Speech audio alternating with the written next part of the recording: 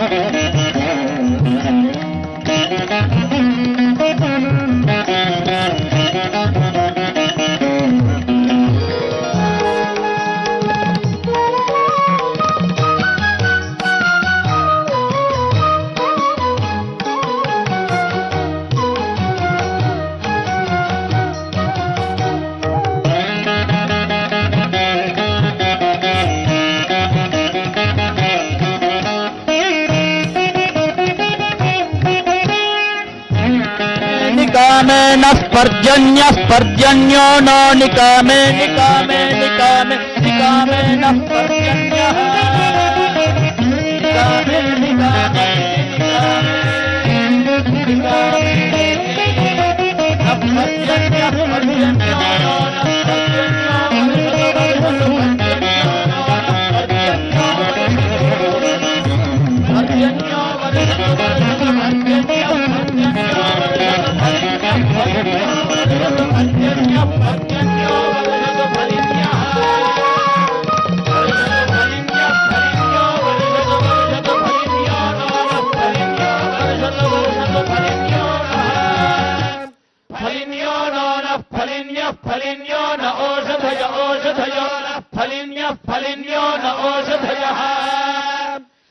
ओषधयो no न ओषधयः पच्यन्ताम् पच्यन्तामोषधयो no न ओषधयः पच्यन्ताम् ओषधयः पच्यन्ताम् पच्यन्तामोषधय ओषधयः पच्यन्ताम् योगक्षेमो योगक्षेमः पच्यन्ताम् ओषधय ओषधयः पच्यन्ताम् योगक्षेमः पच्यन्ताम् योगक्षेमो योगक्षेमः पच्यन्ताम् पच्यन्ताम् योगक्षेमो no no योगक्षेमः पच्यन्ताम् पच्यन्ताम् योगक्षेमो नः योगक्षेमो नो नो योगक्षेमो योगक्षेमो नः कल्पताम् कल्पताम् नो योगक्षेमो योगक्षेमो नः कल्पताम् योगक्षेम इति योगक्षेमः नः कल्पताम् कल्पताम् नो नः कल्पताम् कल्पतामिति कल्पताम् सोमराजायो यजते प्राजनिष्ठत्यादधति प्राचीदिग्भागे इन्द्रो देवता इन्द्रप्रसादात् राज्याभिवर्धनमश्नुते तेन प्राचीन्ति सञ्जयति तम् दक्षिणा परिवहन्ति दक्षिणदिग्भागे धर्मराजो देवता धर्मराज प्रसादात् आयुष्याभिवर्धनमश्नुते तेन दक्षिणाम् विसञ्जयति तम् प्रत्यञ्चमावर्तयन्ति प्रतीचीदिग्भागे वरुणो देवता वरुणप्रसादात् पुत्रपौत्राभिवर्धनमश्नुते तेन प्रतीचीम् दिशञ्जयति तमुदीचीतिष्ठतमुपावहरन्ति उदीचीदिग्भागे कुबेरो देवता कुबेरप्रसादात् धनधान्याभिवर्धनमश्नुते तेनोदीचीम् विसञ्जयति सर्वदिग्भागे ब्राह्मणो देवता ब्राह्मणप्रसादात् सकलसाम्राज्याभिवर्धनमश्नुते तेन सर्वान् दिशञ्जयति सोमेन राज्ञा सर्वा दिशो जयति य एवम् वेद तासामेषा परा भवति तस्योत्तरा भूयसे शुभवचनाय षठैलाधिप एव दैवतन्नः वृषभाद्रीश्वर एव दैवतन्नः फणिशैलाधिप एव दैवतन्नः भगवान् वेङ्कट एव दैवतन्नः श्री श्रीनिवासः परदैवतन्नः श्री श्रीनिवासः परमधनन्नः श्री श्रीनिवासः कुलदैवतन्नः श्री श्रीनिवासः परमागतिनः वक्त्राद्ये भाहि करतलकमले सर्वदा दानलक्ष्मीः दोदण्डे वीरलक्ष्मीः हृदयसरसिजे भूतकारुण्यलक्ष्मीः खड्गलक्ष्मीः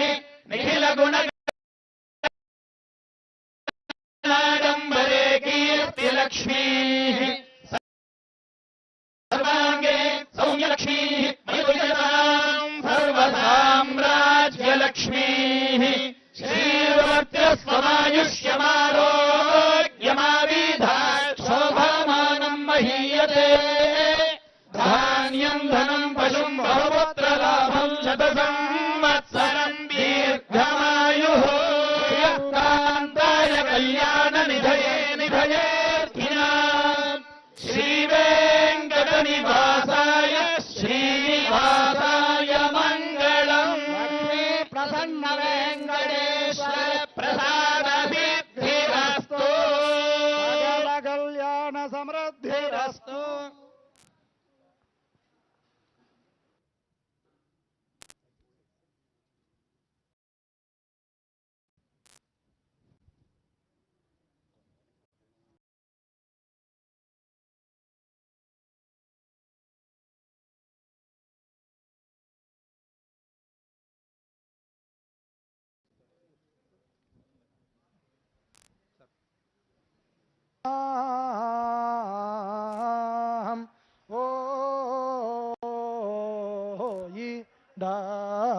ఇంద్రం వయాం మహాధానాహి ఆఓ ఇహ ఈవాలా ఇంద్రమర్భాయి హవా హవమాహి ఆఓ ఇహ ఈవాలా ఓవా యుజం వృత్రాయి శుభా శువజ్రినాహం ఆఓ ఇహ ఈవాలా ఓవా ఈహ అభిబత్కాద్రోవస్సుతాం ఇంద్రాహో హి సహాహో శ్రాబాహువే తత్రాతాది ష్టాపౌ హౌ హువాహి ఈయా సియాం ఔ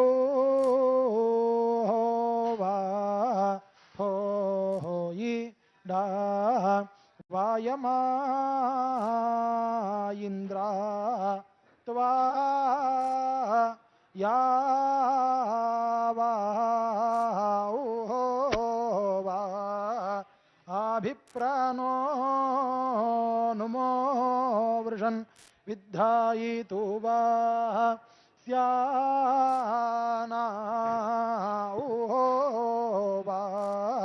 వాసో హాౌ వయమింద్రా త్వాయావా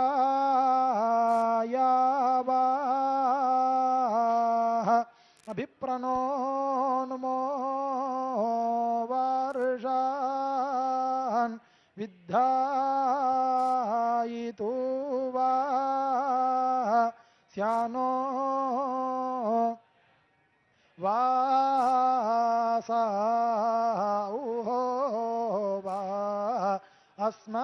అస్మభ్యంగాతు విత్తమాం వయమింద్రా త్వాయావా అభిప్రణో నుమో వర్షాన్ విద్ధీతు వా ఓ హాయి స్యనో వా వాసో హాయి వయామౌ ఇంద్రా త్వాయావా అభిప్రణో నుమో వర్షాన్ విద్ధీత్వో హాయి స్యానో హాయి వాసా ఔ హోయి డా వాయామౌ వాయి ఇంద్రా త్వా వాయి యావః ఆభి ప్రాణో ఓయినుమో వార్షాన్ వా इद्धि तु वा स्याना उहो वा वासो आघाये अग्निमिन्धातायि स्त्रीणन्ति बर्हिरानुषाक् येषामिन्द्रो युवायिहा उवायि उवो वा साखोहायि आघायायिहा ग्निमायि धातावो वा इहा स्तृणन्ति बर्हिरा नोषावो वा इहा येषाम् आइन्द्रावो वा इहा युवा युवा साखा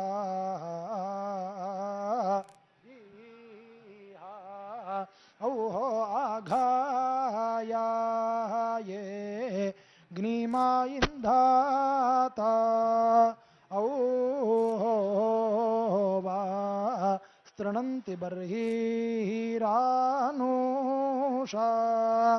औहो वा येषामा इन्द्रा औहो वा युवा साखा उहुवावु वा विद्योहायि वायिश्वा अपा पारावो वादो जहायि पारावो वा वासुस्पारहन्तदा भरा इहे वा शृण्वायेषां कषाहस्तेषु याद्वादान् नियामञ्जित्राः मृञ्जतायि नियामञ्चायि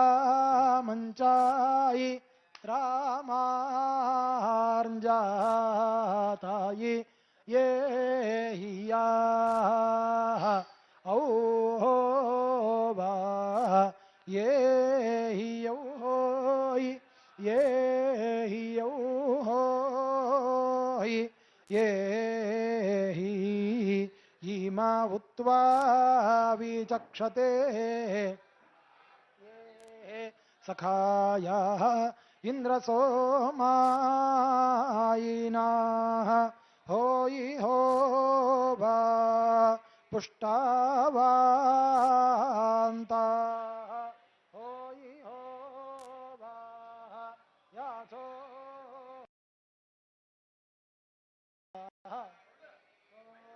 हायि समस्यामा न्यावेविषाः विश्वानामा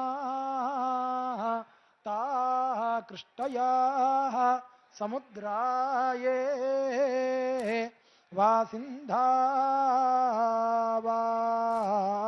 वासिन्धावाः वो यि डा देवा नाम इदावो वा वो वा मात तादावृणायि माहावो वा वायां कृष्णामस्माभ्यामावो वा ताये हाउ देवानामिदवो महद्धावो तादावृणाहि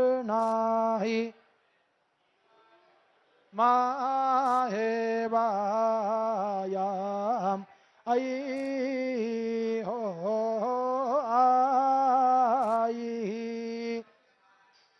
कृष्णामास्माभ्यामो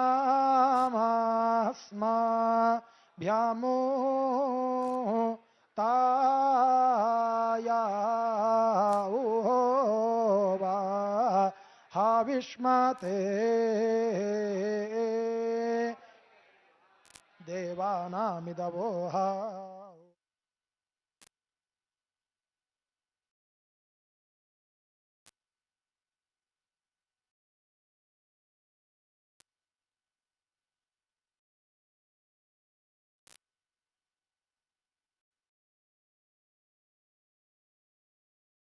லைஃப்ல ஜெயிக்கிறதுக்கு வேணும் பிராக்டிஸ், முயற்சி மற்றும் சரியான பிளாட்ஃபார்ம். பிராக்டிஸ் மற்றும் முயற்சியை நீங்க செய்யுங்க. அதுக்கு சரியான பிளாட்ஃபார்ம் ஜங்கிலி ரம்மி. 6 கோடி அசல் பிளேயர்ஸ் ஜங்கிலி ரம்மில டெய்லி ரம்மியா மிகச்சரியா விளையாடுறாங்க.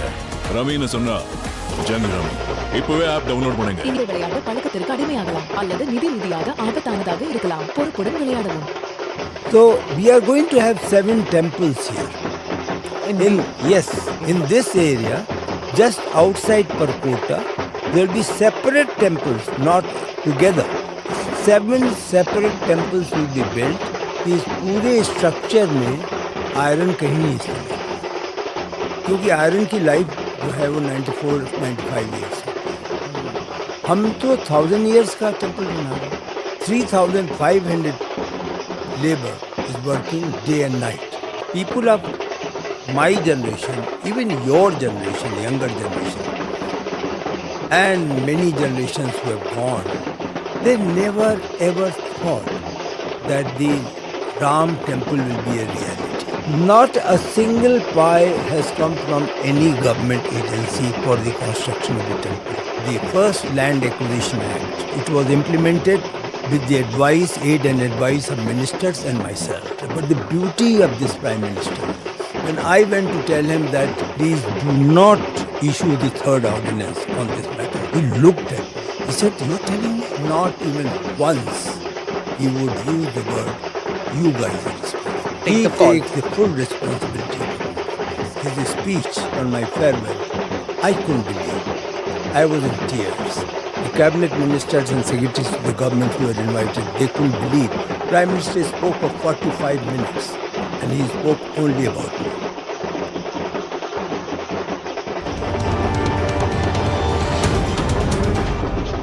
Namaste, Jai Hind. You're watching or listening to another edition of the ANI podcast with Smita Prakash. Thank you for liking, subscribing and sharing with people who you think will benefit from these conversations. My guest today has been entrusted with the task of completing the construction of the Ram temple in Ayodhya. Mr. Nripendra Mishra is one of the most experienced bureaucrats of our times. He was Principal Secretary in the Prime Minister's office from 2014 to 2019. In the second term of Prime Minister Modi, when Mr. Mishra asked that he be relieved of his duties in the PMO, the Prime Minister accepted his resignation and tweeted, "Nripendra Mishra is among the most outstanding officers who has a great grasp of public policy and administration. When I was new to Delhi in 2014, he taught me a lot and his guidance remains extremely valuable." Unquote.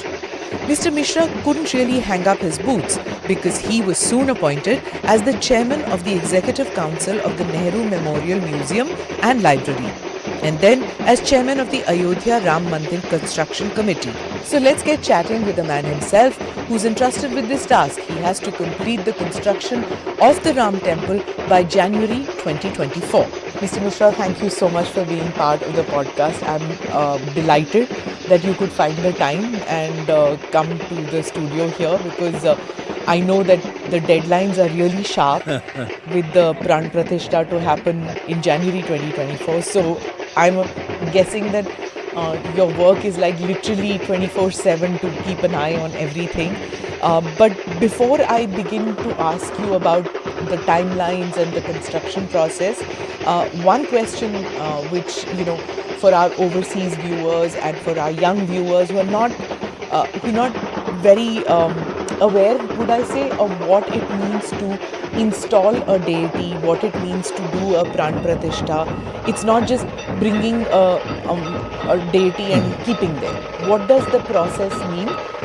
I know neither you nor I are priests, but you know, a person who is the man in the hot seat, I'd want you to explain a little bit about what the process is.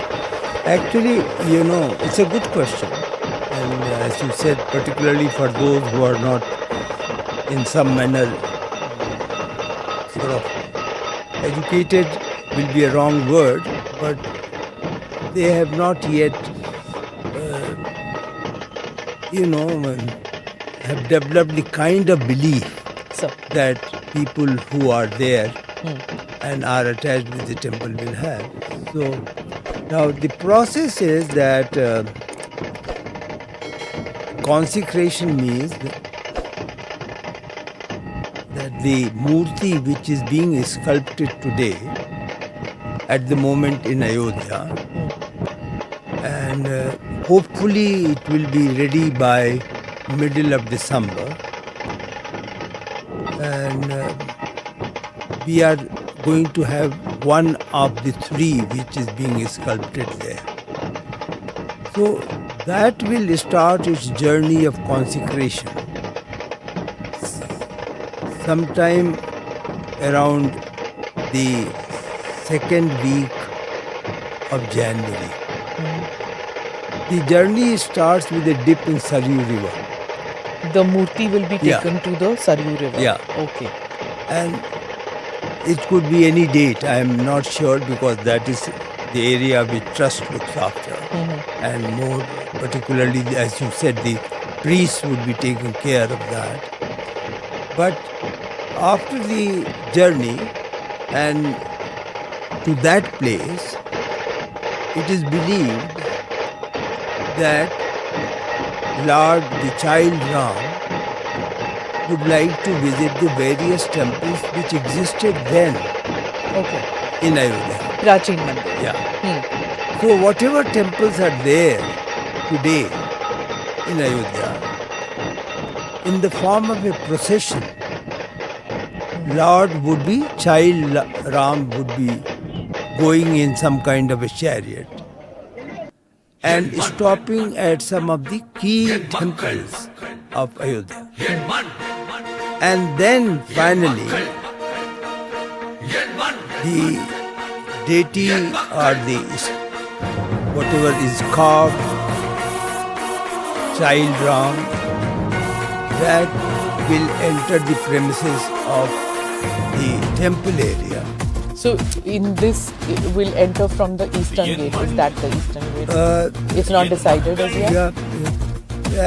This is, the eastern gate is this, and the devotees would Enter from there. enter from there. And where will the deity be? Yeah, so I am coming to that, to your question. The entrance for the child Ram, the chariot will enter from this portion. Okay, not from here. No. And of course, it is not open to public.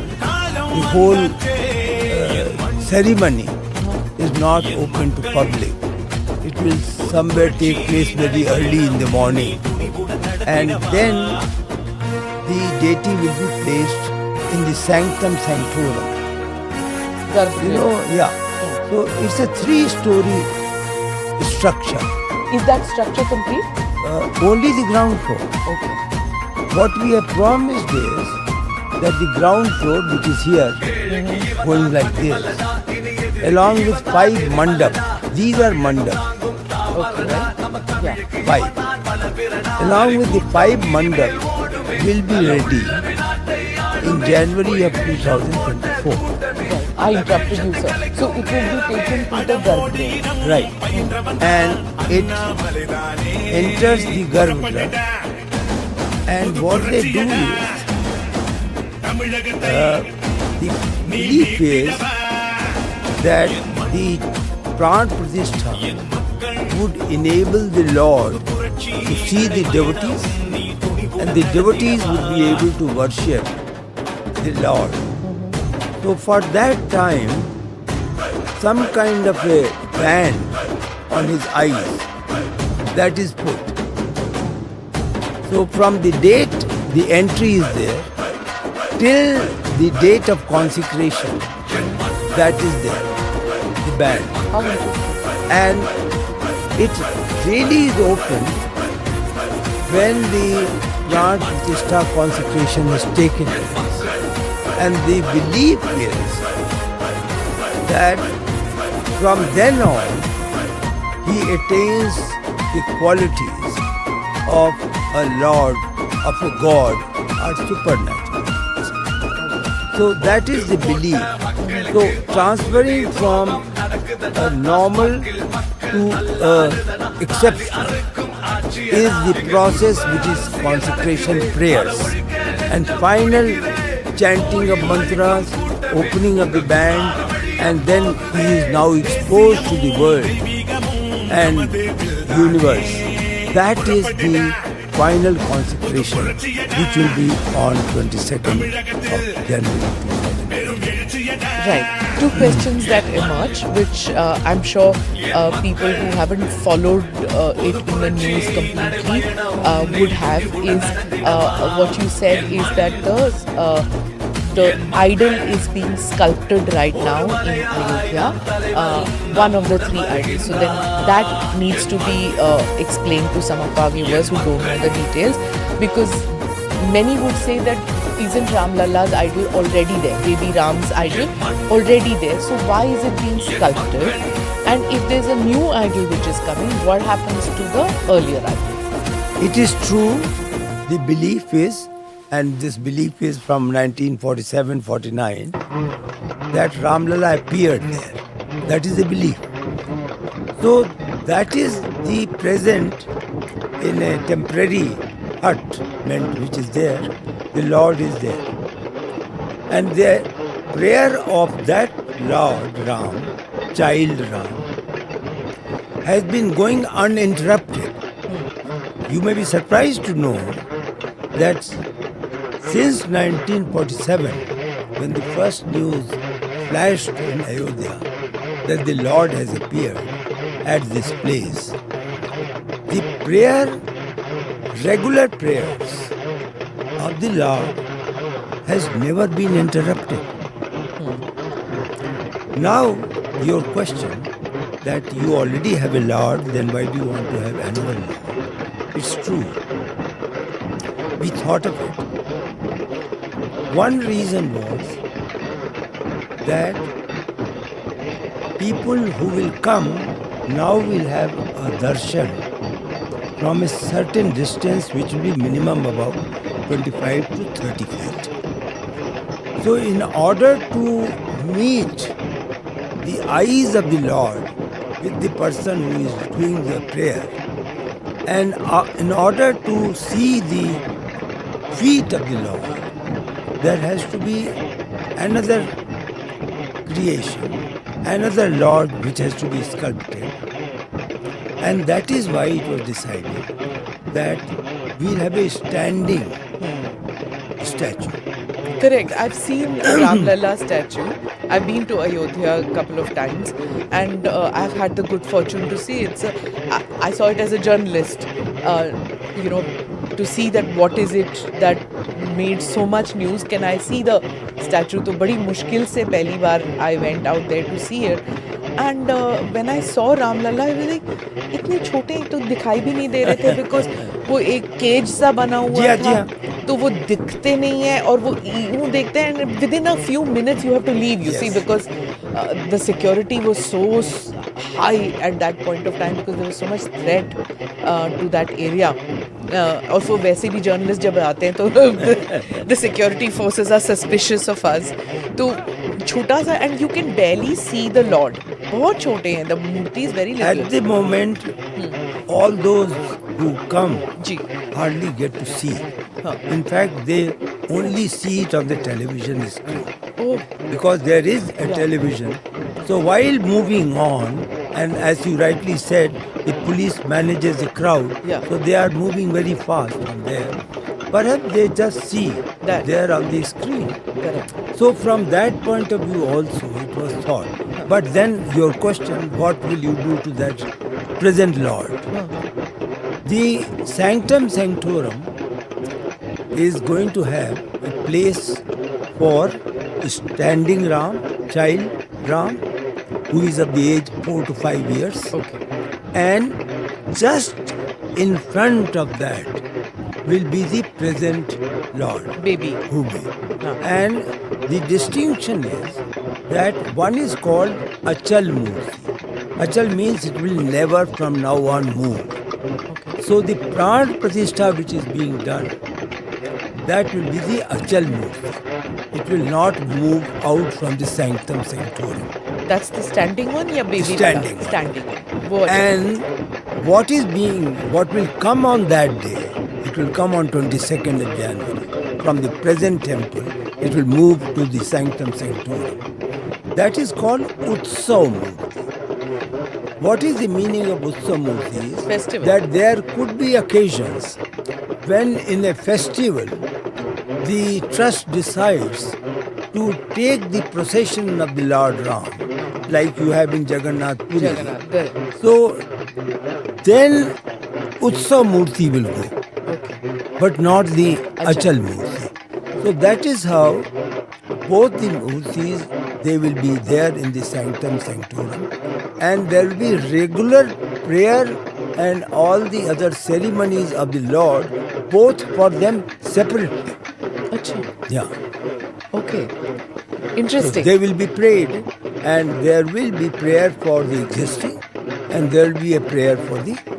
And both the murtis will be in the sanctum sanctorum. Yes. Both will be there. Yes. तो जब हम आगे जाएंगे, when we bow our head before the murtis, we'll be bowing our head before both the murtis. Oh yes, oh yes. And both will be visible Yes, clearly. yes. They will be very clearly visible. Perhaps better visibility to the standing one, but you will be able to see what was there from 1947 onwards, which is supposed to have suddenly come out there at the site Prakat and pragat ho gaye. And the second one is the one which is going to be now installed and consecration will be. Right. Now you said there are three murtis. Are these three murtis made of different material? Like, is it granite, marble, bronze, brass, gold? What You are see, that process was a bit technical. Ji. The first thing that we were very careful was that the stone which is chosen must have certain minimum chemical qualities. For example, it must not absorb water. It must not react to the carbon which is there in the atmosphere, because all that will affect the durability, the life of the statue. So with all those qualifications, we got the stones first collected. Those stones came from Jaipur.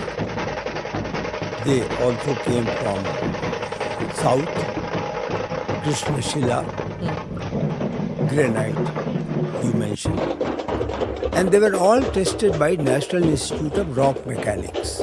It's a Government of India institute, specializing only on sort of doing the tests of various stones and determining their strength. It is in Mysore, Karnataka.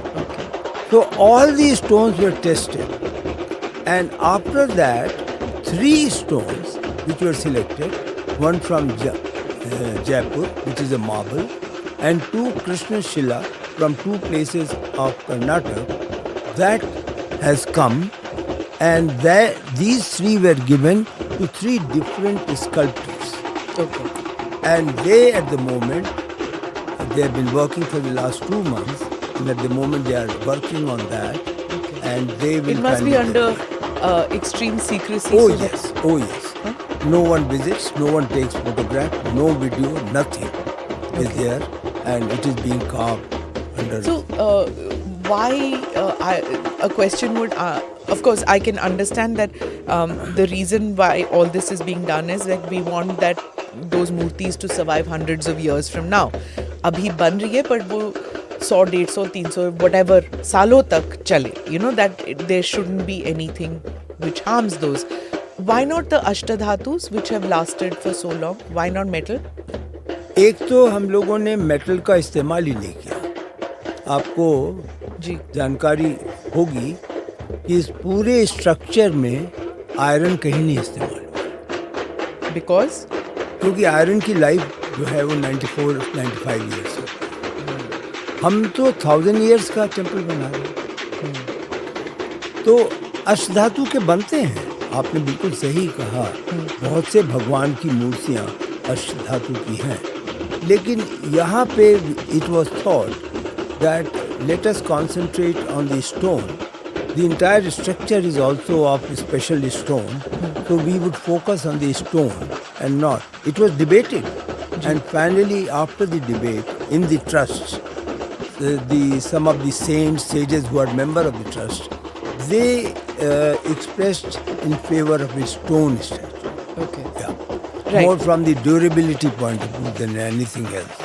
Before I ask the next question, here is a short primer about the specs of the temple, which is under construction now, which is the area and things like that. So please watch this primer. The total area is 2.7 acres.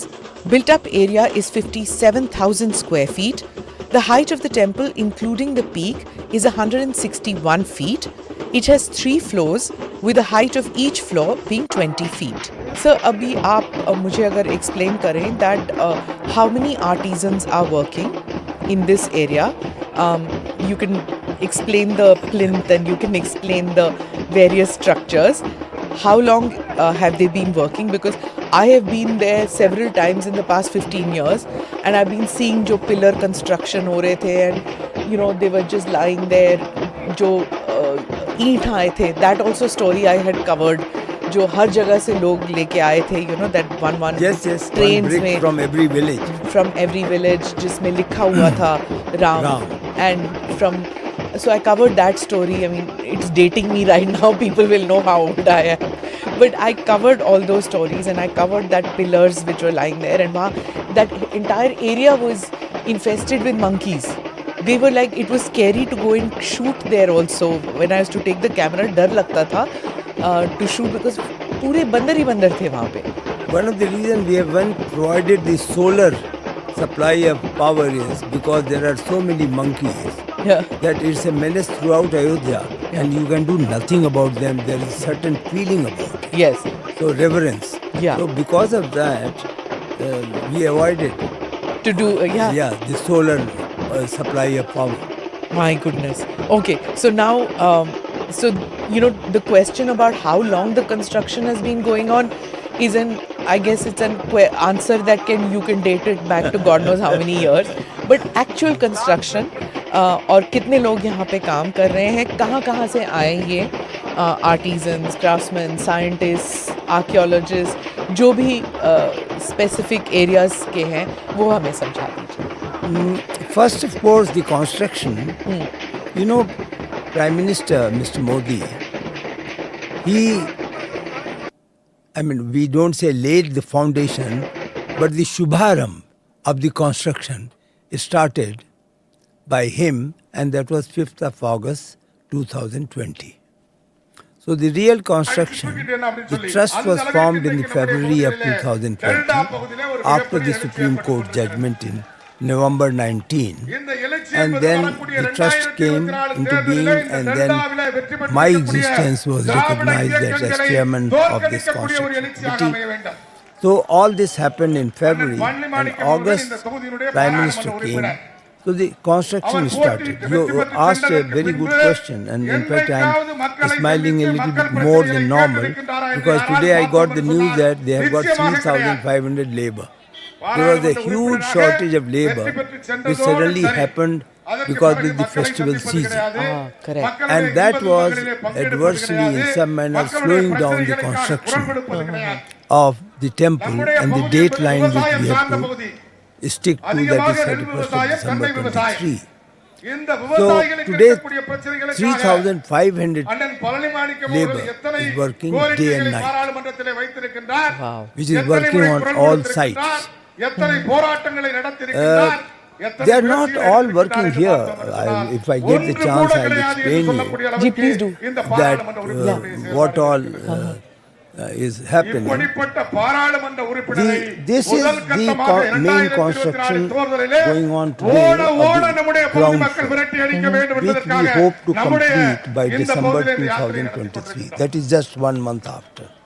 ஒரு railway function ஒன்னு மத்திய They will have the mandapa, the Shikhar will not be there because Shikhar can only come up when the first and second story is built. Okay, this will not be seen.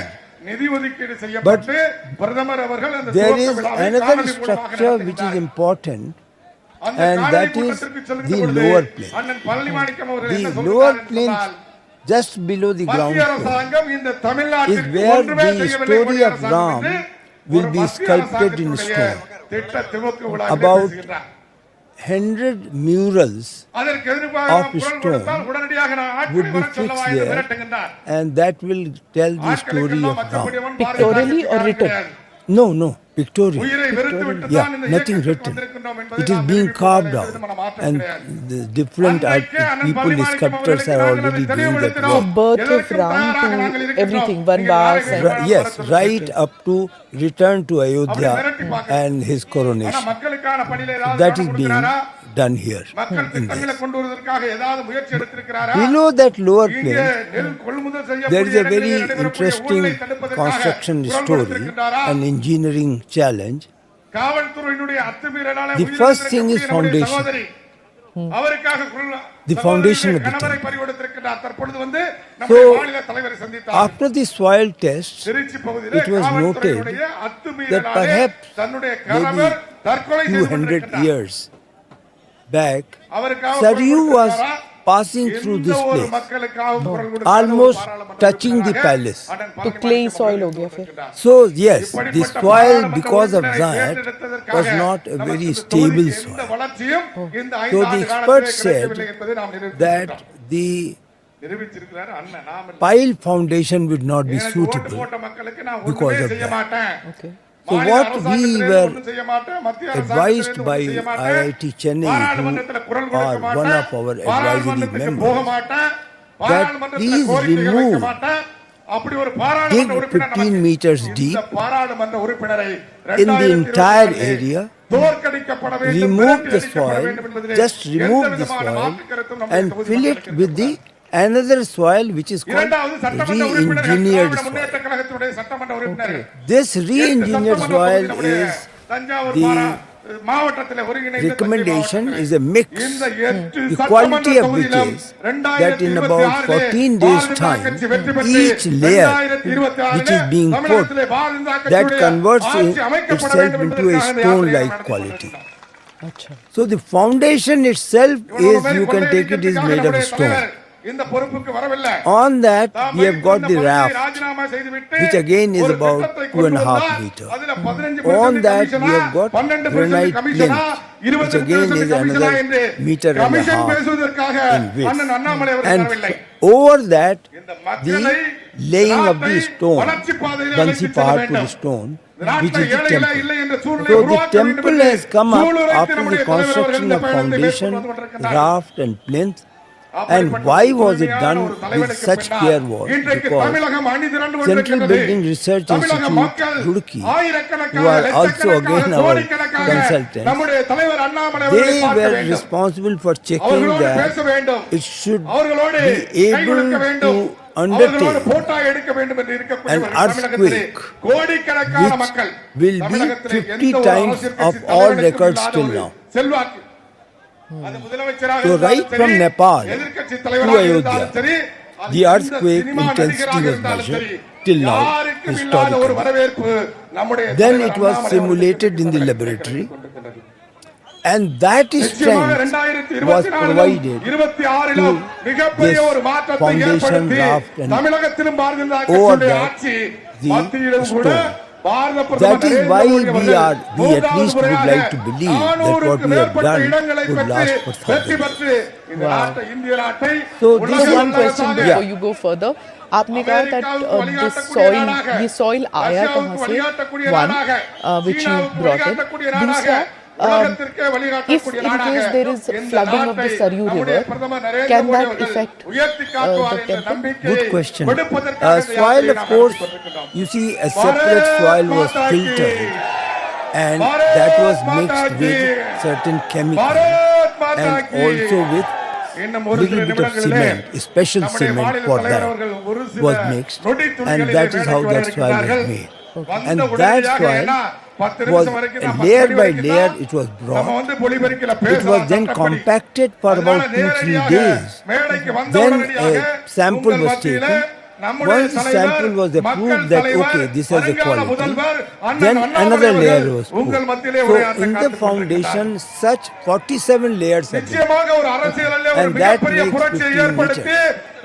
2026 தமிழகத்திலே it Bharatiya has Janata been, கட்சியுடைய this ஆட்சியை soil has கொண்டு been வருவார் put கொண்டு there. வருவார் In அதில் the எந்த entire மாற்றமும் area, கிடையாது. entire area of the மக்கள் அவர் பின்னால் வர And தயாராக the இருக்கிறார். Saryu River? அவரை Yeah, நம்பி இன்றைக்கு the நாட்டில் issue of the இருக்கக்கூடிய flood was அத்தனை கோடி also மக்களும் checked. களத்திற்கு வர And தயாராக the இருக்கிறார். present, திமுககாரர் அத்தனை again, பேரும் வர public இருக்கிறார். sector அத்தனை பேரும் undertaking, சால்வ் அத்தனை பேரும் which is போட்டாங்க. a research lab of CSIR, திமுககாரனுடைய நிலைமையே அப்படி. they have now அப்ப confirmed மற்ற கட்சி that this சாராத மக்கள் area, எல்லாம் பார்த்தோம் என்று சொன்னால், the also ஒட்டுமொத்தமாக the இன்றைக்கு அண்ணன் அண்ணாமலை level of அவர்களுக்கு it, பின்னால் ground வருவதற்கு level, சீக்கிரம் கூப்பிடுங்க. on which it is situated, அண்ணன் அண்ணாமலை is அவர்களுக்கு பின்னால் வருவதற்கு completely free of இன்றைக்கு any தமிழகம் flood அணி which திரண்டு can come கொண்டிருக்கின்றது. in everything. இந்த Yeah. யாத்திரை So that நிறைவிலே is protected. பிப்ரவரி மாதம் முதல் Now we வாரத்திலே come to the யாத்திரை question நிறைவு செய்கின்ற of which பொழுது you were saying that extra laborers have been brought to complete the work so that it's done. The deadline is met. Where did they come from? Were they like, are they expert carvers? தலைவர் வந்து உங்களை எல்லாம் I முகத்தை பார்த்து saw one பேசுகிறாரு. interview in எந்த which he அளவுக்கு said தள்ளி வர that முடியுமோ many வா. have come from கொஞ்சம். Orissa Yeah, and from yeah. Rajasthan. So our where all சொன்னதை have நான் they come சொல்றேன், நான் from? சொல்லல. You see the entire எனவே construction, as இந்த I யாத்திரை mentioned, நிறைவு நிகழ்ச்சி என்பது we are engaged தமிழக here in அரசியல் வரலாற்றை construction. புரட்டி Then there போடக்கூடிய is நிகழ்ச்சியாக another நிறைவு construction நிகழ்ச்சிக்கு which is நம்முடைய this பிரதமர் called நரேந்திர மோடி அவர்கள் Parkota. வருகை இருக்கின்றார்கள். This நம்முடைய மாநில Parkota, தலைவருடைய the cost நிறைவு of நிகழ்ச்சி this பிப்ரவரி Parkota முதல் is வாரத்திலே 200 நம்முடைய பிரதமர் crores உலகம் more போற்றக்கூடிய than Uttama the cost of தலைவர், the temple. ஊழலை ஒழிக்க பிறப்பெடுத்திருக்கக்கூடிய That is the ஒரு size of the அதிசய Parkota. பிறப்பு. In fact, our the temple February is மாதம் in வருகை about இருக்கின்றார்கள். 2.5 அப்படி acres. வருகின்ற பொழுது But when the தமிழகத்திலே ஒரு Parkota will be மிகப்பெரிய constructed, புரட்சி it will ஏற்பட்டு, become 8.5. மிகப்பெரிய அரசியல் மாற்றம் That's ஏற்பட்டு like a corridor. Bharatiya Yeah, Janata that's கட்சியின் like a பக்கம் என்பதை corridor, நாம் of பிப்ரவரி which மாதத்திலே the நிரூபித்து காட்டுவோம் என்று outer சொல்லி wall will be அதற்கு completely, அடுத்ததாக இங்கே in வருகை some இருக்கக்கூடியவர்களை manner, you can வரவேற்று say, நம்முடைய மாவட்ட தலைவர் அவர்கள் protects the வரவேற்புரையாற்றுவார். temple. No one can enter from anywhere except the பட்டுக்கோட்டையை eastern கலக்கடித்துக் gate because கொண்டிருக்கும் of this Parkota. Bharatiya Janata கட்சியின் And this என் மண் என் inner மக்கள் wall of the யாத்திரைக்கு Parkota opens towards the temple, and this சிறப்பு is ஆற்ற open. வருகை So the இருந்திருக்கும் people who will do the மக்கள் parikrama முதல்வர் of the மக்கள் temple முதல்வர் will be doing இளைஞர்களின் the எழுச்சி parikrama நாயகன் like this. So this is called தாய்மார்களின் Parkota. காவலன் And then அருமை there அண்ணன் are IPS constructions அண்ணாமலை அவர்களே, such as on a Kuber Tila, இந்த which is a very கூட்டத்திற்கு high point, சிறப்புரை which is not ஆற்றியிருக்கும் here you can see மாநில பொதுச் செயலாளரும் because it பெருங்கோட்ட is only up பொறுப்பாளருமான to Parkota. இளைஞர்களின் The எழுச்சி Jatayu நாயகன் is கருப்பு there. முருகானந்தம் அண்ணன் அவர்களே, A statue of bronze Bharat which is being Mata Ki, made now, Bharat ready now Mata for Ki. installation.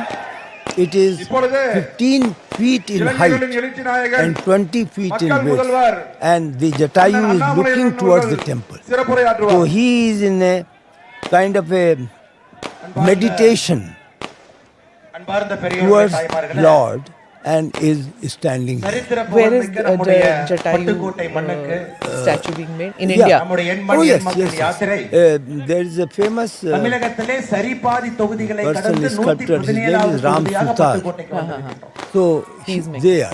Okay, the reason is because in Southeast Asia you see so many Jatayu statues and they are so phenomenal.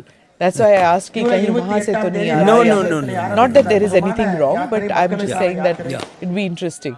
So that is also there is a Kuber Tila. Then there is a huge building which can accommodate 5,000 devotees at any point of time, which is called Pilgrimage Facilitation Center. In this thing, Within the premises, okay. outside Parkota, that is also. So 3,500, I mentioned that only to sort of emphasize that the labor which is engaged at the moment we are tackling about 5-6 constructions. Not just this. Not just this, but about 5-6 constructions in the 71-acre area. Okay. which will be there. மாறுபட்ட சிந்தனை கொண்ட ஒரு அரசியல் கட்சி. So, நிச்சயமாக my நாம் original நினைக்கக்கூடிய question is, தமிழகத்தை where did உருவாக்கக்கூடிய the வல்லமை laborers படைத்த come கட்சி from? பாரதிய ஜனதா How கட்சி were they என்கிற selected? நம்பிக்கையை And who selected இந்த them? 117 Larsen தொகுதிகளில் இந்த Toubro யாத்திரை are விதைத்து our வந்திருக்கிறது சகோதர சகோதரி. constructing agency. அதுவும் They பட்டுக்கோட்டை are the என்றால் சாதாரண implementing ஊர் it. இல்லைங்க. தன்னை நாடி வருபவர்களை And எல்லாம் their work is காப்பாற்றக்கூடிய being monitored by Tata நாடி அம்மன் Consultant of இருக்கக்கூடிய ஊர். Engineers. சனாதன So, தர்மத்தினுடைய உச்சபட்ச They மைல்கல் are நாங்கள் responsible for selecting. கிராமத்து கோவில்கள் For அந்தந்த each ஊரினுடைய thing, artisans are சிறு different. தெய்வங்கள். For ராமேஸ்வரத்தில் iconography ஆரம்பித்து work, then Tamilagam what is முழுவதுமே called, கொங்கு மண்டலத்தை முடித்து மத்திய to தமிழகத்தை Hindi முடித்து டெல்டா roop, பகுதியில் நின்று கொண்டிருக்கிறது. where the எல்லா small இடத்திலும் கூட அந்த ஊரினுடைய அருமை figures are பெருமைகளை காவல் created தெய்வத்தை on pillars. அந்த So ஊரினுடைய that தெய்வத்தை carving is done at the சிறு spot. தெய்வத்தை எல்லாம் பார்த்துவிட்டு There are வருவதற்கு ஒரு வாய்ப்பு. 390 pillars in this அதனால்தான் ஒரு temple. ஒரு ஊரிலுமே Each மையப்புள்ளியாக temple has got இருக்கக்கூடிய about pillar 30. has. Each pillar has about 30 such பட்டுக்கோட்டையில் இருக்கக்கூடிய எல்லா statues. மக்களுக்கும் கிடைக்க வேண்டும் என்று So எல்லா they மக்களும் will be carved, and the people who are expert in that are இன்னைக்கு from இந்த திமுக Orissa. பாத்தீங்கன்னா So they have உள்ளே come வெளியே from ஆட்ட there. ஆடிட்டு இருக்காங்க. In உள்ளே வெளியே placement of the திமுகவுடைய stone, ஆட்டமே வந்து 1967 the இருந்து உள்ளே labor வெளியே. from அதாவது Rajasthan அவர்கள் உள்ளேயாமா, மிச்சவங்க எல்லாம் has வெளியே. shown better உங்க ஊரினுடைய expertise நாடி skill அம்மனை than கட்டியதே others. Placement बोले तो वो ground पे and No, you see, the most important thing is, since the temple is of stone only, and the stone is, one stone is placed, then another stone, then third stone, the fourth No stone, iron. and no iron, only copper clips are there to ensure that they are properly fixed over each other.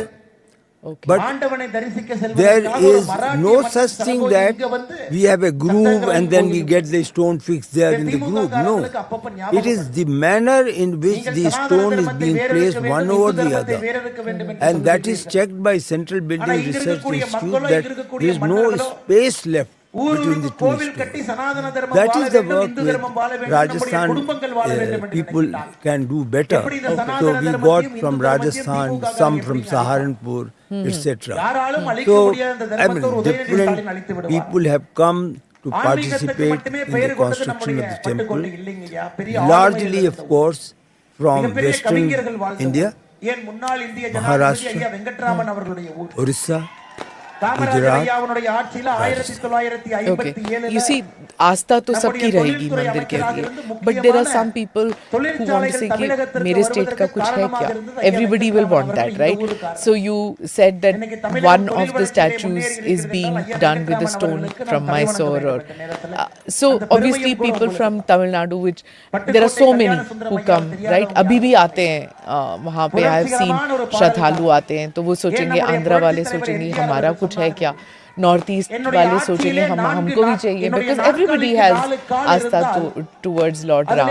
So will there be some element of everything? And then कोई सोचेगा that Shabari का कुछ है क्या? जटायु अगर है तो जटायु का कुछ है, केवट वाले सोचेंगे केवट का कुछ है. सब लोग अपना सोच रहे हैं कि representative है कि It should be definitely.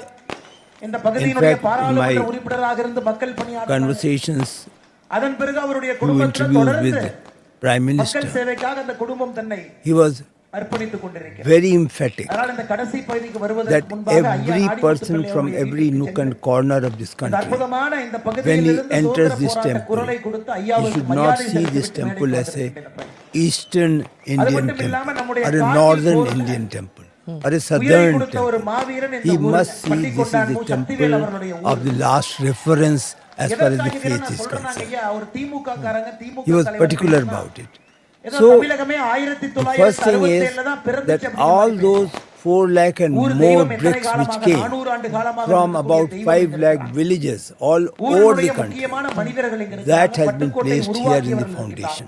Amazing. All of it has been placed in the foundation along with the engineered soil, and we first obtained the report from IIT Chennai that it will in no way compromise with the strength of the foundation, and that has been placed. So that answers your, at least a fraction of your anxiety that every state in some manner is represented. Right. Every village is represented, if that is how it village is. is represented. Also there were objectives of social harmony. Ji. பட்டுக்கோட்டைக்கு Because, அருகில் இருக்கக்கூடிய தொகுதி I mean, I'm sorry, 1,20,000 ஏக்கர்ல தென்னை but that is important to tell you. வேற எங்கேயுமே இங்க இல்லைங்க. Many பேராவூரணியும் people Pattukkottai believe மட்டுமே that 1,20,000 acre. Ram attained Gaja the புயல்ல status of Maryada 2018 சாய்ந்த பிறகு கூட Purushottam only மறுபடியும் மக்கள் during his விடாமுயற்சியோடு Ban government, when he was தென்னங்கண்டத்தில் exiled, இன்னைக்கு when he காய் went to துவந்திருக்கக்கூடிய மரத்தை the பாருங்க. jungle for 14 years. 1,20,000 That's where he acre attained எத்தனை the தெரியாது. highest ethical தென்னை விவசாயத்தை lessons நம்பி இங்க இருக்கக்கூடிய for பெரும்பாலான governance விவசாய and பெருமக்கள் even தென்னை for the விவசாயத்தை நம்பி universe. இருக்காங்க.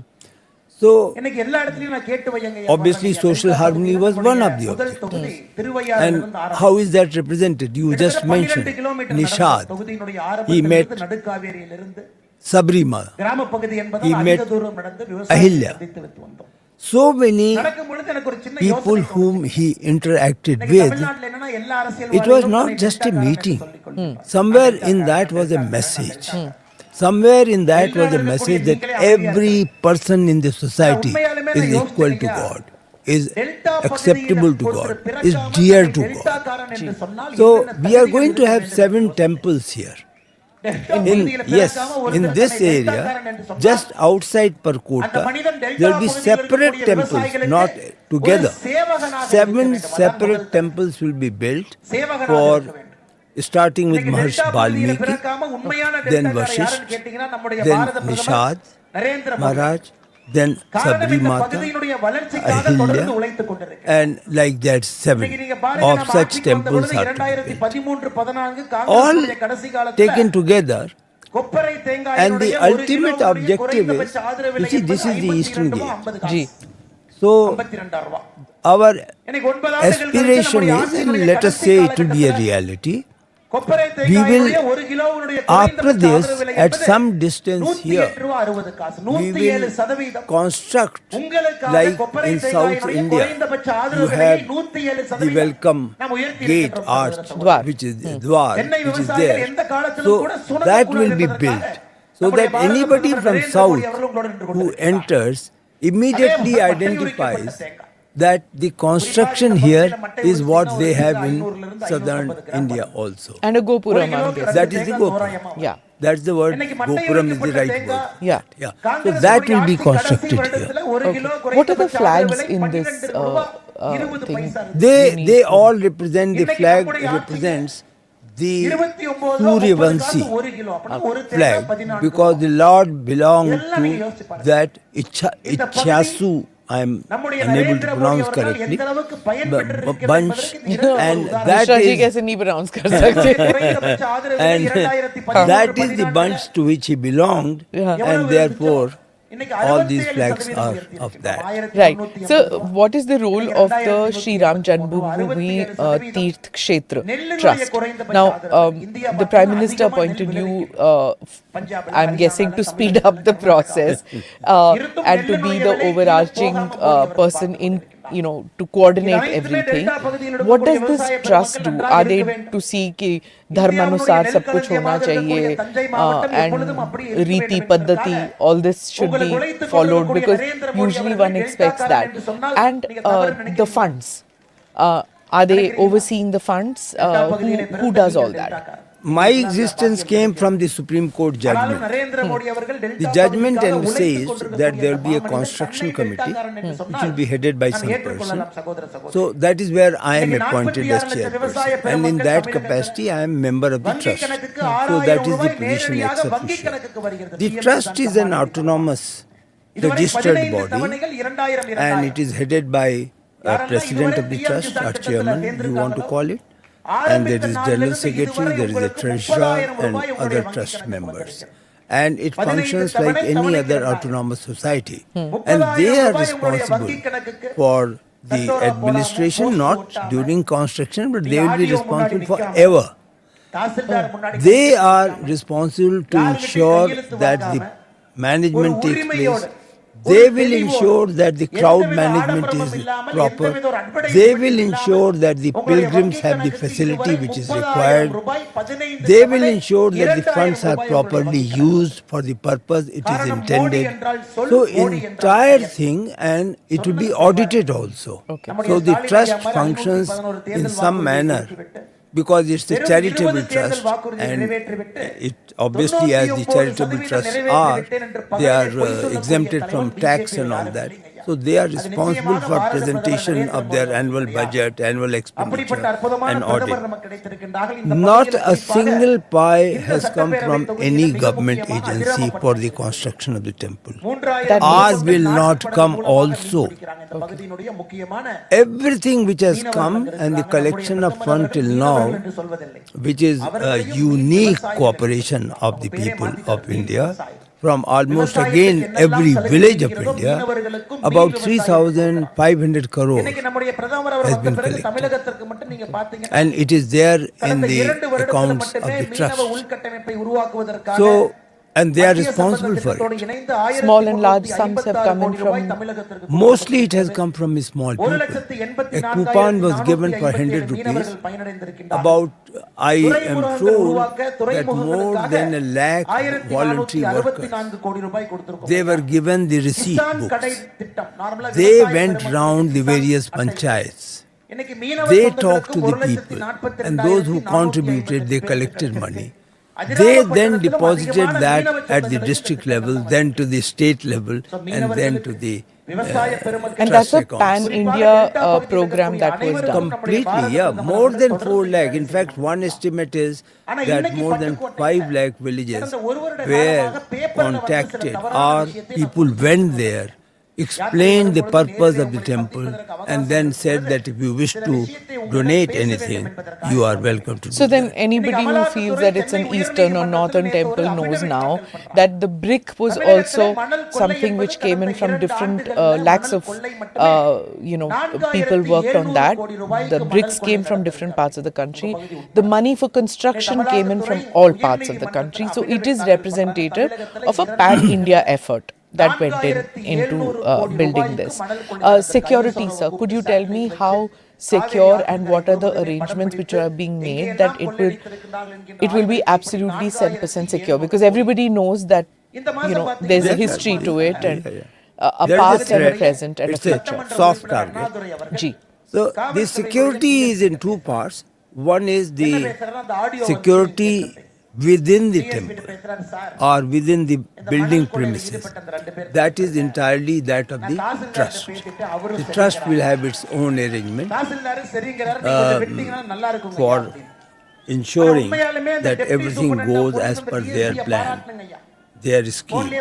But the entire security that has been entrusted to Government of Uttar Pradesh, and they have formed a special, like, SPG here in Government of India, which takes care of VIPs. They have formed a special wing within the police system, which will be responsible for the security of certain specified temples.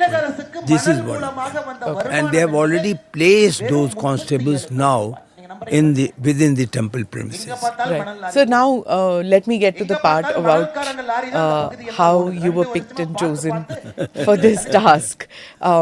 You hung up your boots in 2019 and you must have thought कि अब मैं gardening करूँगा.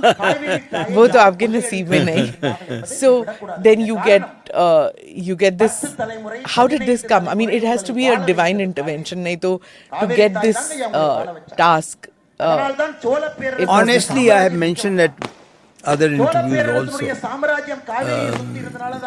I really never thought that this task will come my way.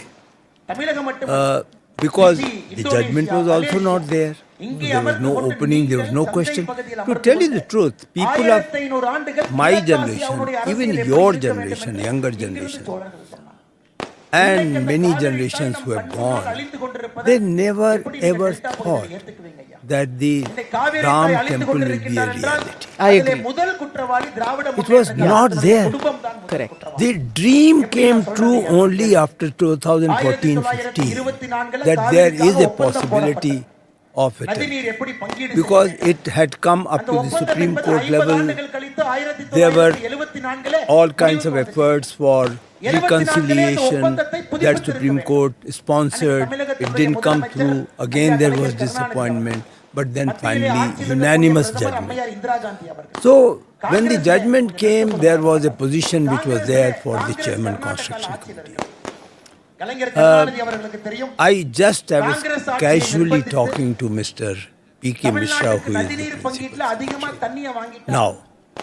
MGR அவர்கள் And I mentioned to him that, Mr. Mishra, you have given me the chairmanship, that is, Prime Minister has given me the chairmanship of the present Pradhan Mantri Sangrahalaya and library, which is good enough. But maybe that's not the kind of thing I was expecting. And in my very casual conversation, because in my mind, the thing which was working was some kind of a governorship or something like that, which normally comes to a civil servant. Yeah. So I said, well, you can think of the Ayodhya temple. He perhaps mentioned that to the Prime Minister. And then the Prime Minister was, in a way, this was information to him that I would be willing to work. He asked the Home Minister to verify with me, check with me, whether such a job would be acceptable. So I got a call from him that, would you like to take this work? And I said yes. But at the end of the day, I do believe what you said, that it was all divine. It came almost everything in about 10-12 days, the chairmanship of this construction committee. And something which was never thought of, something which had never occurred in my mind, and that came my way. So yes, it is true. It is divine blessings. In fact, I was once talking to Ma Amritanand Mai. You may know. Yes. The famous, The hug you know, person. lakhs and millions of people have been hugged and blessed by her. So I mentioned to her that I am doing this. She immediately smiled and said that this is the job. She used the word समर्पण करके पूरा कर सको, meaning by just surrender now to the Lord. Then only you can complete this work. If you don't, you cannot complete this work. And the surrender meant that you must now not be unduly perturbed or disturbed by some criticism, by some, let's say, people who come in the way and stop the progress. So just do it with full samarpan. So, frankly, that is the message that I am trying to live with. Submerge yourself in the task. That's all. Yeah. Right. Yeah. So I've seen you in various working in various capacities. When you were abroad, when you were in India as an IAS officer. The skills of an IAS officer is, if you were to just broadly say, is systems and to work in those systems. But this requires you to break systems, create new systems. Your expertise was civilians and ordinary people ke saath politicians and ordinary, right? Those pathways. These are new pathways. So kahan se wo skills aayi? पता नहीं है आई भी हैं कि नहीं, I don't know. But yes, this was totally different. The first challenge was there right in the first month.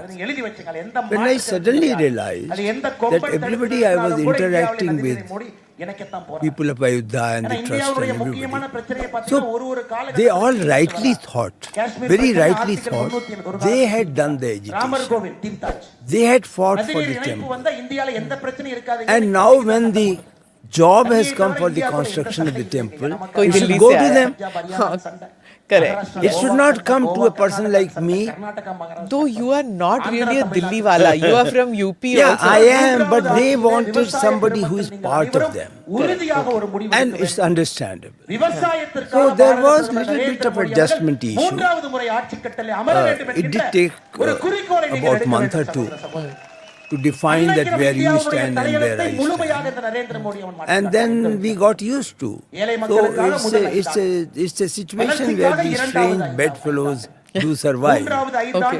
But then I guess the weight of the thing was that, it was loaded in your favor because the Prime Minister picked you. So everybody knows you're Mr. Modi's man there.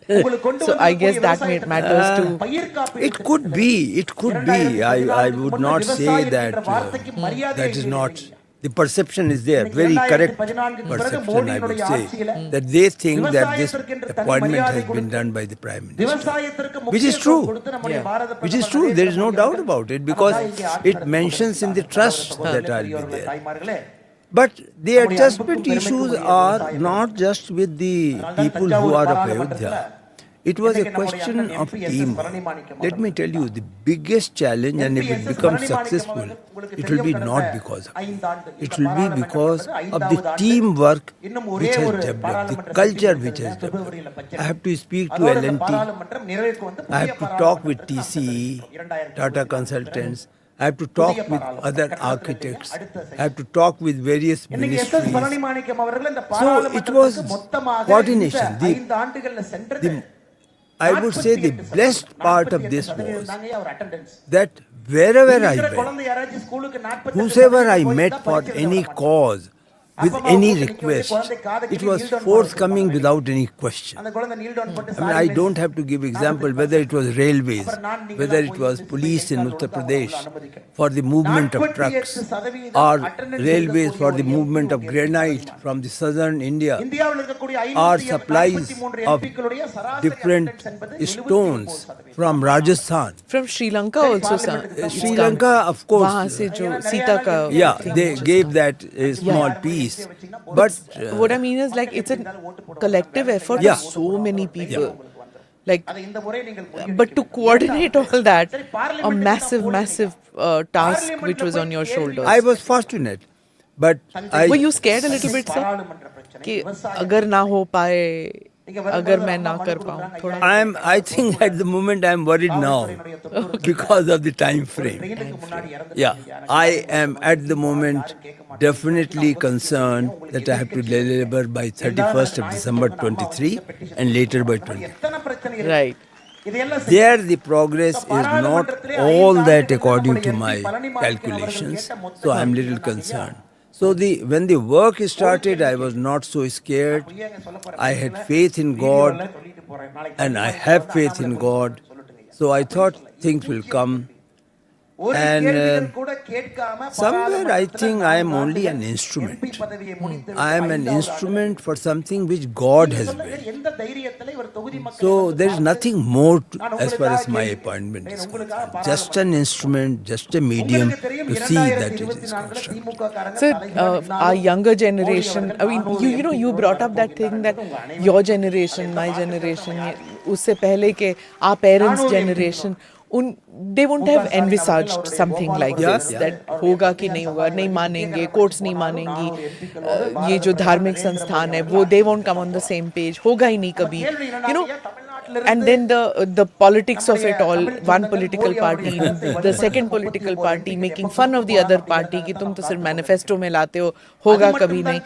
I've also been part of that where I've questioned leaders कि तुम बोलते क्या हो, करते तो हो नहीं. I mean, it appeared almost in all election manifestos of the party. Yeah. So I've also been part of that skeptical gang which thought that it will never get made. कि कुछ और ही बना दो उस जमीन पे अगर नहीं बना सकते तो. I even remember, sir, that when I used to do news for Doordarshan in those days, and when the Babri Masjid fell, the very next day I was voicing a story for the news thing, and I was told that to call it जो ढांचा गिर गया था उसी दिन, and this is a Congress government which was in power. I was immediately told कि आप उसे मस्जिद नहीं कहेंगे, आप उसे कहिए ढांचा जो था वो, so those who think that it's, it was just the BJP, no, the Congress government too took ownership the very next day to what happened. So I want to come back, sir, to to your ears, the younger generation may not know about your links with Uttar Pradesh. People might, the younger generation might think, abhi gaye hain Mishra ji Uttar Pradesh. Nahi jante ki aap, you were private secretary to Mulayam Singh ji, jo chief minister the. You were with Kalyan Singh ji, jo chief minister the. उस वक्त के बारे में, उस दौर के बारे में बताइए, and its links with Ayodhya and what happened then with Mulayam Singh ji, with Kalyan Singh ji. I was principal secretary to Mulayam Singh ji. Yeah, principal, sorry. And Not private secretary, principal. Mulayam Singh ji very strongly believed that this dispute is not good for the communities, and therefore we must not recreate history. He was strongly of the view that the issue of Ram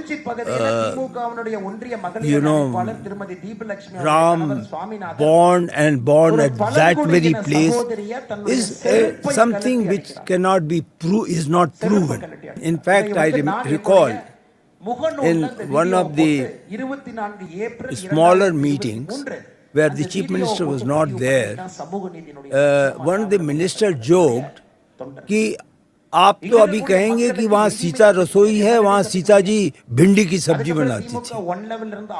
You see, there is a place Sita रसोई very close, which is there, and we are going to conserve that.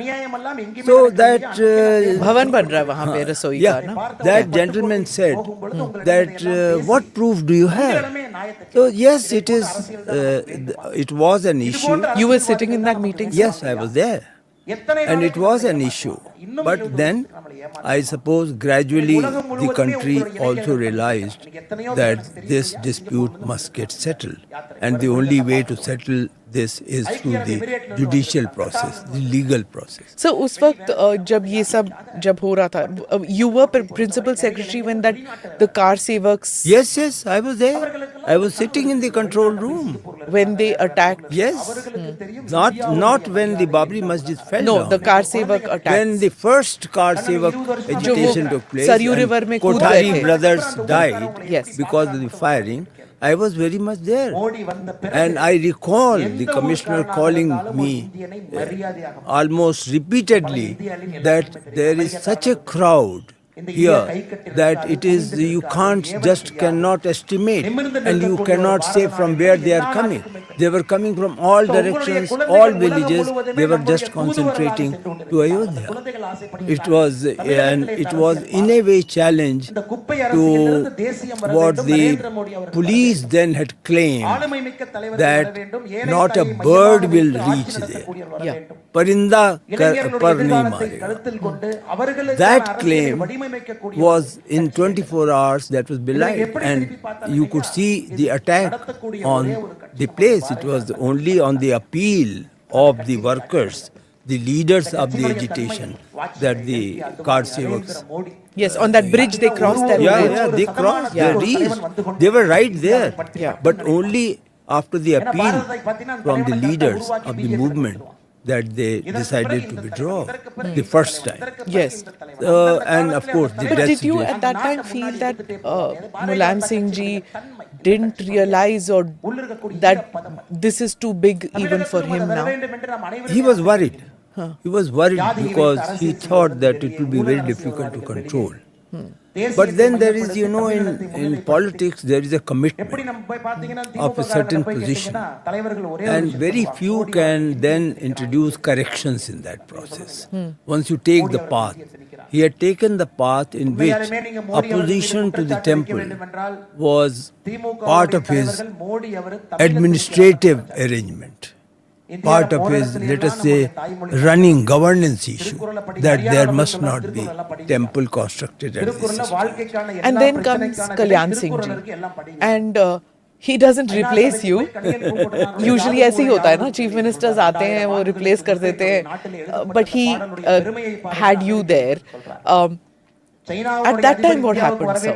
उस वक्त, when you were with Kalyan Singh ji, मेरे को समझ नहीं आता that I just feel history was not fair புதிய பாராளுமன்ற to Kalyan Singh ji. Somehow I feel that what happened? Kalyan Singh ji, as long as I was there till about 1992.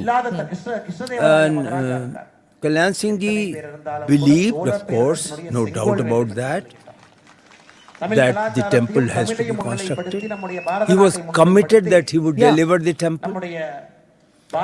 And in his own manner, he had promised the government of India that there will be no disturbance, but the temple will be constructed. Yeah. It did not come through, and when it came, when the Babri Masjid fell, he was very much the chief minister. I must say to his credit, not many know, that when the police and the central police particularly asked permission to fire, he refused. The Home Secretary of that time asked him that, look, the firing is now necessary. Kalyan Singh, as a brave chief minister, said, bring the file, write whatever you want to recommend. Then I will write that I am ordering that there will be no firing. So he did write. The file contains his order that no bullet will be fired on the crowd of God Sevaks. So that was his faith and belief. Of course, the temple came into being after the judicial intervention. But Kalyan Singh was of the firm view that if he was given few more years, he would have delivered in a peaceful process. But then the government was, dismissed, suspended and later dismissed. So he had to go. Where were you when the Babri Masjid came down? When Babri Masjid came down, I was chairman of Greater Noida. Okay. I was transferred in September of that year and it fell in December. Why did you fall out of favor with Kalyan Singh ji? Oh, not at all. No? Not at all. Okay. Oh, I mean, there is no question. He was a very sad person. When in the middle of the night there were 2-3 other ministers, I was called and they said that by that time my family had shifted to Delhi because of my children's education. So they said that would you like to go closer to Delhi because now your family is not here. Well, I realized that perhaps there are greater things at work, and so I said yes. I would be happy if I am given anything in Noida and Greater Noida. I became chairman. If you had been, looking back at your career, if you had continued as principal secretary with Kalyan Singh ji, would you have advised him differently on that day when the Babri Masjid came down? No. I would have definitely advised him that there should be no fire. For the simple reason that you cannot fire a crowd of lakhs, not thousands, and you cannot control. And there is another factor too. Even those who were responsible for law and order, I am speaking particularly of the police, majority of them believe in some manner or the other. Their duty was different, but their faith was different. Yes. That was, in fact, if you recall the events, that evening after the firing when Kothari brothers died, all the constables in their mess did not take food. That is the earlier incident, the Saryu incident. Yeah. They did not take food. So that was the kind of sentiment. I do not think a crowd of this nature could have been handled in the manner. I mean, calling military, of course, is an option, but that option would have meant thousands maybe not there, would not live. So the option was very clear for the chief minister now to accept what was happening. The police force in both the incidents, when Mulayam Singh ji was chief minister and when Kalyan Singh ji was chief minister, the police was terribly disturbed, divided. Some, of course, that it's an order, it's a duty, have to do, will do. Some who were saving the media, saving the car sevaks, doing things which were probably not their order but going beyond the call of duty. how was the IAS? You're from the IAS. How was the IAS dealing in both the incidents?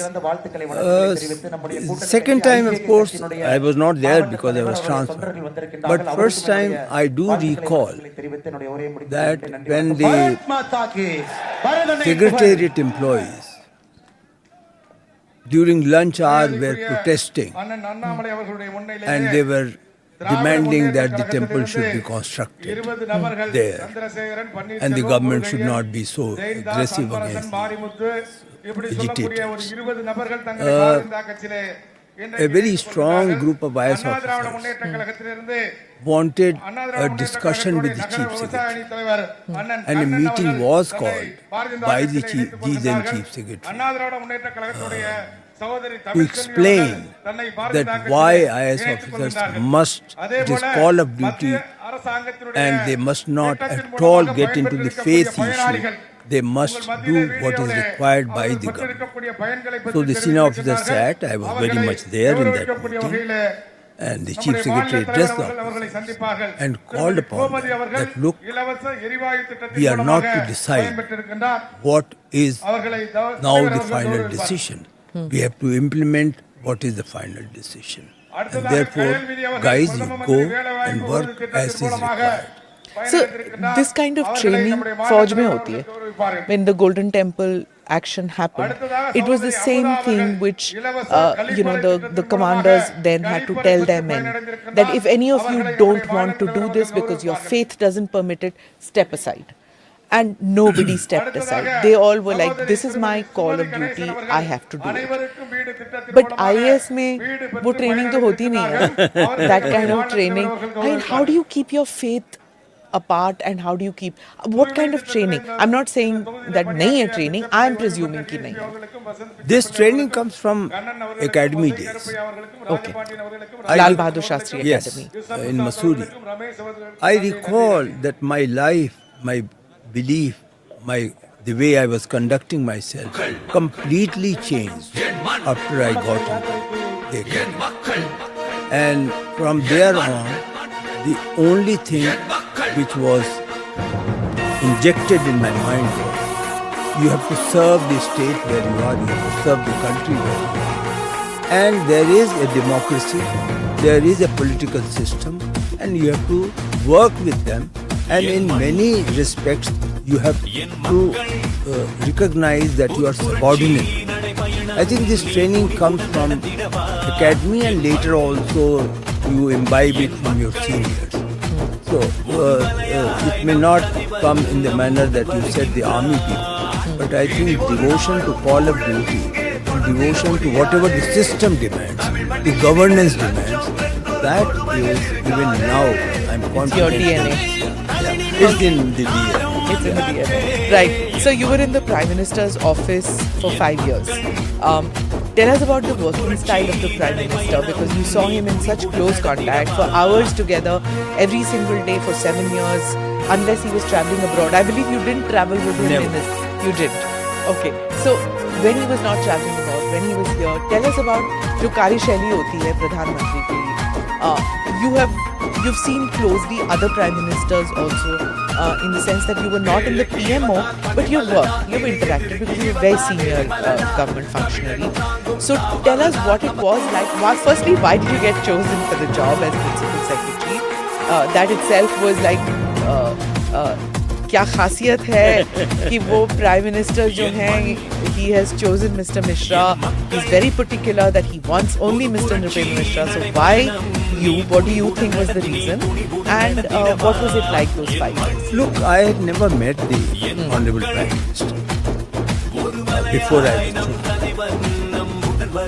I called 20th of May 2002 and I was called to Gujarat. Why was I chosen? How he got to know about me? Perhaps their group of ministers, senior ministers, who met him in Ahmedabad, they must have suggested panel of people. That's his style.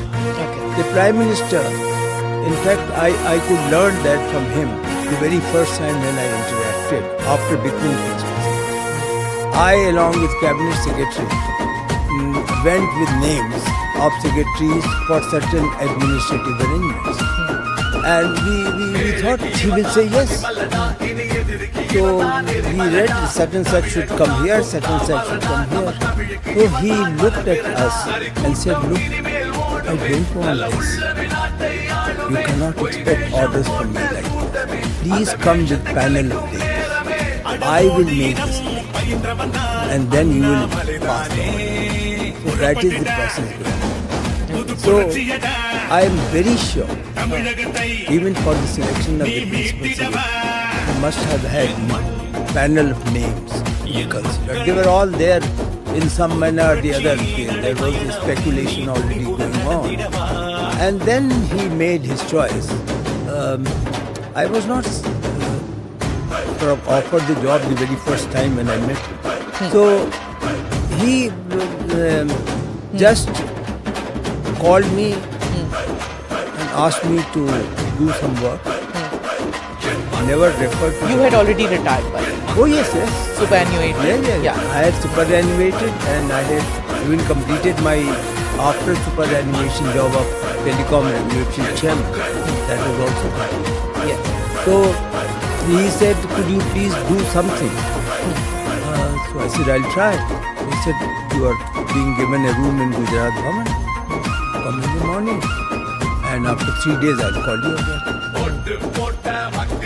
Did my work, whatever was assigned, and then to him I was someone getting called. Mr. Jaitley late, Mr. Jaitley was sitting there, Amit Shahji was sitting there. I made my I am very sure one thing must have disappointed him because I didn't present it to him on As screen. a PowerPoint presentation. PowerPoint. I had taken hard copy given to all four of them and selected. So I am very sure the tech savvy that he is, he must have thought this man is not tech savvy. Yeah, I am 100% sure. And compared to him, I was not. So he said that my proposal was discussed briefly. Then I was dismissed from there. They must have then taken a political view. And in the evening, I was called again. And he said, we like to work. So that is how I was selected. So why I was selected, I don't know. But perhaps... Did your colleagues all call you up and say कि मत करना, he's a hard taskmaster? No. Though आपके बारे में भी ये कहा जाता था, if I may just share that, it used to be said that you used to have very strict deadlines and अगर किसी ने तो शामत उसकी अगर वो नहीं हुआ तो. Your work style was somewhat similar, would you say? In terms of delivery, yes. He believed in a certain time frame. He goes all out to implement that. He is extremely receptive even during implementation to hear about the issues which are coming up. If we can resolve it, he resolves at his level. So his is a very and something which is very special about his style in this is his modular approach. He doesn't climb the mountain. He goes step by step. And once he sees it has been achieved, he immediately shows you the next peak, then the third peak, and then the mountain. So that is the way he takes you. The moment you go and tell him that I have delivered this, you never get kudos from him. Because then he will say, अच्छा अब ये करना, अब ये करना. So that is how he moves. I think as a person who is in governance, implementing the program in a defined time manner, perhaps I would rate the Prime Minister. There is something special about him. I don't think it is fear element that he will do something to me. He has never punished anyone. Even that is not. But there is an element of awe, you can say, whatever. The officers felt during my tenure that the Prime Minister desires certain time frame for implementing, and he would like it.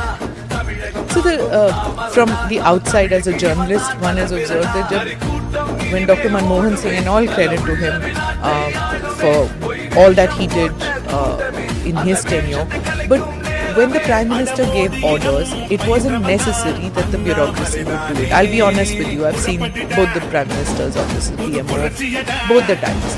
But when Mr. because there were several layers of functioning in that PMO. It's even his principal secretary was working, his staff was different, his media advisors were different. The PMO itself was not as tightly knit as this PMO is. And a directive from the PMO during Dr. Manmohan Singh's time did not have the same weightage as a directive from the PMO during Prime Minister Modi's tenure. In the first 5 years, did you notice the difference? Because as an IAS officer, you worked in both. Did you notice that difference? It was very clear. I think the implementation and compliance was a lot better during the time of Prime Minister. I don't think the threat worked. I don't think there was any fear of punishment.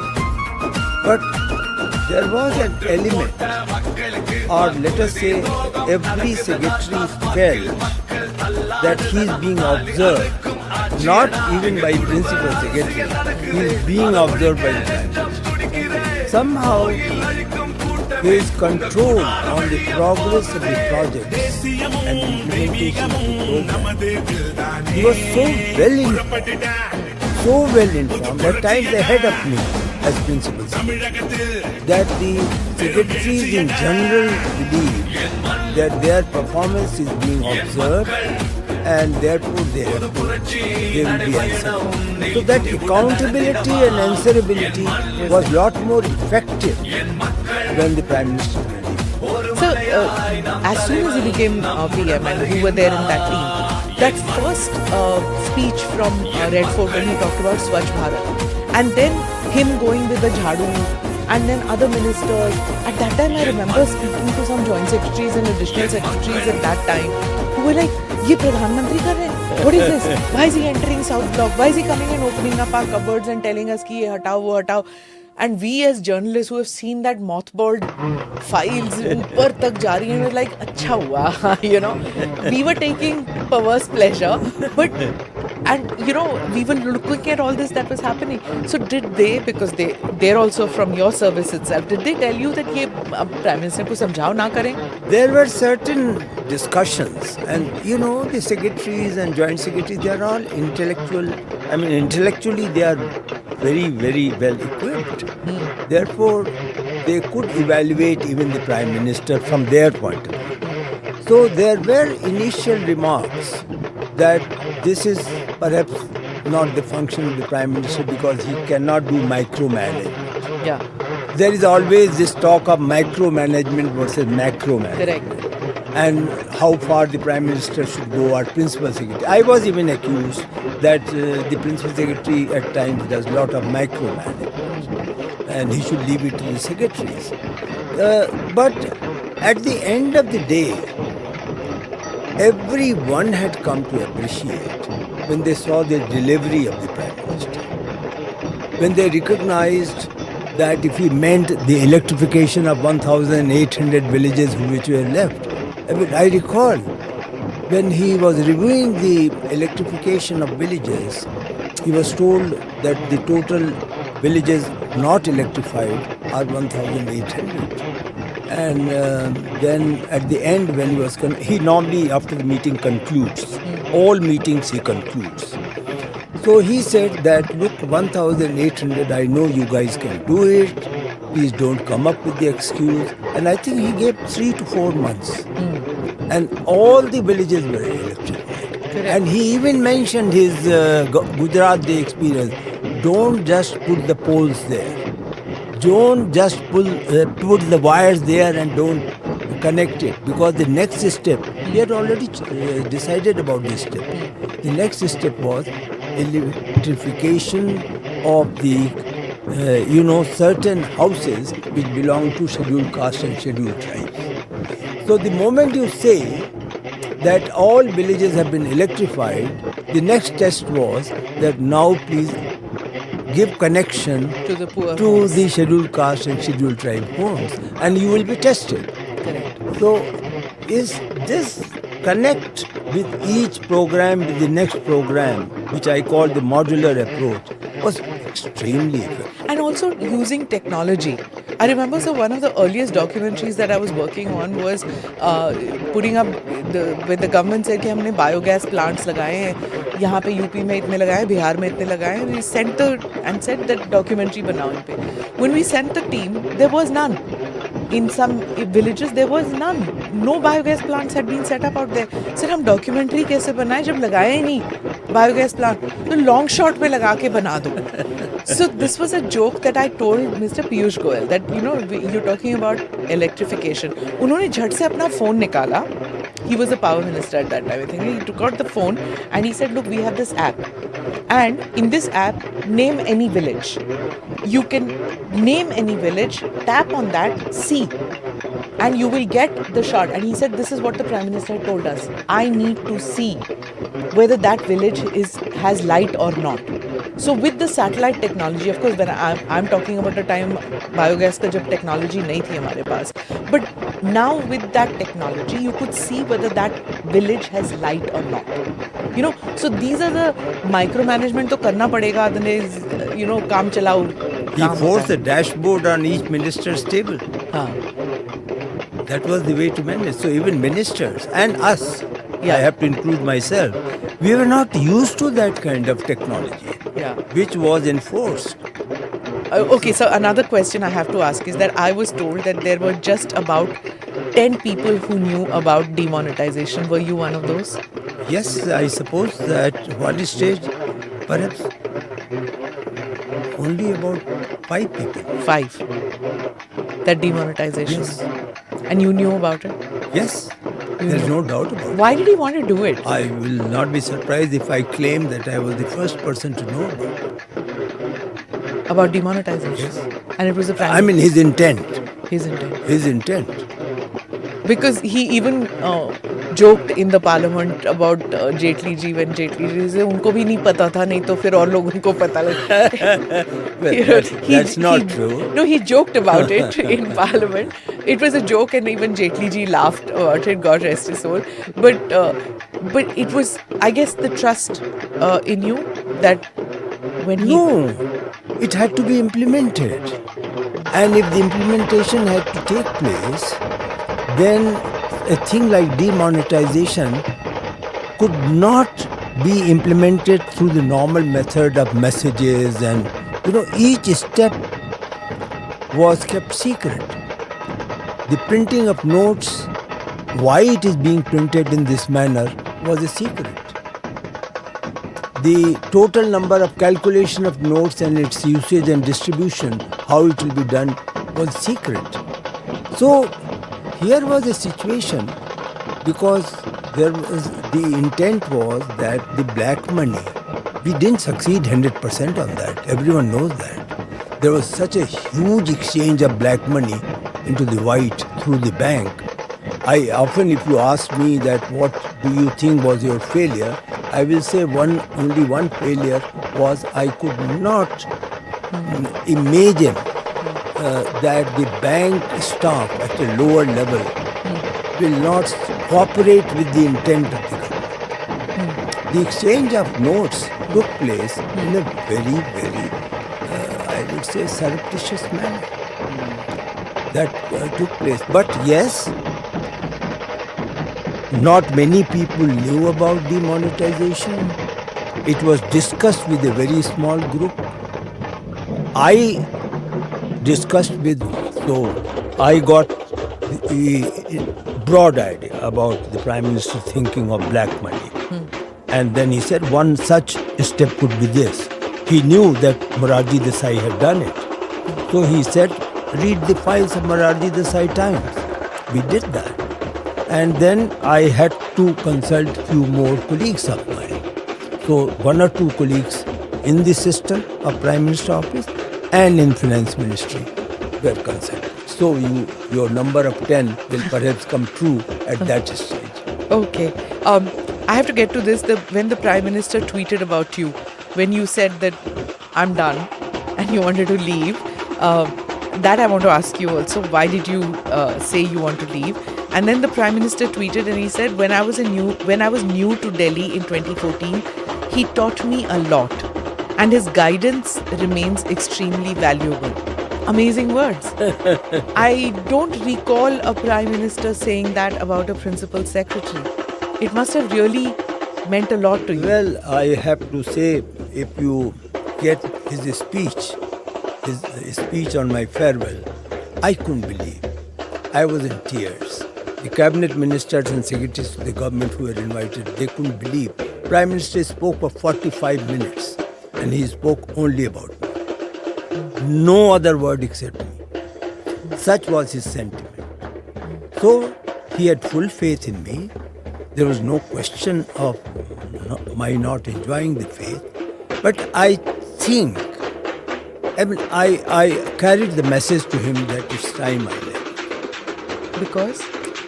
I had started feeling that perhaps Prime Minister may like to experiment with change. One tenure was over, another tenure had come.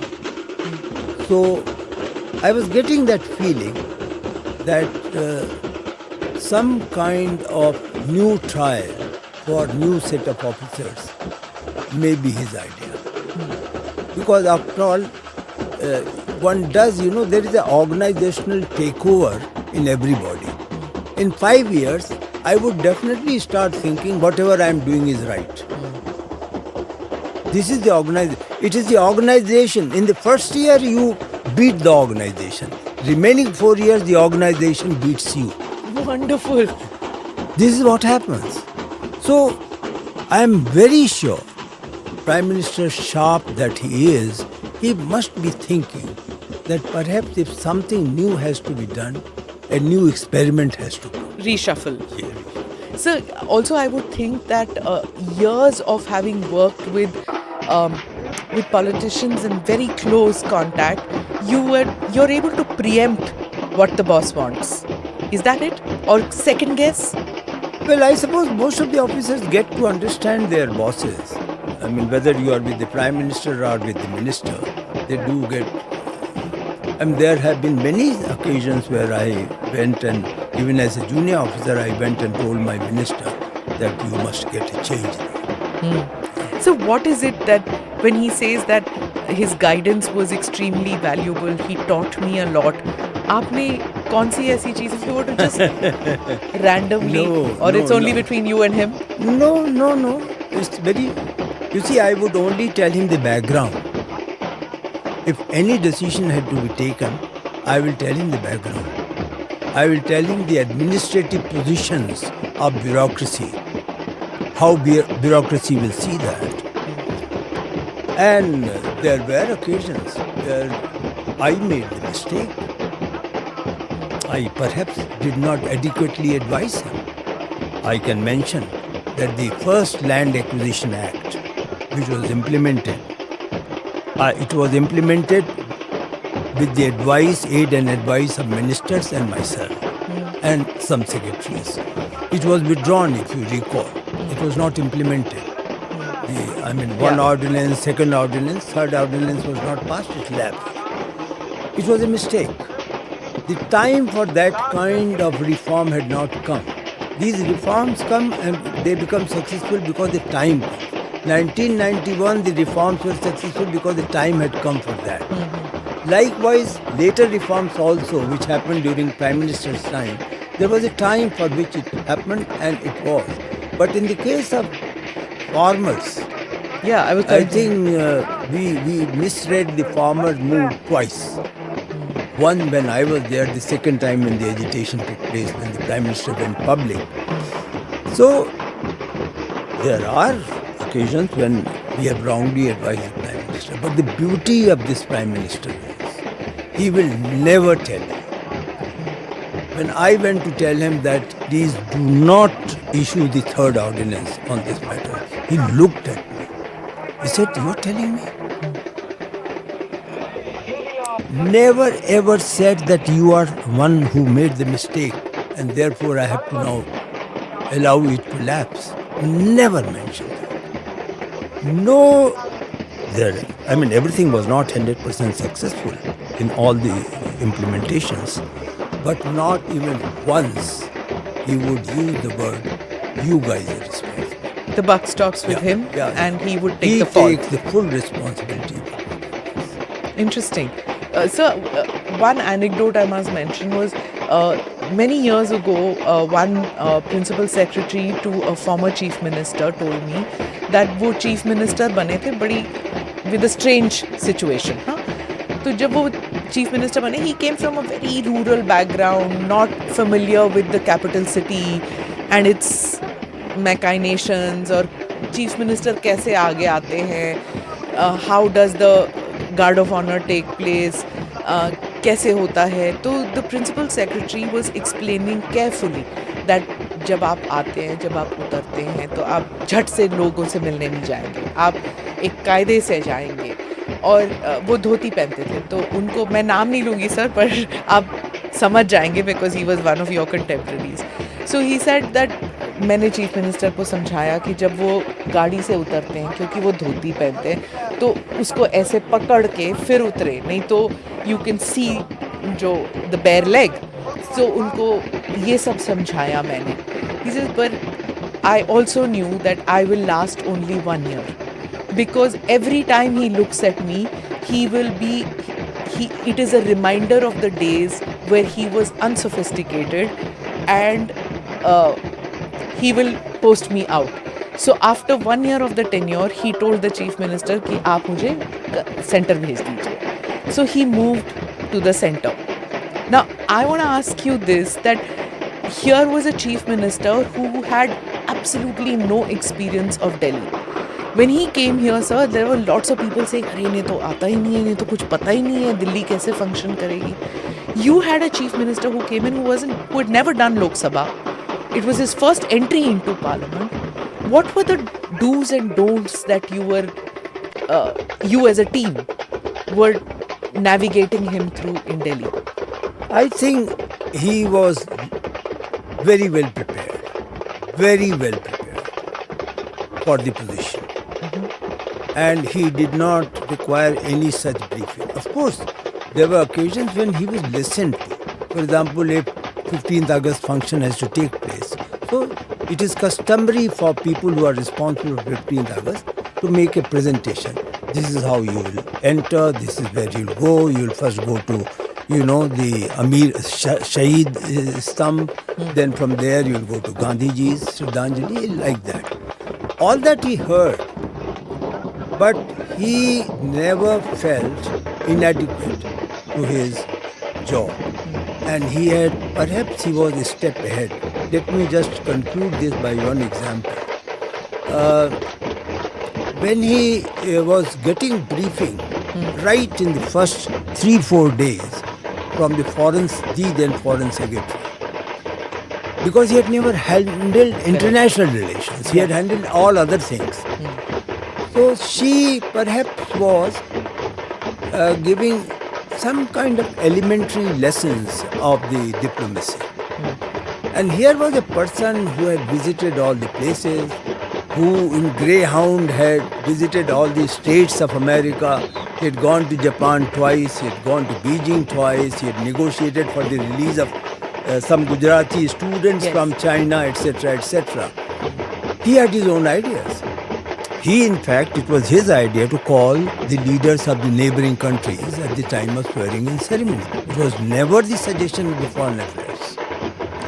It was entirely the suggestion of his, which was implemented by Mr. Ajit Doval, who then was not National Secretary. He was still there in Vivekananda, but he came, the Prime Minister just consulted, then he told him, "Why don't you check informally with the leaders whether they will come or not?"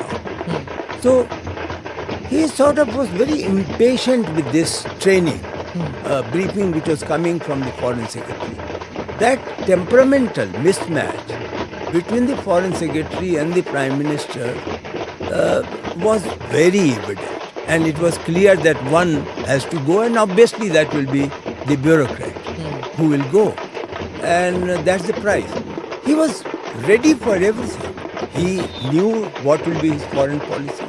While briefing is required, background is required, but I think the direction was already predetermined. He knew what will be the direction of his foreign policy, what will be the direction of the rural development, what will be the policy for technology. So he was very, very well. Were you surprised with that he was so prepared? Or while meeting the team, you knew that he has done meticulous homework on every sphere? Not surprise, but sense of admiration. That was always there. Every time one attended the meeting, one always felt that he has learned something. That was it. So, towards the end, I will just ask you, one, of course, when you left the PMO, was there a sense of satisfaction, or was there a sense, a twinge of, I could have maybe done a little more? What was that feeling? There was, I don't think there was any feeling of regret. I don't think there was any feeling of loss. I had done my tenure. I knew the time is there for me to come out of the Prime Minister's office.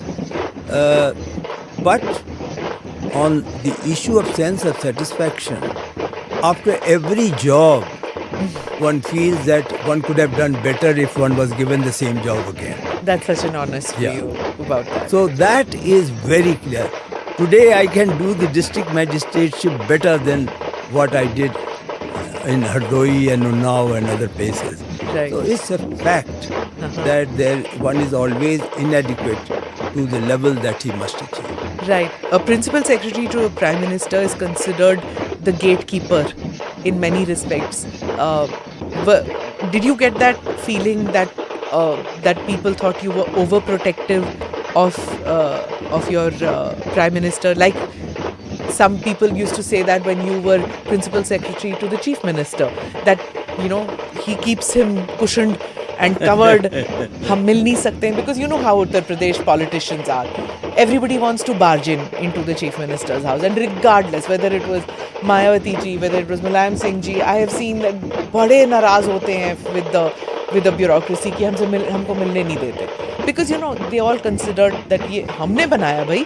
So do you get that feeling that people felt that you about see, you? this is a natural response, because majority of the people don't know that officials and politicians both, that each leader decides his evening program and next day's program himself, independently. Okay. I was never consulted in the office of the chief minister who to meet or not to meet. There used to be one very, his PS, very close to him, one Mr. Goel, who used to present the requests. All the requests will be mentioned, it will be shown to him, and then he will tick mark, connect on telephone, give the appointment, and then he will give the appointment. But yes, you are very right. As in the office of Chief Secretary, I was accused that I don't allow the officers whom I don't like to meet the Chief Minister. It was not really true. I am honestly telling you. In the case of the present Prime Minister, it is totally different. There is appointment Joint Secretary level officer who presents the matters. PSS here, take down the note from him in the evening at 11 p.m. in the night that these people he will meet. He has his own views about who to meet. In fact, I recall, you may know it or not, the first time when he was visiting abroad, like all previous prime ministers, I carried the names of the press guys who will go with him.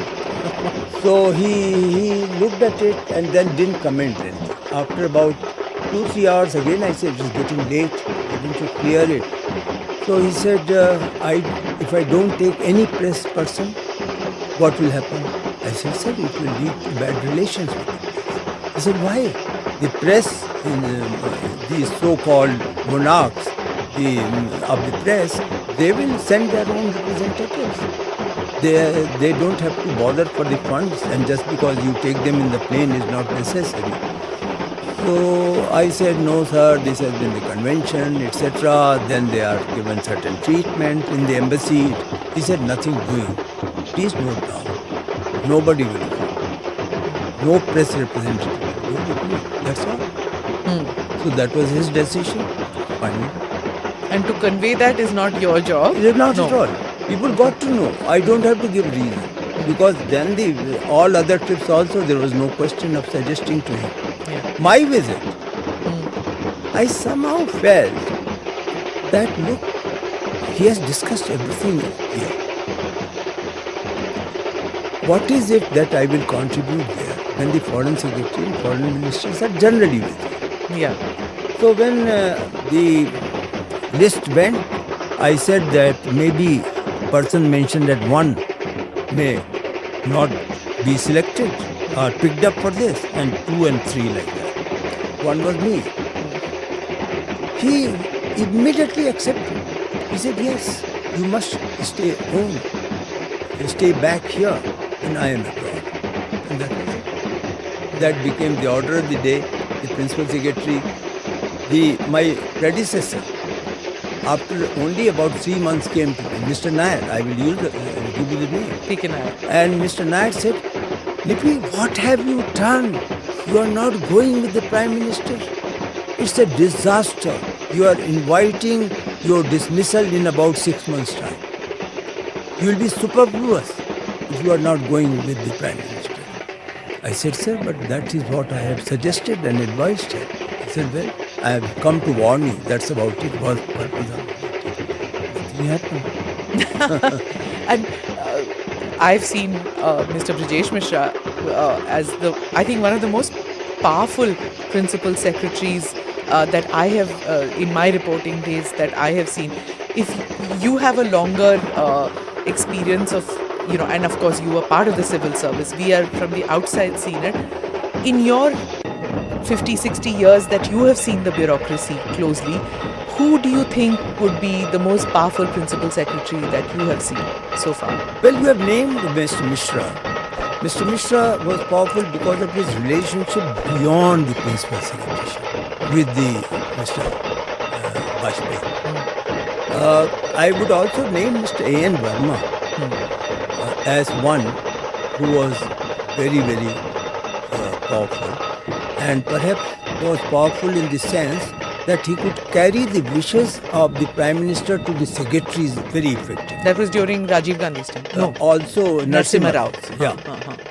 Oh, If liberalization. Yes, He was the principal if he secretary. said that by tomorrow the cabinet note should come, the cabinet note will come.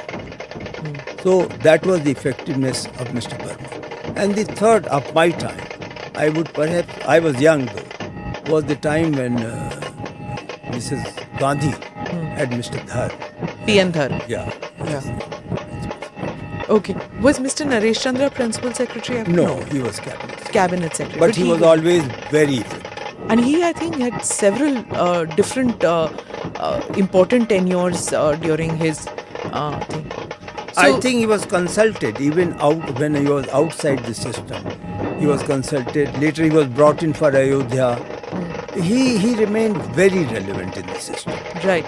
So because of the proximity to power, does it ever feel sometimes that you get that, secondary power because you're so close to the most important person in the country?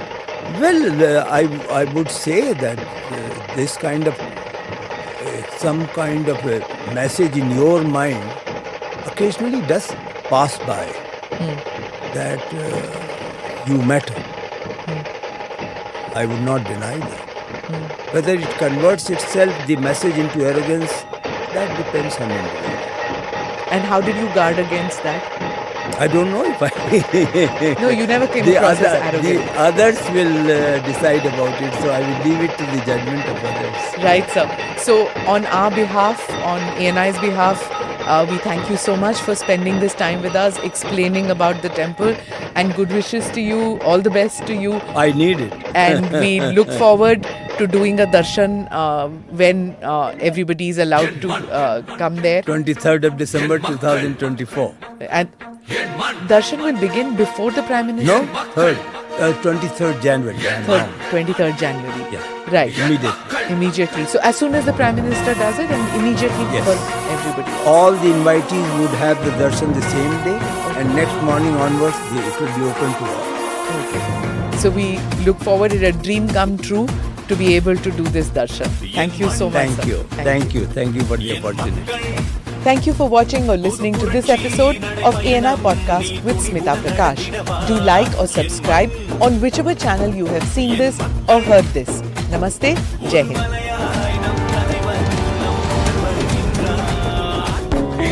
Click here to watch the previous episodes.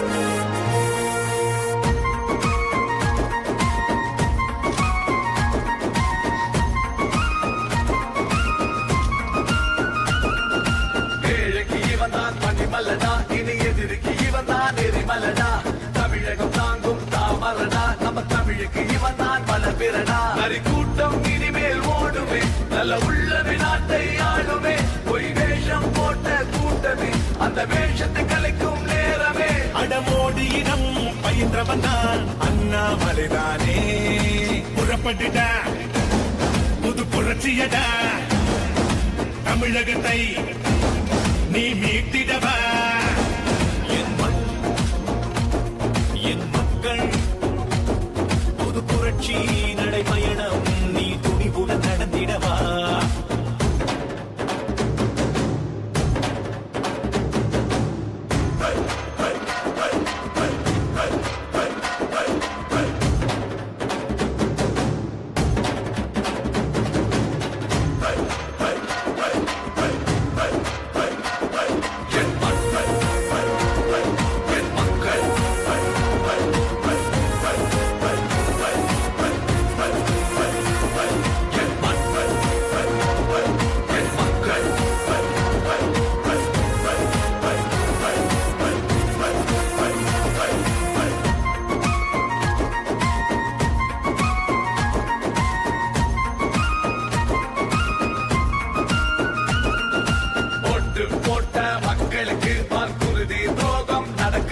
டாஸ்மாகில் மக்கள் தள்ளாடுதனா நாலி அறுக்கும் ஆட்சியடா எங்க குடும்ப அரசியல் நடக்குது அதை ஒழிக்க நெஞ்சம் துடிக்குதே கோயில் அழிக்கும் கூட்டமே உங்க கூடார வழிய போகுதே தேசியமும் தெய்வீகமும் நமது தானே புறப்பட்டுடா புது புரட்சியடா தமிழகத்தில் பெரும் எழுச்சியடா என் மண் என் மக்கள் புது புரட்சி நடைபயணம் நீ துணிவுடன் நடந்திடவா என் மண் என் மக்கள் ஒரு மலையாய் நம் தலைவன் நம்முடன் வருகின்றார் என் மண் என் மக்கள்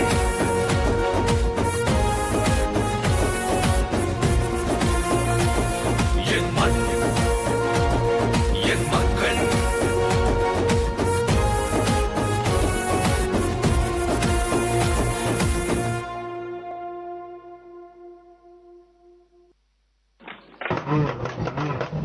May we start?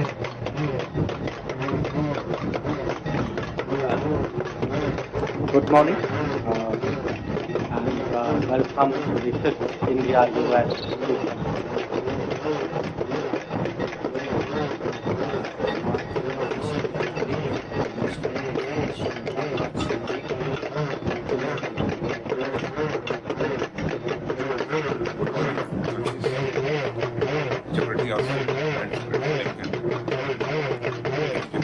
To receive you both in India. I fondly thought of last week's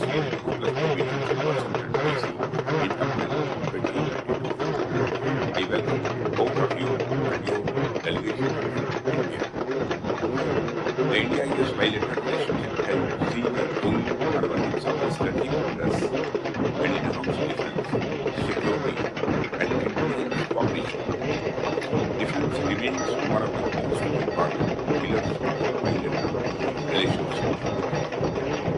Your visit to India is at a time when India and US are closer than ever before. In spite of various emerging geopolitical challenges, we need to keep our focus on the important economic issues.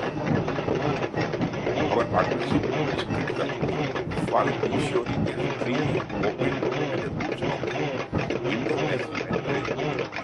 We look forward to working with US of economic submissions for the and for providing a partner which can address and developing the challenges.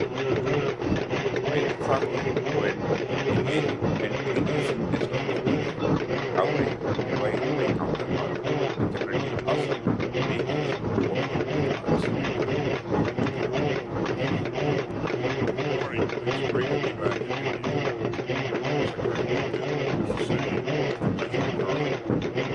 We're meeting at a time of great moment in the United States and India partnership. In the face of urgent global challenges, it's more important than ever that the world's two largest democracies exchange views, find common goals, and deliver for our people.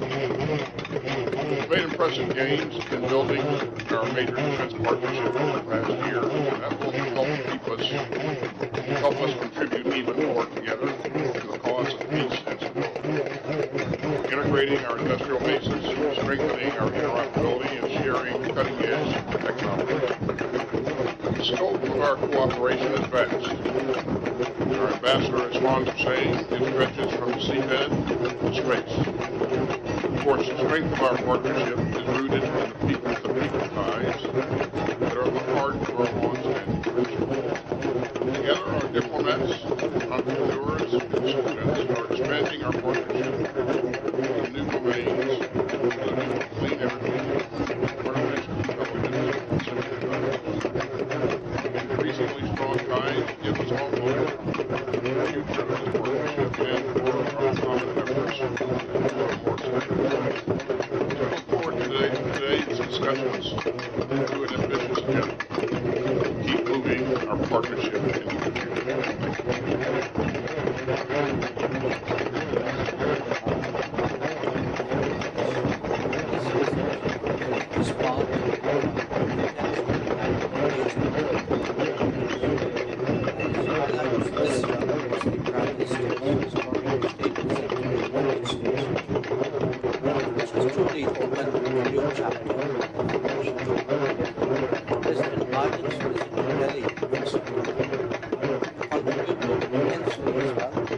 Positive trajectory of our lives.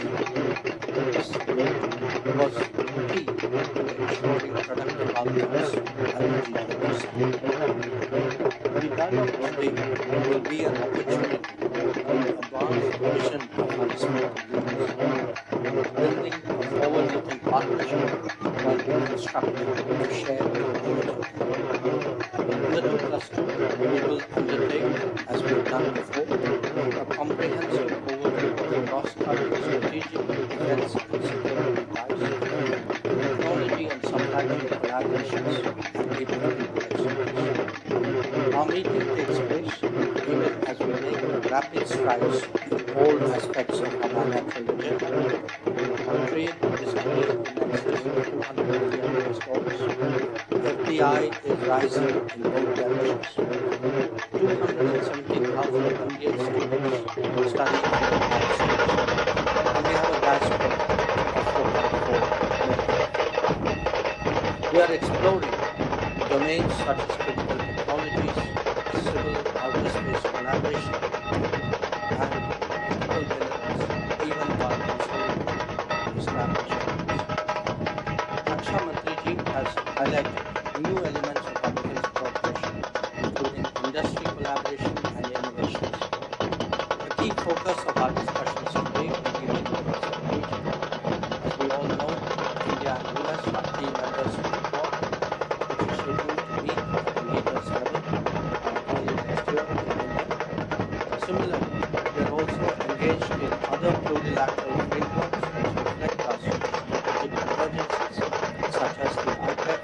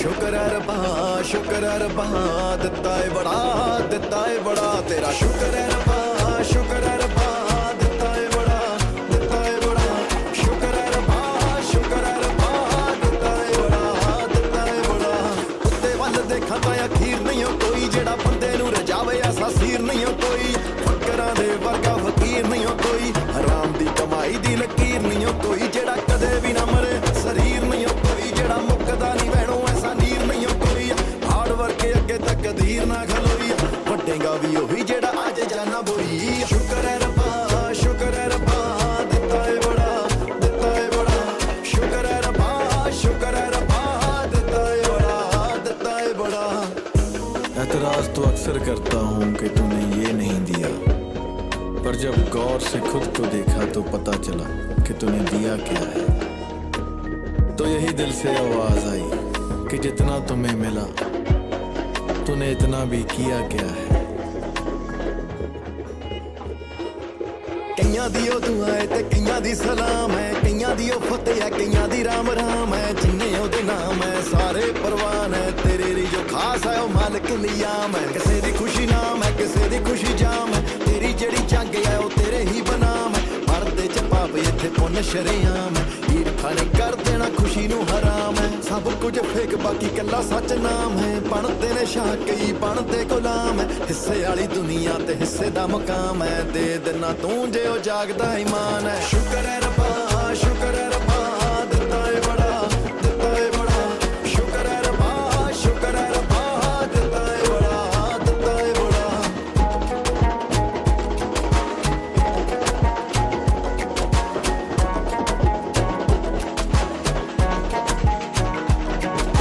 पहले पैरां च कई उठ जांदे ने आपे सिर शुकरां च झुक जांदे ने जसड़ दे लफ्ज़ भी मुक जांदे ने तैथों मंग के ही जुड़ तुक जांदे ने सा ए हवा ए बेमुल्ला पानी ए धुप ए चुप ए जिंदगी कहानी असी चले कले तू बने हानी तू सच सच्ची तेरी बाणी शुक्र है रब्बा दिता है बड़ा शुक्र है रब्बा दिता है बड़ा शुक्र है रब्बा दिता है बड़ा शुक्र है रब्बा दिता है बड़ा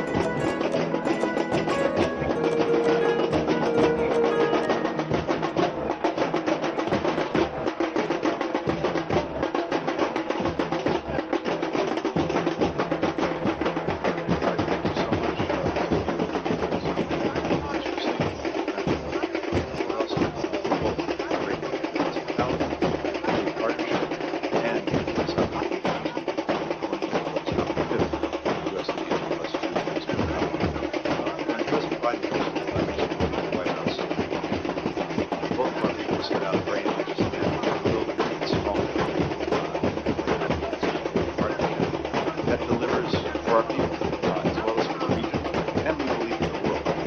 And together, we can take a great these medicines to deliver our vision that our community can afford. We are promoting free, healthy, prosperous, nervously in the Pacific, including by strengthening our partnership with Japan and Australia. One significant way we're doing that is by enhancing maritime domain awareness, sharing commercial satellite data with countries in the region, to boost their capacity to combat traditional piracy. We're also coordinating humanitarian aid and disaster response efforts in the Pacific. We're harnessing together the power of innovation to make our economies more resilient and to make our communities more secure while expanding and boosting economic opportunity.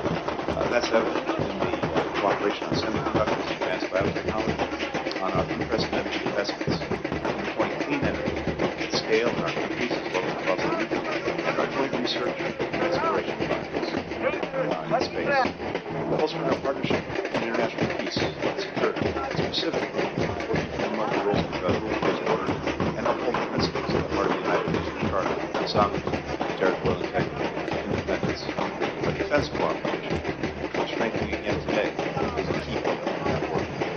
Finally, we're deepening the remarkable ties between our people and civilian partners, exploring new education and building on which we have already described. steps to facilitate travel between our countries, reducing visa wait times. The one thing we've learned over the recent decades is that when Indians and Americans study together, work together, collaborate together, possibilities for progress are. That's not a possibility. Animates our enduring focus on this partnership and on the vision that we share. Indeed, as part of the intensive great American diplomacy in the Indo-Pacific, we are living, as Secretary Kent said, in an incredibly complex and difficult moment. No shortage of shared challenges require our attention, require our expectation, require our collaboration. And it only underscores how vital the reason the partnership is, how important our efforts are to further strengthen, including through dialogue. So thank you to our hosts, to our colleagues, thank you for Tony, may I now request your comments?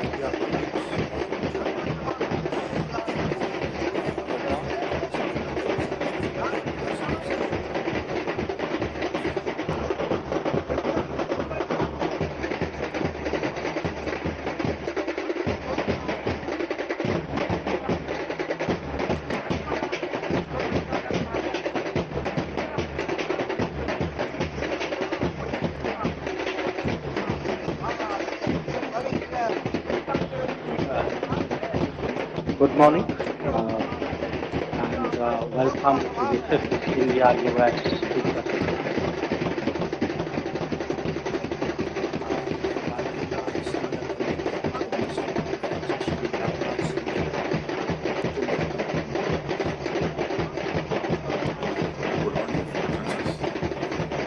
Secretary of State and Secretary Lincoln, it is a great pleasure to receive you both in India. I fondly recall the last Wednesday two meetings in Washington, D.C. in April 2020. I welcome both of you and your delegation of India. The India-US bilateral relationship has seen a growing confidence of discussing progress and enhanced defense, security, and intelligence cooperation. Defense remains one of the most important pillars of our bilateral relationship. Your visit to India is at a time when India and the US are closer than ever before. In spite of various emerging geopolitical challenges, we need to keep our focus on the important and long-term issues. Our partnership is critical for ensuring a free, open, and rules-bound Indo-Pacific region. We look forward to closely working with the US across the domains of different vertical and for guiding partners which can address emerging challenges. We look forward to engaging and increasing discussions covering by counterpart.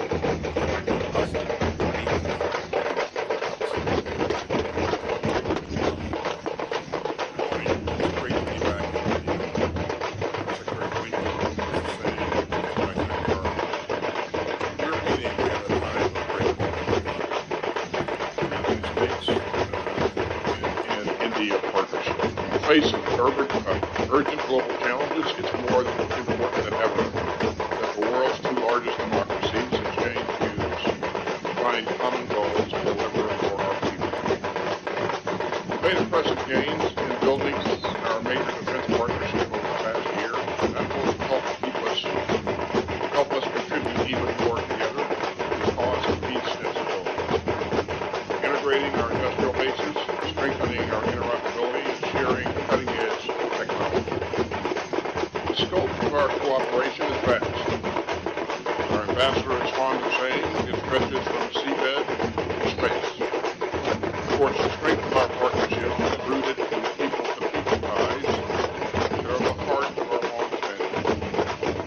Together, our diplomats, entrepreneurs, and students are expanding our partnership in new domains, including green energy, artificial intelligence, and increasingly strong ties give us all hope for the future of this partnership and for our common efforts to forward today's discussions with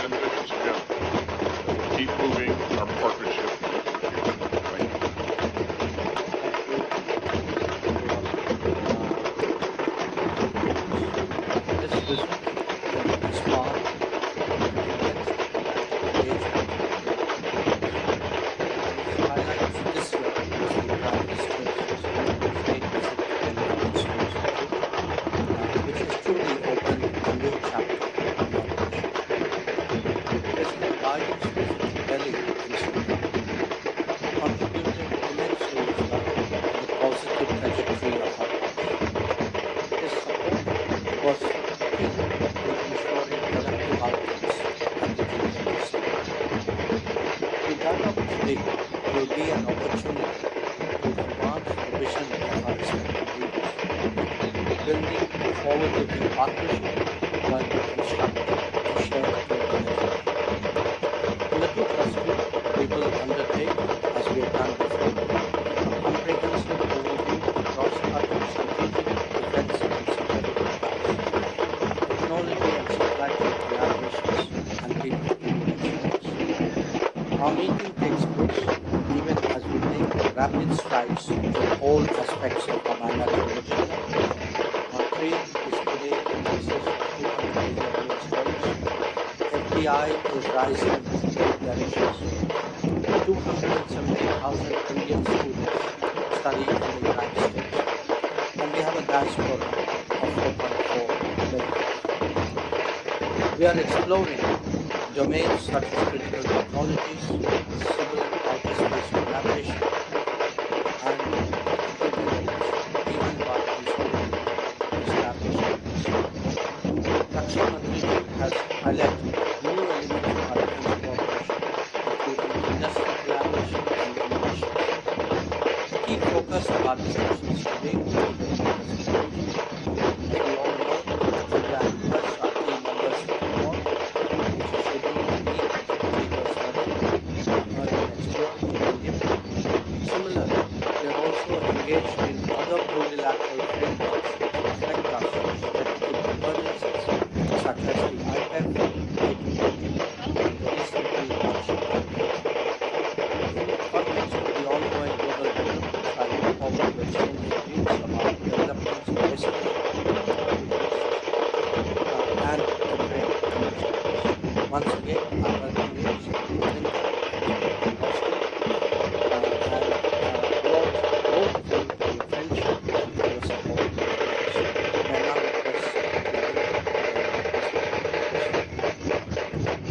இதுதான் இந்தியாவோட பழைய investing உலகம். ஆனா இப்போ இன்வெஸ்டிங்கை மாற்றுவதற்காக வந்துவிட்டது ஒரு super. இது காம்ப்ளெக்ஸ் மார்க்கெட்டை ஆக்கும் சிம்பிள். வந்துவிட்டது ஏஞ்சல் ஒன் சூப்பர் ஆப். இது இந்தியாவின் இன்வெஸ்டிங்கை ஆக்கும் super. Investments in securities market are subject to market risks. Read all the related documents carefully before investing.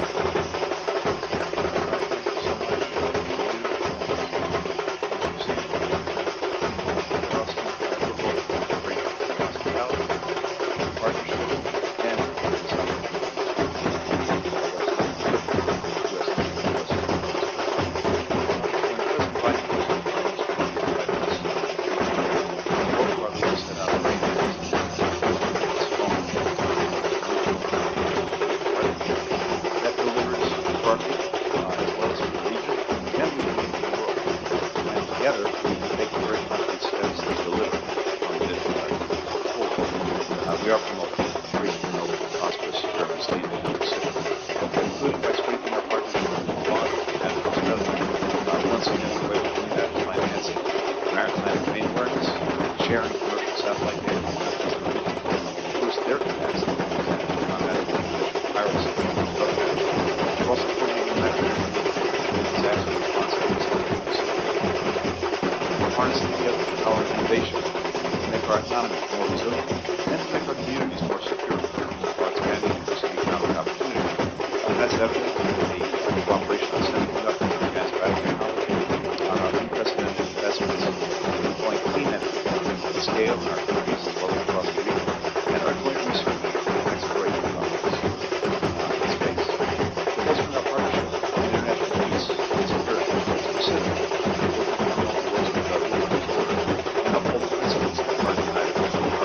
sovereignty, territorial integrity, and independence. Our defense cooperation, strengthening again today, finally, the deep human ties between our people and the part of it. Exploring new ideas, building the steps to facilitate travel and methods, reducing visa patrons. One thing we learned in recent decades that the need for Americans to study together, work together, collaborate together, possibilities for progress are that's a possibility that animates our enduring focus on this partnership and on the vision we share. Indeed, is part of the intensive period of our development in the Pacific that we build in the Pacific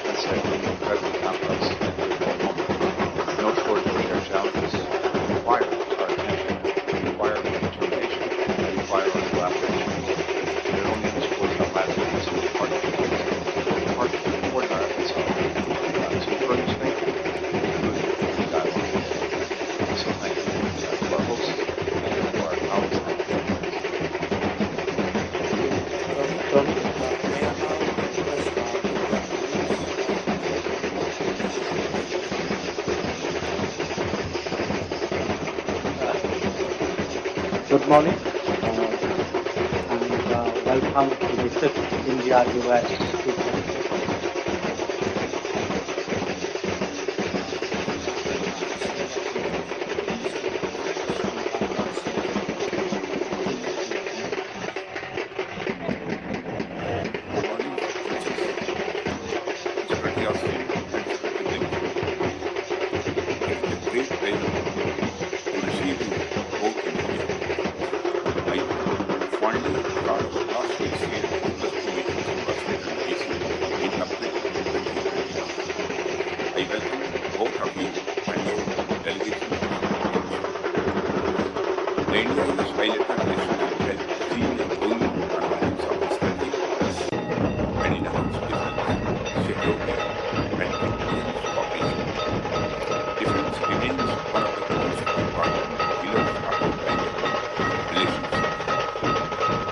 Your visit to India is at a time when India and US are closer than ever before.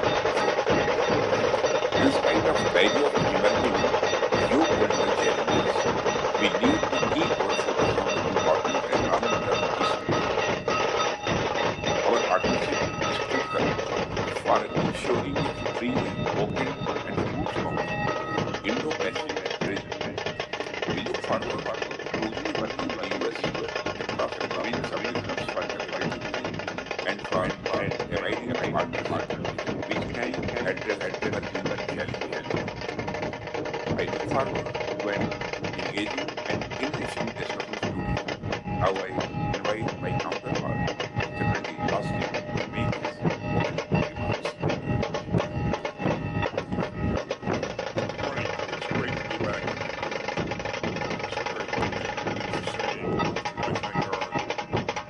We're meeting at a time of great news. The United States and India partnership. In the face of urgent global challenges, it's more important than ever that the world's two largest democracies exchange views, find common goals, and deliver for our people. We've made impressive gains in building our major defense partnership over the past year, and that will help us contribute even more together to the cause of peace and security. We're integrating our industrial bases, strengthening our interoperability, and sharing cutting-edge technology. The scope of our cooperation is vast. As our ambassador is fond of saying, it stretches from the seabed to space. Of course, the strength of our partnership is rooted in people ties that are at the heart of our organization. Together, our diplomats, entrepreneurs, and students are expanding our partnership in new domains.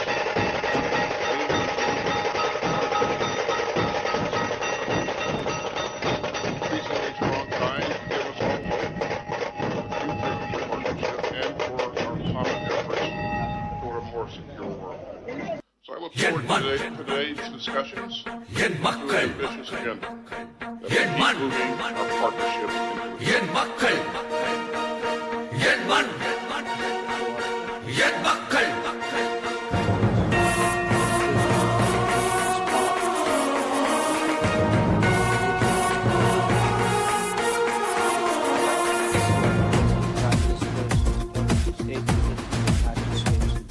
என் மண் என் மக்கள் புது புரட்சி நடைபயணம் நீ துணிவுடன் நடந்திடவா என் மண் என் மக்கள் ஒரு மலையாய் நம் தலைவன் நம் உடன் வருகின்றார் இனி ஒரு நாளும் ஊழல் இங்கே தொடர்ந்திட முடியாதே தமிழ் மண்ணில் இனிமேல் லஞ்சம் என்றொரு கொடுமைகள் இருக்காதே தமிழகமே தலை நிமிரும் காலம் வந்தாச்சே என் மண் என் மக்கள் புது புரட்சி நடைபயணம் நீ துணிவுடன் நடத்திடவா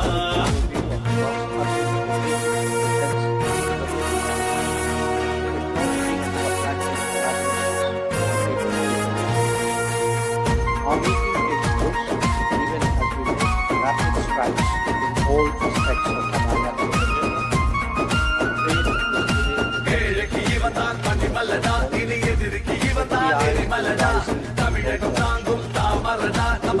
நமக்கு இவன் தான் பல பிறனா நரி கூட்டம் இனிமேல் ஓடுமே நல்ல உள்ள வினாட்டை ஆளுமே பொய் வேஷம் போட்ட கூட்டமே அந்த வேஷத்தை கலைக்கும் நேரமே அடமோடியிடம் பயின்றவன் தான் அண்ணாமலைதானே புறப்பட்டுட்டா புது புரட்சியடா தமிழகத்தை நீ மீட்டிடவா என் மக்கள் புது புரட்சி நடைபயணம் நீ துணிவுடன் நடத்திடவா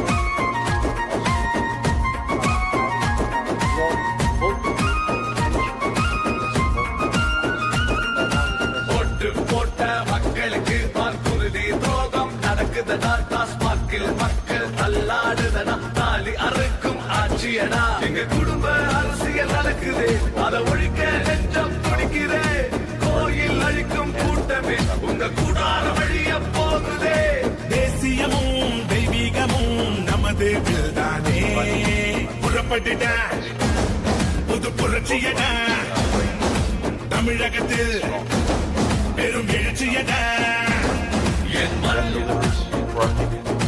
மக்கள் புது புரட்சி நடைபயணம் நெல் துணிவுடன் நடந்திடவா என் மண் என் மக்கள் ஒரு மலையாய் நம் தலைவர் நம்முடன் வருகின்றார் என் மண் என் மக்கள்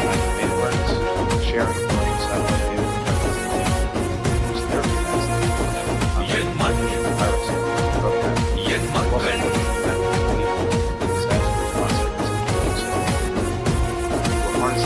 Power of innovation to make our economies more resilient and to make our communities more secure while expanding inclusive economic opportunity. That's evident in the cooperation on semiconductors and advanced biotechnology, on our unprecedented investments in deploying clean energy at scale in our countries as well as across the region, and our joint research and exploration projects in space. Bolstering our partnership in international peace and security, and specifically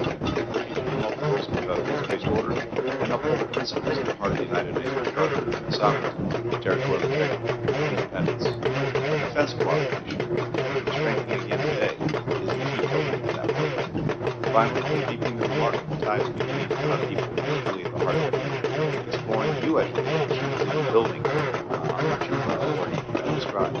Steps to facilitate travel between our countries, reducing visa wait times. And one thing we learned in recent decades is that when Indians and Americans study together, work together, collaborate together, possibilities for progress are it's that sense of possibility that animates our enduring focus on this partnership and on the vision that we share. Indeed, as a part of the security of our communities in the Pacific, we are living, as Secretary Defense said, incredibly complex and difficult moment. No shortage of shared challenges require our attention, require our determination, require our collaboration. But it only underscores how vital the partnership is, how important our efforts are to further strengthen and include the dialogue today. So thank you to our hosts, and thank you to our colleagues, thank you to our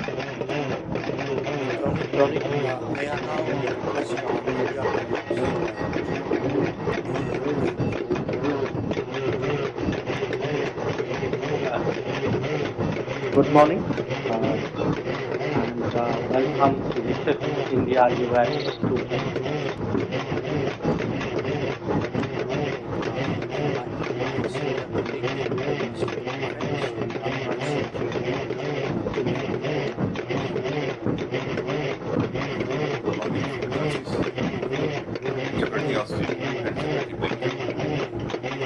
It's a great pleasure to receive you start the last this year to the meeting in Washington, D.C. in I welcome both of you and your delegation. The India-US bilateral relationship helps see a growing convergence of strategic interests and enhance defense, security, and intelligence cooperation. Defense remains one of the most important pillars of our bilateral relationship. Your visit to India is at a time when India and US are closer than ever before. In spite of various emerging geopolitical challenges, we need to keep our focus on the important and long-term issues. Our partnership is critical for ensuring a free, open, and smooth Indo-Pacific region. We look forward to working with the US across the province of and for providing a partnership which can address the challenges. We look forward to engaging and enriching this community. Now I invite my counterpart,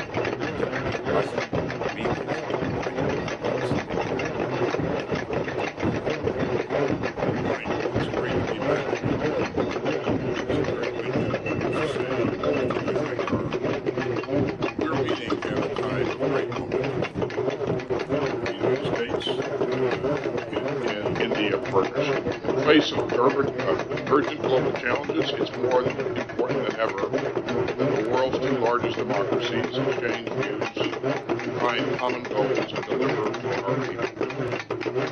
We've made impressive gains in building our major defense partnership over the past year, and that will help us contribute even more together to the cause of peace and stability.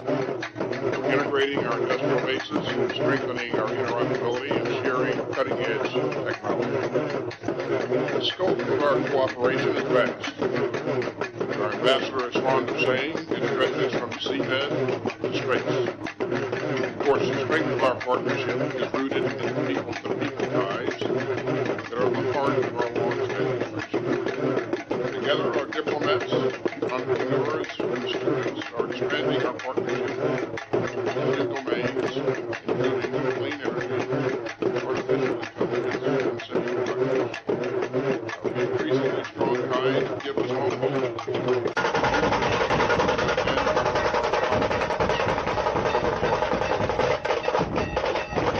Today's discussions include an ambitious agenda to keep moving our partnership.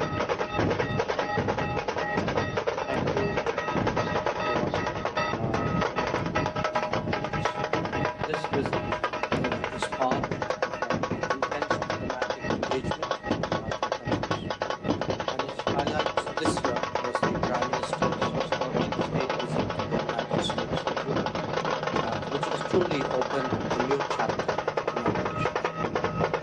President Biden's visit to Delhi in September contributed immensely as well to the positive trajectory of our lives. This support was key to ensuring productive outcomes at the G20 summit. The dialogue today will be an opportunity to advance the vision of our stakeholders, building a forward-looking partnership while we construct a shared future.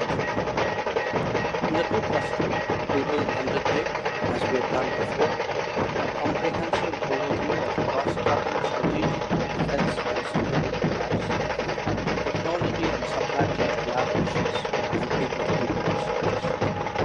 Our meeting takes place even as we make rapid strides in all aspects of our bilateral agenda. Our trade is today in excess of $200 billion. FDI is rising in both countries. 270,000 Indian students study in the United States, and we have a diaspora of 4.4 million. We are exploring domains such as critical technologies, civil outer space collaboration, and fulfillment, even while consolidating established plans. Raksha Mantriji has highlighted new elements of our defense cooperation, including industry collaboration,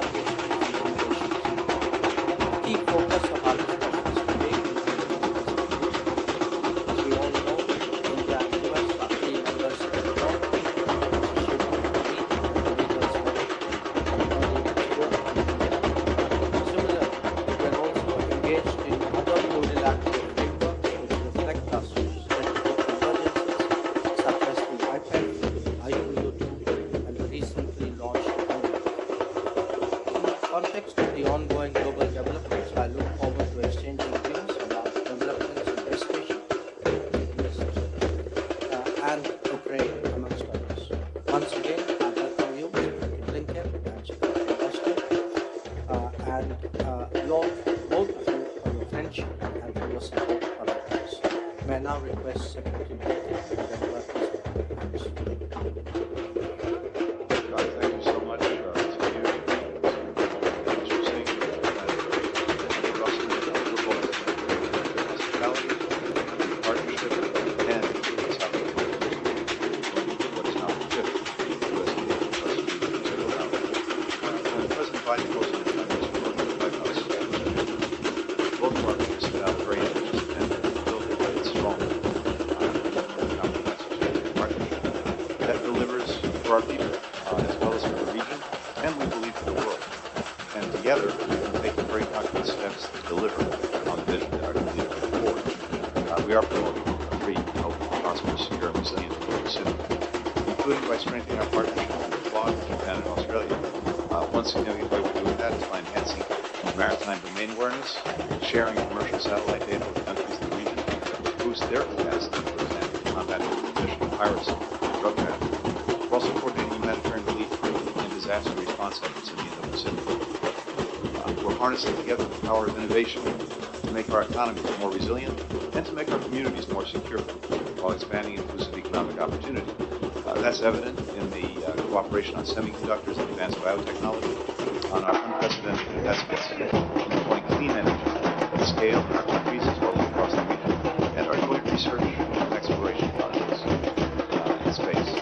We're bolstering our partnership in international peace and security, specifically looking to promote the rules-based order and uphold the principles that are part of the United Nations Charter: sovereignty, territorial integrity, independence. Our defense cooperation, which we're strengthening again today, is a key part of that work.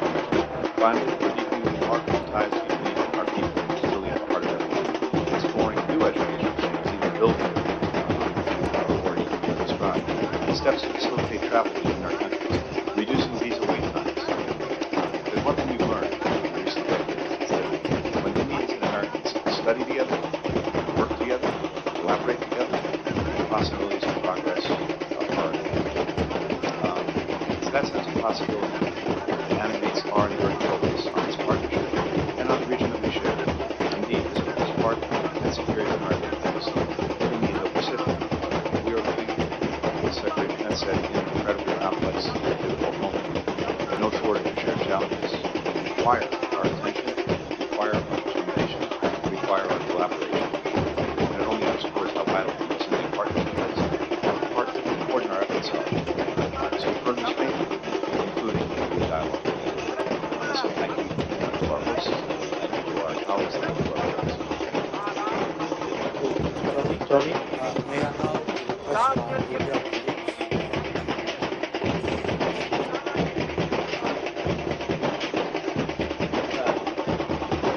Good morning and welcome to the 5th India-US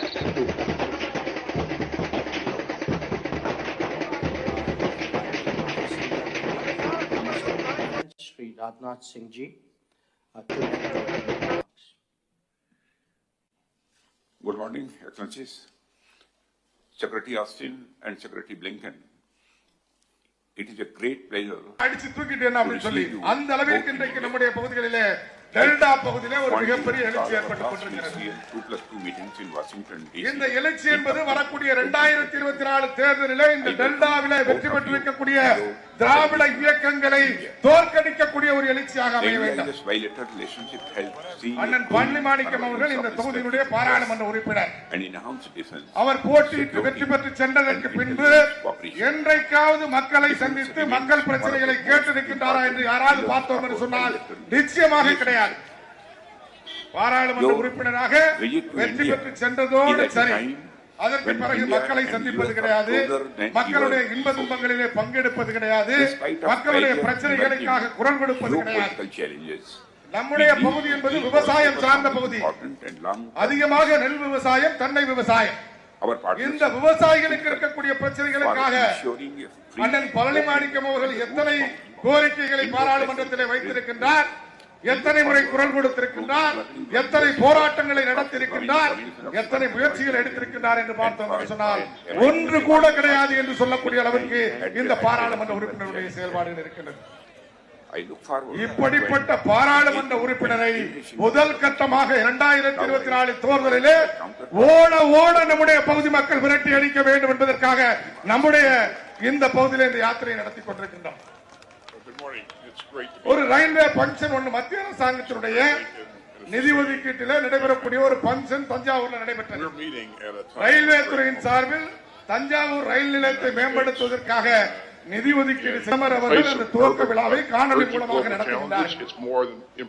அந்த காணொலி கூட்டத்திற்கு செல்கின்ற பொழுது அண்ணன் பழனிமாணிக்கம் அவர்கள் என்ன சொல்கின்றார் என்று சொன்னால், மத்திய அரசாங்கம் இந்த தமிழ்நாட்டிற்கு ஒன்றுமே செய்யவில்லை மோடி அரசாங்கம் என்று ஒரு மத்திய அரசாங்கத்தினுடைய திட்ட துவக்க விழாவிலே பேசுகின்றார்.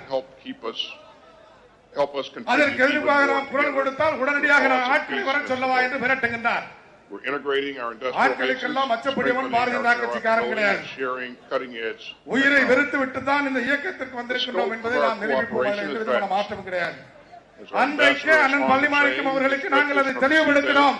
எதற்கும் தயாராக நாங்கள் இருக்கின்றோம், நீங்கள் யாரை வேண்டுமானாலும் வர சொல்லுங்கள் என்று அப்படி மிரட்டி பார்க்கிறது. ஆனா மக்களுக்கான பணியில ஏதாவது கவனம் கொடுக்கிறாரா? மக்கள் திட்டங்களை கொண்டு வருவதற்காக ஏதாவது முயற்சி எடுத்திருக்கிறாரா? இங்கே நெல் கொள்முதல் செய்யக்கூடிய இடங்களிலே நடைபெறக்கூடிய ஊழலை தடுப்பதற்காக குரல் கொடுத்திருக்கின்றாரா? காவல்துறையினுடைய அத்துமீறலால உயிரிழந்திருக்கக்கூடிய நம்முடைய சகோதரி, அவருக்காக சகோதரியுடைய கணவரை பறிகொடுத்திருக்கிறார். தற்பொழுது நம்முடைய மாநில தலைவரை சந்தித்தார். திருச்சி பகுதியிலே காவல்துறையினுடைய அத்துமீறலாலே தன்னுடைய கணவர் தற்கொலை செய்து கொண்டிருக்கின்றார். அவருக்காக குரல் கொடுத்திருக்கிறாரா? எந்த ஒரு மக்களுக்காக குரல் கொடுக்காத ஒரு பாராளுமன்ற உறுப்பினராக அண்ணன் பழனிமாணிக்கம் அவர்கள் இருந்து கொண்டிருக்கிறார். இப்படிப்பட்ட பாராளுமன்ற உறுப்பினரை தேர்ந்தெடுத்ததற்காக நமக்கு இந்த தொகுதிக்கு எந்த வளர்ச்சியும் இந்த 5 ஆண்டு காலத்திலே கிடைக்கவில்லை என்பதை நாம் நிரூபித்திருக்கின்றோம். நிரூபித்திருக்கிறார் அண்ணன். நாம் எனக்கு ஓட்டு போட்ட மக்களுக்கு நான் ஒண்ணுமே செய்ய மாட்டேன், மாநில அரசாங்கத்திலிருந்து ஒண்ணும் செய்ய மாட்டேன், மத்திய அரசாங்கத்திலிருந்து ஒண்ணும் செய்ய மாட்டேன், பாராளுமன்றத்தில் குரல் கொடுக்க மாட்டேன், பாராளுமன்றத்துக்கு போக மாட்டேன், பாராளுமன்றத்தில் கோரிக்கைகள் வைக்க மாட்டேன். அப்படி ஒரு பாராளுமன்ற உறுப்பினர் நமக்கு. இந்த பாராளுமன்ற உறுப்பினரை 2024 தோற்கடிக்கப்பட வேண்டும், விரட்டி அடிக்கப்பட வேண்டும் என்பதிலே எந்த விதமான மாற்று கருத்தும் நம்முடைய தொகுதி மக்களுக்கு இருக்கக்கூடாது. இரண்டாவது, சட்டமன்ற உறுப்பினர்கள், திராவிட முன்னேற்ற கழகத்துடைய சட்டமன்ற உறுப்பினர்கள் 8 சட்டமன்ற தொகுதி நம்முடைய தஞ்சாவூர் மாவட்டத்தில் ஒருங்கிணைந்த தஞ்சை மாவட்டத்தில் இந்த 8 சட்டமன்ற தொகுதியிலும் 2026 பாரதிய ஜனதா கட்சி வெற்றி பெற்று 2026 தமிழகத்திலே பாரதிய ஜனதா கட்சியுடைய ஆட்சி அமைக்கப்பட வேண்டும் என்பதற்காக இந்த யாத்திரையை நாம் நடத்தி கொண்டிருக்கின்றோம். கொள்ளையடிக்கிறதுக்காக நம்முடைய தலைவர் இந்த பொறுப்புக்கு வரவில்லை. தாம் வகித்து வந்த பதவியை ராஜினாமா செய்துவிட்டு ஒரு திட்டத்தை கொண்டு வந்தார். அதுல 15% கமிஷனா, 12% கமிஷனா, 20% கமிஷனா என்று கமிஷன் பேசுவதற்காக அண்ணன் அண்ணாமலை அவர்கள் வரவில்லை.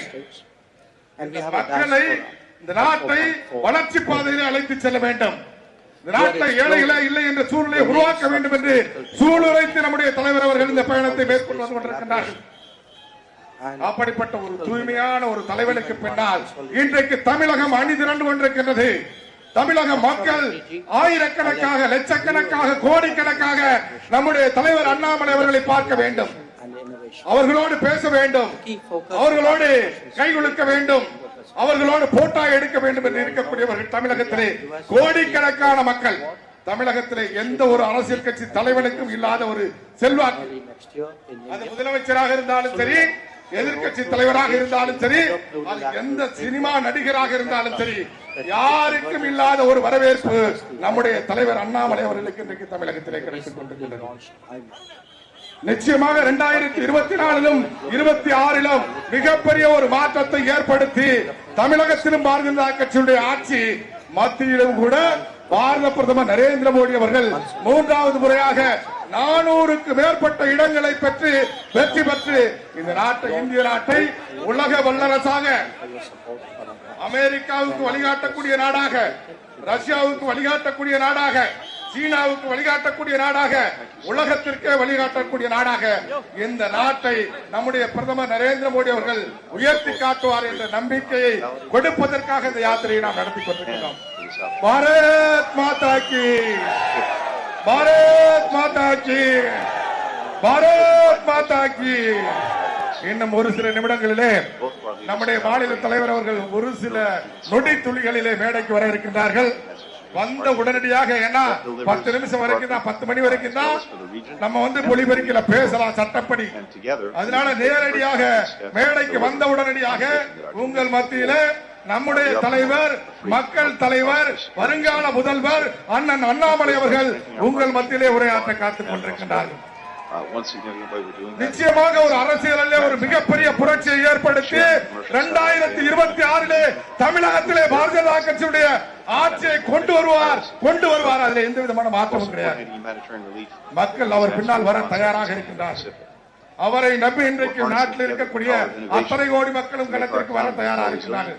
திமுக அத்தனை பேரும் வரவேற்கிறார், அத்தனை பேரும் சால்வ போடுறான், அத்தனை பேரும் போட்டாரு. திமுக நிலைமையா எப்படி? அப்ப மற்ற கட்சி சாராத மக்கள் எல்லாம் பார்த்தோம் சொன்னால் ஒட்டுமொத்தமாக இன்றைக்கு அண்ணன் அண்ணாமலை அவர்களுக்கு பின்னால் வருவதற்கு அண்ணன் அண்ணாமலை அவர்களுக்கு பின்னால் வருவதற்கு இன்றைக்கு தமிழகம் அணிதிரண்டு கொண்டிருக்கின்றது.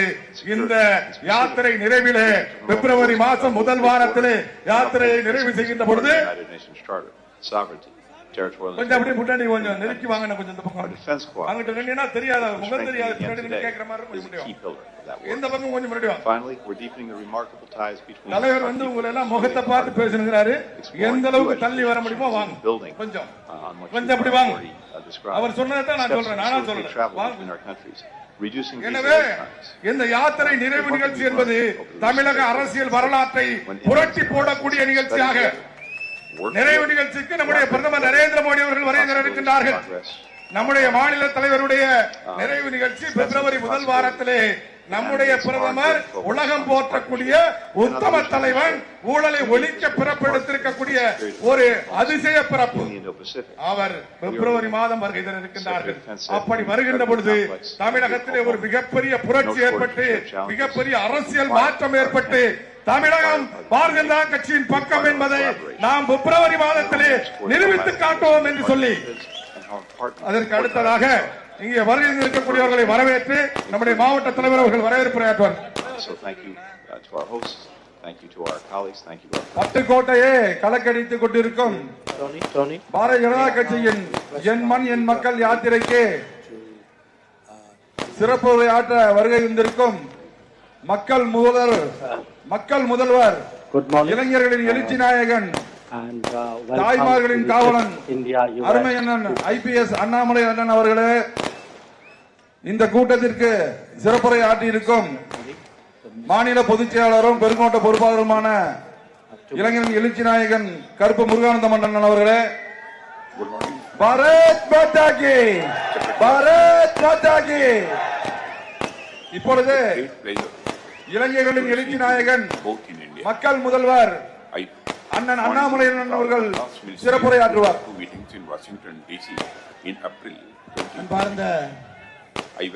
அன்பார்ந்த பெரியோர்களே, தாய்மார்களே,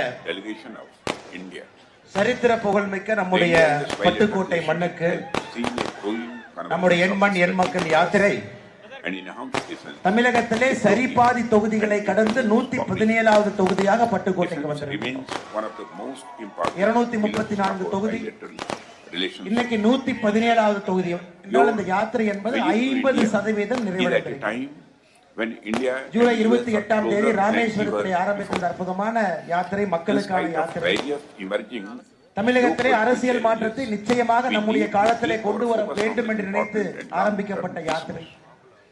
நம்முடைய பாரத பிரதமர் நரேந்திர மோடி அவர்கள் 3வது முறையாக தொடர்ந்து ஆட்சி கட்டளை அமர்வதற்கு தமிழகத்திலிருந்து நாம் அனைவரும் உறுதுணையாக இருக்க வேண்டும் என்பதற்காக ஆரம்பிக்கப்பட்ட யாத்திரை 50% இன்று பட்டுக்கோட்டை மண்ணிலே நிறைவு செய்திருக்கிறது. இது ஒரு முக்கியமான நேரம், முக்கியமான மைல்கல். பெரியவர்களே, தாய்மார்களே, சகோதர சகோதரிகளே, இளைஞர்களே, குடும்ப தலைவிகள், இந்த 50% நிறைவு என்பது தமிழகத்திலே ஒரு பெரிய எழுச்சி ஏற்படுத்தி இருக்கிறது. மற்ற அரசியல் கட்சிகளுக்கெல்லாம் பாரதிய ஜனதா கட்சி ஒரு மாறுபட்ட அரசியல் கட்சி, ஒரு மாறுபட்ட சிந்தனை கொண்ட ஒரு அரசியல் கட்சி.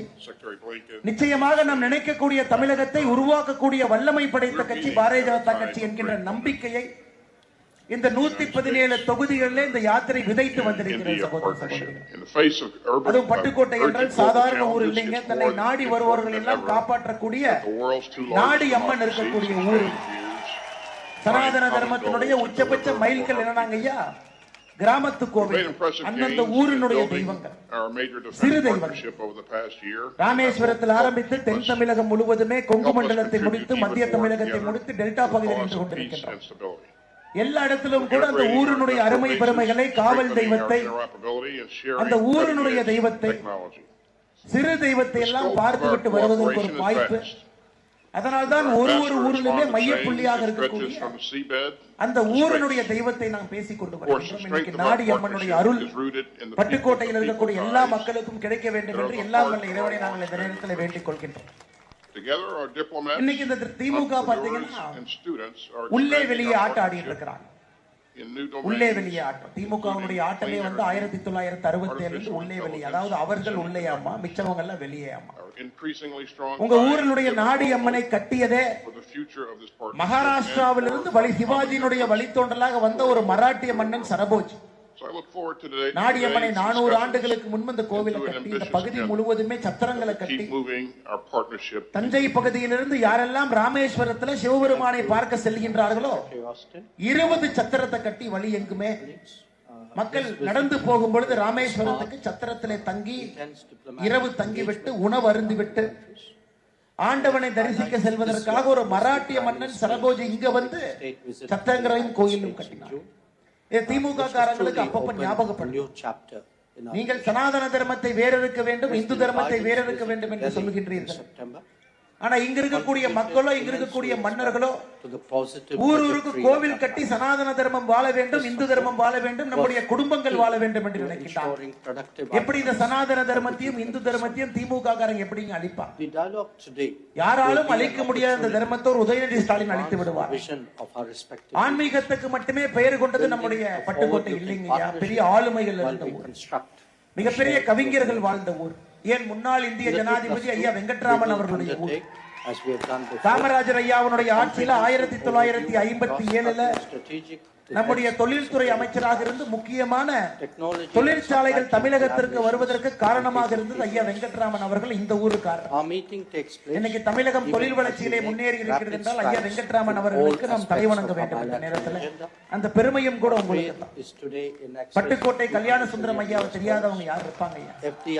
புரட்சிகரமான ஒரு பாடல்காரர். ஏன் நம்முடைய புரட்சி தலைவர் எம்ஜிஆர் அவர்கள் சொன்னார்கள், என்னுடைய ஆட்சியிலே என்னுடைய நாற்காலிக்கு 4 கால் இருந்தால் அதிலே ஒரு கால் பட்டுக்கோட்டை கல்யாண சுந்தரம் ஐயா கொடுத்தது. உச்சபட்ச ஒரு பெருமையை நம்முடைய கல்யாண சுந்தரம் ஐயா அவருக்கு புரட்சி தலைவர் டாக்டர் எம்ஜிஆர் அவர்கள் கொடுத்தார். நான் இங்கே வருவதற்கு முன்பு 100 மீட்டருக்கு முன்னாடி ஐயா நாடிமுத்து பிள்ளை அவருடைய வீட்டுக்கு சென்று அவருக்கு மரியாதை செலுத்திவிட்டு வந்தேன். சுதந்திர போராட்ட வீரர். அதன் பிறகு அவருடைய குடும்பத்தில் சாமிநாதன் ஐயா இந்த பகுதியினுடைய பாராளுமன்ற உறுப்பினராக இருந்து மக்கள் பணியாற்றினாங்க. அதன் பிறகு அவருடைய குடும்பத்தில் தொடர்ந்து மக்கள் சேவைக்காக அந்த குடும்பம் தன்னை அர்ப்பணித்துக் கொண்டிருக்கிறது. அதனால் இந்த கடைசி பகுதிக்கு வருவதற்கு முன்பாக ஐயா நாடிமுத்து பிள்ளை அவருடைய வீட்டிற்கு சென்று இந்த அற்புதமான இந்த பகுதியில் இருந்து சுதந்திர போராட்ட குரலை கொடுத்து ஐயாவுக்கு மரியாதை செலுத்திவிட்டு மேடைக்கு வந்திருக்கின்றனர். அது மட்டும் இல்லாம நம்முடைய கார்கில் போர்ல உயிரை கொடுத்த ஒரு மாவீரன் இந்த ஊருங்க. பள்ளிக்கொண்டான் சக்திவேல் அவர்களுடைய ஊர். எதற்காக இதெல்லாம் நான் சொல்றேன் ஐயா, ஒரு திமுக காரங்க திமுக தலைவர் பேசினா ஏதோ தமிழகமே 1967 தான் பிறந்துச்சு அப்படிங்கிற மாதிரி பேசுறோம். ஊர் தெய்வம் எத்தனை காலமாக 400 ஆண்டு காலமாக இருக்கக்கூடிய தெய்வம் இங்க இருக்கிறாங்க. ஊரினுடைய முக்கியமான மனிதர்கள் இங்க இருக்கிறாங்க. பட்டுக்கோட்டை உருவாக்கியவர்கள் இருக்கின்றார்கள். பட்டுக்கோட்டை என்று சொன்னால் வரக்கூடிய பெருமைக்கு சொந்தக்காரர்கள் நீங்க இருக்கு. இதையெல்லாம் தமிழகத்தினுடைய அரசியல்ல யாரும் பேசுவதில்லைங்க. ஊர் பெருமையை பேசுவது கிடையாது. அதனாலதான் இந்த யாத்திரையினுடைய முக்கியமான நோக்கம் எங்கேயெல்லாம் செல்லுகின்றோமோ அந்த ஊரினுடைய பெருமையை பேசுகின்றோம். நீங்கள் யார் என்பதை சில நேரத்தில் உங்களுக்கே எடுத்து சொல்லுவோம். எப்படிப்பட்ட தமிழகத்திலே நாம் அனைவருமே ஒரு அண்ணன் தம்பிகளாக வாழ்ந்து கொண்டிருக்கின்றோம் என்கின்ற பெருமையை பேசிக் கொண்டிருக்கிறோம். அதை தாண்டி தமிழகத்திலே அதிகமாக தென்னை மரங்கள் இருக்கக்கூடிய 2 தொகுதிகள் இங்க இருக்குது. பட்டுக்கோட்டைக்கு அருகில் இருக்கக்கூடிய தொகுதி 1,20,000 ஏக்கர்ல தென்னை மரம் தொகுதியில் வேற எங்கேயுமே இல்லைங்க. பேராவரணையும் பட்டுக்கோட்டை மட்டுமே 1,20,000 ஏக்கர் தென்னை மரம். கஜா புயல்ல 2018 சாய்ந்த பிறகு கூட மறுபடியும் மக்கள் விடாமுயற்சியோடு தென்னங்கண்ட நட்டு இன்னைக்கு எல்லாம் கிட்டத்தட்ட காய்க்கு வந்திருக்கக்கூடிய மரத்தை 1,20,000 ஏக்கர் எத்தனை இடத்துல இருக்கும் தெரியாதுங்க. இங்க இருக்கு தென்னை விவசாயத்தை நம்பி இங்க இருக்கக்கூடிய பெரும்பாலான விவசாய பெருமக்கள் தென்னை விவசாயத்தை நம்பி இருக்காங்க. இன்னைக்கு எல்லா இடத்துலயும் நான் கேட்டு வையங்க வர்றங்க. டெல்டா பகுதியில் நம்முடைய முதல் தொகுதி திருவையாறுல இருந்து ஆரம்பிக்கும். கிட்டத்தட்ட 12 கிலோமீட்டர் நடந்தோம். தொகுதியினுடைய ஆரம்பத்திலிருந்து நடுக்காவேரியிலிருந்து கிராம பகுதி என்பதால் அதிக தூரம் நடந்து விவசாயிகளை சந்தித்து நடக்கும் பொழுது எனக்கு ஒரு சின்ன யோசனை தோணுச்சு.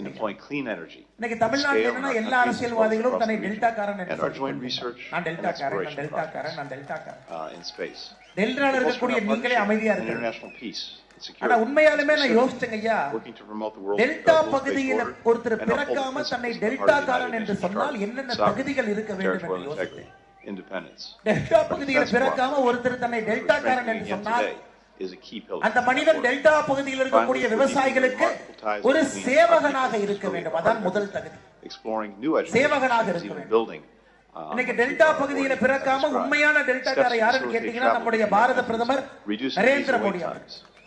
காரணம், இந்த பகுதியினுடைய வளர்ச்சிக்காக தொடர்ந்து உழைத்துக் கொண்டிருக்கிறார். இன்னைக்கு நீங்க பாருங்க, நம்ம ஆட்சிக்கு வந்த பொழுது 2013-14 காங்கிரஸ் கடைசி காலத்துல கொப்பரை தேங்காயினுடைய 1 கிலோவினுடைய குறைந்தபட்ச ஆதரவு விலை என்பது 52 காசு. 52. இன்னைக்கு 9 ஆண்டுகள் கழிச்சு நம்முடைய ஆட்சியினுடைய கடைசி காலகட்டத்தில் கொப்பரை தேங்காயினுடைய 1 கிலோவினுடைய குறைந்தபட்ச ஆதரவு விலை என்பது 108 ரூபாய் 60 காசு. 107%. உங்களுக்காக கொப்பரை தேங்காயினுடைய குறைந்தபட்ச ஆதரவு விலையை 107% நாம் உயர்த்தி இருக்கின்றோம் சகோதர சகோதரிகள். தென்னை விவசாயிகள் எந்த காலத்திலும் கூட சுணங்க கூடாது என்பதற்காக நம்முடைய பாரத பிரதமர் நரேந்திர மோடி அவர்கள் உங்களோடு நின்று கொண்டிருக்கிறார். அதே போல மட்டை உரிக்கப்பட்ட தேங்காய், குறிப்பாக இந்த பகுதியில மட்டை உரிச்சிட்டீங்கன்னா ஒரு தேங்காய் 500 இருந்து 550 கிராம், 1 கிலோக்கு 2 தேங்காய் தோராயமா. இன்னைக்கு மட்டை உரிக்கப்பட்ட தேங்காய் காங்கிரசினுடைய ஆட்சி கடைசி வருடத்துல 1 கிலோ குறைந்தபட்ச ஆதரவு விலை 12 ரூபாய் 20 பைசா இருந்துச்சு. இன்னைக்கு நம்முடைய ஆட்சியில 29 ரூபாய் 30 காசு 1 கிலோ. அப்படின்னா ஒரு தேங்காய் 14 ரூபாய். இதெல்லாம் நீங்க யோசிச்சு பாருங்க. இந்த பகுதி நம்முடைய நரேந்திர மோடி அவர்களால் எந்த அளவுக்கு பயன்பெற்று இருக்கிறது என்பதற்கு இந்த 2 ஒரு உதாரணம் ஐயா. நெல்லினுடைய குறைந்தபட்ச ஆதரவு விலை 2013-14 எவ்வளவு இருந்துச்சோ இன்னைக்கு 67% உயர்த்தி இருக்கின்றோம். 1380 ரூபாய், இன்னைக்கு 2183 ரூபாய், 67% நெல்லினுடைய குறைந்தபட்ச ஆதரவு விலை. இந்தியா பாத்தீங்கன்னா அதிகமா நெல் விளைவிக்கின்றோம். பஞ்சாப்ல, ஹரியானால, தமிழகத்துல, கர்நாடகா இருந்தும் நெல்லினுடைய விலை கீழே போகாம மோடி அவர்கள் பார்த்துக் கொண்டிருக்கின்றார். இது அனைத்துமே டெல்டா பகுதியில் இருக்கக்கூடிய விவசாய பெருமக்கள் நன்றாக இருக்க வேண்டும். இந்தியாவுடைய நெல் களஞ்சியமாக இருக்கக்கூடிய தஞ்சை மாவட்டம் எப்பொழுதும் அப்படி இருக்க வேண்டும் என்பதற்காக உங்களுக்கு உழைத்துக் கொண்டிருக்கக்கூடிய நரேந்திர மோடி அவர்களை டெல்டாக்காரன் என்று சொன்னால் நீங்க தவறு நினைக்கிறீங்களா? நினைக்கிறீங்களா? டெல்டா பகுதியில் பிறந்த நீங்கள் டெல்டாக்காரன் பாக்கியம் கிடைக்கும். ஆனாலும் நரேந்திர மோடி அவர்கள் டெல்டா பகுதிக்காக உழைத்துக் கொண்டிருக்கக்கூடிய அந்த மாமனிதன் தன்னை டெல்டாக்காரன் என்று சொன்னால் நாம் ஏற்றுக்கொள்ளலாம் சகோதர சகோதரிகள். இன்னைக்கு 46 லட்சம் விவசாய பெருமக்கள் தமிழகத்தில் வங்கி கணக்குக்கு 6000 ரூபாய் நேரடியாக வங்கி கணக்குக்கு வருகிறது PM கிசான் சம்மான் நிதி மூலமா. இதுவரை 15 தவணைகள் 2000. யாரெல்லாம் இதுவரை PM கிசான் திட்டத்தில் சேர்ந்திருக்காங்களோ ஆரம்பித்த நாளிலிருந்து இதுவரை உங்களுக்கு 30,000 ரூபாய் உங்களுடைய வங்கி கணக்குக்கு வந்திருக்கு. 15 தவணை, தவணைக்கு 2000. 30,000 ரூபாய் உங்களுடைய வங்கி கணக்குக்கு தண்டோரா போடாம, போஸ்டர் ஒட்டாம, நீங்க ஆடியோ முன்னாடி நிக்காம, தாசில்தார் முன்னாடி கை கட்டி நிக்காம, யாருகிட்ட கையெழுத்து வாங்காம, ஒரு உரிமையோடு, ஒரு தெளிவோடு, எந்தவித ஆடம்பரமும் இல்லாமல், எந்தவித ஒரு அட்வர்டைஸ்மெண்ட் இல்லாம உங்களுடைய வங்கி கணக்குக்கு இதுவரை 30,000 ரூபாய் 15 தவணை 2000 ரூபாய் உங்களுடைய வங்கி கணக்கு வந்திருக்கு. in the United States, காரணம் மோடி என்றால் சொல், மோடி என்றால் India செயல். partnership. In the face of urgent global நம்முடைய challenges, ஸ்டாலின் ஐயா மாதிரி it's more 511 important தேர்தல் than ever வாக்குறுதியை கொடுத்துவிட்டு that the world's two largest வெறும் 20 தேர்தல் democracies வாக்குறுதியை exchange நிறைவேற்றிவிட்டு find 99% நிறைவேற்றிவிட்டேன் என்று பகலிலே பொய் சொல்லக்கூடிய We've தலைவர் made impressive பிஜேபியில் யாரும் gains இல்லை. in building அது our நிச்சயமாக major பாரத defense பிரதமர் partnership Narendra over the Modi past அவர்கள் year, கிடையாது. and that will help அப்படிப்பட்ட அற்புதமான பிரதமர் நமக்கு கிடைத்திருக்கின்றார்கள். இந்த பகுதியில குறிப்பாக இந்த சட்டப்பேரவை தொகுதியில மிக முக்கியமான அஜிராம integrating our industrial bases, 3000 குடும்பங்கள் நாட்டு படகு interoperability, மூலமாக sharing மீன் cutting பிடிக்கிறாங்க. edge இந்த பகுதியினுடைய technology. முக்கியமான The scope மீனவர்கள் of our இருக்கிறாங்க. நம்முடைய cooperation is பிரதமர் vast. அவர்கள் மீனவர்கள் என்று சொல்வதில்லை, As our ambassador is fond அவர்களையும் of மீன் saying, it விவசாயிகள் என்று stretches from the சொல்கிறார். seabed பேரே மாத்திட்டார், to மீன் space. விவசாயம். விவசாயத்துக்கு என்னெல்லாம் சலுகை இருக்கிறதோ மீனவர்களுக்கும் மீன் விவசாயம் என்று கொடுக்கிறார். இன்னைக்கு நம்முடைய பிரதமர் அவர் வந்த பிறகு தமிழகத்திற்கு மட்டும் நீங்க பாத்தீங்கன்னா Together, our diplomats கடந்த 2 வருடத்தில் மட்டுமே மீனவ உள்கட்டமைப்பை உருவாக்குவதற்காக மத்திய சம்பந்த திட்டத்தோடு இணைந்து 1356 கோடி ரூபாய் தமிழகத்திற்கு கொடுக்கப்பட்டிருக்கிறது. 1,84,457 மீனவர்கள் பயனடைந்திருக்கின்றார்கள். துறைமுகங்கள் உருவாக்க துறைமுகங்களுக்காக 1464 கோடி ரூபாய் கொடுத்திருக்கோம் ஐயா. கிசான் கடை திட்டம், நார்மலா விவசாய பெருமக்களுக்கு கிசான் அட்டை கிடைக்கும். இன்னைக்கு மீனவ சொந்தங்களுக்கும் 1,42,458 பேருக்கு கிடைச்சிருக்கு. அஜிராம பட்டணத்திலும் அதிகமான மீனவ சொந்தங்களுக்கு இந்த திட்டங்கள்லாம் வந்திருக்குது ஐயா. மீனவர்களுக்கு, விவசாய பெருமக்களுக்கு, குறிப்பாக டெல்டா பகுதியில் இருக்கக்கூடிய அனைவருக்கும் நம்முடைய பாரத பிரதமர் அவர்கள் தொடர்ந்து இங்கு வேலை செய்து கொண்டிருக்கிறார். ஆனா இன்னைக்கு பட்டுக்கோட்டையில கடந்த 1 வருட காலமாக பேப்பர்ல வந்து சில தவறான விஷயத்தை நான் குறிச்சு எடுத்துட்டு வந்தேன். யாத்திரை வரும்பொழுது நேரிலே உங்களை சந்திப்பதற்கு அவகாசம் இருக்கும் பொழுது சில விஷயத்தை உங்களிடம் பேச வேண்டும் என்பதற்காக இங்க வந்தேன். இன்னைக்கு அமலாக்கத்துறை சென்னை உயர்நீதிமன்றத்தில் நேற்று ஒரு அபிடவிட் தாக்கல் பண்றாங்க. தமிழகத்திலே மணல் கொள்ளை என்பது கடந்த 2 ஆண்டுகள்ல மணல் கொள்ளை மட்டுமே 4700 கோடி ரூபாய்க்கு மணல் கொள்ளை நடந்திருக்கு. அமலாக்கத்துறை உயர்நீதிமன்றத்தில் அபிடவிட் தாக்கல் பண்றாங்க. தமிழகத்துல 2 ஆண்டுகள்ல 4700 கோடி ரூபாய்க்கு மணல் கொள்ளை நடந்திருக்கு. ஐஎஸ்ஆர்ஓவை கூப்பிட்டு சேட்டலைட் வச்சு காவேரி ஆற்றுங்கரை முழுவதுமே படம் பிடித்து எங்கெல்லாம் கொள்ளையடித்திருக்கின்றார்கள் என்கின்ற ஆய்வறிக்கை படி 4700 கோடி. இந்த மாசம் பாத்தீங்கன்னா ஜூன் மாசத்துல இந்த பகுதியினுடைய சட்டமன்ற உறுப்பினர் அண்ணாதுரை அவர்கள் காவல்துறையினுடைய என்ன பேசுறாரு அந்த ஆடியோ வந்து நீங்க கேட்டிருப்பீங்க. டிஎஸ்பி பேசுறாரு, சார் இந்த மணல் கொள்ளையில ஈடுபட்ட 2 பேர்த்த விட்டுருங்க. நான் தாசில்தார்கிட்ட பேசிட்டு அவரும் தாசில்தார் சரிங்கிறாரு, நீங்க கொஞ்சம் வெட்டிங்கன்னா நல்லா இருக்கும் ஐயா. ஆனா உண்மையாலுமே அந்த டெப்டி சூப்பரண்ட் ஆஃப் போலீஸ் அந்த டிஎஸ்பியை பாராட்டுங்க. போன்லயே சொல்றாங்க அதெல்லாம் விட முடியாதுங்க. காவல்துறையிலும் கண்ணியமிக்க அதிகாரிகள் இருக்கின்றார்கள். அந்த ஆடியோ காலம் ஒரு திமுக காரணமே நீங்க பிடிச்சவங்க எல்லாம் விடுங்க விடுங்கன்னு சொல்லித்தான் இன்னைக்கு 4700 கோடி ரூபாய் மணல் கொள்ளை தமிழகத்திலே 2 ஆண்டுகள் நடந்திருக்கு. நீங்க நம்ப மாட்டீங்க, தமிழக அரசுக்கு மணல் மூலமாக வந்த வருமானம் எவ்வளவு ஐயா? 4700 கோடி ரூபாய் ஊழல் பண்ணியாச்சு, திருடியாச்சு. அமலாக்கத்துறை சென்னை உயர்நீதிமன்றத்தில் அபிடவிட்ல சொல்லிட்டாங்க. தமிழக அரசுக்கு மணல் மூலமாக வந்த வருமானம் என்பது வெறும் 37 கோடி ரூபாய். நீங்க நம்புறீங்களா?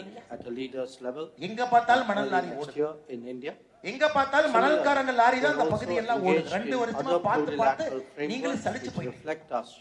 இன்னைக்கு தமிழக அரசு மணல் மூலமாக எங்களுக்கு வந்த வருமானம் 37 கோடி ரூபாய் தான் சொல்றாங்கன்னா காவேரி தாயை யார் கொள்ளையடித்துக் கொண்டிருக்கின்றார்கள் என்பதை நீ விடக்கூடாது. காரணம் 10 தலைமுறை 15 தலைமுறை உங்களை வாழ வைத்தது காவேரி தாய் தாங்க உங்களை வாழ வைத்தது. அதனால்தான் சோழ பேரரசனுடைய சாம்ராஜ்யம் இங்க வந்தாங்க. சோழ பேரரசனுடைய சாம்ராஜ்யம் காவேரியை சுத்தி இருந்தனால தாங்க ஐயா 1500 ஆண்டுகள் கிழக்காசியாவினுடைய அரசியலை நீங்க தீர்மானிச்சு. தமிழகம் மட்டுமல்ல, பிஜி, இந்தோனேஷியா, மலேசியா இங்கே அமர்ந்து கொண்டு நீங்கள் சந்தை பகுதியில் அமர்ந்து கொண்டு 1500 ஆண்டுகள் கிழக்காசியாவுடைய அரசியல் எப்படி இருக்க வேண்டும் என்று இங்கிருந்து சோழர்கள் இன்னைக்கு அந்த காவிரி தாய் நம் கண் முன்னால் அழிந்து கொண்டிருப்பதை எப்படி நீங்க டெல்டா பகுதியில் ஏத்துக்குவீங்க ஐயா? காவிரி தாய் அழிந்து கொண்டிருக்கின்றார் என்றால் அதிலே முதல் குற்றவாளி திராவிட முன்னேற்ற கழகத்தினுடைய குடும்பம் தான் முதல் குற்றவாளி. எப்படி நான் சொல்றேன் ஐயா, நீங்க கேளுங்க. 1924 காவிரிக்காக ஒப்பந்தம் போடப்பட்டது. நதிநீர் எப்படி பங்கீடு செய்ய வேண்டும். And together, அந்த ஒப்பந்தம் என்பது 50 ஆண்டுகள் கழித்து 1974 முடிவுக்கு வந்துச்சு. 74 அந்த ஒப்பந்தத்தை புதுப்பித்திருக்க வேண்டும். அன்னைக்கு தமிழகத்தினுடைய முதலமைச்சர் ஐயா கலைஞர் கருணாநிதி அவர்கள், மத்தியிலே ஆட்சியில் இருக்கக்கூடிய பிரதமர் அம்மையார் இந்திரா காந்தி அவர்கள், காங்கிரஸ் கர்நாடகாவில் ஆட்சியில் இருக்கிறார். கலைஞர் கருணாநிதி அவர்களுக்கு தெரியும், காங்கிரஸ் ஆட்சியை நிர்பந்தித்து தமிழ்நாட்டுக்கு நதிநீர் பங்கீட்டுல அதிகமா தண்ணியை வாங்கிட்டா எம்ஜிஆர் அவர்கள் புரட்சி தலைவர் 1972 கட்சி ஆரம்பிக்கிறார். 74 இந்த பஞ்சாயத்து. அப்ப நிச்சயமாக நம்முடைய ஆட்சியை இந்திரா காந்தி அம்மையார் டிஸ்மிஸ் செய்து விடுவார் என்ற ஒரே அன்றைய முதல்வர் கலைஞர் கருணாநிதி அவர்கள் நம்முடைய காவிரி உரிமையை கர்நாடகாவுக்கு 1974 விட்டு கொடுத்த காரணத்தினால் கர்நாடகாக்காரன் தமிழகத்தினுடைய அனுமதி இல்லாமல் காவிரியை தடுத்து 4 அணைகள் கட்டினார். கபினி, ஹேமாவதி, ஆரங்கி, சொர்ணாவதி 4 அணைகள் தமிழகத்தினுடைய அனுமதி இல்லாமல் 2000 ஆண்டுகளாக இந்த பகுதிக்கு வரக்கூடிய காவிரி தாயை 4 இடத்திலே கர்நாடகாவில் தடுக்கிறாங்க காங்கிரஸ்காரங்க. காரணம், தமிழகம் தன்னுடைய உரிமையை விட்டுக் கொடுத்தது 1974. எந்த தைரியத்துல முதலமைச்சர் அவர்கள் தன்னை ஒரு டெல்டாக்காரன், எந்த தைரியத்துல, எந்த மனசுல டெல்டாக்காரன் என்று சொல்வதற்கு தமிழகத்திலே ஒருவருக்கு உரிமை இல்லை என்றால் 2 பேருக்கு உரிமை இல்லைன்னா ஒருத்தர் முதலமைச்சர் மு க ஸ்டாலின், ஒருத்தர் பிரியா. இந்த பகுதியில் யாராச்சும் சாராய ஆலை போட்டு பாப்பீங்களா?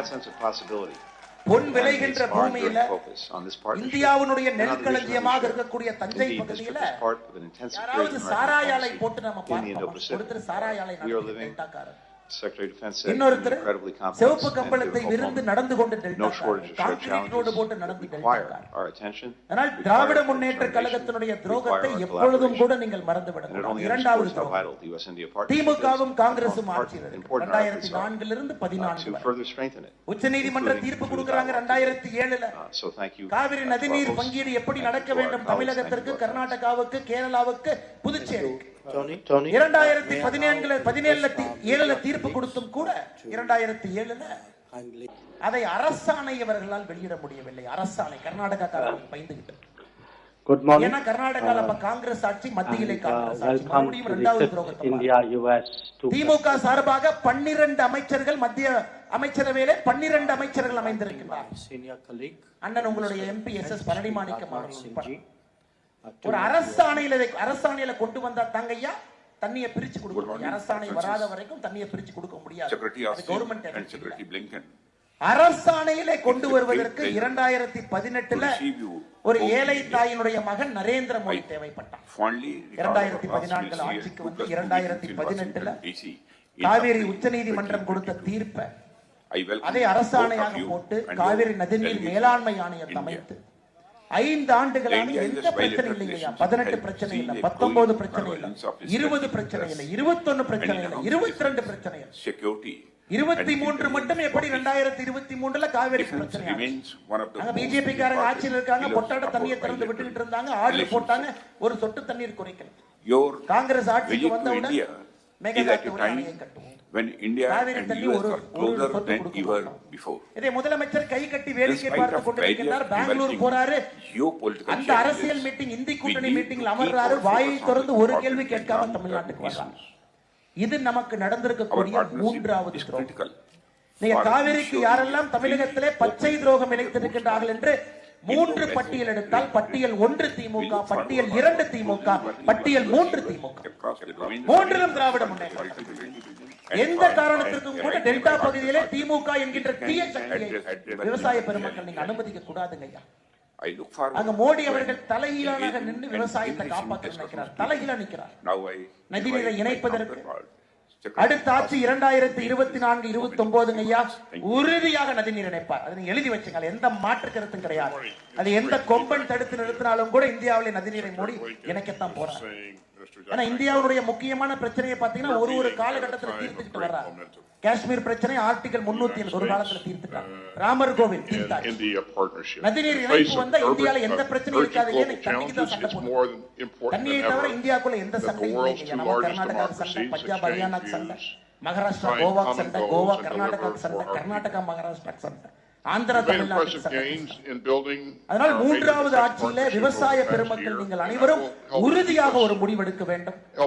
விவசாயத்திற்காக பாரத பிரதமர் நரேந்திர மோடி அவர்கள் மூன்றாவது முறை ஆட்சி கட்டளை அமர வேண்டும் என்கின்ற ஒரு குறிக்கோளை நீங்கள் எடுக்க வேண்டும்.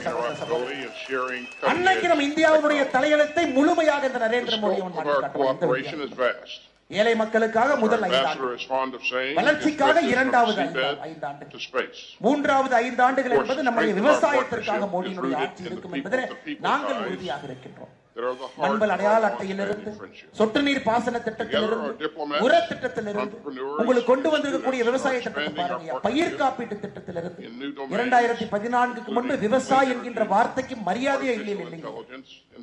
இன்னைக்கு 2014க்கு பிறகு மோடியினுடைய ஆட்சியில விவசாயத்திற்கு என்று தனி மரியாதை கொடுத்து, விவசாயத்திற்கு முக்கியத்துவம் கொடுத்து நம்முடைய பாரத பிரதமர் நரேந்திர மோடி அவர்கள் நமக்காக இங்கே ஆட்சி நடத்தி கொண்டிருக்கின்றார். சகோதர சகோதரர்களே, பெரியோர்களே, தாய்மார்களே, நம்முடைய அன்புக்கும் பெருமைக்கும் உரிய விவசாய பெருமக்கள்.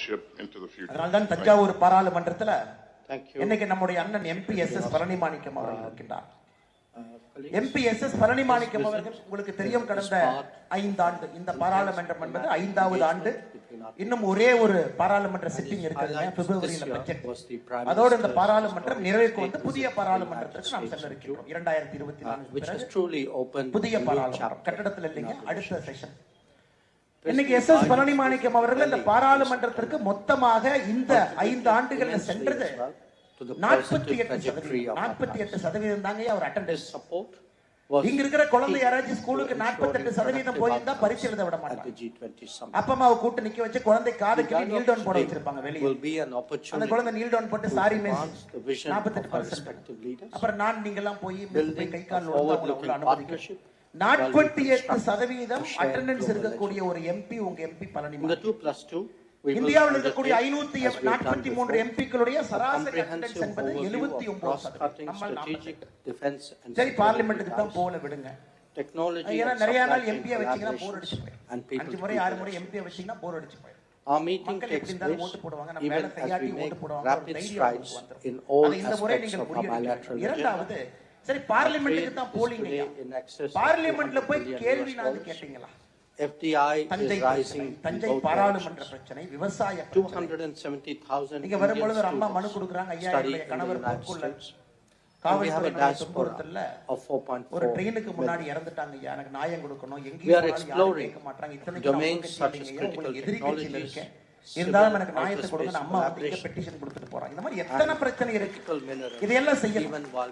பாராளுமன்றத்திலே 5 ஆண்டுகள்ல நம்முடைய MP பழனிமாணிக்கம் அவர்கள் கேட்ட மொத்த கேள்வி ஐயா, new elements of our defense cooperation, ஒரு கேள்வி கேட்க, including industry collaboration and innovation. வீடியோல சொல்லிட்டு போறேன். நாளைக்கு பழனிமாணிக்கம் வந்து அண்ணாமலை போய் today will be the Indo-Pacific பூஜ்யம் கேள்வி. As we all know, ஒரு கேள்விகள் கூட கேட்காம பாராளுமன்றத்துல 4 ஆண்டுகள் MP பதவியை முடித்துவிட்டு 5வது ஆண்டுல early next year in நீங்க சொல்லுங்க, எந்த தைரியத்துல ஒரு தொகுதி மக்களை வந்து பார்த்து engaged in other உங்களுக்காக கேள்வி உங்களுக்காக பாராளுமன்றத்தில் strategic convergence. உங்களுக்கு தெரியும் 2024ல திமுக காரங்க தலைகீழா நின்னாலும் மோடி அவர்கள் 400 MPக்களோடு வரப்போகின்றார் என்பது உங்க அனைவருக்கும் I look forward to exchanging views. 400 MPக்கள் in West Asia. முக ஸ்டாலின் அவர்கள் அவருடைய கோபாலபுரத்திலிருந்து அவருடைய தந்தையார் சமாதி வரைக்கும் குட்டியக்கரணம் படிச்சு போனாலும் 400 MPக்களோடு பாரத பிரதமர் நரேந்திர மோடி அவர்கள் ஆட்சிக்கு தான் போறாங்க.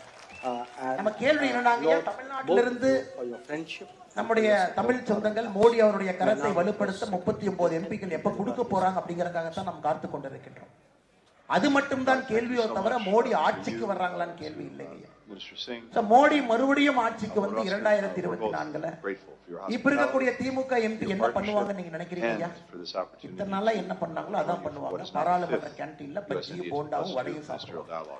அதை தவிர இவர்கள் எதுவும் செய்யல, பாராளுமன்றத்துக்கு போல, அட்டெண்டன்ஸும் இல்ல, கேள்வியும் கேட்கல, தொகுதி பிரச்சனையும். அதனால்தான் பெரியோர்களே, தாய்மார்களே, விவசாய பெருமக்களே, உங்களுடைய அன்பு தம்பியாக இந்த அண்ணாமலை உங்களிடம் ஒரு அன்பான வேண்டுகோள்.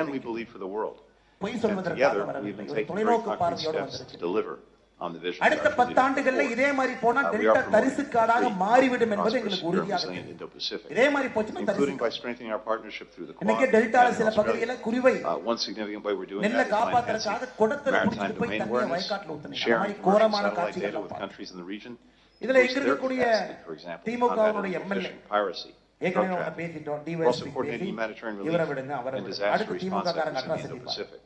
இந்த பட்டுக்கோட்டை We're அதிராம harnessing together பட்டணத்துல the power of innovation to மக்களுக்கு make our மருத்துவ economies உதவிகள் more resilient செய்வதற்காக and to Aathirai make our rural communities more development secure association while ஒருத்தவங்க expanding inclusive அதிராம economic பட்டணத்துல opportunity. ஒரு தொண்டு That's நிறுவனத்தை evident in ஆரம்பிக்கிறாங்க the cooperation on May semiconductors and advanced 22ஆம் தேதி biotechnology, திமுக காரங்க அந்த on our இடத்துக்கு போறாங்க unprecedented அதிராம்பட்டினுடைய investments நகர் துணைத் in தலைவர் deploying Rama clean Gunasekaran energy at scale in our நகர்மன்ற countries as well தலைவருடைய as across கணவர் the region, MSS and Abdul our Kareem joint போறாங்க research and அவங்க என்ன exploration சொல்றாங்க அதை அப்படியே projects படிக்கிறேன் பாருங்க in ஆடியோல space. We're நாங்கள் bolstering our partnership சொல்வதுதான் in சட்டம் international peace, கோர்ட் security, எல்லாம் and எங்களை ஒன்றும் specifically செய்ய முடியாது working to promote the world's வேலையை rules-based நிறுத்து order இல்லனா and uphold நடக்கிறதே the வேற principles at the heart of இது the United ஃபர்ஸ்ட் Nations ரெண்டாவது Charter: sovereignty, பத்திரிகை போய் territorial கேக்குறாங்க ஏன்னா integrity, அவங்க தான் அதிராம் பட்டணத்துல independence. மக்களுக்கு அவங்க Our பாட்டு defense ட்ரஸ்ட் போட்டு cooperation, ஆரம்பிக்கிறாங்க which ஏன்னா we're strengthening again பத்திரிகை today, நாங்க is a அப்படி key தாண்டா part இருப்போம் of that work. எங்களை பத்தி Finally, எழுதுனா we're உன்னை deepening the அடிச்சே கொலை remarkable ties செஞ்சிருவோம் between இதெல்லாம் our people, இதெல்லாம் which is really at the heart of everything. எம்எல்ஏக்கு அடுத்து Exploring இருக்கக்கூடிய new திமுக educational காரங்க. exchanges, even building ஒருவேளை இவங்க on இருந்து what you've தப்பிச்சுக்கலாம்னு already யாராவது described. Steps to Pattukkottai facilitate தொகுதியில் travel இருக்கக்கூடிய between our பொதுமக்கள் இன்னும் countries, தைரியமா reducing இருந்தீங்கன்னா visa wait times. குறிச்சி பகுதியில one thing we've திமுகவினுடைய learned over ஒன்றிய recent மகளிர் decades is அமைப்பாளர் that திருமதி when தீபலட்சுமி Indians and அவருடைய கணவர் Americans study சுவாமிநாதன் together, ஒரு work together, பழங்குடியின collaborate சகோதரிய together, தன்னுடைய possibilities செருப்பை of கழட்டி progress அடிக்கிறார் are infinite. செருப்பை கழட்டி அடிக்கிறார் it's இதை that வந்து sense of நான் possibility என்னுடைய that முகநூல்ல animates our அந்த enduring வீடியோவை focus போட்டு on this partnership 24 and on the April vision that we share. 2023 Indeed, this trip is அந்த part of வீடியோவை an போட்டு intensive பதிவு period of பண்ண American இதான் diplomacy சமூக நீதியினுடைய in the லட்சணமா திராவிட Indo-Pacific. முன்னேற்ற We are கழகத்தினுடைய living, தொண்டர்கள் the Secretary of Defense said, in இங்க இருக்கக்கூடிய incredibly complex மக்களுக்கு and எங்கேயுமே difficult தப்பிக்க முடியாது moment. எம்எல்ஏட்டையும் தப்பிக்க No முடியாது shortage of shared challenges அதுக்கப்புறம் that திமுக require 1 லெவல்ல our இருந்து attention, அவங்கட்டி தப்பிக்க require முடியாது our determination, சமூக நீதி என்று require our பேசிவிட்டு collaboration. செருப்பை கட்டி ஒரு It only பழங்குடியின underscores சகோதரி how ஒருத்தர vital the necessity காலனியால் of அடிக்கிறார் partnership is and how இந்த அநியாயம் எல்லாம் important எங்கேயுமே our efforts நடக்கலைங்க are அன்னைக்கே நான் பேப்பர்ல to further குறிப்பிட்டு strengthen வச்சேன் it, இதை including பார்த்தவுடன் through the dialogue Pattukkottai today. போகும்பொழுது So உங்களிடம் thank இதையெல்லாம் you பேசி to our hosts, உங்களிடமே to our நியாயத்தை colleagues, thank you இதை to our போன்ற friends. அரசியல் தான் நமக்கு வேண்டுமா இது போன்ற அரசியல்வாதிகள் தான் நமக்கு வேண்டுமா ஐயா எத்தனை நாளைக்கு நம்மளை ஏமாத்துவாங்க இன்னும் 70 வருஷத்துக்கு நம்மளை ஏமாத்தணுமா எனக்கு உலகம் முழுவதுமே உங்களுடைய இளைஞர்கள் பணி செய்கிறாங்க எனக்கு எத்தனையோ பேர் எனக்கு தெரியுங்க ஐயா சிங்கப்பூர்ல இருந்து வந்திருக்காங்க Good morning வரும்பொழுது எல்லாம் பார்த்துட்டு வந்தாங்க and welcome to the fifth India US 2+2 ministry.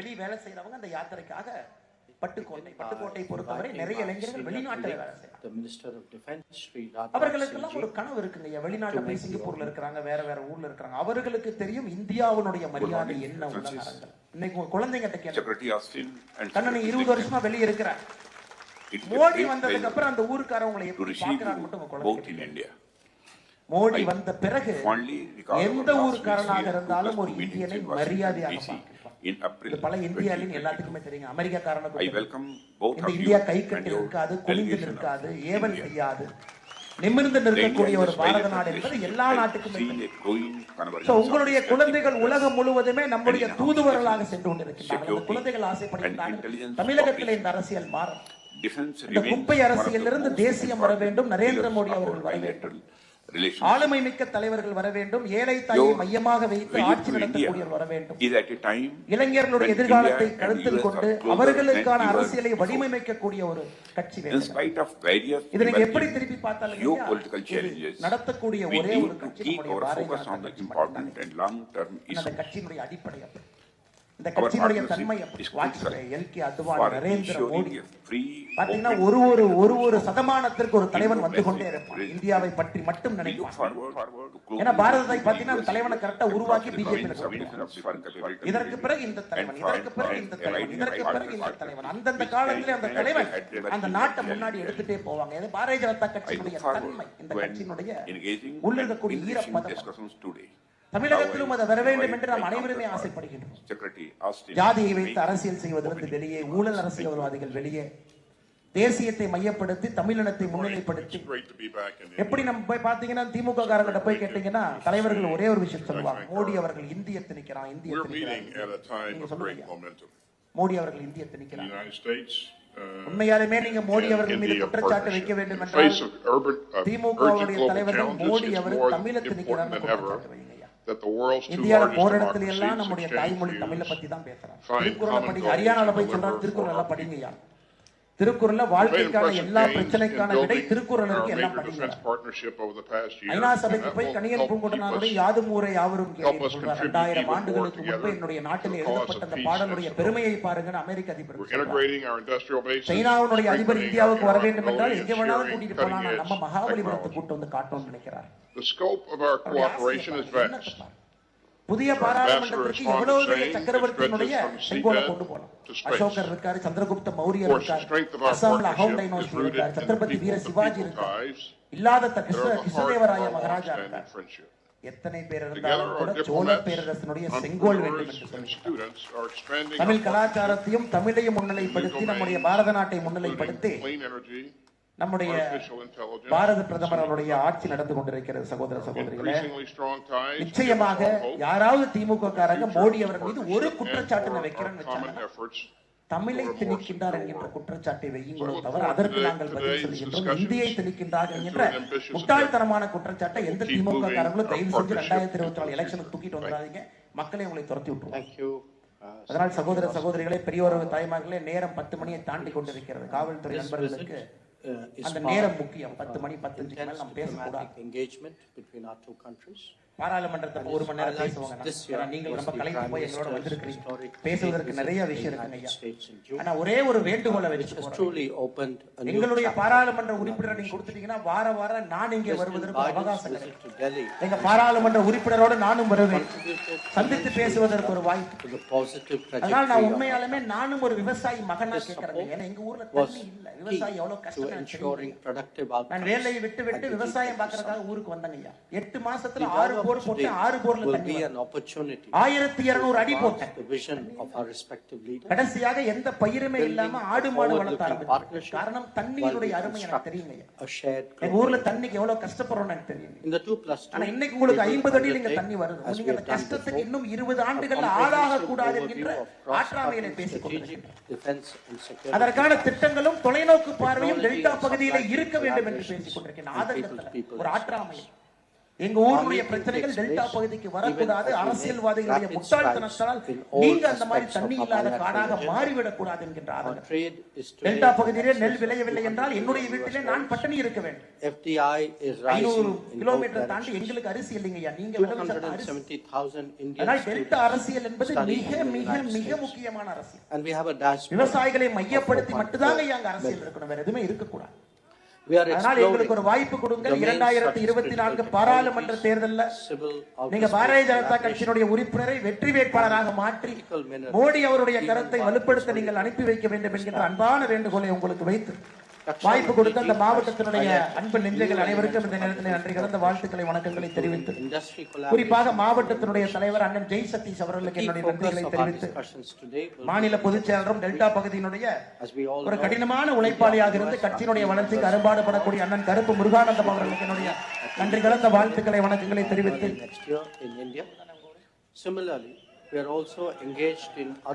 உள்ளூர்காரராக இருக்கிறார் முத்துப்பேட்டை உள்ளூர்காரராக இருக்கின்றார் மாவட்ட பார்வையாளர் அன்பண்ணன் முரளி கணேஷ் அவர்கள் நம்மோடு இருக்கின்றார்கள். அவருக்கு நான் நன்றி தெரிவித்து, தமிழகத்திற்கு வெளியே நம்முடைய தமிழ் கலாச்சாரத்தையும் தமிழ் பாரம்பரியத்தையும் பறைசாற்றிக் கொண்டிருக்கக்கூடிய இன்னொருத்தர் யாருன்னா ஒரு தமிழ் எம்எல்ஏ மும்பைல உங்க ஊருக்காரர் அண்ணன் கேப்டன் தமிழ்ச்செல்வம் அவர்கள் மும்பையில மகாராஷ்டிராவில் சியோன் கோலிவாட் தொகுதியினுடைய 2வது முறை எம்எல்ஏவாக பாரதிய ஜனதா கட்சியில் இருக்கிறவங்க.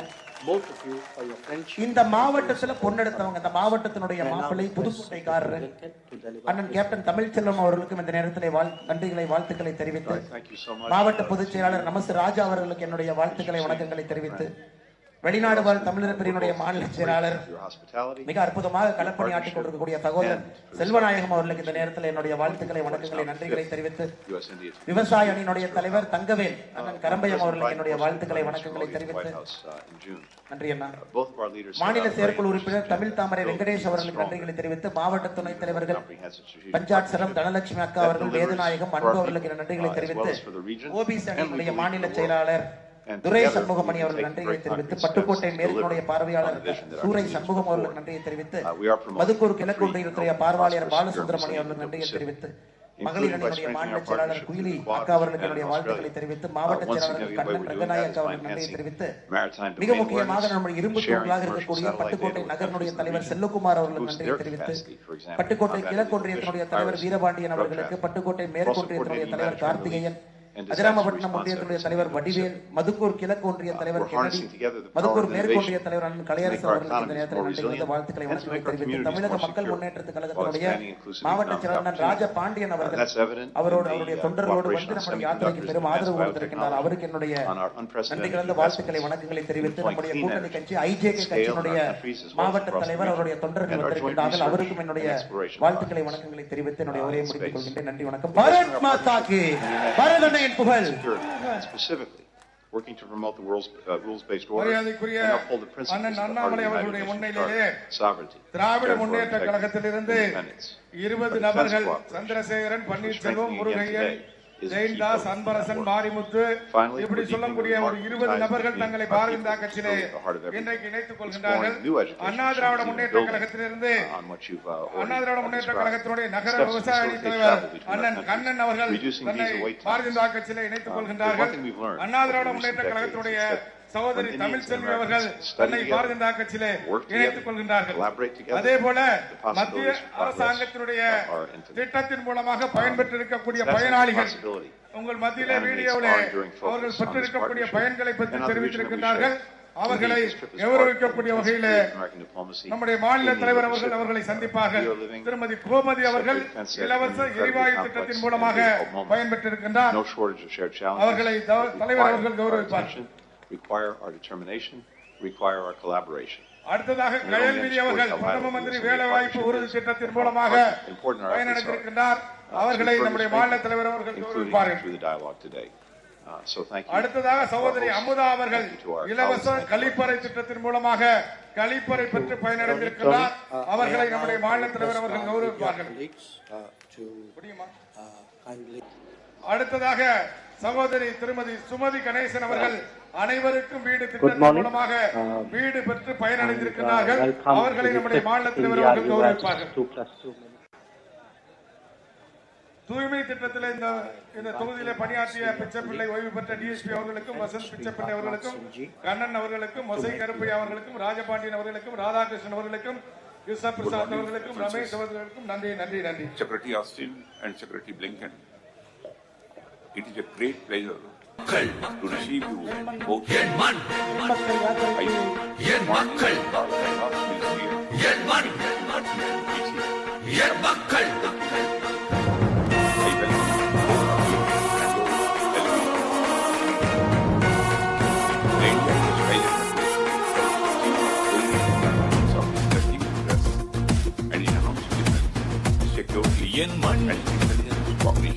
என் மக்கள் பொது புரட்சி நடைபயணம் நீ துணிவுடன் நடந்திடவா என் மண் என் மக்கள் ஒரு மலையாய் நம் தலைவர் நம்முடன் வருகின்றார் ஒரு நாளும் ஊழல் இங்கே தொடர்ந்திட முடியாதே தமிழ் மண்ணில் இனிமேல் லஞ்சம் என்றொரு கொடுமைகள் இருக்காதே தமிழகமே தலை நிமிரும் காலம் வந்தாச்சே என் மண் என் மக்கள் ஒரு புரட்சி நடைபயணம் நீ துணிவுடன் நடந்திடவா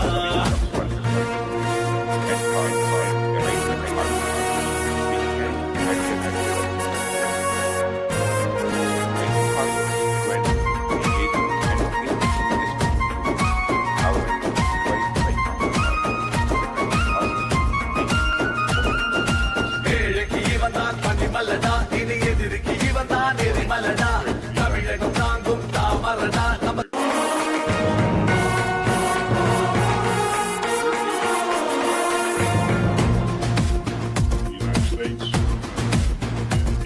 In the face of urban urgent global challenges, it's more புது புரட்சி நடைபயணம் நீ துணிவுடன் நடத்தி நீ துணிவுடன் நடந்திடவா என் மண் என் மக்கள் ஒரு மலையாய் நம் தலைவர் நம்முடன் வருகின்றார் இனி ஒரு நாளும் ஊழல் இங்கே தொடர்ந்திட முடியாதே தமிழ் மண்ணில் இனிமேல் லஞ்சம் என்றொரு கொடுமைகள் இருக்காதே தமிழகமே தலை நிமிரும் காலம் வந்தாச்சே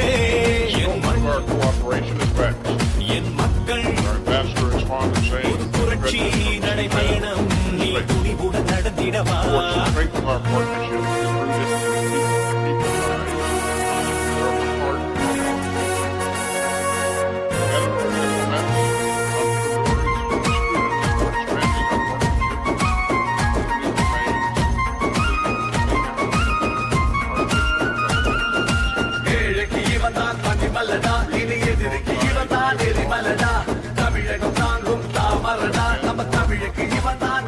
ஆச்சரியடா நரி கூட்டம் இனிமேல் ஓடுமே நல்ல உள்ளமே நாட்டை ஆளுமே பொய் வேஷம் போட்ட கூட்டமே அந்த வேஷத்தை கலைக்கும் நேரமே அடமோடியிடம் பயின்றவன் தான் அண்ணாமலைதானே புறப்பட்டுட்ட புது புரட்சியடா தமிழகத்தை நீ மீட்டிடவா என் மக்கள் புது புரட்சி நடைபயணம் நீ துணிவுடன் நடத்திடவா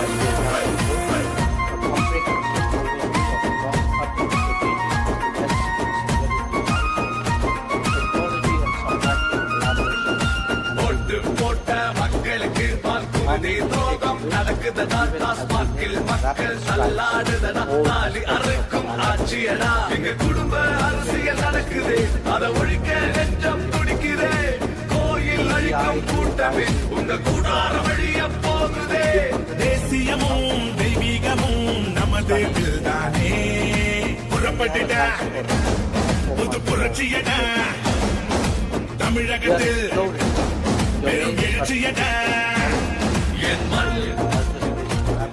என் மக்கள் புது புரட்சி நடைபயணம் நீ துணிவுடன் நடந்திடவா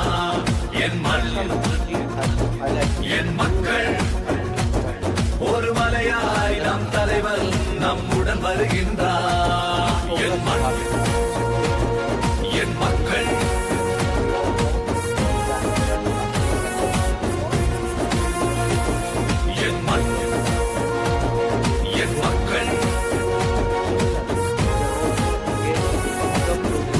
frameworks which reflect our strategic convergences, such as the IPEF, which the recently launched IPEF. In the context of the ongoing global developments, I look forward to exchanging views about developments in West Asia and Ukraine. Once again, I welcome you, Blinken, and Lord, both of you for your friendship and for your support for our cause. I now request Secretary Blinken to deliver his opening remarks. I thank you so much to you, to Minister Singh, to my friend Lord Austin. We're grateful for your hospitality, partnership, and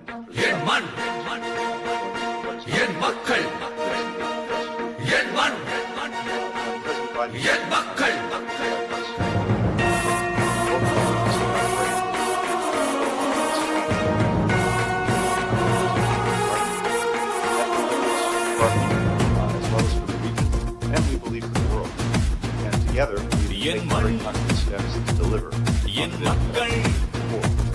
We are புரட்சி நடைபயணம் நீ துணிவுடன் நடந்திடவா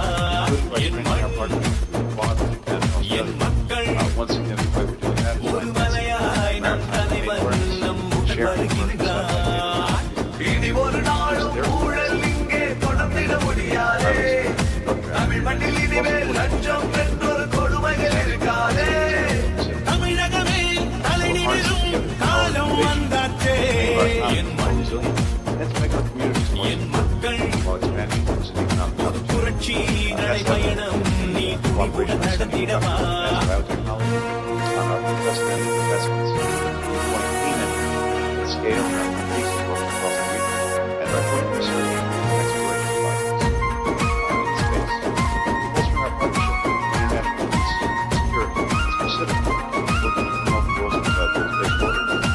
ஏழைக்கு இவன் தான் மதிமல்லடா இனி எதிரிக்கு இவன் தான் எரிமலடா தமிழகம் தாங்கும் தாமரடா நம்ம தமிழுக்கு இவன் தான் பலபிரடா நரி கூட்டம் இனிமேல் ஓடுமே நல்ல உள்ளமே நாட்டை ஆளுமே பொய் வேஷம் போட்ட கூட்டமே அந்த வேஷத்தை கலைக்கும்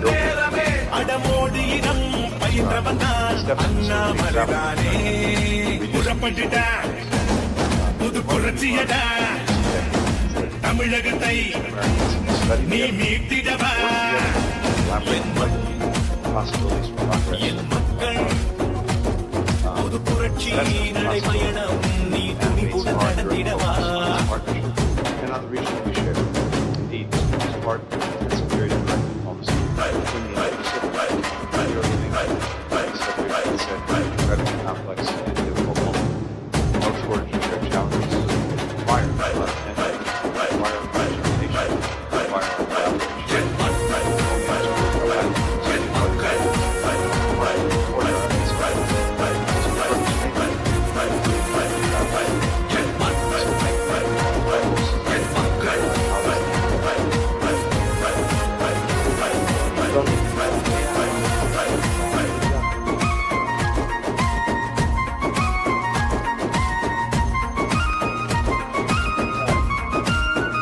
Good morning. Welcome to India US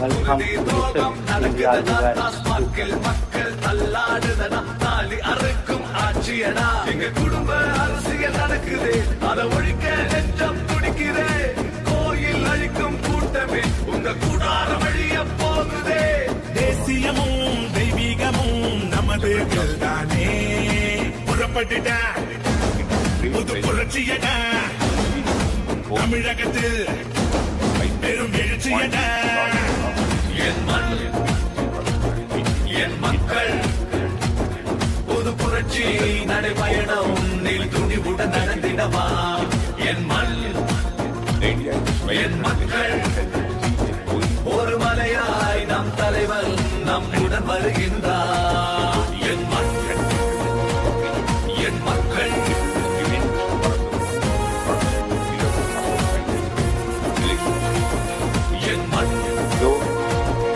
என் மக்கள். Is at a time when India and US are closer than ever. In spite of various emerging geopolitical challenges, we need to keep our focus on the important and long-term issues.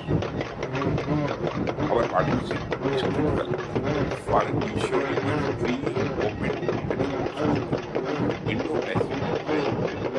We look forward to closing our university across the province of and find the right partnership which can help the energy. I look forward to when engaging and enriching this community. However, my company positive beings. Thank you.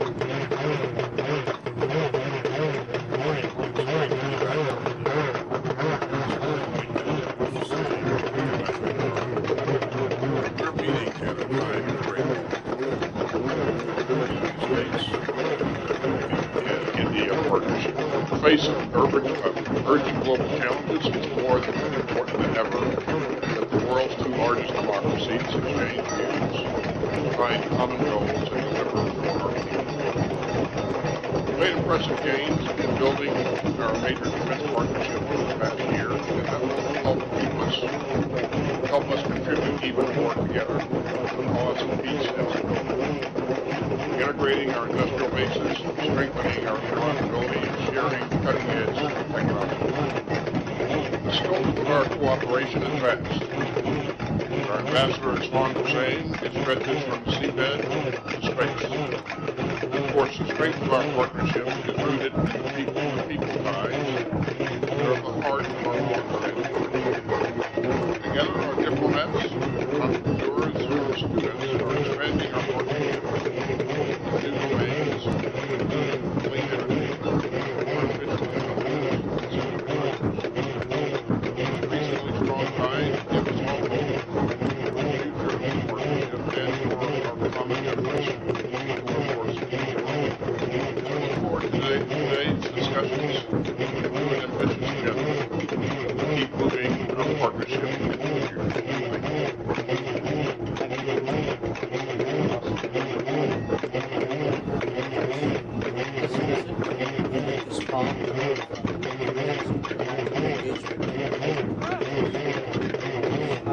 This year, the Prime Minister has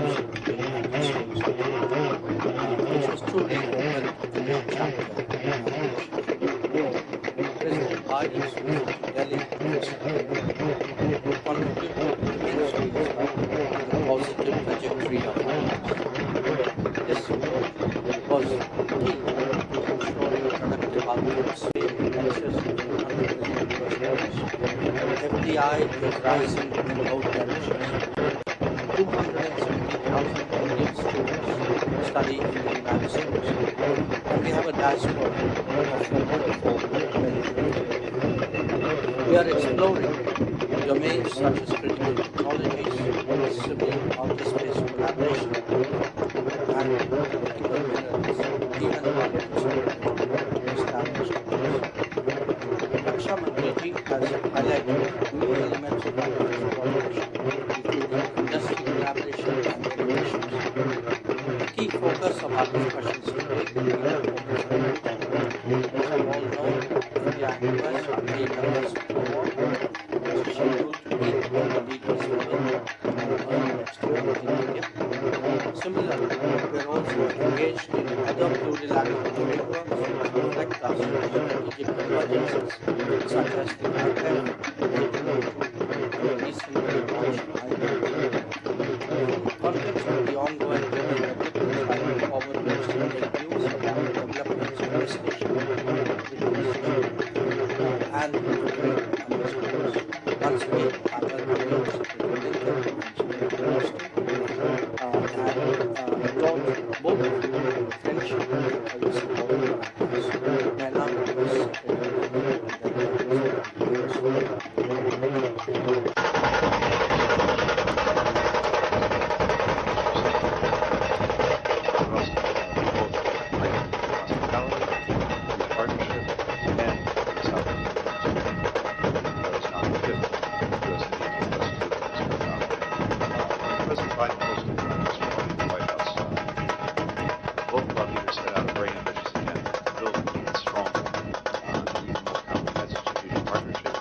that delivers for our people, as well as for the region, and we believe for the world. And together, we've been taking very concrete steps to deliver on the vision of our leader forward. We are promoting free, open, prosperous, secure, and sustainable Pacific, including by strengthening our partnership with Japan and Australia. One significant way we're doing that is by enhancing maritime domain awareness, sharing commercial satellite data with countries in the region to boost their capacity to prevent combat prohibition, piracy, drug trafficking, while supporting the humanitarian relief and disaster response efforts. We're harnessing together the power of innovation to make our economies more resilient and to make our communities more secure while expanding economic opportunity. That's evident in the cooperation with semiconductors and advanced biotechnology, on our unprecedented investments for clean energy and scale in our countries as well as across the region, and our joint research and exploration projects in space. Bolstering our partnership in international peace, security, and specifically working to promote the world's rules-based order and uphold the principles of part of the United Nations Charter, sovereignty, territorial integrity, independence. Our defense partnership, strengthening again today, is a key pillar. Finally, we're deepening the remarkable ties between our people and civilian partners, exploring new educational shifts in the building already described. Steps to facilitate travel between our countries, reducing visa wait times. There's one thing we've learned in recent decades is that when Indians and Americans study together, work together, collaborate together, the possibilities for progress are it's that sense of possibility that animates our enduring focus on this partnership and on the regions we share. Indeed, this trip to part and security directed diplomacy in the Indo-Pacific. We are living, as Secretary of Defense said, in an incredibly complex and difficult moment.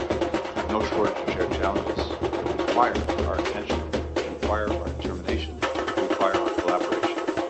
And it only underscores how vital the U.S.-India partnership is and how important our efforts are to further strengthen it, including through the dialogue today. So thank you to our hosts, thank you to our colleagues, thank you to our friends. Thank you, Tony. May I now request our media colleagues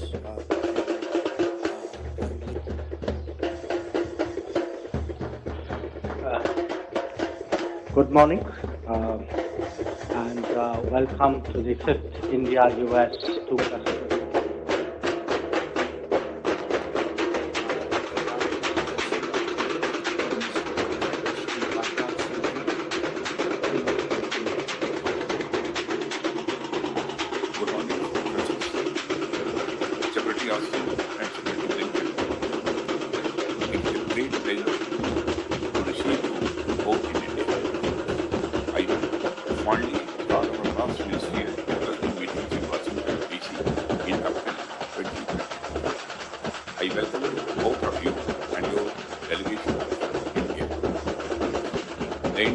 bilateral relationship has seen a growing convergence of strategic interests and enhanced defense, security, and intelligence cooperation. Defense remains one of the most important pillars of our bilateral relationship. Your visit to India is at a time when India and US are closer than ever before. In spite of various emerging geopolitical challenges, we need to keep our focus on the important and long-term issues. Our partnership is critical for ensuring a free, open, and rules-based Indo-Pacific region. We look forward to working with the US across the domains of interest and foreign and right partners which can address emerging challenges. I look forward to engaging and enriching discussions. Now I invite my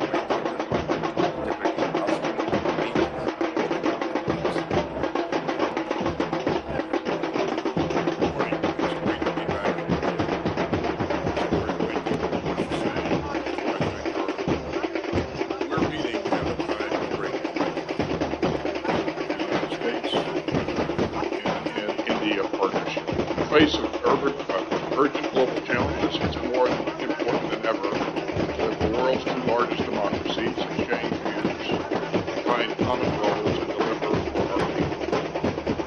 We've made impressive gains in building our major defense partnership over the past year, and that will help us contribute even more together to the cause of peace and stability. Integrating our industrial bases, strengthening our interoperability, and sharing cutting-edge technology. The scope of our cooperation is vast. Our ambassador is fond of saying it stretches from the seabed to space. Of course, the strength of our partnership is rooted in people-to-people ties that are the heart of our long-standing friendship. Together, our diplomats, entrepreneurs, and students are expanding our partnership in new domains, including clean energy, increasingly strong ties give us all hope for this partnership and for our common preparation for more security. I look forward to today's discussions and to an ambitious agenda to keep moving our partnership forward.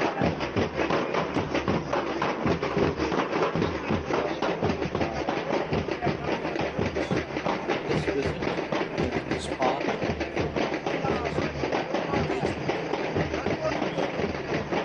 highlights this year was the Prime Minister's which has truly opened a new chapter.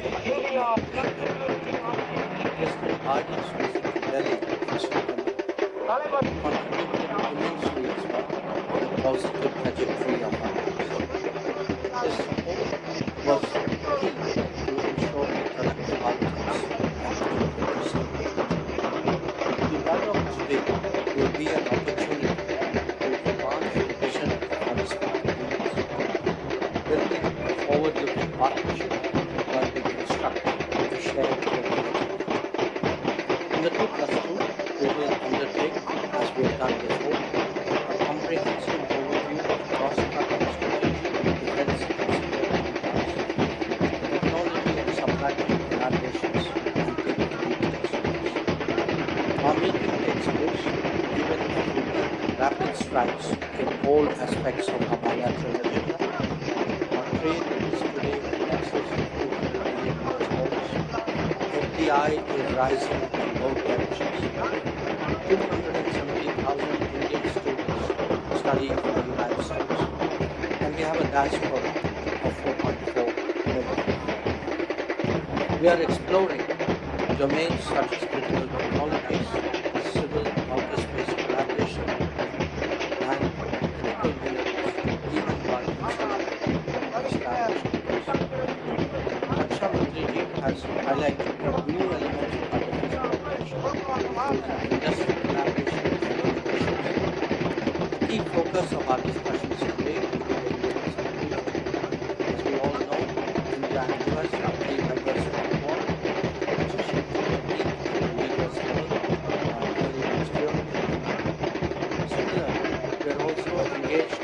develop plurilateral frameworks that reflect our strategic convergences, such as the IPEF, the recently launched In the context of the ongoing global developments, I look forward to exchanging views on the developments of this nation and the trend initiatives. Once again, I'm going to use both friendship and for your support for our cause. May I now request Secretary Lincoln to deliver his opening remarks. Thank you so much to you, Mr. Singh, and Austin, both great hospitality, for your partnership, and this opportunity to one of the most now 50 U.S. Indian Institute of Mr. When President Biden hosted Prime Minister Modi at the White House in June, both of our leaders set out a very ambitious agenda to build an even stronger and even more comprehensive strategic partnership that delivers for our people as well as for the region, and we believe for the world. And together, we've been taking very concrete steps to deliver on the vision that our two leaders put forward. We are promoting a free, open, prosperous, secure, resilient Pacific, including by strengthening our partnership with Guam and Australia. One significant way we're doing that is by enhancing maritime domain awareness, sharing commercial satellite data with countries in the region to boost their capacity to combat prohibition, piracy, and drug trafficking. We're also coordinating humanitarian relief and disaster response efforts in the Pacific. We're harnessing together the power of innovation to make our economy more resilient and to make our communities more secure while expanding inclusive economic opportunity. That's evident in the cooperation of semiconductors and advanced biotechnology, on our unprecedented investments in deploying clean energy at scale in our countries as well as across the region, and our joint research and exploration projects in space. Bolstering our partnership in international peace and security, specifically working to promote the world's space order and uphold the principles at the heart of the United Nations Charter, sovereignty, territorial integrity, and independence. Defense cooperation, strengthening again today, is a key focus of our work. Finally, we're deepening the remarkable ties between our people. It's really part of everything. Exploring new education, building on which we've already described. Steps to facilitate travel between our countries, reducing visa wait times. There's one thing we've learned in recent decades, that when Indians and Americans study together, work together, collaborate together, the possibilities for progress are it's that sense of possibility that animates our enduring focus on this partnership and on the region that we share. Indeed, this is part of the immense period of American diplomacy in the Indo-Pacific. We are living, as Secretary Defense said, in an incredibly complex and difficult moment. No shortage of shared challenges require our attention, require our determination, require our collaboration. It only underscores how vital the U.S. partnership is, how important our efforts are to further strengthen, including through dialogue today. So thank you to our hosts, thank you to our colleagues. Tony, may I now request video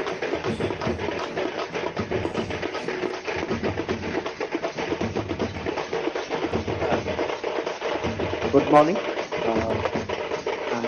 welcome to the 5th India-US discussion.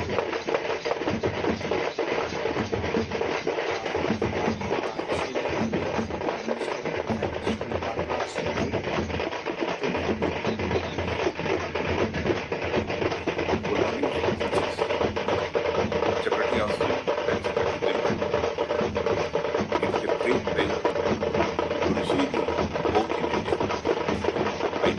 I fondly recall the last Ministry to us to meet in Washington, D.C. in April 2022. I welcome both of you and your delegation of India. The India-US bilateral relationship has seen a growing convergence of strategic interests and influence business, security, and intelligence cooperation. Defense remains one of the most important pillars of our bilateral relationship. Your visit to India is at a time when India and US are closer than ever before.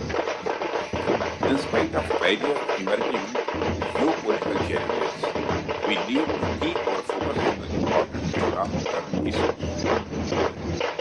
Our partnership is critical for ensuring a free, open, and smooth Indo-Pacific region. We look forward to closely working with you across the range of interests for development and for providing partnerships which can address developing challenges. I look forward to engaging and innovation discussions. Now I invite my counterpart, Secretary Austin Meeks.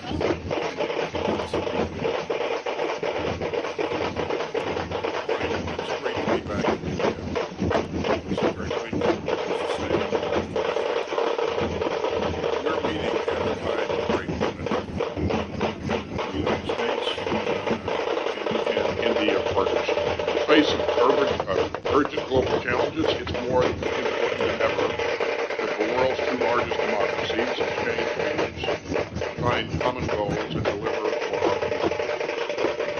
We've made impressive gains in building our major defense partnership over the past year, and that will help us contribute even more together to the cause of peace and stability. Integrating our industrial bases, strengthening our interoperability, and sharing cutting-edge technology. The scope of our cooperation is vast. Our ambassador is fond of saying it stretches from the seabed to space. Of course, the strength of our partnership is rooted in people-to-people ties that are the heart of our long-term. Together, our diplomats, entrepreneurs, and students are expanding our partnership in new domains,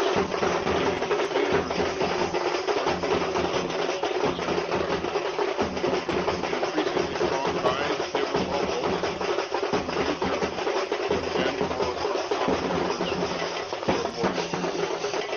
I look forward to today's discussions with an ambitious agenda to keep moving our partnership.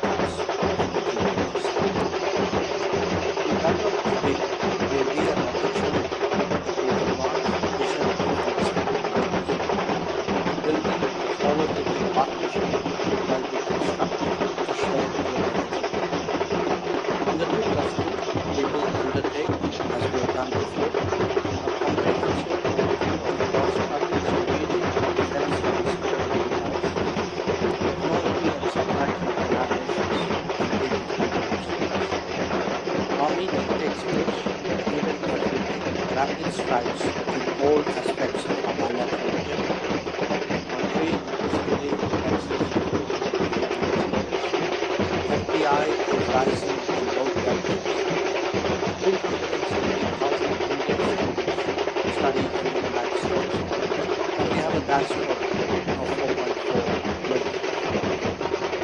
We are exploring domains such as critical technologies, civil and outer space collaboration, and digital human markets National meeting has highlighted new elements of artificial intelligence, industry collaboration, and innovations. The key focus of our discussions today as we all know, India and US are key members of the world, which is beginning to meet at the leaders level early next year. Similarly, we are also engaged in other plurilateral frameworks which affect us with convergences such as the IPEF, IPU, and the recently launched IPEF. Context of the ongoing global developments, I look forward to exchanging views about the benefits of escalation and to trade initiatives. Once again, I'm welcoming you to the Indian and Indian investors.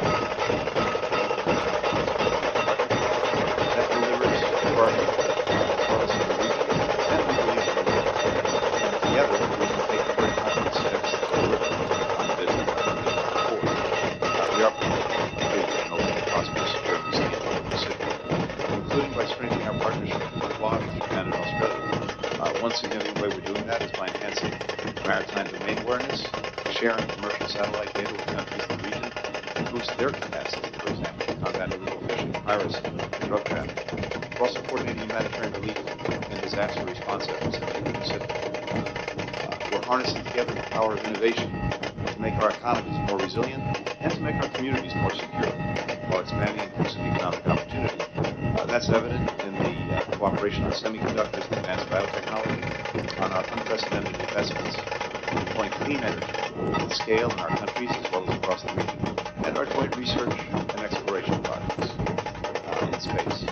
We're bolstering our partnership in international peace and security, specifically working to promote the rules-based order and uphold the principles that are part of the United Nations Charter: sovereignty, territorial integrity, independence. Our defense cooperation, which strengthening again today, is a key focus of that work. Finally, we're deepening the remarkable ties between our people, really at the heart of everything, exploring new education issues and building on what you've already described. Steps to facilitate travel between our countries, reducing visa wait times. There's one thing we've learned in recent decades, is that when Indians and Americans study together, work together, collaborate together, the possibilities for progress are that sense of possibility animates our enduring focus on this partnership and on the regional issue. Indeed, this was part of the security diplomacy in the Pacific. Incredibly complex. No shortage of shared challenges require our attention, require our determination, require our collaboration. And it only underscores how vital the SMA partnership is and how important our efforts are to further strengthen it, including in the dialogue today. So thank you to our hosts. Thank you to our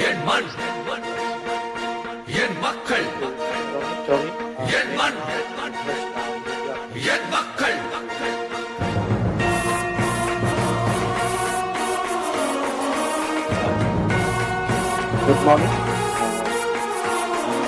Welcome to the 5th India-US 2+2. என் மண் என் மக்கள் புது புரட்சி நடைபயணம் நீ துணிவுடன் நடந்திடவா என் மண் என் மக்கள் ஒரு மலையாய் நம் தலைவன் நம்முடன் வருகின்றார் இனி ஒரு நாளும் ஊழல் இங்கே தொடர்ந்திட முடியாதே தமிழ் மண்ணில் இனிமேல் லஞ்சம் என்றொரு கொடுமைகள் இருக்காதே தமிழகமே தலை நிமிரும் காலம் வந்தாச்சே என் மக்கள் ஒரு புரட்சி நடைபயணம் நீ துணிவுடன் நடத்திடவா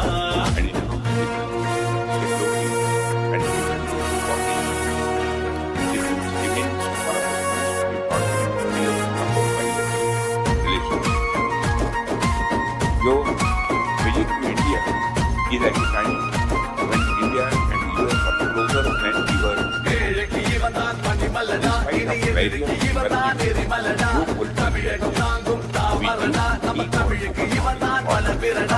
கூட்டம் இனிமேல் ஓடுமே நல்ல உள்ளமே நாட்டை ஆளுமே பொய் வேஷம் போட்ட கூட்டமே அந்த வேஷத்தை கலைக்கும் நேரமே அடமோடியிடம் பயின்றவன் தான் அண்ணாமலைதானே புறப்பட்டுடா புது புரட்சியடா தமிழகத்தை நீ மீட்டிடவா என்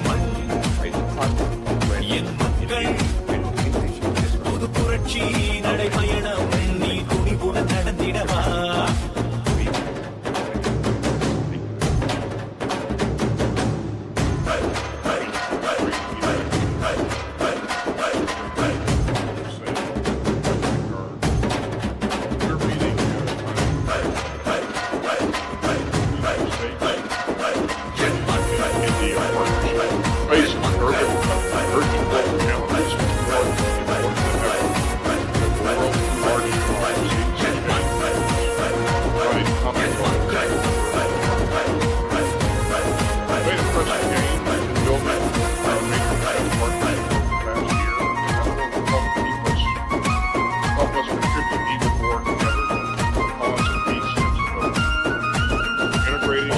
போட்ட மக்களுக்கு பார்க்குறதே துரோகம் நடக்குதுடா டாஸ்மார்க்கில் மக்கள் தள்ளாடுதடா தாண்டி அரைக்கும் ஆட்சியடா எங்க குடும்ப அரசியல் நடக்குது அதை ஒழிக்க லட்சம் துடிக்குதே கோயில் அழிக்கும் கூட்டமே உங்க கூடார வழிய போகுதே தேசியமும் தெய்வீகமும் நமது தானே புறப்பட்டுட்ட புது புரட்சியடா தமிழகத்தில் பெரும் எழுச்சியடா என் மண் என் மக்கள் புது புரட்சி நடைபயணம் நீ துணிவுடன் நடந்திடவா என் மண் என் மக்கள் ஒரு மலையாய் நம் தலைவன் நம்முடன் வருகின்றார் என் மண் என் மக்கள்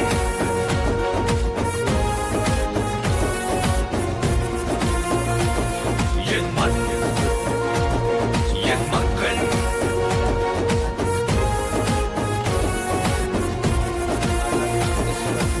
Prime Minister's historic state visit to the United States in June, which has truly opened a new chapter. President Biden's visit to Delhi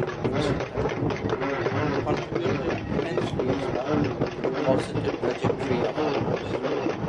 This was key to ensure the productive outcomes that we need to see.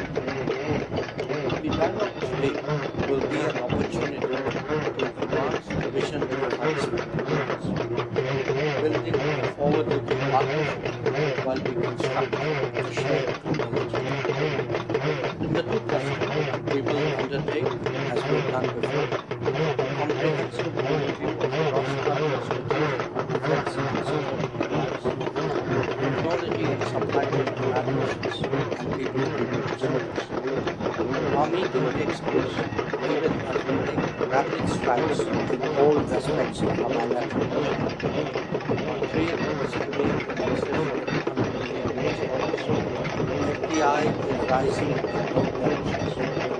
270,000 Indian students studying in the United States, and we have a diaspora of 4.4 million. We are exploring domains such as critical technologies, civil outer space collaboration, and even one establishment. Raksha Mantriji has highlighted new elements of country's cooperation, including industry collaboration and innovation. The key focus of our discussions today is as we all know, the US are key members of the group.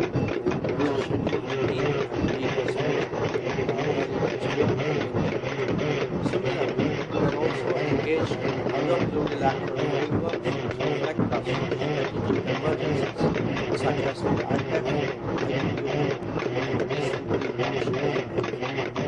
In the context of the ongoing global developments, I look forward to exchanging views about developments in this nation. Once again, I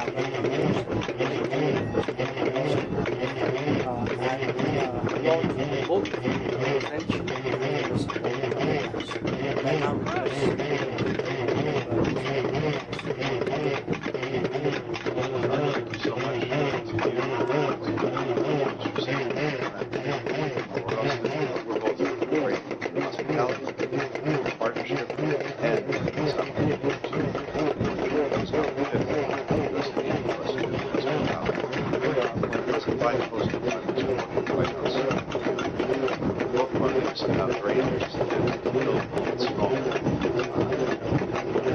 that delivers for as well as for the people and legal, and together we will take very concrete steps to deliver on the vision that our leaders put forward.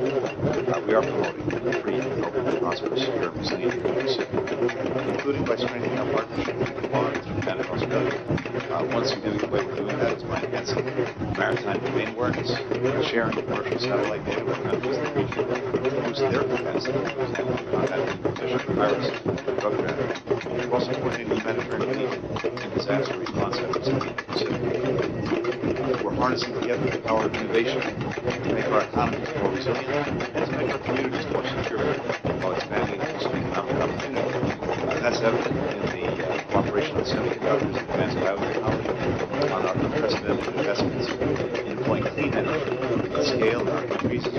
across the region, and our joint research and exploration projects in space. Bolstering our partnership in international peace, security, and specific to promote the world's rules-based order and uphold the principles of our United Nations Charter, sovereignty, territorial integrity, and independence. Our defense cooperation, we're strengthening again today, is a key vote in that work. Finally, we're deepening the remarkable ties between our peoples and our everything, exploring new educational streams in building, which you've already described, steps to facilitate travel between our countries, reducing visa wait times. There's one thing we've learned in recent decades, is that when Indians and Americans study together, work together, collaborate together, possibilities for progress are it's that sense of possibility that animates our enduring focus on this partnership and on the region that we share.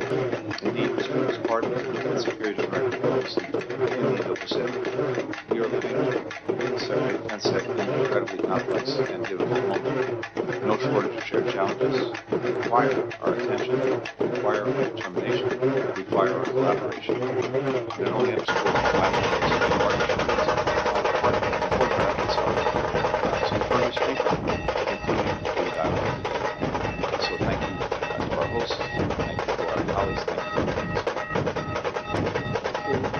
Tony, may I now request India colleagues?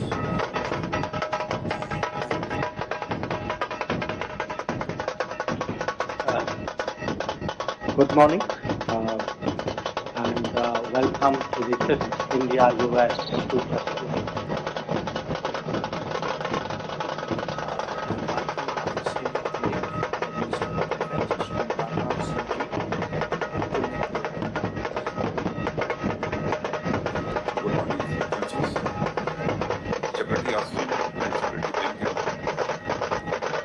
great pleasure to receive you both in India.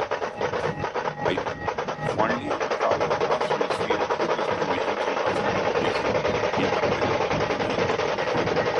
I welcome both of you and your delegation. The India-US bilateral relationship has seen a growing importance of its strategic interests and enhanced business, security, and intelligence cooperation. Defense remains one of the most important pillars of our bilateral relationship. Your visit to India is at a time when India and US are closer than ever before. In spite of various emerging geopolitical challenges, we need to keep our focus on the importance of economic issues. Our partnership is critical for ensuring a free, open, and smooth Indo-Pacific arrangement. We look forward to working with the USA across the province of issues for development and for a variety of partners which can address challenges. I look forward to engaging and increasing this. How I invite my counterpart, Secretary Oscar, to make this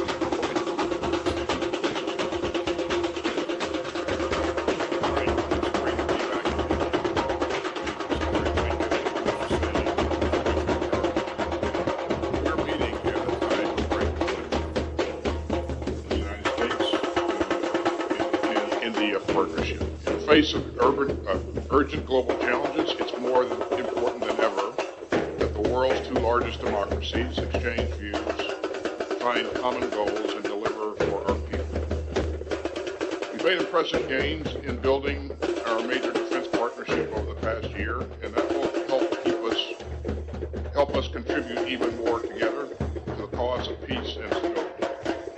We're integrating our industrial bases, strengthening our interoperability, and sharing cutting-edge technology. The scope of our cooperation is vast. As our ambassador is fond of saying, it stretches from the seabed to space.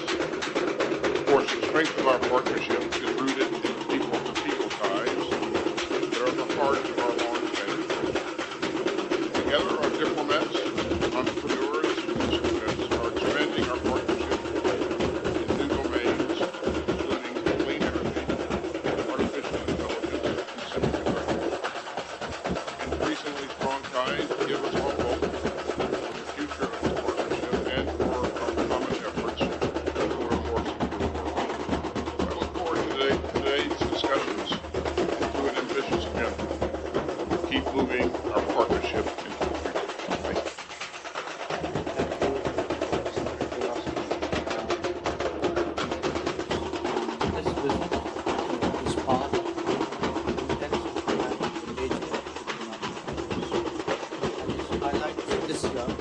Prime Minister's historic state visit to the United States and Cuba, which has truly opened a new chapter in our relationship.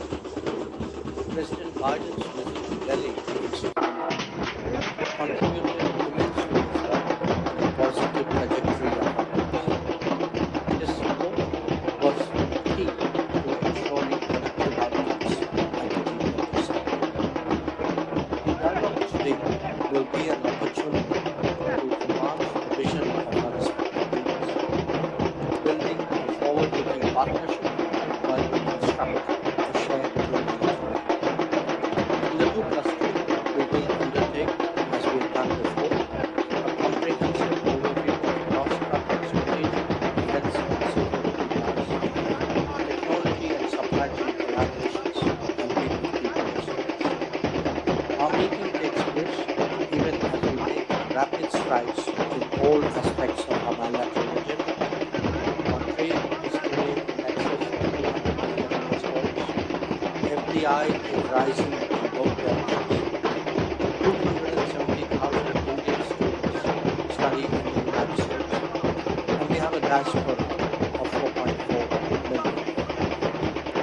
We are exploring domains such as critical technologies, civil outer-space collaboration, and practical benefits, even while consolidating established rules. Raksha Mantriji has highlighted new elements of our defense cooperation, including industry collaboration and innovations. The key focus of our discussions today will be the defense security. As we all know, India and US are key members of the war, which is scheduled to meet at the Lagos Forum early next year in New York. Similarly, we are also engaged in other multilateral frameworks which reflect our strategic convergences, such as the IPEC, IPEC, and the recently announced IPEC. In the context of the ongoing global developments, I look forward to exchanging views about developments in research, and the trade management. Once again, I welcome the President and applaud both for the friendship and the support of others. I now request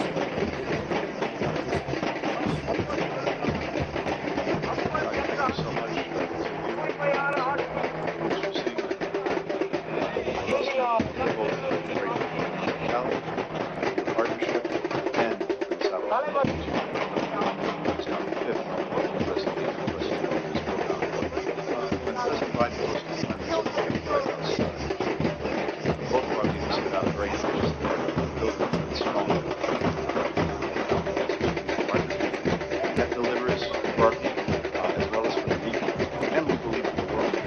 And together, we can take very concrete steps to deliver on the vision of 2024.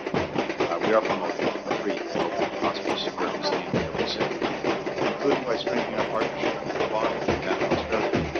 Once again, the way we do that is by enhancing maritime domain awareness, sharing commercial satellite data with countries in the region, to boost their capacity to combat piracy and drug trafficking. We're also coordinating humanitarian relief and disaster response efforts in the Indo-Pacific. We're harnessing together the power of innovation to make our economies more resilient and to make our communities more secure while expanding inclusive economic opportunity. That's evident in the cooperation on semiconductors and advanced biotechnology, on our unprecedented investments in deploying clean energy at scale in our countries as well as across the region, and our joint research and exploration projects in space. Bolstering our partnership in international peace and security, and specifically to promote the world's space order and uphold the principles at the heart of the United Nations Charter, sovereignty, territorial integrity, and independence. Our defense cooperation, which we're strengthening again today, is a key pillar of that work. And finally, we're deepening the remarkable ties between our people, and it's really a part of everything. Exploring new education issues and building on which you have already described. Steps to facilitate travel between our countries, reducing visa wait times. There's one thing we've learned over the recent decades is that when Indians and Americans can study together, work together, collaborate together, the possibilities for progress are it's that sense of possibility that animates our enduring focus on this partnership and on the region that we share. Indeed,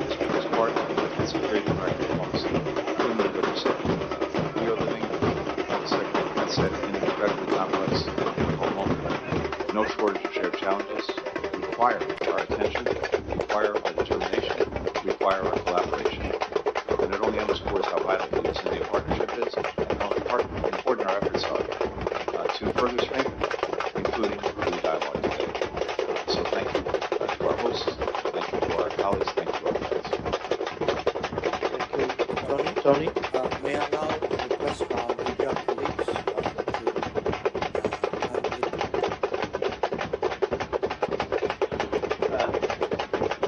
Good morning and welcome to the 5th India-US 2+2.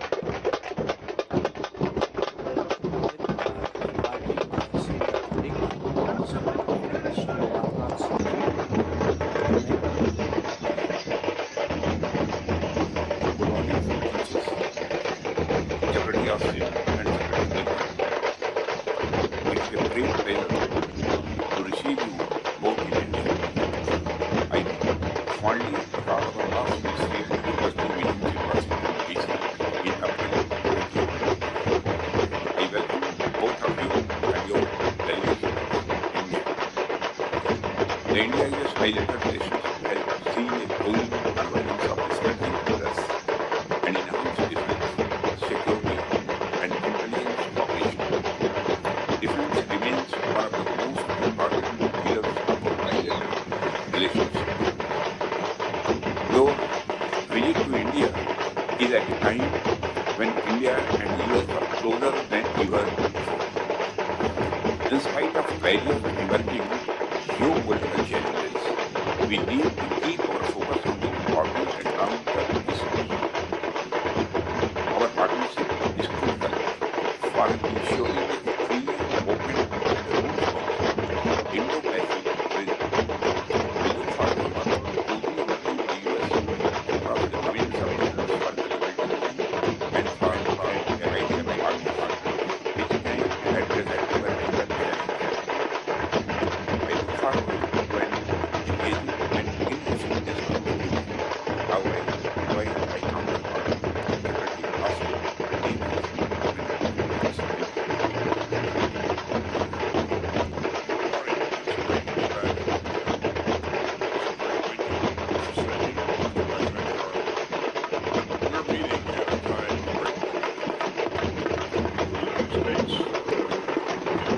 India partnership.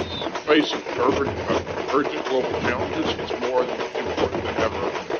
The world's two largest democracies exchange views, find common goals, and deliver we made impressive gains in building our major defense partnership over the past year, and that will help us contribute even more together to the cause of peace and stability. Integrating our industrial bases, strengthening our interoperability, and sharing cutting-edge technology. The scope of our cooperation is vast. Our ambassador is fond of saying it stretches from the seabed to space. Of course, the strength of our partnership is rooted in the people ties that are at the heart of our long-standing relationship. Together, our diplomats, entrepreneurs, and students are expanding our partnership in new domains, including clean energy, artificial intelligence, increasingly strong ties give us all hope for the future of this partnership and for our common efforts towards the digital world. I look forward to today's discussions and to an ambitious agenda that will keep moving our partnership forward.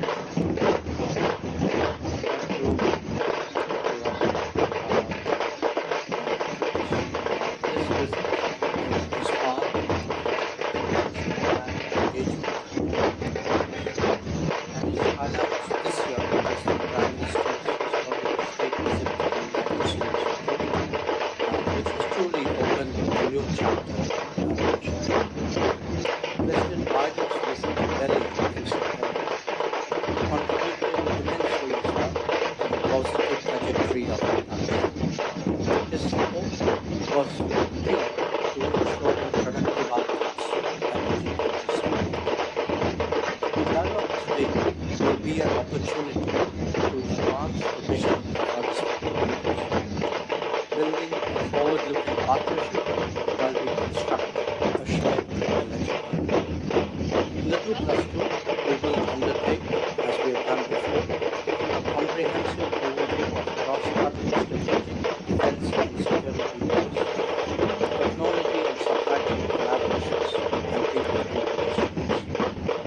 meeting takes place even as we make rapid strides in all aspects of our bilateral agenda. Our trade is today in excess of $200 billion. FDI is rising in both directions. 270,000 Indian students study in the United States, and we have a diaspora of 4.4 million. We are exploring domains such as critical technologies, civil office-based collaboration, and other domains, even on consulting establishments. Raksha Mantriji has highlighted new elements of our defense collaboration, including industry collaboration and innovations. Key focus of our discussions today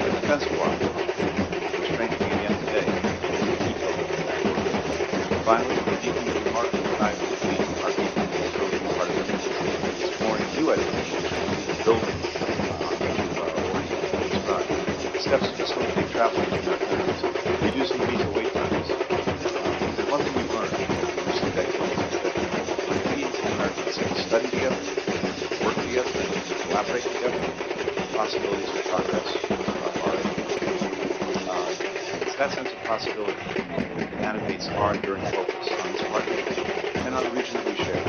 Indeed, this part of the security directive policy in the Indo-Pacific, the European Secretary of Defense said in the incredibly complex and difficult moment, no shortage of shared challenges require our attention, require our coordination, require our collaboration. And it only underscores how vitally the U.S. partnership is, how important our efforts are as we further strengthen the dialogue. So thank you to our hosts, thank you to our colleagues, thank you to our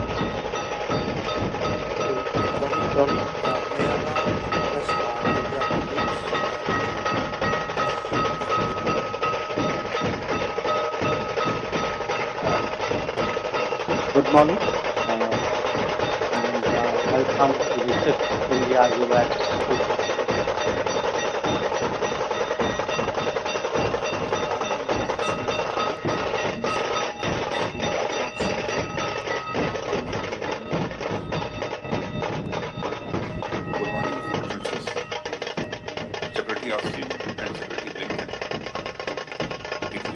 pleasure to receive you both in India. I fondly recall our last ministry at 2+2 meetings in Washington, D.C. in April 2022. I welcome both of you and your delegation of India. The India-US bilateral relationship has seen a growing convergence of strategic interests and enhanced business, security, and intelligence cooperation. Defense remains one of the most important pillars of our bilateral relationship. Your visit to India is at a time when India and the US are closer than ever before. In spite of various emerging geopolitical challenges, we need to keep our focus on the important long-term issues. Our partnership is critical for ensuring a free, open, and good Indo-Pacific region.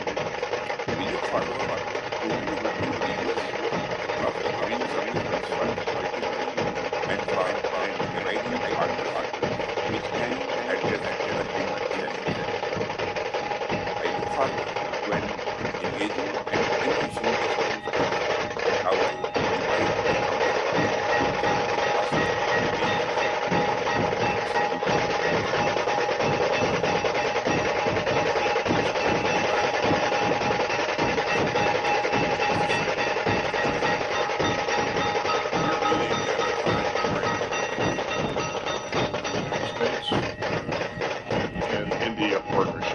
face of urgent global challenges, it's more important than ever that the world's two largest democracies exchange views, find common goals, and deliver for our made impressive gains in building our major defense partnership over the past year. Help us contribute even more together to the cause of peace, integrating our industrial bases, strengthening our interoperability, and sharing cutting-edge technology. The scope of our cooperation is vast. Our ambassador is fond of saying, expressed his strength. Of course, the strength of our partnership is rooted in the people of the people side that are the heart of our work. Together, our diplomats,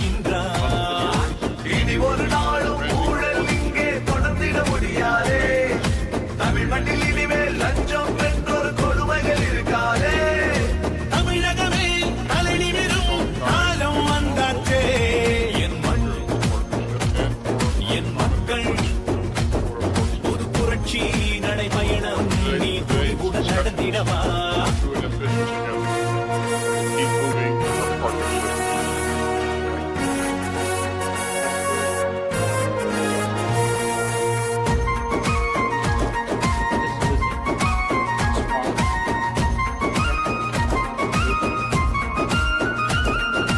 ஏழைக்கு இவன் தான் மணிமல்லடா, இனி எதிரிக்கு இவன் தான் எரிமலடா. தமிழகம் தாங்கும் தாமரடா, நம்ம தமிழுக்கு இவன் தான் பலபிரடா. நரி கூட்டம் இனிமேல் ஓடுமே, நல்ல உள்ளவி நாட்டை ஆளுமே. பொய் வேஷம் போட்ட கூட்டமே, அந்த வேஷத்தை கலைக்கும் நேரமே.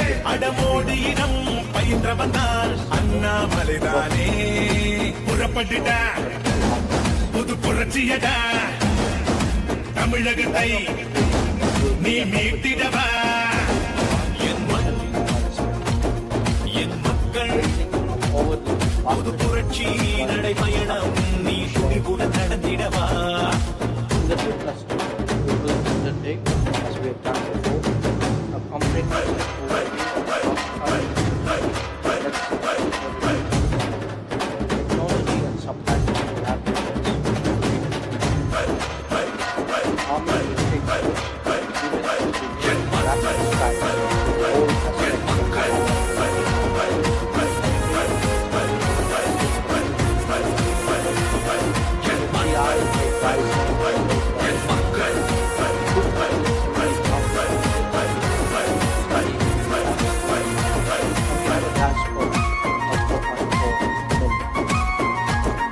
we are exploring domains such as critical technologies, போட்ட மக்களுக்கு வாக்குறுதி துரோகம் நடக்குதடா. டாஸ்மாகில் மக்கள் தள்ளாடுதடா. தாலி அறுக்கும் ஆட்சி புரட்சியடா எங்க குடும்ப அரசியல் நடக்குது அத ஒழிக்க நெஞ்சம் துடிக்குதே கோயில் அழிக்கும் கூட்டமே உங்க கூடார வழிய போகுதே தேசியமும் தெய்வீகமும் நமது தானே புறப்பட்டுடா புது புரட்சியடா தமிழகத்தில் பெரும் எழுச்சியடா என் மண் என் மக்கள் புது புரட்சி நடைபயணம் நீல் துணிவுடன் நடந்திடவா என் மண் என் மக்கள் ஒரு மலையாய் நம் தலைவர் நம்முடன் வருகின்றார் என் மண் என் மக்கள்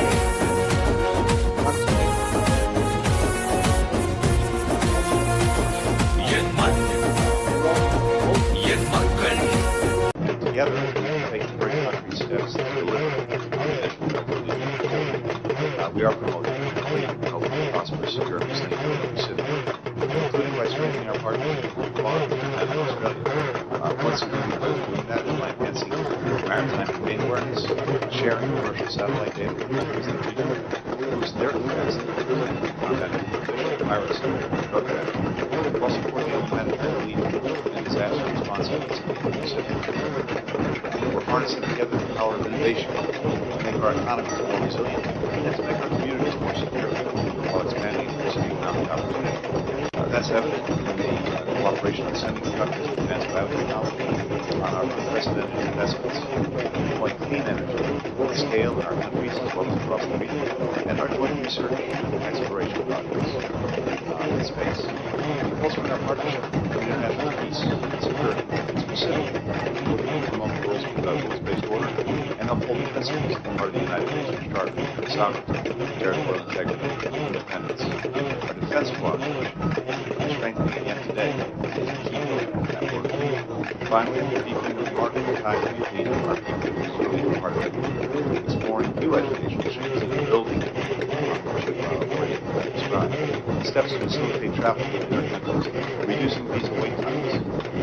And one thing we've learned over the recent decades is that when Indians and Americans study together, work together, collaborate together, the possibilities of progress are so that's a possibility that animates our enduring focus on this partnership and on the region that we share. Indeed, this part of the intensive period of our activities in the Indo-Pacific, we are living in a set of incredibly complex and difficult moment. No shortage of shared challenges require our attention, require our determination, require our collaboration. And it only underscores how vitally the city of partnership is, how important our efforts are to further strengthen, including through the dialogue today. So thank you to our hosts, thank you to our colleagues, thank you to our friends. Tony, may I now request our media colleagues?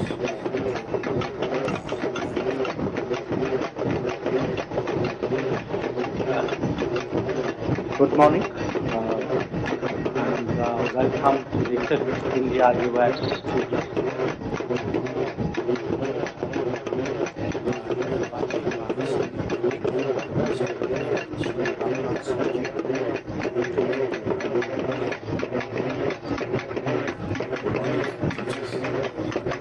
Secretary of State and Secretary Clinton. It is a great pleasure to receive both in India. I fondly recall our last Ministry and +2 meetings in Washington, D.C. in April 2022. I welcome both of you and your delegation of India. The India-US bilateral relations has seen a growing phenomenon of stability, and it also defense, security, and intelligence cooperation. Defense remains one of the most important pillars of our bilateral relations. Your visit to India is at a time when India and US are closer than ever before. In spite of various emerging geopolitical challenges, we need to keep our focus on the important and long-term issues. Our partnership is critical for ensuring a free, open, and rules-based Indo-Pacific trade. We look forward to closely working with the US win some business for the country and for vital partners which can address emerging challenges. I look forward when engaging and enriching discussions to our invite my counterpart, Tirupati, make this possible. Thank you. It's great to be back in India. As Tirupati was saying,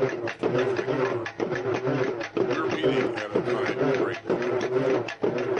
The United States and India partnership. Facing urgent global challenges, it's more important than ever. The world's two largest democracies exchange views, find common goals, and deliver for our people. We've made impressive gains in building our major defense partnership over the past year, and that will help us contribute even more together to the cause of peace and stability. We're integrating our industrial bases, strengthening our interoperability, and sharing cutting-edge technology. The scope of our cooperation is vast. As our ambassador is fond of saying, it stretches from the seabed to space. Of course, the strength of our partnership is rooted in the people ties that are at the heart of our long-standing. Together, our diplomats, entrepreneurs, and students are expanding our partnership in new domains, including clean energy, increasingly strong ties will give us more hope and for our common efforts. I look forward to today's discussions to an ambitious agenda to keep moving our partnership.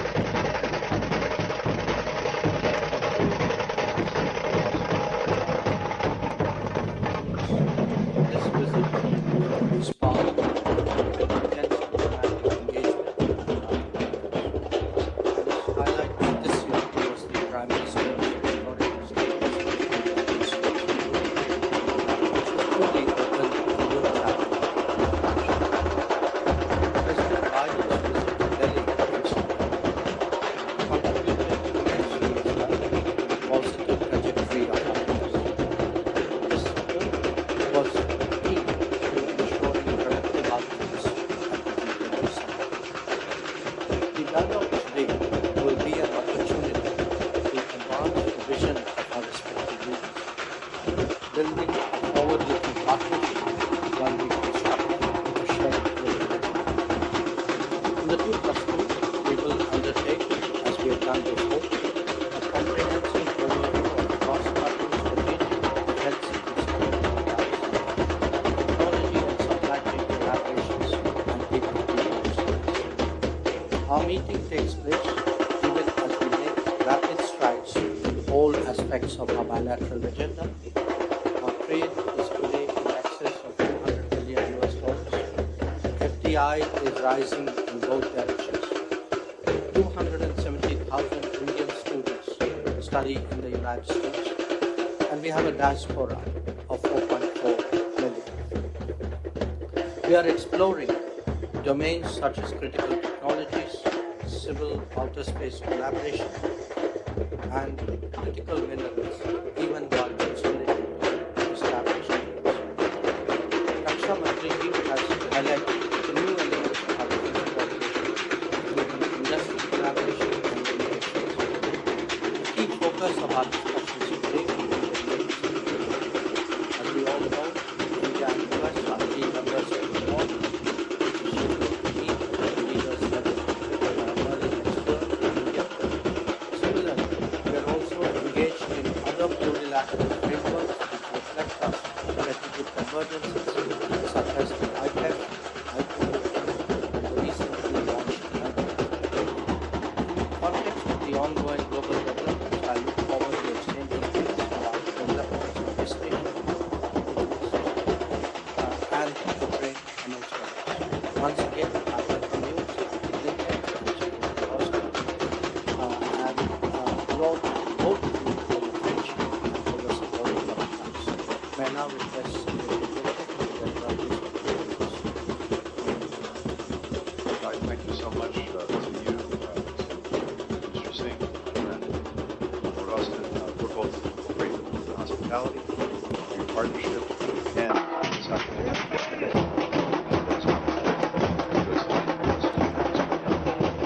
When President Biden hosted the Prime Minister at the White House, both of our meetings had very interesting and strong partnership that delivers for our people as well as for the region, and we believe for the world. And together we can take very concrete steps to deliver on the vision we are committed forward. We are promoting free, open, prosperous, secure, resilient Pacific, including by strengthening our partnership with Quad and Australia. One significant way we do that is by enhancing maritime domain awareness, sharing commercial satellite data with countries in the region, boost their capacity to combat illegal piracy, drug trafficking, while supporting humanitarian relief and disaster response in the Pacific. We're harnessing together the power of innovation to make our economies more resilient and to make our communities more secure while expanding economic opportunity. That's evident in the cooperation on semiconductors and advanced biotechnology, on our unprecedented investments in deploying clean energy at scale in our countries as well as across the region, and our joint research and exploration projects in space. Bolstering our partnership in international peace, security, and specifically with the promote the world's rules-based order and uphold the principles at the heart of the United Nations Charter: sovereignty, territorial integrity, and independence. Our defense cooperation, which we're strengthening again today, is a key pillar of that work. Finally, we're deepening the remarkable ties between our people, which is really at the heart of everything. Exploring new education is even building on what you described. Steps to facilitate travel between our countries, reducing visa wait times. The one thing we've learned in recent decades is that when Indians and Americans study together, work together, collaborate together, the possibilities of progress are infinite. It's that sense of possibility that animates our enduring focus on this partnership and on the region that we share. Indeed, this trip is part of an intensive period of American diplomacy in the Indo-Pacific. அடிச்சு தூக்கிட்டேன்னா அப்படின்னு சொல்லி அந்த அளவிற்கு இன்றைக்கு நம்முடைய பகுதிகளிலே delta பகுதியிலே ஒரு மிகப்பெரிய எழுச்சி ஏற்பட்டுக் No கொண்டிருக்கிறது. shortage of shared challenges that require இந்த எழுச்சி என்பது வரக்கூடிய 2024 தேர்தலிலே இந்த டெல்டாவிலே வெற்றி பெற்றிருக்கக்கூடிய திராவிட இயக்கங்களை தோற்கடிக்கக்கூடிய ஒரு எழுச்சியாக அமைய வேண்டும். to further strengthen it. அண்ணன் பழனிமாணிக்கம் அவர்கள் இந்த தொகுதியினுடைய பாராளுமன்ற உறுப்பினர். To our hosts. அவர் போட்டியிட்டு வெற்றி பெற்று சென்றதற்கு பின்பு என்றைக்காவது மக்களை சந்தித்து மக்கள் பிரச்சனைகளை கேட்டிருக்கின்றாரா என்று யாராவது பார்த்தோம் என்று சொன்னால் நிச்சயமாக கிடையாது.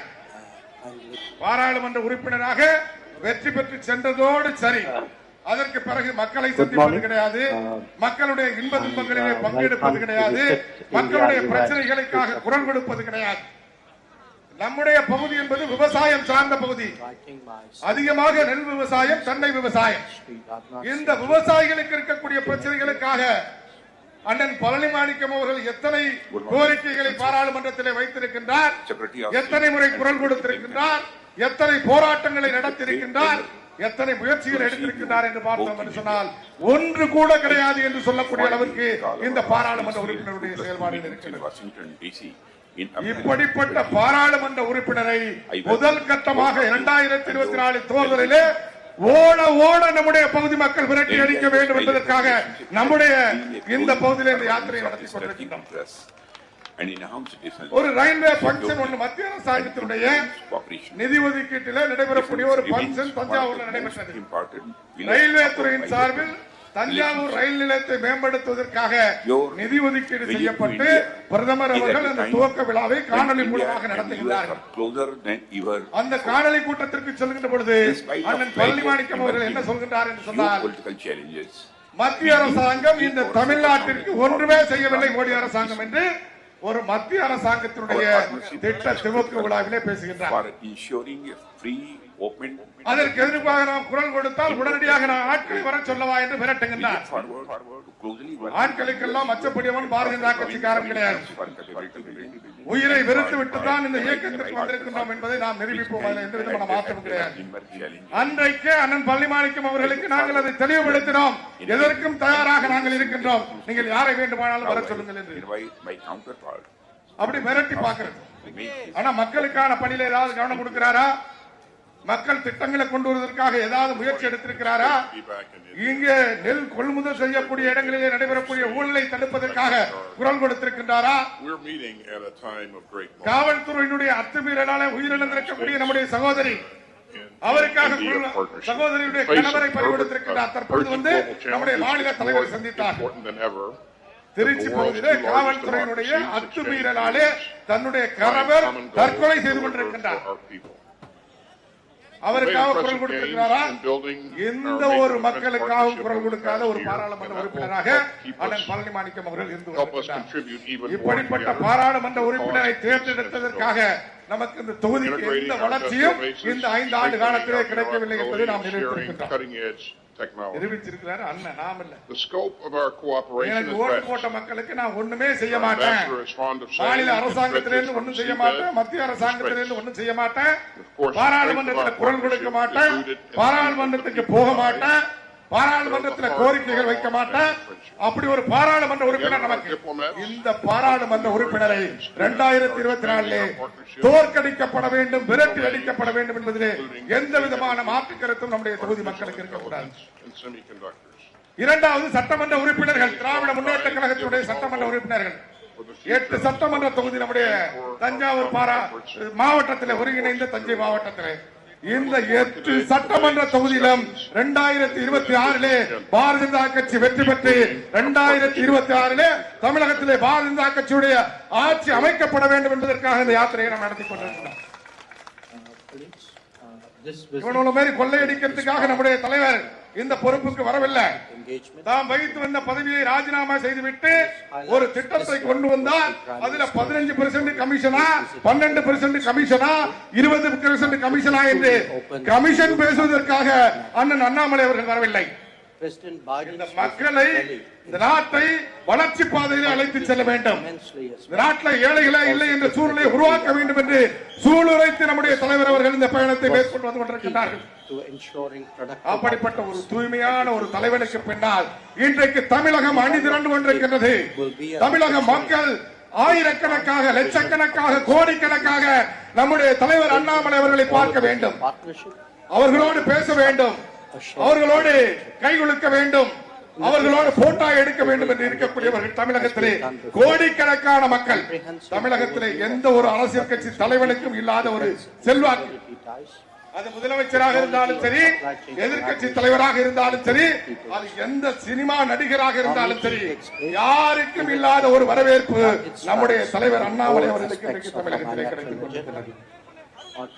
நிச்சயமாக 2024 26 மிகப்பெரிய ஒரு மாற்றத்தை ஏற்படுத்தி தமிழகத்திலும் பாரதிய ஜனதா கட்சியுடைய ஆட்சி, மத்தியிலும் கூட பாரத பிரதமர் நரேந்திர மோடி அவர்கள் 3வது முறையாக 400க்கு மேற்பட்ட இடங்களை பெற்று வெற்றி பெற்று இந்த நாட்டை, இந்திய நாட்டை உலக வல்லரசாக, அமெரிக்காவுக்கு வழிகாட்டக்கூடிய நாடாக, ரஷ்யாவுக்கு வழிகாட்டக்கூடிய நாடாக, சீனாவுக்கு வழிகாட்டக்கூடிய நாடாக, உலகத்திற்கே வழிகாட்டக்கூடிய நாடாக இந்த நாட்டை நம்முடைய பிரதமர் நரேந்திர மோடி அவர்கள் உயர்த்தி காட்டுவார் என்ற நம்பிக்கையை கொடுப்பதற்காக இந்த யாத்திரையை நாம் நடத்தி கொண்டிருக்கிறோம்.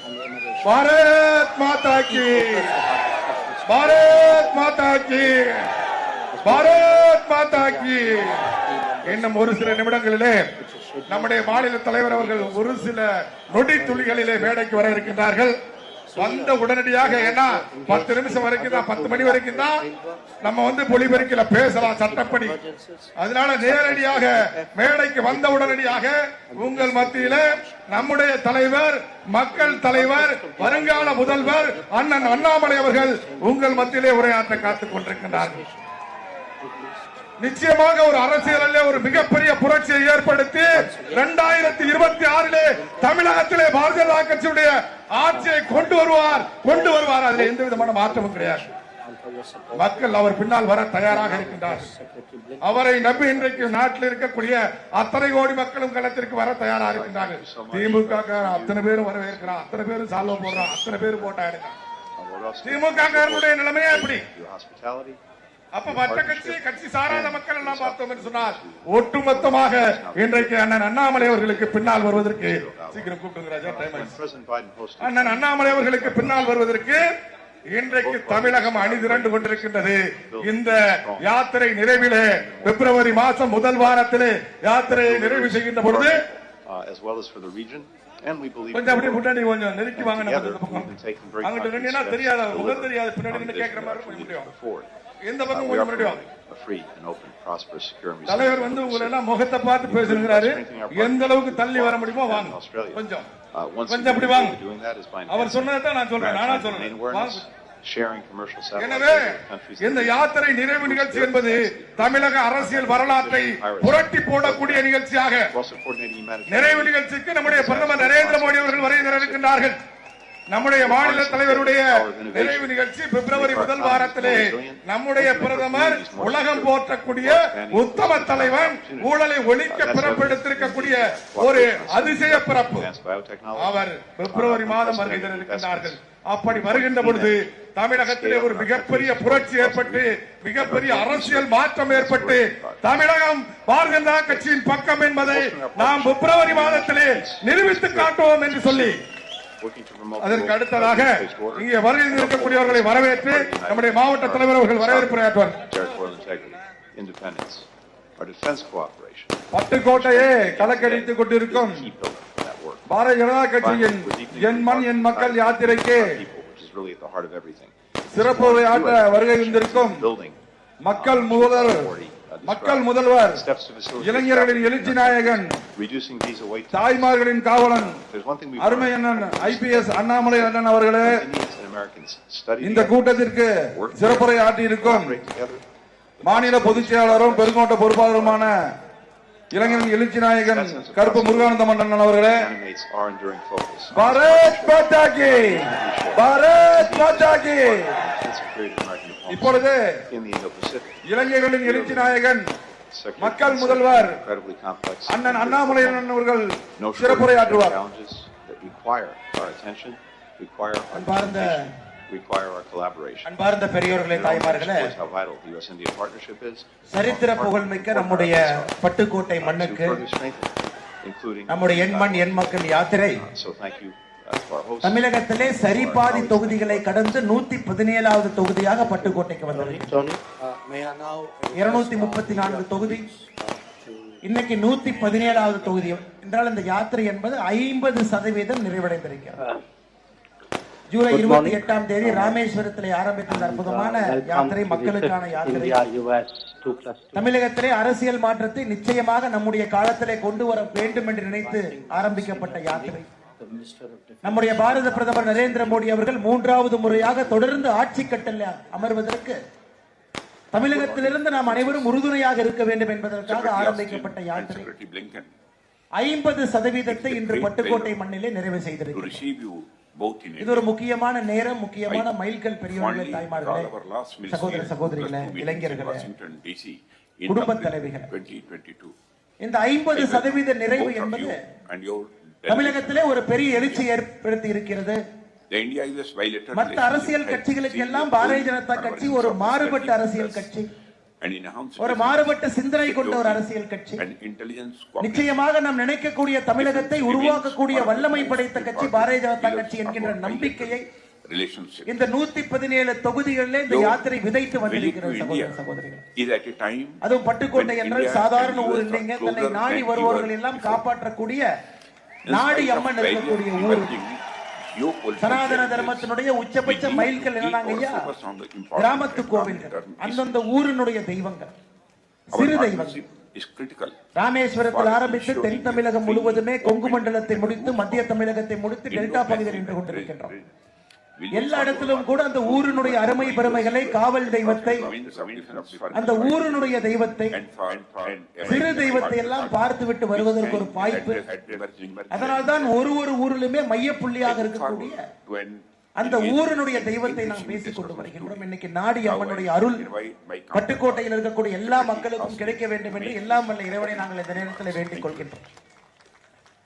இன்னைக்கு இந்த திமுக பாத்தீங்கன்னா உள்ளே வெளியே ஆட்டம் ஆடிட்டு இருக்கிறாங்க. உள்ளே வெளியே ஆட்டம். திமுகவுடைய ஆட்டமே வந்து 1967 உள்ளே வெளியே, அதாவது அவர்கள் உள்ளேயாமா, மிச்சவங்க எல்லாம் வெளியேயாமா. உங்க ஊரினுடைய நாடி அம்மனை கட்டியதே மகாராஷ்டிராவிலிருந்து சிவாஜியினுடைய வழித்தோன்றலாக வந்த ஒரு மராட்டிய மன்னன் சரபோஜி. நாடியம்மனை 400 ஆண்டுகளுக்கு முன்பு இந்த கோவிலை கட்டி இந்த பகுதி முழுவதுமே சத்திரங்களை கட்டி தஞ்சை பகுதியிலிருந்து யாரெல்லாம் ராமேஸ்வரத்தில் சிவபெருமானை பார்க்க செல்கின்றார்களோ 20 சத்திரத்தை கட்டி வழி எங்குமே மக்கள் நடந்து போகும் பொழுது ராமேஸ்வரத்துக்கு சத்திரத்திலே தங்கி இரவு தங்கிவிட்டு உணவு அருந்திவிட்டு ஆண்டவனை தரிசிக்க செல்வதற்காக ஒரு மராட்டிய மன்னன் சரபோஜி இங்க வந்து சத்திரங்கரையும் கோயிலும் திமுக காரங்களுக்கு அப்பப்ப ஞாபகப்படுத்தும். நீங்கள் சனாதன தர்மத்தை வேறெடுக்க வேண்டும், இந்து தர்மத்தை வேறெடுக்க வேண்டும் என்று சொல்லுகின்றீர்கள். ஆனா இங்க இருக்கக்கூடிய மக்களோ இங்க இருக்கக்கூடிய மன்னர்களோ ஊருக்கு கோவில் கட்டி சனாதன தர்மம் வாழ வேண்டும், இந்து தர்மம் வாழ வேண்டும், நம்முடைய குடும்பங்கள் வாழ வேண்டும் என்று நினைக்கிறார். எப்படி இந்த சனாதன தர்மத்தையும் இந்து தர்மத்தையும் திமுக காரங்க எப்படிங்க அழிப்பாங்க? யாராலும் அழிக்க முடியாத இந்த தர்மத்தை ஒரு உதயநிதி ஸ்டாலின் அழித்து விடுவார். ஆன்மீகத்துக்கு மட்டுமே பெயர் கொண்டது நம்முடைய பட்டுக்கோட்டை இல்லைங்கய்யா. பெரிய ஆளுமைகள் இருந்த ஊர், மிகப்பெரிய கவிஞர்கள் வாழ்ந்த ஊர். ஏன் முன்னாள் இந்திய ஜனாதிபதி ஐயா வெங்கட்ராமன் அவர்களுடைய ஊர். காமராஜர் ஐயாவுடைய ஆட்சியில 1957 நம்முடைய தொழில்துறை அமைச்சராக இருந்து முக்கியமான தொழிற்சாலைகள் தமிழகத்திற்கு வருவதற்கு காரணமாக இருந்தது ஐயா வெங்கட்ராமன் அவர்கள். இந்த ஊருக்காரர். இன்னைக்கு தமிழகம் தொழில் வளர்ச்சியிலே முன்னேறி இருக்கிறது என்றால் ஐயா வெங்கட்ராமன் அவர்களுக்கு நாம் தலைவணங்க வேண்டும். இந்த நேரத்தில் அந்த பெருமையும் கூட உங்களுக்கு தான். பட்டுக்கோட்டை கல்யாண சுந்தரம் ஐயாவை தெரியாதவங்க யார் இருப்பாங்க? புரட்சிகரமான ஒரு பாடல்காரர். ஏன் நம்முடைய புரட்சி தலைவர் எம்ஜிஆர் அவர்கள் சொன்னார்கள், என்னுடைய ஆட்சியிலே என்னுடைய நாற்காலிக்கு 4 கால் இருந்தால் அதிலே ஒரு கால் பட்டுக்கோட்டை கல்யாண சுந்தரம் ஐயா கொடுத்தது என்று மிச்சமச்ச ஒரு பெருமையை நம்முடைய கல்யாண சுந்தரம் ஐயா அவருக்கு புரட்சி தலைவர் டாக்டர் எம்ஜிஆர் அவர்கள் கொடுத்தார். நான் இங்கே வருவதற்கு முன்பு 100 மீட்டருக்கு முன்னாடி ஐயா நாடிமுத்து பிள்ளை அவருடைய வீட்டுக்கு சென்று அவருக்கு மரியாதை செலுத்தி விட்டு வந்தேன். சுதந்திர போராட்ட வீரர். அதன் பிறகு அவருடைய குடும்பத்தில் சாமிநாதன் ஐயா இந்த பகுதியினுடைய பாராளுமன்ற உறுப்பினராக இருந்து மக்கள் பணியாற்றினாங்க. அதன் பிறகு அவருடைய குடும்பத்தில் தொடர்ந்து மக்கள் சேவைக்காக அந்த குடும்பம் தன்னை அர்ப்பணித்துக் கொண்டிருக்கிறது. அதனால் இந்த கடைசி பகுதிக்கு வருவதற்கு முன்பாக ஐயா நாடிமுத்து பிள்ளை அவருடைய வீட்டிற்கு சென்று இந்த அற்புதமான இந்த பகுதியில் இருந்து சுதந்திர போராட்ட குரலை கொடுத்து ஐயாவிற்கு மரியாதை செலுத்திவிட்டு மேடைக்கு வந்திருக்கின்றனர். அது மட்டும் இல்லாம நம்முடைய கார்கில் போர்ல உயிரை கொடுத்த ஒரு மாவீரன் இந்த ஊருங்க. பள்ளிக்கொண்டான் சக்திவேல் அவர்களுடைய ஊரு. எதற்காக சொல்றாங்க? ஒரு திமுக காரங்க திமுக தலைவர் பேசினா ஏதோ தமிழகமே 1967 தான் பிறந்துச்சு அப்படிங்கிற மாதிரி பேசுவோம். ஊர் தெய்வம் எத்தனை காலமாக 400 ஆண்டு காலமாக இருக்கக்கூடிய தெய்வம் இங்க இருக்கிறாங்க. ஊரினுடைய முக்கியமான மனிதர்கள் இங்க இருக்கிறாங்க. பட்டுக்கோட்டை உருவாக்கியவர்கள் இருக்கின்றார். பட்டுக்கோட்டை என்று சொன்னால் வரக்கூடிய பெருமைக்கு சொந்தக்காரர்கள் நீங்க இருக்கிறீர்கள். இதையெல்லாம் தமிழகத்தினுடைய அரசியல்ல யாரும் பேசுவதில்லைங்க. ஊர் பெருமையை பேசுவது கிடையாது. அதனாலதான் இந்த யாத்திரையினுடைய முக்கியமான நோக்கம் எங்கே எல்லாம் செல்லுகின்றோமோ அந்த ஊரினுடைய பெருமையை பேசுவோம். நீங்கள் யார் என்பதை சில நேரத்தில் உங்களுக்கே எடுத்து எப்படிப்பட்ட தமிழகத்திலே நாம் அனைவருமே ஒரு அண்ணன் தம்பிகளாக வாழ்ந்து கொண்டிருக்கின்றோம் என்கின்ற பெருமையை பேசுகிறோம். அதை தாண்டி தமிழகத்திலே அதிகமாக தென்னை மரங்கள் இருக்கக்கூடிய 2 தொகுதிகள் இருக்கிறது. பட்டுக்கோட்டையும் பட்டுக்கோட்டைக்கு அருகில் இருக்கக்கூடிய தொகுதி 1,20,000 ஏக்கர்ல தென்னை மரம் என்ற 2 தொகுதியில் வேற எங்கேயுமே இங்க இல்லைங்க. பேராவூரணையும் பட்டுக்கோட்டை மட்டுமே 1,20,000 ஏக்கர்ல தென்னை மரம். கஜா புயல்ல 2018 சாய்ந்த பிறகு கூட மறுபடியும் மக்கள் விடாமுயற்சியோடு தென்னங்கண்ட நட்டு இன்னைக்கு எல்லாம் கிட்டத்தட்ட காய்க்கு வந்திருக்கக்கூடிய மரத்தை பார்க்கிறோம். 1,20,000 ஏக்கர் எத்தனை இடத்துல இருக்கும் தெரியாது. இங்க இருக்கு. தென்னை விவசாயத்தை நம்பி இங்க இருக்கக்கூடிய பெரும்பாலான விவசாய பெருமக்கள் தென்னை விவசாயத்தை நம்பி இருக்காங்க. இன்னைக்கு எல்லா இடத்துலயும் நான் கேட்டு வையங்க வர்றங்க. டெல்டா பகுதியில நம்முடைய முதல் தொகுதி திருவையாறுல இருந்து ஆரம்பித்தோம். கிட்டத்தட்ட 12 கிலோமீட்டர் நடந்தோம். தொகுதியினுடைய ஆரம்பத்திலிருந்து நடுக்காவேரியிலிருந்து கிராம பகுதி என்பதால் அதிக தூரம் நடந்து விவசாயிகளை சந்தித்து விட்டோம். நடக்கும் பொழுது எனக்கு ஒரு சின்ன யோசனை தோணுச்சுங்க. இன்னைக்கு தமிழ்நாட்டில் என்னன்னா எல்லா அரசியல்வாதிகளும் தன்னை டெல்டா காரன் என்று சொல்லிக் கொள்கிறார். நான் டெல்டா காரன், நான் டெல்டா காரன், நான் டெல்டா காரன். டெல்டால இருக்கக்கூடிய நீங்களே அமைதியா இருக்கிறீங்க. ஆனா உண்மையாலுமே நான் யோசிச்சேங்க ஐயா, டெல்டா பகுதியில் ஒருத்தர் பிறக்காம தன்னை டெல்டாக்காரன் என்று சொன்னால் என்னென்ன தகுதிகள் இருக்க வேண்டும் என்று யோசிச்சேன். டெல்டா பகுதியில் பிறக்காம ஒருத்தர் தன்னை டெல்டாக்காரன் என்று சொன்னால் அந்த மனிதன் டெல்டா பகுதியில் இருக்கக்கூடிய விவசாயிகளுக்கு ஒரு சேவகனாக இருக்க வேண்டும். அதான் முதல் சேவகனாக இருக்க வேண்டும். இன்னைக்கு டெல்டா பகுதியில பிறக்காம உண்மையான டெல்டாக்காரர் யாருன்னு கேட்டீங்கன்னா நம்முடைய பாரத பிரதமர் நரேந்திர மோடி அவர்கள். காரணம் இந்த பகுதியினுடைய வளர்ச்சிக்காக தொடர்ந்து உழைத்துக் கொண்டிருக்கிறார். இன்னைக்கு நீங்க பாருங்க, நம்ம ஆட்சிக்கு வந்த பொழுது 2013-14 காங்கிரஸ் கடைசி காலத்துல கொப்பரை தேங்காயினுடைய 1 கிலோவினுடைய குறைந்தபட்ச ஆதரவு விலை என்பது 52 ரூபாய் 50 காசு, 52 ரூபாய். இன்னைக்கு 9 ஆண்டுகள் கழித்து நம்முடைய ஆட்சியினுடைய கடைசி காலகட்டத்தில் கொப்பரை தேங்காயினுடைய 1 கிலோவினுடைய குறைந்தபட்ச ஆதரவு விலை என்பது 108 ரூபாய் 60 காசு, 107%. உங்களுக்காக கொப்பரை தேங்காயினுடைய குறைந்தபட்ச ஆதரவு விலையை 107% நாம் உயர்த்தி இருக்கின்றோம். சகோதர சகோதரிகள், தென்னை விவசாயிகள் எந்த காலத்திலும் கூட சுணங்க கூடாது என்பதற்காக நம்முடைய பாரத பிரதமர் நரேந்திர மோடி அவர்களும் தொடர்ந்து கொண்டிருக்கின்றார். அதே போல மட்டை உரிக்கப்பட்ட தேங்காய், குறிப்பாக இந்த பகுதியில் மட்டை உரிச்சிட்டீங்கன்னா ஒரு தேங்காய் 500 இருந்து 550 கிராம் வரும். 1 கிலோவுக்கு 2 தேங்காய் தோராயமாக. இன்னைக்கு மட்டை உரிக்கப்பட்ட தேங்காய் காங்கிரசினுடைய ஆட்சி கடைசி வருடத்துல 1 கிலோ குறைந்தபட்ச ஆதரவு விலை 12 ரூபாய் 20 பைசா. இன்னைக்கு நம்முடைய ஆட்சியில 29 ரூபாய் 30 காசு 1 கிலோ, அப்படின்னா ஒரு தேங்காய் 14 ரூபாய். இதெல்லாம் நீங்க யோசிச்சு பாருங்க. இந்த பகுதி நம்முடைய நரேந்திர மோடி அவர்களால் எந்த அளவுக்கு பயன்பெற்று இருக்கிறது என்பதற்கு இந்த இரண்டும் ஒரு உதாரணம். நெல்லினுடைய குறைந்தபட்ச ஆதரவு விலை 2013-14 எவ்வளவு இருந்துச்சோ இன்னைக்கு 67% உயர்த்தி இருக்கின்றோம். 1380 ரூபாய், இன்னைக்கு 2183 ரூபாய், 67%. நெல்லினுடைய குறைந்தபட்ச ஆதரவு விலை. இந்தியா பாத்தீங்கன்னா அதிகமா நெல் விளைவிக்கின்றோம். பஞ்சாப்ல, ஹரியானால, தமிழகத்துல, கர்நாடகாவில இருந்தும் நெல்லினுடைய விலை கீழே போகாம மோடி அவர்கள் பார்த்துக் கொண்டிருக்கிறார். இது அனைத்துமே டெல்டா பகுதியில் இருக்கக்கூடிய விவசாய பெருமக்கள் நன்றாக இருக்க வேண்டும். இந்தியாவுடைய நெல் களஞ்சியமாக இருக்கக்கூடிய தஞ்சை மாவட்டம் எப்பொழுதும் அப்படி இருக்க வேண்டும் என்பதற்காக உங்களுக்கு உழைத்துக் கொண்டிருக்கக்கூடிய நரேந்திர மோடி அவர்களை டெல்டாக்காரன் என்று சொன்னால் நீங்க தவறு நினைக்கிறீங்களா? டெல்டா பகுதியிலே பிறந்த நீங்கள் டெல்டாக்காரன், எங்களுக்கு எல்லாம் அந்த பாக்கியம் கிடைக்க வேண்டும். ஆனாலும் நரேந்திர மோடி அவர்கள் டெல்டா பகுதிக்காக உழைத்துக் கொண்டிருக்கக்கூடிய அந்த மாமனிதன் தன்னை டெல்டாக்காரன் என்று சொன்னால் நாம் ஏற்றுக்கொள்ளலாம். சகோதர சகோதரிகள், இன்னைக்கு 46 லட்சம் விவசாய பெருமக்கள் தமிழகத்துல வங்கி கணக்குக்கு 6000 ரூபாய் நேரடியாக வங்கி கணக்குக்கு வருகிறது PM கிசான் சம்மான் நிதி மூலமா. இதுவரை 15 தவணைகள் 2000. யாரெல்லாம் இதுவரை PM கிசான் திட்டத்தில் சேர்ந்திருக்காங்களோ ஆரம்பித்த நாளிலிருந்து இருந்து இதுவரை உங்களுக்கு 30,000 ரூபாய் உங்களுடைய வங்கி கணக்குக்கு வந்திருக்கிறது. 15 தவணைக்கு 2000, 30,000 ரூபாய் உங்களுடைய வங்கி கணக்குக்கு தண்டோரா போடாம, போஸ்டர் ஒட்டாம, நீங்க ஆடியோ முன்னாடி நிக்காம, தாசில்தார் முன்னாடி கை கட்டி நிக்காம, யாருக்கிட்ட கையெழுத்து வாங்காம, ஒரு உரிமையோடு, ஒரு தெளிவோடு, எந்தவித ஆடம்பரமும் இல்லாமல், எந்தவித ஒரு அட்வர்டைஸ்மெண்ட் இல்லாம உங்களுடைய வங்கி கணக்குக்கு இதுவரை 30,000 ரூபாய் 15 தவணை 2000 ரூபாய் உங்களுடைய வங்கி கணக்கு. காரணம் மோடி என்றால் சொல், மோடி என்றால் செயல்.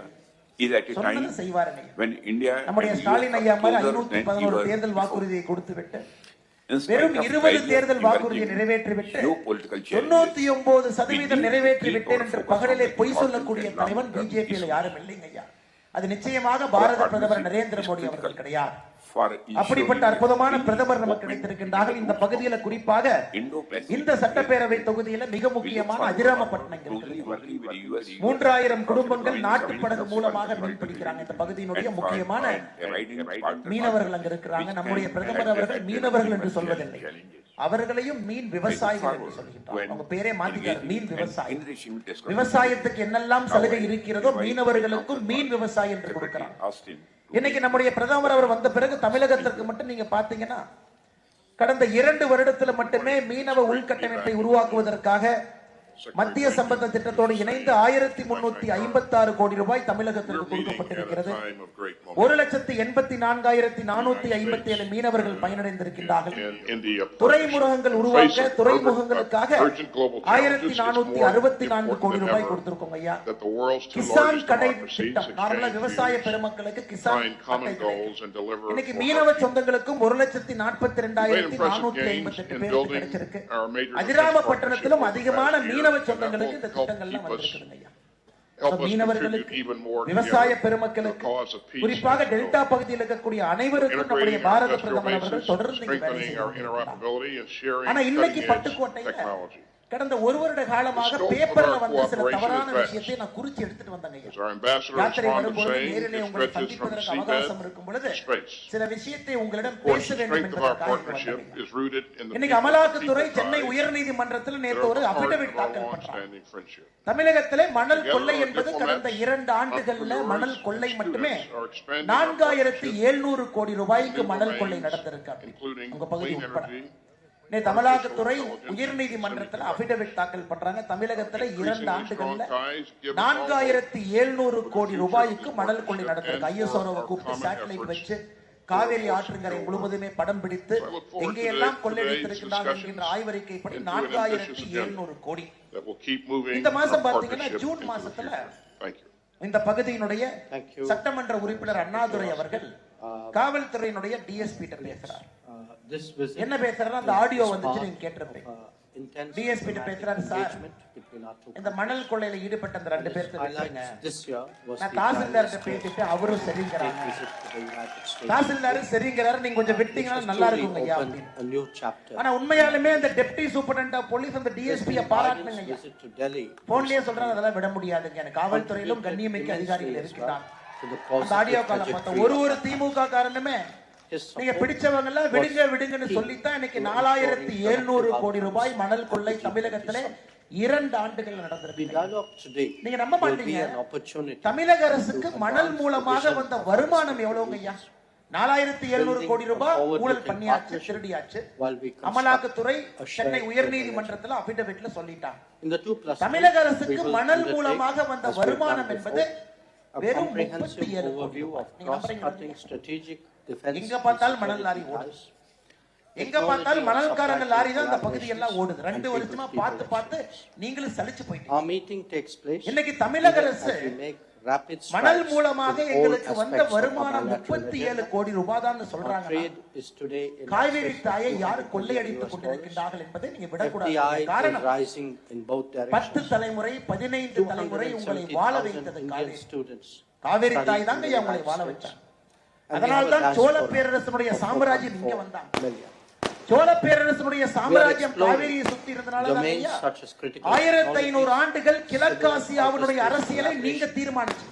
தமிழகம் மட்டுமல்ல, பிஜி, இந்தோனேஷியா, மலேசியா இங்கே அமர்ந்து கொண்டு நீங்கள் சந்தை பகுதியில் அமர்ந்து கொண்டு 1500 ஆண்டுகள் கிழக்காசியாவுடைய அரசியல் எப்படி இருக்க வேண்டும் என்று இங்கிருந்து சொல்றாங்க. இன்னைக்கு அந்த காவிரி தாய் நம் கண் முன்னால் அழிந்து கொண்டிருப்பதை எப்படி நீங்க டெல்டா பகுதியில் ஏத்துக்குவீங்க ஐயா? இன்னைக்கு காவிரி தாய் அழிந்து கொண்டிருக்கின்றார் என்றால் அதிலே முதல் குற்றவாளி திராவிட முன்னேற்ற கழகத்தினுடைய குடும்பம் தான் முதல் குற்றவாளி. எப்படி நான் சொல்றேங்க ஐயா, நீங்க கேளுங்க. 1924 காவிரிக்காக ஒப்பந்தம் போடப்பட்டது. நதிநீர் எப்படி பங்கீடு செய்ய வேண்டும் அந்த ஒப்பந்தம் என்பது 50 ஆண்டுகள் கழித்து 1974 முடிவுக்கு வந்துச்சுங்க ஐயா. 74 அந்த ஒப்பந்தத்தை புதுப்பித்திருக்க வேண்டும். அன்னைக்கு தமிழகத்தினுடைய முதலமைச்சர் ஐயா கலைஞர் கருணாநிதி அவர்கள், மத்தியிலே ஆட்சியில் இருக்கக்கூடிய பிரதமர் அம்மையார் இந்திரா காந்தி அவர்கள், காங்கிரஸ்ல நிறுத்த சொல்லுங்க, காங்கிரஸ் கர்நாடகால ஆட்சியில் இருக்கிறது. கலைஞர் கருணாநிதி அவர்களுக்கு தெரியும், காங்கிரஸ் ஆட்சியை நிர்பந்தித்து தமிழ்நாட்டுக்கு நதிநீர் பங்கீட்டுல அதிகமா தண்ணியை வாங்கிட்டா எம்ஜிஆர் அவர்கள் புரட்சி தலைவர் 1972 கட்சி ஆரம்பிக்கிறார். 74 இந்த பஞ்சாயத்து. அப்ப நிச்சயமாக நம்முடைய ஆட்சியை இந்திரா காந்தி அம்மையார் டிஸ்மிஸ் செய்து விடுவார் என்கின்ற ஒரே காரணத்துக்காக அன்றைய முதல்வர் கலைஞர் கருணாநிதி அவர்கள் நம்முடைய காவிரி உரிமையை கர்நாடகாவுக்கு 1974 விட்டு கொடுத்த காரணத்தினால் கர்நாடகாக்காரன் தமிழகத்தினுடைய அனுமதி இல்லாம காவிரியை தடுத்து 4 அணைகள் கட்டுறாங்க. கபினி, ஹேமாவதி, ஆரங்கி, சொர்ணாவதி 4 அணைகள் தமிழகத்தினுடைய அனுமதி இல்லாமல் 2000 ஆண்டுகளாக இந்த பகுதிக்கு வரக்கூடிய காவிரி தாயை 4 இடத்திலே கர்நாடகாவில் தடுக்கிறாங்க காங்கிரஸ்காரங்க. காரணம் தமிழகம் தன்னுடைய உரிமையை விட்டுக் கொடுத்தது 1974. எந்த தைரியத்தில் முதலமைச்சர் அவர்கள் தன்னை ஒரு டெல்டாக்காரன், எந்த தைரியத்துல, எந்த மனசுல டெல்டாக்காரன் என்று சொல்வதற்கு தமிழகத்திலே ஒருவருக்கு உரிமை இல்லை என்றால், 2 பேருக்கு உரிமை இல்லைன்னா, ஒருத்தர் முதலமைச்சர் மு க ஸ்டாலின், இன்னொருத்தர் டி.ஆர். பாலு. இந்த பகுதியில் யாராச்சும் சாராய ஆலை போட்டு பாப்பீங்களா? பொன் விளைகின்ற பூமியில இந்தியாவுடைய நெல் களஞ்சியமாக இருக்கக்கூடிய தஞ்சை பகுதியில் யாராவது சாராய ஆலை போட்டு நம்ம பார்ப்போம். ஒருத்தர் சாராய ஆலை இன்னொருத்தர் சிவப்பு கம்பளத்தை இருந்து நடந்து கொண்டு கான்கிரீட் ரோடு போட்டு நடந்து. ஆனால் திராவிட முன்னேற்ற கழகத்தினுடைய துரோகத்தை எப்பொழுதும் கூட நீங்கள் மறந்து விடக்கூடாது. 2வது துரோகம் திமுகவும் காங்கிரசும் ஆட்சி 2004 இருந்து 14 உச்சநீதிமன்ற தீர்ப்பு கொடுக்கிறாங்க. 2007 காவிரி நதிநீர் பங்கீடு எப்படி நடக்க வேண்டும் தமிழகத்திற்கு, கர்நாடகாவுக்கு, கேரளாவுக்கு, புதுச்சேரி 2017 தீர்ப்பு கொடுத்தும் கூட 2007 அதை அரசாணை அவர்களால் வெளியிட முடியவில்லை. அரசாணை கர்நாடகாக்காரங்களுக்கு ஏன்னா கர்நாடகால காங்கிரஸ் ஆட்சி, மத்தியிலே காங்கிரஸ் ஆட்சி. மறுபடியும் 2வது துரோகத்தை திமுக சார்பாக 12 அமைச்சர்கள், மத்திய அமைச்சரவையிலே 12 அமைச்சர்கள் அமைந்திருக்கின்றார். அண்ணன் உங்களுடைய எம்பி எஸ்.எஸ். பழனிமாணிக்கம் அவர்கள் ஒரு அரசாணையில கொண்டு வந்தா தங்கையா தண்ணியை அரசாணை வராத வரைக்கும் தண்ணியை அது கவர்மெண்ட். அரசாணையிலே கொண்டு வருவதற்கு 2018 ஒரு ஏழை தாயினுடைய மகன் நரேந்திர மோடி தேவைப்பட்டார். 2018 காவிரி உச்சநீதிமன்றம் கொடுத்த தீர்ப்பை அதை அரசாணையாக போட்டு காவிரி நதிநீர் மேலாண்மை ஆணையத்தை அமைத்து 5 ஆண்டுகளாக எந்த பிரச்சனை இல்லைங்கய்யா. 18 பிரச்சனை இல்ல, 19 பிரச்சனை இல்ல, 20 பிரச்சனை இல்ல, 21 பிரச்சனை இல்ல, 22 பிரச்சனை இல்ல, 23 மட்டும் எப்படி 2023 காவிரிக்கு பிரச்சனை ஆச்சு. அங்க பிஜேபி காரங்க ஆட்சியில் இருக்காங்க, பொட்டாட தண்ணியை திறந்து விட்டுக்கிட்டு இருந்தாங்க, ஆர்டர் போட்டாங்க ஒரு சொட்டு தண்ணீர் குறைக்கணும். காங்கிரஸ் ஆட்சிக்கு வந்தவுடன் மேகதாத்துவிலே அணை கட்டுவோம், காவிரி தண்ணி ஒரு சொட்டு கொடுக்க மாட்டோம். இதை முதலமைச்சர் கை கட்டி வேடிக்கை பார்த்து கொண்டிருக்கிறார். பெங்களூர் போறாரு, அந்த அரசியல் மீட்டிங், இந்தி கூட்டணி மீட்டிங்ல அமர்றாரு, வாயை திறந்து ஒரு கேள்வி கேட்காம தமிழ்நாட்டுக்கு வரலாம். இது நமக்கு நடந்திருக்கக்கூடிய 3வது துரோகம். நீங்க காவிரிக்கு யாரெல்லாம் தமிழகத்திலே பச்சை துரோகம் இழைத்திருக்கின்றார்கள் என்று 3 பட்டியல் எடுத்தால், பட்டியல் 1 திமுக, பட்டியல் 2 திமுக, பட்டியல் 3 திமுக, 3லும் திராவிட முன்னேற்றம். எந்த காரணத்திற்கும் கூட டெல்டா பகுதியிலே திமுக என்கின்ற தீய சக்தியை விவசாய பெருமக்கள் நீங்க அனுமதிக்க கூடாது. அங்க மோடி அவர்கள் தலைகீழாக நின்று விவசாயத்தை காப்பாற்ற நினைக்கிறார், தலைகீழ நிற்கிறார். நதிநீரை இணைப்பதற்கு அடுத்த ஆட்சி 2024-29 உறுதியாக நதிநீர் இணைப்பார். எழுதி வச்சுங்க, எந்த மாற்று கருத்தும் கிடையாது.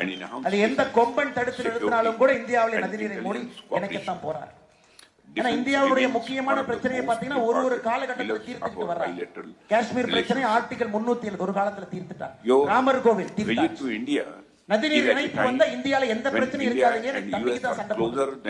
தண்ணியை தவிர இந்தியாக்குள்ள எந்த சண்டை இல்லைங்க. நம்ம கர்நாடகா சண்டை, பஞ்சாப் ஹரியானா சண்டை, மகாராஷ்டிரா கோவா சண்டை, கோவா கர்நாடகா சண்டை, கர்நாடகா மகாராஷ்டிரா சண்டை, ஆந்திரா தமிழ்நாட்டுக்கு சண்டை, கிருஷ்ணா. அதனால் 3வது ஆட்சியிலே விவசாய பெருமக்கள் நீங்கள் அனைவரும் உறுதியாக ஒரு முடிவெடுக்க வேண்டும். விவசாயத்திற்காக பாரத பிரதமர் நரேந்திர மோடி அவர்கள் 3வது முறை ஆட்சி கட்டளை அமர வேண்டும் என்கின்ற ஒரு குறிக்கோளை நீங்கள் எடுக்க வேண்டும். அன்னைக்கு நம்ம இந்தியாவுடைய தலையெழுத்தை முழுமையாக நரேந்திர மோடி அவன் மாற்றி காட்டுவான். எந்த ஏழை மக்களுக்காக முதல் 5 ஆண்டு, வளர்ச்சிக்காக 2வது 5 ஆண்டு, 3வது 5 ஆண்டுகள் என்பது நம்முடைய விவசாயத்திற்காக மோடியுடைய ஆட்சி இருக்கும் என்பதில் நாங்கள் உறுதியாக இருக்கின்றோம். மண்வள அடையாள அட்டையிலிருந்து, சொட்டு நீர் பாசன திட்டத்திலிருந்து, உர திட்டத்திலிருந்து உங்களுக்கு கொண்டு வந்திருக்கக்கூடிய விவசாய திட்டத்தை பாருங்க. பயிர் காப்பீட்டு திட்டத்திலிருந்து 2014க்கு முன்பு விவசாயம் என்கின்ற வார்த்தைக்கு மரியாதையே இல்லை. இன்னைக்கு 2014க்கு பிறகு மோடியினுடைய ஆட்சியில விவசாயத்திற்கு தனி மரியாதை கொடுத்து விவசாயத்திற்கு முக்கியத்துவம் கொடுத்து நம்முடைய பாரத பிரதமர் நரேந்திர மோடி அவர்கள் நமக்காக இங்கே ஆட்சி நடத்தி கொண்டிருக்கிறார். சகோதர சகோதரிகளே, பெரியோர்களே, தாய்மார்களே, நம்முடைய அன்புக்கும் பெருமைக்கும் உரிய விவசாய பெருமக்கள். அதனால்தான் தஞ்சாவூர் பாராளுமன்றத்தில் இன்னைக்கு நம்முடைய அண்ணன் MP பழனிமாணிக்கம் அவர்கள்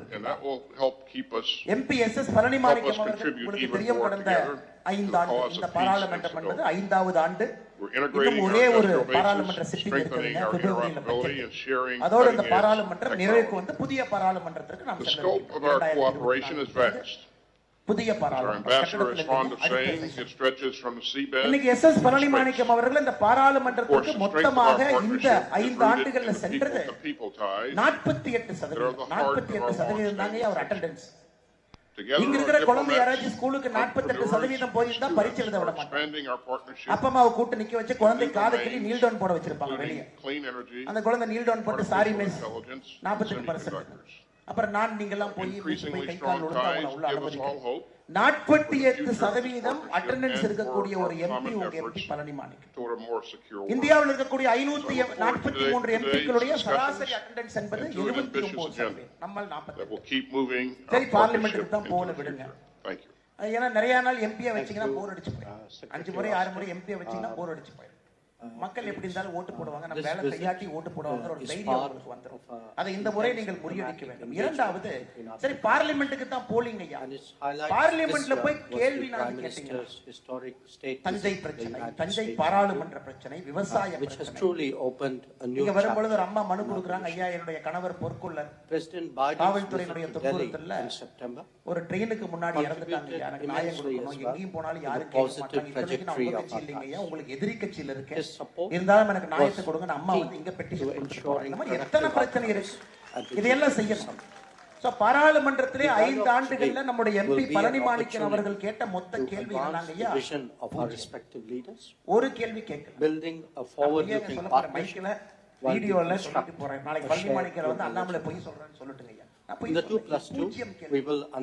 ஒரு கேள்விகள் கூட கேட்காம பாராளுமன்றத்துல 4 ஆண்டுகள் MP பதவியை முடித்துவிட்டு 5வது ஆண்டு நீங்க சொல்லுங்க, எந்த தைரியத்துல ஒரு தொகுதி மக்களை வந்து பார்த்து நான் உங்களுக்காக கேள்வி கேட்கிறேன், உங்களுக்காக பாராளுமன்றம்.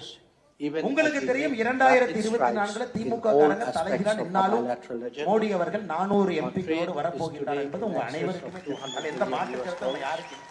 FDI is 400 MPக்களோடு முக ஸ்டாலின் அவர்கள் அவருடைய கோபாலபுரத்திலிருந்து அவருடைய தந்தையார் சமாதி வரை குட்டியகரம் அடிச்சு போனாலும் 400 MPக்களோடு பாரத பிரதமர் நரேந்திர மோடி அவர்கள் ஆட்சி நடத்த போறாங்க. நம்ம கேள்வி என்னன்னாங்கய்யா, நம்முடைய தமிழ் சொந்தங்கள் மோடி அவருடைய கரத்தை வலுப்படுத்த 39 MPக்கள் எப்ப கொடுக்க போறாங்க அப்படிங்கறதுக்காக தான் நம்ம காத்து கொண்டிருக்கோம். அது மட்டும் தான் கேள்வியோ தவிர மோடி ஆட்சிக்கு வர்றாங்களான்னு கேள்வி இல்லைங்கய்யா. மோடி மறுபடியும் ஆட்சிக்கு வந்து 2024 இப்ப இருக்கக்கூடிய திமுக MP என்ன பண்ணுவாங்க நீங்க நினைக்கிறீங்க ஐயா? இத்தனை நாளா என்ன பண்ணாங்களோ அதான் பண்ணுவாங்க. பாராளுமன்ற கேண்டீன்ல பஜ்ஜி போண்டாவும் வடையும் சாப்பிடுவாங்க. அதை தவிர இவர்கள் எதுவும் செய்யல, பாராளுமன்றத்துக்கு போல, அட்டெண்டன்ஸும் இல்ல, கேள்வியும் கேட்கல, தொகுதி பிரச்சனையும் பேசல. அதனால்தான் பெரியவர்களே, தாய்மார்களே, விவசாய பெருமக்களே, உங்களுடைய அன்பு தம்பியாக இந்த அண்ணாமலை உங்களிடம் ஒரு அன்பான வேண்டுகோளை வைக்கிறேன். பொய் சொல்வதற்காக வரவில்லை, தொலைநோக்கு பார்வையோடு வந்திருக்கிறேன். அடுத்த 10 ஆண்டுகள்ல இதே மாதிரி போனா டெல்டா தரிசு காடாக மாறிவிடும் என்பது எங்களுக்கு உறுதியாக. இதே மாதிரி போச்சுன்னா தரிசு காடு. இன்னைக்கு டெல்டால சில பகுதியில குருவை நெல்லை காப்பாத்துறதுக்காக குடத்துல புடிச்சிட்டு போய் தண்ணிய வயக்காட்டுல ஊத்துனீங்க. அந்த மாதிரி கோரமான காட்சிகள் இதுல எங்க இருக்கக்கூடிய திமுகவினுடைய MLA ஏற்கனவே பேசிட்டோம், பேசி இவரை விடுங்க அவரை விடுங்க. அடுத்து திமுக இந்த பட்டுக்கோட்டை அதிராமப்பட்டினத்துல மக்களுக்கு மருத்துவ உதவிகள் செய்வதற்காக ஆதிரை ரூரல் டெவலப்மெண்ட் அசோசியேஷன் ஒருத்தவங்க அதிராமப்பட்டினத்துல ஒரு தொண்டு நிறுவனத்தை ஆரம்பிக்கிறாங்க. மே 22ஆம் தேதி திமுக காரங்க அந்த இடத்துக்கு போறாங்க. அதிராமப்பட்டினுடைய நகர் துணைத் தலைவர் ராம குணசேகரன், நகர்மன்ற தலைவருடைய கணவர் MSS அப்துல் கரீம் போறாங்க. அவங்க என்ன சொல்றாங்க அப்படியே படிக்கிற பாருங்க ஆடியோல. நாங்கள் சொல்வதுதான் சட்டம். கோர்ட் எல்லாம் எங்களை ஒன்றும் செய்ய முடியாது. வேலையை நிறுத்து இல்லனா நடக்கிறது வேற. இது ஃபர்ஸ்ட்ங்க. இரண்டாவது பத்திரிகை போய் கேக்குறாங்க, ஏன்னா அவங்க தான் அதிராம் பட்டணத்துல மக்களுக்கு அவங்க பாட்டுக்கு ஒரு பஸ்ட் போட்டு ஆரம்பிக்கிறாங்க. ஏன்னா பத்திரிகை நாங்க அப்படி தாண்டா இருப்போம். எங்களை பத்தி நீ எழுதுனா உன்னை அடிச்சே கொலை செஞ்சிருவோம். இதெல்லாம் வந்து எம்எல்ஏ அடுத்து இருக்கக்கூடிய திமுக. ஒருவேளை இவங்க தப்பிச்சுக்கலாம்னு யாராவது பட்டுக்கோட்டை தொகுதியில் இருக்கக்கூடிய பொதுமக்கள் இன்னும் தைரியமா இருந்தீங்கன்னா, குறிச்சி பகுதியில திமுகவினுடைய ஒன்றிய மகளிர் அணி அமைப்பாளர் திருமதி தீபலட்சுமி அவருடைய கணவர் சுவாமிநாதர் ஒரு பழங்குடியின சகோதரிய தன்னுடைய செருப்பை கலட்டி அடிக்கிறார். செருப்பை கலட்டி அடிக்கிறார். இதை வந்து நான் என்னுடைய முகநூல்ல இந்த வீடியோவை போட்டு 24 ஏப்ரல் 2023 அந்த வீடியோவை போட்டு பதிவு பண்ணி சமூக நீதியினுடைய திராவிட முன்னேற்ற கழகம் இங்க இருக்கக்கூடிய மக்களுக்கு எங்கேயுமே தப்பிக்க முடியாது. எம்எல்ஏ தப்பிக்க முடியாது. அதுக்கப்புறம் திமுக 1 லெவல்ல இருந்து அவங்ககிட்ட தப்பிக்க முடியாது. சமூக நீதி என்று பேசிவிட்டு செருப்பை கட்டி ஒரு பழங்குடியின சகோதரி ஒரு காலனியால இந்த அநியாயம் எல்லாம் எங்கேயுமே நடக்கலைங்க. அன்னைக்கே நான் பேப்பர்ல குறிப்பிட்டு வச்சேன். பார்த்தவுடன் பட்டுக்கோட்டை போகும்பொழுது உங்களிடம் இதையெல்லாம் பேசி உங்களிடமே இதை போன்ற அரசியல் தான் நமக்கு வேண்டும். இது போன்ற அரசியல்வாதிகள் தான் நமக்கு வேண்டுமாங்க. எத்தனை நாளைக்கு நம்மளை ஏமாத்துவாங்க? இன்னும் 70 வருஷத்துக்கு நம்மளை ஏமாத்தணுமா? இன்னைக்கு உலகம் முழுவதுமே உங்களுடைய இளைஞர்கள் பணி செய்யறாங்க. இன்னைக்கு எத்தனையோ பேர் எனக்கு தெரியும். Singapore reducing visa wait times. ஐக்கிய அரபு எமிரேட்ல இருந்து There's one thing we've learned over the recent decades. It's that when Indians and Americans study together, work together, collaborate together, the possibilities for progress அவர்களுக்கு ஒரு கனவு இருக்குங்க. வெளிநாட்டை போய் சிங்கப்பூர்ல இருக்காங்க, வேற வேற ஊர்ல அவர்களுக்கு தெரியும் இந்தியாவுடைய மரியாதை என்ன உலகம். இன்னைக்கு குழந்தைங்க கேக்குறாங்க. Indeed, this கண்ணனை 20 வருஷமா வெளிய இருக்கறாங்க. மோடி வந்ததுக்கு அப்புறம் அந்த ஊர்க்காரங்களை எப்படி பார்க்கறான்னு மட்டும் குழந்தைங்க கேக்குறாங்க. Secretary of Defense said in an incredibly complex and difficult moment, எந்த ஊர்க்காரனாக இருந்தாலும் ஒரு இந்தியனை மரியாதையாக பார்க்கணும். இது பல இந்தியாவின் எல்லாத்துக்குமே தெரியும். அமெரிக்காக்காரங்க இந்த இந்தியா கைகட்டி நிற்காது, குனிந்து நிற்காது, ஏவல் செய்யாது, நிமிர்ந்து நிற்கக்கூடிய ஒரு பாரத நாடு என்பது எல்லா நாட்டுக்குமே தெரியும். உங்களுடைய குழந்தைகள் உலகம் முழுவதுமே நம்முடைய தூதுவர்களாக சென்று கொண்டிருக்கிறார்கள். அந்த குழந்தைகள் ஆசைப்படுகிறார்கள் தமிழகத்தில் இந்த அரசியல் மாற வேண்டும். இந்த குப்பை அரசியலிருந்து தேசியம் வர வேண்டும். நரேந்திர மோடி அவர்கள் வர வேண்டும். ஆளுமை மிக்க தலைவர்கள் வர வேண்டும். ஏழை தாயை மையமாக வைத்து ஆட்சி நடத்தக்கூடியவர் வர வேண்டும். இளைஞர்களுடைய எதிர்காலத்தை கருத்தில் கொண்டு அவர்களுக்கான அரசியலை வடிவமைக்கக்கூடிய ஒரு கட்சி. இதை நீங்க எப்படி திருப்பி பார்த்தாலுங்க ஐயா, இது நடத்தக்கூடிய ஒரே ஒரு கட்சி நம்முடைய பாரதிய ஜனதா கட்சி மட்டும்தான். அந்த கட்சியினுடைய அடிப்படை, இந்த கட்சியினுடைய தன்மை வாஜ்பாய், எல்கே அத்வானி, நரேந்திர மோடி பாத்தீங்கன்னா ஒரு சதமானத்திற்கு ஒரு தலைவன் வந்து கொண்டே இருப்பான். இந்தியாவை பற்றி மட்டும் நினைப்பான். ஏன்னா பாரதத்தை பாத்தீங்கன்னா அந்த தலைவனை கரெக்டா உருவாக்கி பிஜேபி கொடுத்துருவான். இதற்கு பிறகு இந்த தலைவன், இதற்கு பிறகு இந்த தலைவன், இதற்கு பிறகு இந்த தலைவன், அந்தந்த காலத்திலே அந்த தலைவன் அந்த நாட்டை முன்னாடி எடுத்துட்டே போவாங்க. பாரதிய ஜனதா கட்சியினுடைய தன்மை, இந்த கட்சியினுடைய உள்ளிருக்கக்கூடிய ஈரப்பதம் தமிழகத்திலும் அது வர வேண்டும் என்று நாம் அனைவருமே ஆசைப்படுகின்றோம். ஜாதியை வைத்து அரசியல் செய்வதற்கு வெளியே, ஊழல் அரசியல்வாதிகள் வெளியே, தேசியத்தை மையப்படுத்தி தமிழினத்தை முன்னிலைப்படுத்தி எப்படி நம்ம போய் பாத்தீங்கன்னா திமுக காரங்க போய் கேட்டீங்கன்னா தலைவர்கள் ஒரே ஒரு விஷயம் சொல்லுவாங்க, மோடி அவர்கள் இந்திய திணிக்கிறார், இந்திய திணிக்கிறார். மோடி அவர்கள் இந்திய திணிக்கிறாங்க. உண்மையாலுமே நீங்க மோடி அவர்கள் மீது குற்றச்சாட்டு வைக்க வேண்டும் என்றால் திமுகவுடைய தலைவர்கள் மோடி அவர்கள் தமிழை திணிக்கிறார்னு குற்றச்சாட்டு வைங்க. இந்தியால போராட்டத்துல எல்லாம் நம்முடைய தாய்மொழி தமிழை பத்தி தான். திருக்குறளை படிங்க. ஹரியானால போய் சொல்றாங்க திருக்குறள் எல்லாம் படிங்க. திருக்குறள்ல வாழ்க்கைக்கான எல்லா பிரச்சனைக்கான விடை திருக்குறள் இருக்கு, எல்லாம் படிங்க. ஐநா சபைக்கு போய் கணியன் பூங்குடனாருடைய யாதும் ஊரை யாவரும் கேளீர் சொல்றார். 2000 ஆண்டுகளுக்கு முன்பு என்னுடைய நாட்டில் எழுதப்பட்ட அந்த பாடலுடைய பெருமையை பாருங்க அமெரிக்க அதிபர் சொல்றார்.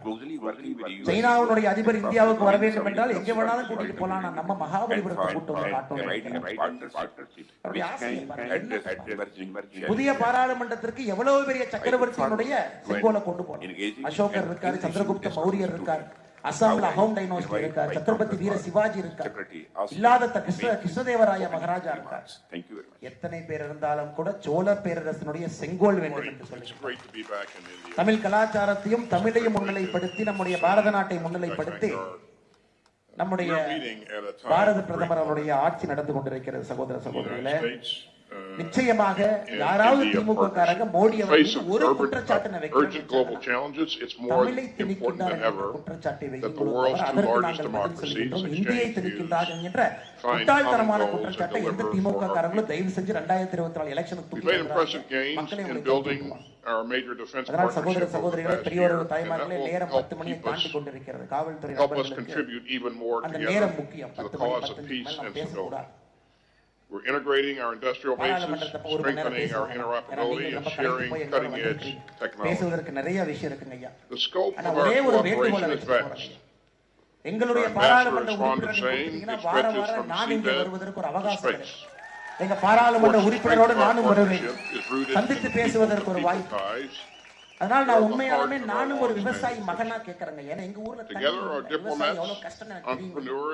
நான் வேலையை விட்டு விட்டு விவசாயம் பாக்குறதுக்காக ஊருக்கு வந்தேங்க. 8 மாசத்துல 6 போர் போட்டு 6 போர்ல தண்ணி வருது. 1200 அடி போட்டேன். கடைசியாக எந்த பயிருமே இல்லாம ஆடு மாடு வளர்த்த ஆரம்பிச்சேன். காரணம் தண்ணீருடைய அருமை எனக்கு தெரியும். எங்க ஊர்ல தண்ணிக்கு எவ்வளவு கஷ்டப்படுறோம்னு எனக்கு தெரியும். ஆனா இன்னைக்கு உங்களுக்கு 50 அடியில் இங்க தண்ணி வருது. நீங்க அந்த கஷ்டத்துக்கு இன்னும் 20 ஆண்டுகள் ஆளாக கூடாது என்கிற ஆற்றாமையில பேசிக் கொண்டிருக்கிறேன். அதற்கான திட்டங்களும் தொலைநோக்கு பார்வையும் டெல்டா பகுதியில இருக்க வேண்டும் என்று பேசிக் கொண்டிருக்கிறேன். ஆதங்கத்தில் ஒரு ஆற்றாமை.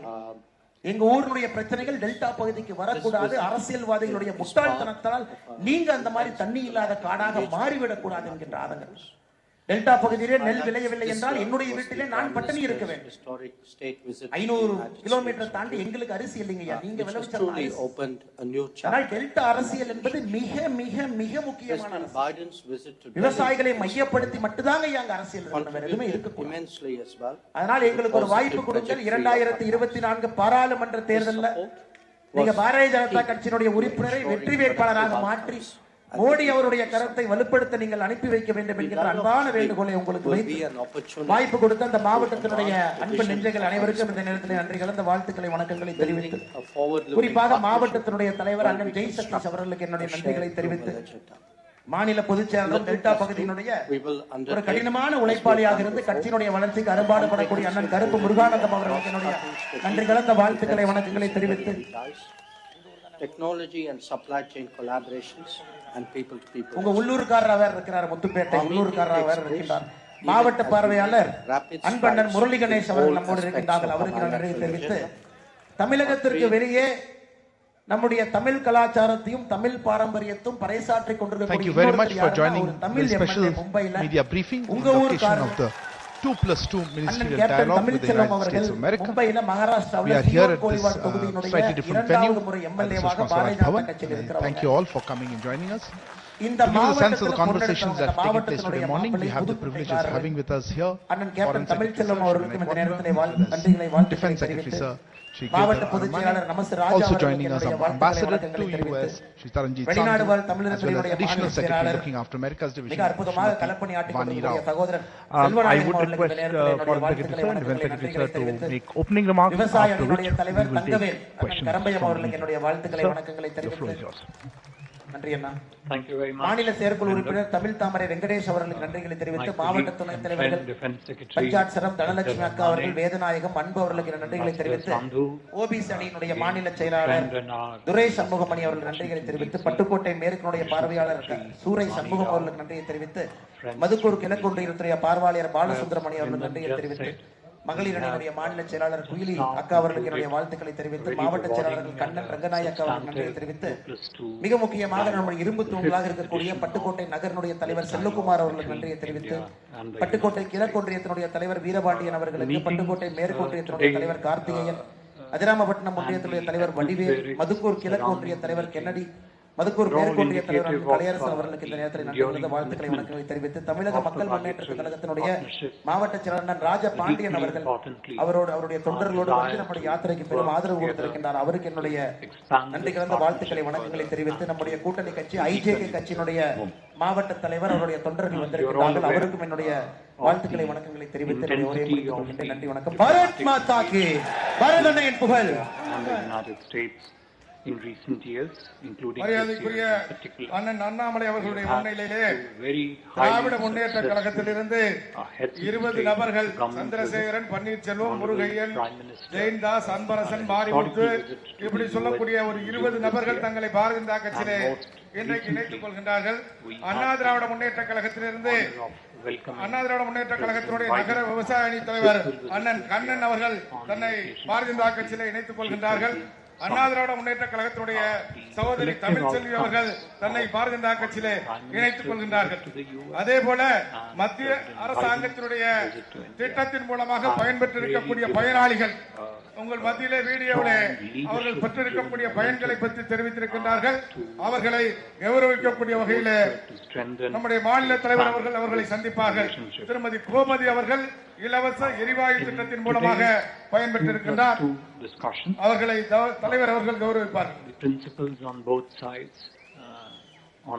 அடுத்ததாக கயல்விதி அவர்கள் பிரதம மந்திரி வேலை வாய்ப்பு உறுதி திட்டத்தின் மூலமாக பயனடைந்திருக்கின்றார். அவர்களை நம்முடைய மாநில தலைவர் அவர்கள் கௌரவிப்பார்கள். அடுத்ததாக சகோதரி அமுதா அவர்கள் இலவச கழிப்பறை திட்டத்தின் மூலமாக கழிப்பறை பெற்று பயனடைந்திருக்கின்றார். அவர்களை நம்முடைய மாநில தலைவர் அவர்கள் கௌரவிப்பார்கள்.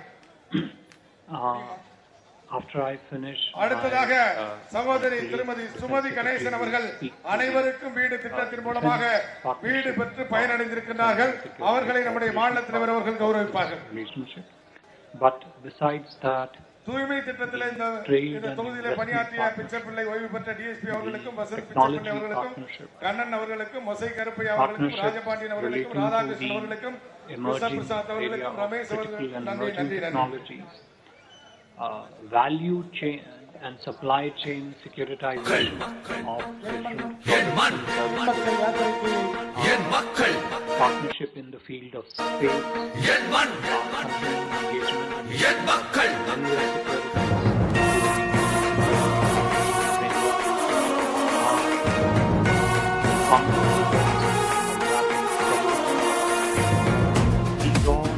and much more form part of என் மண் என் மக்கள் புது புரட்சி நடைபயணம் நீ துணிவுடன் நடந்திடவா. என் மண் என் மக்கள் ஒரு மலையாய் நம் தலைவன் நம்முடன் வருகின்றார்.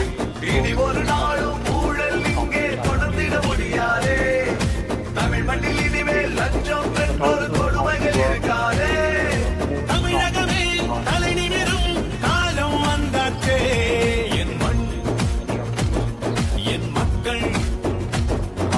புரட்சி நடைபயணம் நீ துணிவுடன் நடந்திடவா.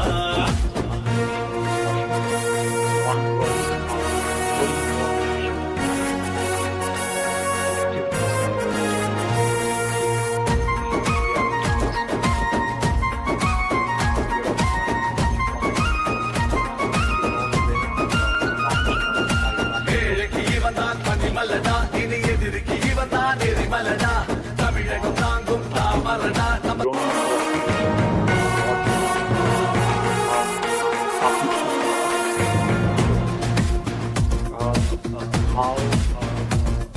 என் மண் என் மக்கள் புது புரட்சி நடைபயணம் நீ துணிவுடன் நடந்திடவா. என் மண் என் மக்கள் ஒரு மலையாய் நம் தலைவன் நம்முடன் வருகின்றார். இனி ஒரு நாளும் ஊழல் இங்கே தொடர்ந்திட முடியாதே. தமிழ் மண்ணில் இனிமேல் லஞ்சம் பெற்றொரு கொடுமைகள் இருக்காதே. தமிழகமே தலை நிமிரும் காலம் வந்தாச்சே. என் மண் என் மக்கள் புது புரட்சி நடைபயணம் நீ துணிவுடன் நடந்திடவா.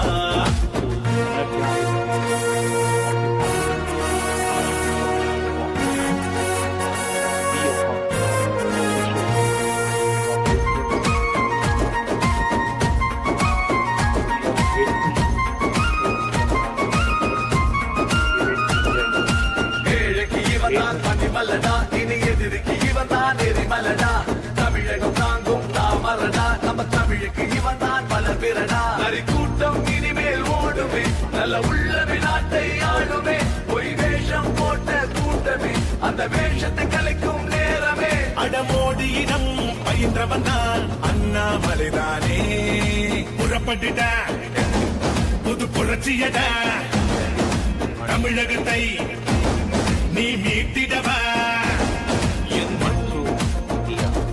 என் மக்கள் புது புரட்சி நடைபயணம் நீ துணிவுடன் நடந்திடவா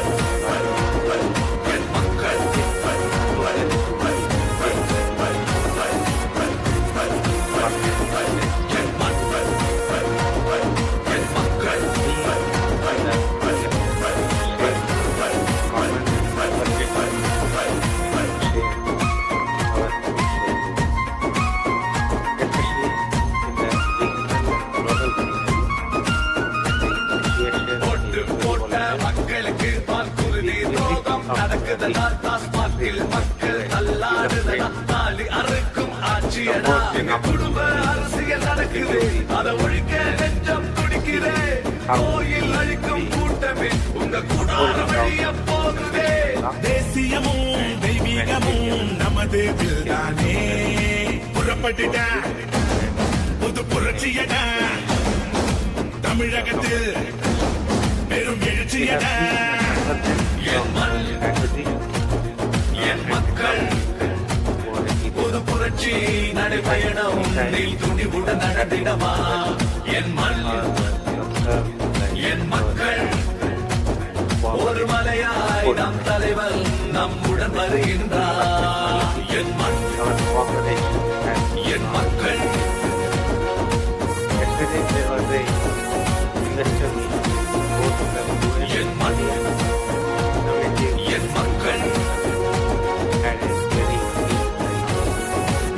investors and the innovators had a heart-to-heart talk under the direction of the DIU from US and the DIO of the Ministry of Defense.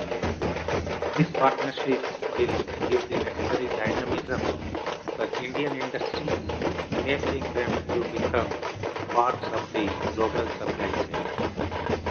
Today, the two principals, like four of them, had a very frank and in-depth discussion covering the bilateral relationship in a comprehensive fashion, as Vinay has explained.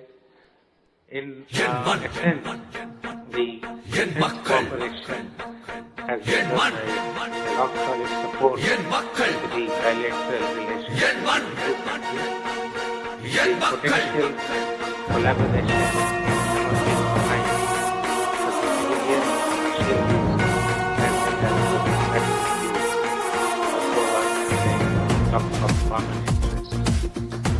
how the defense industry can intersect each other's interests and promote each நடைபயணம் நீ துணிவுடன் நடந்திடவா என் மக்கள் ஒரு மலையாய் நம் தலைவர் நம்முடன் வருகின்றார் இனி ஒரு நாளும் ஊழல் இங்கே தொடர்ந்திட முடியாதே தமிழ் மண்ணில் இனிமேல் லஞ்சம் என்றொரு கொடுமைகள் இருக்காதே தமிழகமே தலை நிமிரும் காலம் வந்தாச்சே என் மக்கள் புரட்சி நடைபயணம் நீ துணிவுடன் நடந்திடவா Our partnership is of critical importance in our immediate neighborhood, also in other regions connected to us. I thank Vinay for organizing this. ஏழைக்கு இவன் தான் பள்ளிமல்லடா இனி எதிர்க்கு இவன் தான் எரிமலடா தமிழகம் தாங்கும் தாமரடா நம்ம Thank you, sir. I will now open the floor for questions. Ground rules, please identify yourself and the organization that you represent. Also, we will limit it to one question per person, and we will also have to bunch two questions for the of time. May I start with the man here? Microphone comes. தமிழகத்தை நீ மீட்டிடவா என் மண் என் மக்கள் புது புரட்சி நடைபயணம் நீ துணிவுடன் நடத்திடவா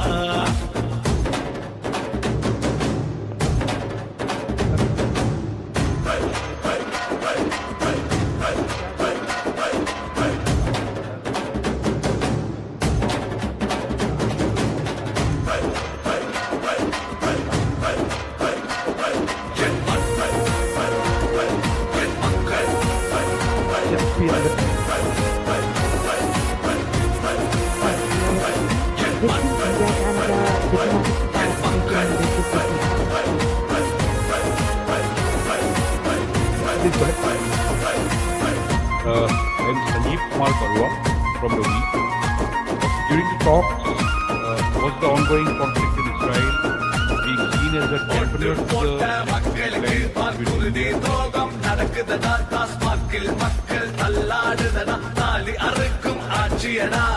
If I could pass these 4 questions to the minister, then we can take a few more questions. I would also like to, if there are any other questions on these topics, perhaps we could take them together. Anybody has a question related to these? Then maybe it's easier to answer them.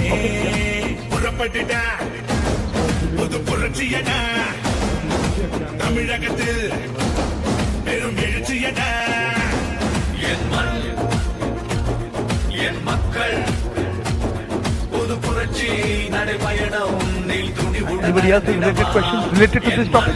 Okay, go ahead. Microphone, please.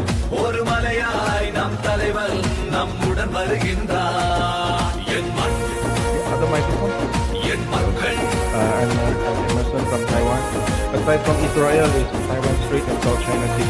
Sorry, that wasn't a related question. I think you misunderstood me. I'll come back to you on the question. If you have it on this question, microphone behind.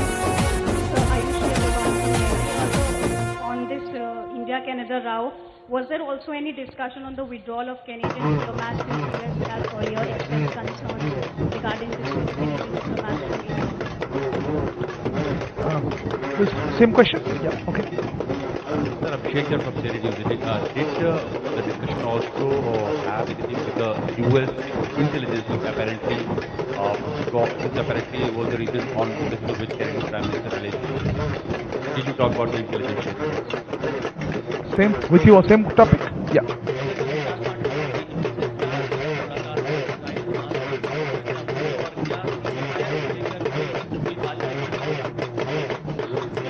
With this, I'll pass on the question.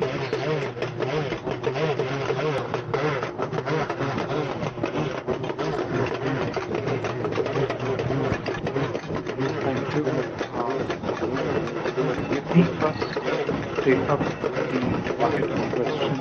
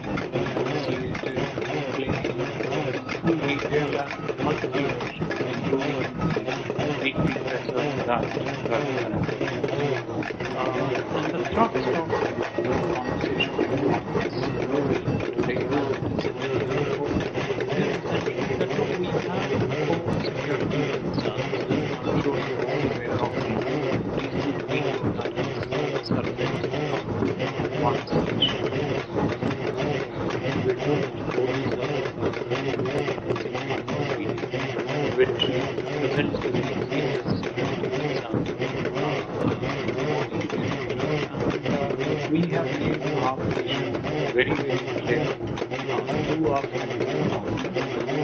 I understand and appreciate that sense of on the question on conflict between race, 3-4 thoughts behind this. One of which relates to secular युद्ध के बारे में बात की एक परिप्रेक्ष्य प्रश्न था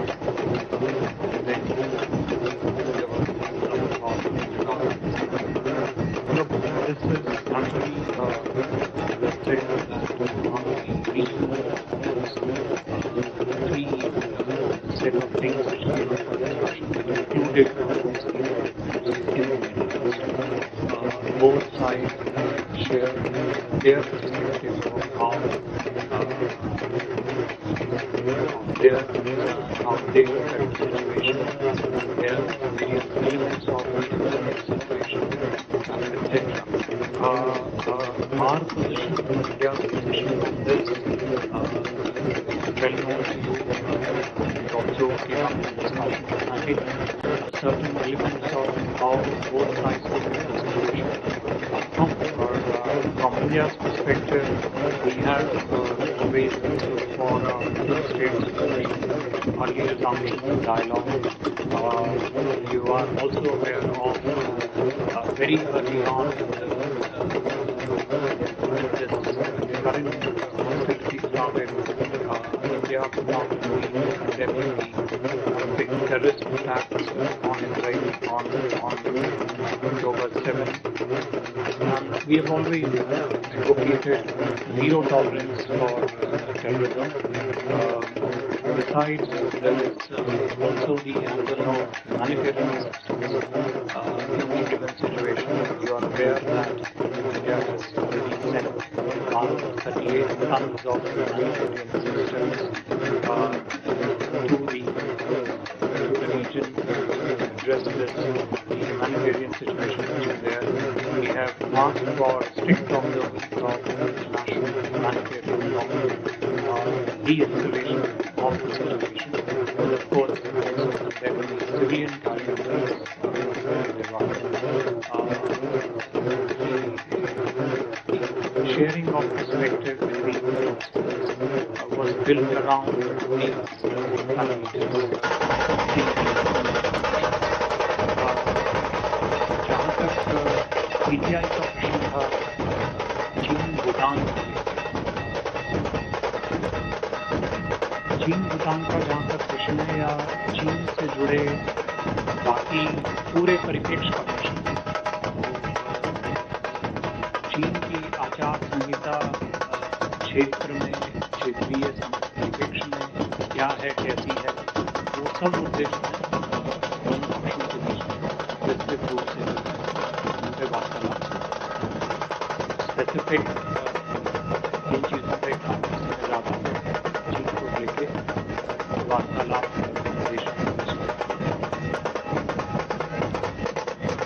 Thank you. Next round of questions. Yeah, please go ahead.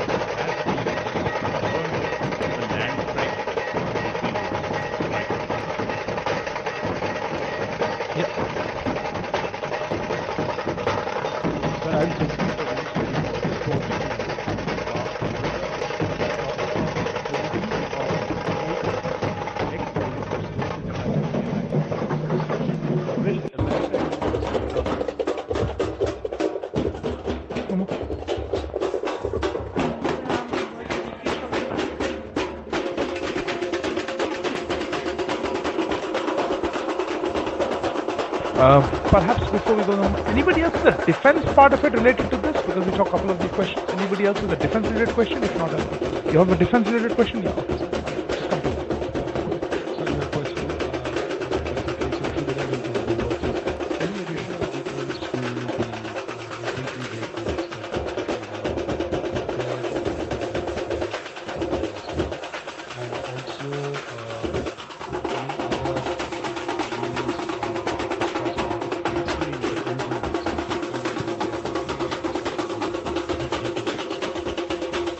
There's a hand behind there. Some questions? Go ahead.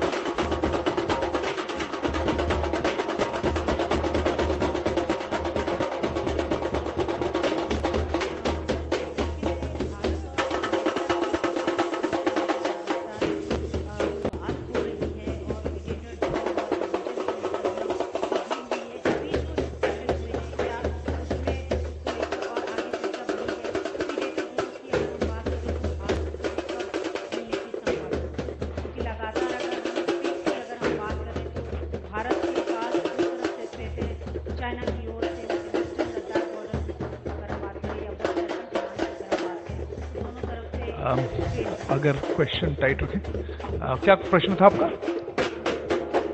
Drones पे कुछ मूवमेंट हुई है या नहीं?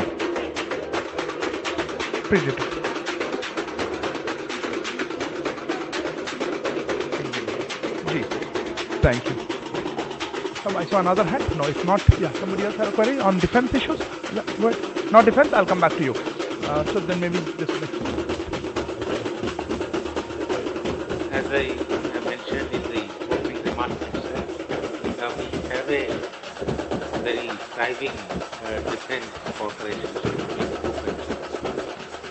While the purchases have been going for quite some time, co-development and co-production have been in progress during last 2 years. Under that, as you know, during Prime Minister's visit to US, the 414 was agreed to by US government. Under that, we are finalizing the commercial arrangements and the necessary legal requirements are being put in place. So, this is on track. It will happen as was originally scheduled. Regarding the MQ-9B, high altitude long range, we have some understanding. We have given our requests, top requests has gone there, and they have to respond. The US company has to take clearance from the government and come back. Meanwhile, we have necessary capability to take care of the immediate requirements. Regarding the infantry combat facility, this is a part of the defense industry cooperation roadmap. The provision under this roadmap is to co-develop and co-produce machinery, equipment, weapons required by the two countries. So any cooperation in this sector will happen when the Indian military's needs are finalized, and then they arrive at the production. So the initial offer on several infantry combat vehicle systems that come from US, we have expressed our interest further to take the co-development and co-production part ahead. This will take some time. We will work our team for industrial and work with the US industry and come out with a concrete plan. Thank you, sir. I know I had a few whom I interrupted you. Yeah, please go ahead. This is the last one. We're running a little behind time. Quickly, please keep up with questions.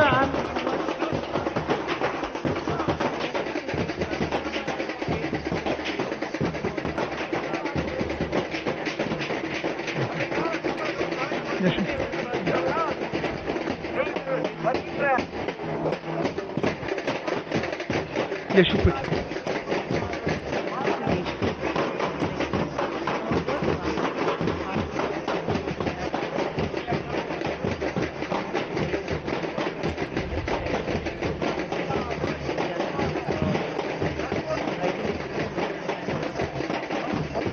Look, I see a lot of hands, but I'm not sure we'll be able to cover everybody. Yeah, well, yeah, you raised hand. Sir Vijayalakshmi हूँ India TV से।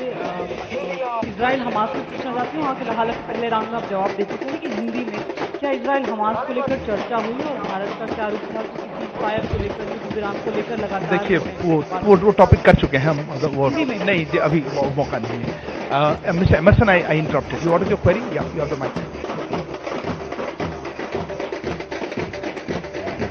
to ask is South China Sea and the Taiwan Strait issue was discussed by the ministers. Hello. Hello from the Hindi. Just coming back to the issue of Hamas, it's a specific question here. Is the Israeli concerns about Hamas that Israel has been taking up civilians, did it feature in the dialogue? Especially, was India asked to ban Hamas as a terrorist organization? Did this issue come up during the talks? I saw one more hand. Yeah, go ahead. No, I have something. Yeah.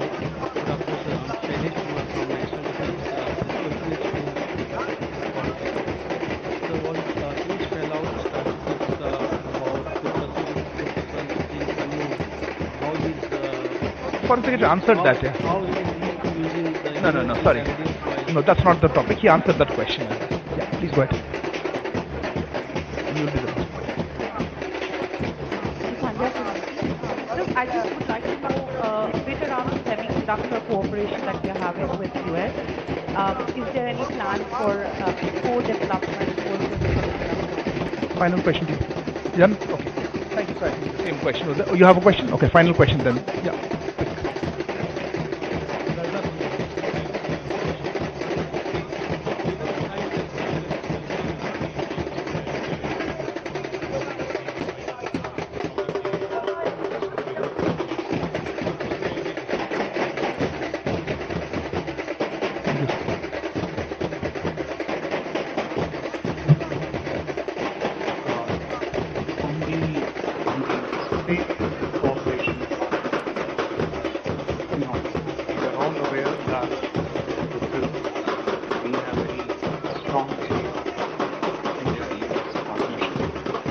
Multiple segments to it, particularly following the signing of Artemis Accords by India during the Prime Minister's visit, which allows us a new dimension of commercial space cooperation. I think two sides will be setting up a working group, which would have both ISRO, NASA, and other US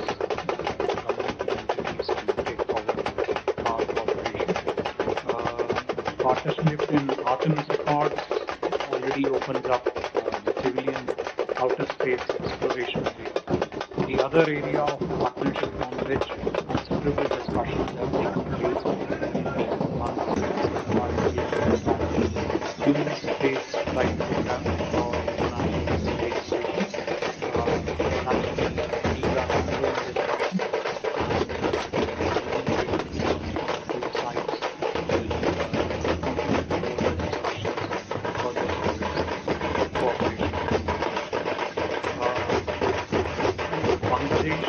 As I mentioned, extensive discussions took place on different regions in South Asia, the parts of the world. So far as Bangladesh is concerned, we share our perspective if not our state,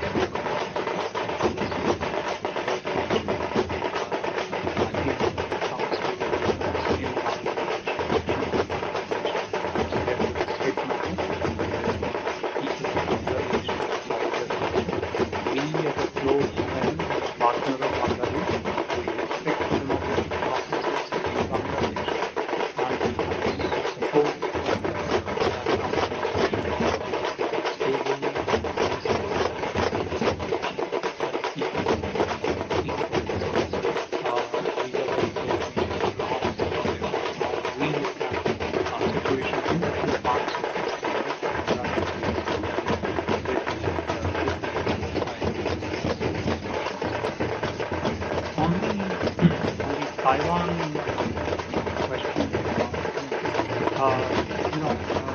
as I mentioned, we did discuss very extensively regional issues, and we can say that as extensively as you mentioned, India stands for being open, inclusive, respect, peaceful, stable and prosperous. And India and US share the vision of holding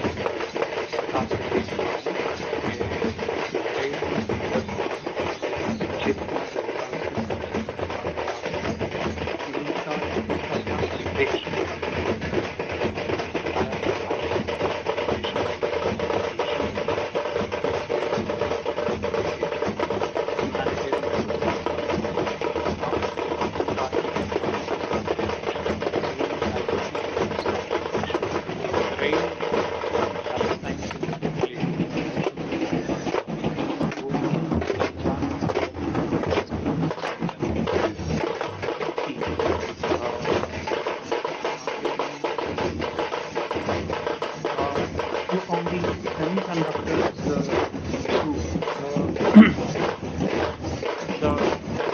it's an area of cooperation which is actually relatively new but very promising and very exciting.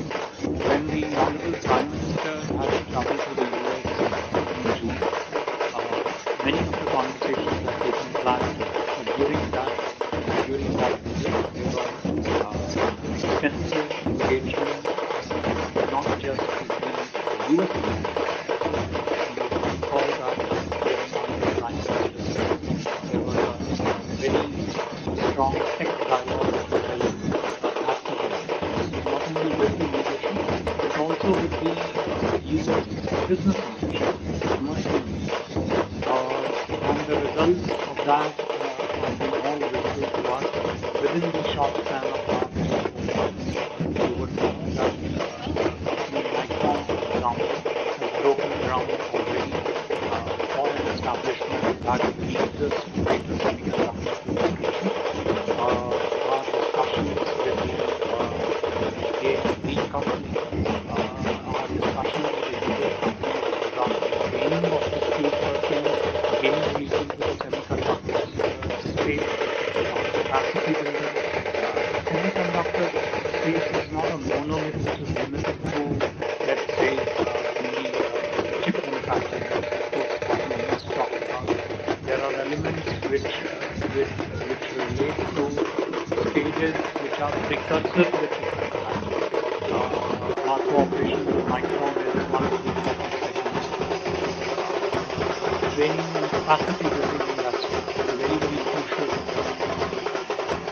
That's an area in which there is a very intense, strong, very wide range of discussion between India and the US, both involving the two governments and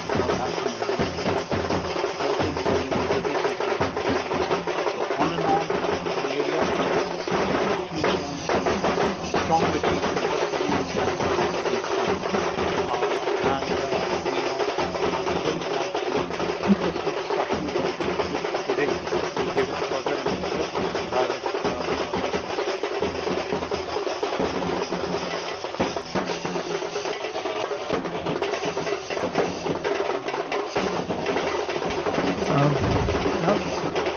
Sorry. Thank you very much for your presence here today. Which question?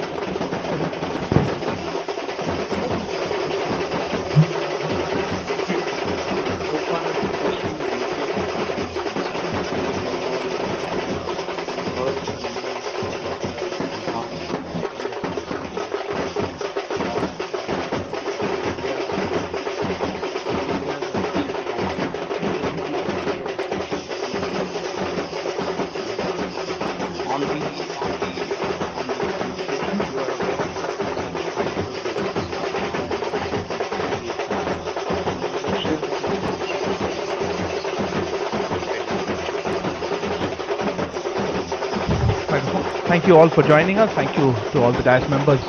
Good afternoon. இதுதான் இந்தியாவோட பழைய investing உலகம்.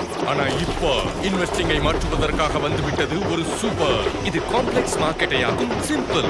வந்துவிட்டது angel one super app. இது இந்தியாவின் இன்வெஸ்டிங்கை ஆக்கும் super.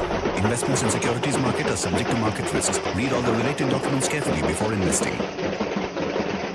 For joining the special media briefing on the occasion of the 2+2 ministerial dialogue with the United States of America. We are here at this slightly different venue at the Sushma Swaraj Bhavan. Thank you all for coming and joining us. To give us a sense of the conversation that is taking place today morning, we have the privilege of having with us here Foreign Secretary Defense Secretary Sir Shri Girdhar Anamani. Also joining us our Ambassador to the US, Taranveer Sandhu, as well as Additional Secretary looking after America, Srimati Vani Rao. I would request Foreign Secretary Sir and Defense Secretary Sir to make opening remarks, after which we will take questions from the media. Sir, the floor is yours. Thank you very much. My colleague, the President Secretary, Mr. Mane, Mr. Sandhu, friend and our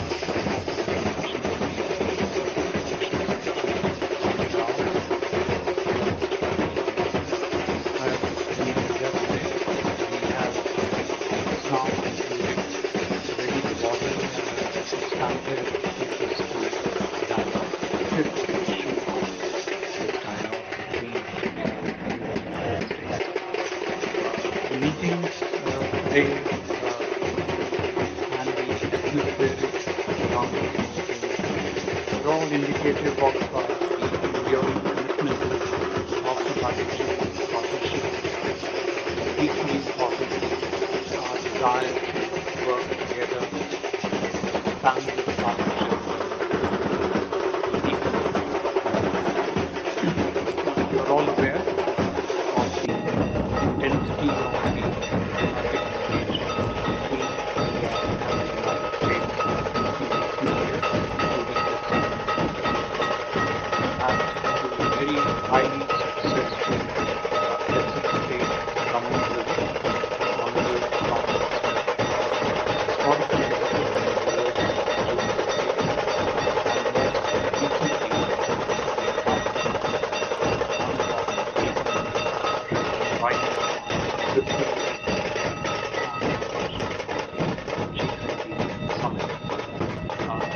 collective outcomes of the Prime Minister's visit to India and President Biden's visit to India have really given us a strong leadership-driven momentum towards to strengthen and expand this relationship much further.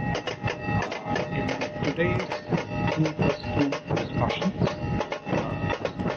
principals on both sides, Honorable Mushroom Fiji, Honorable Minister on the Indian side, Secretary of State and Secretary of Defense on the US side, undertook a comprehensive review of our bilateral relations. We discussed of multiple partnerships. After I finish my colleague specifically will speak to the defense partnership of cooperation for its relationship. But besides that, the trade and investment partnership, the technology partnerships relating to the emerging area of particularly emerging technology, value chain and supply chain digitization of different products and services, partnership in skills,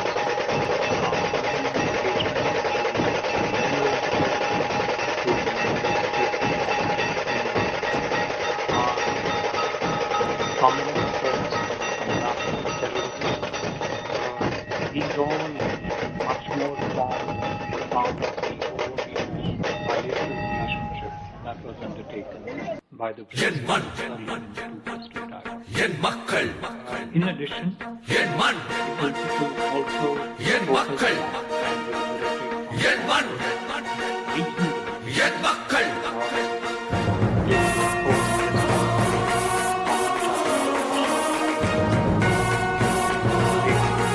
also how to work more strongly to harness the opportunities that exist in many of the regions. புது புரட்சி நடைபயணம் நீ துணிவுடன் நடந்திடவா என் மண் என் மக்கள் ஒரு மலையாய் நம் தலைவன் நம் உடன் வருகின்றார் இனி ஒரு நாளும் ஊழல் இங்கே தொடர்ந்திட முடியாதே தமிழ் மண்ணில் இனிமேல் லஞ்சம் என்றொரு கொடுமைகள் இருக்காதே தமிழகமே தலை நிமிரும் காலம் வந்தாச்சே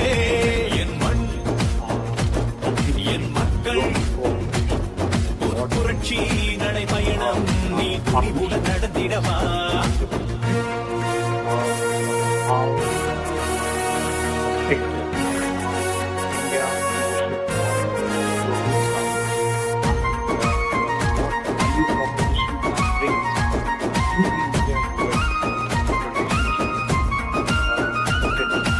ஏழைக்கு இவன் தான் மணிமல்லடா இனி எதிர்க்கு இவன் தான் எரிமலடா தமிழகம் தாங்கும் தாமரடா நம்ம தமிழுக்கு இவன் தான் மலர்பிறடா நரி கூட்டம் இனிமேல் ஓடுமே நல்ல உள்ளவே நாட்டை ஆளுமே பொய் வேஷம் போட்ட கூட்டமே அந்த வேஷத்தை கலைக்கும் நேரமே அடமோடு இடம் பயின்றவன் தான் அண்ணாமலைதானே புறப்பட்டுட புது புரட்சியடா தமிழகத்தை நீ மீட்டிடவா என் மக்கள் புது புரட்சி நடைபயணம் நீ துணிவுடன் நடந்திடவா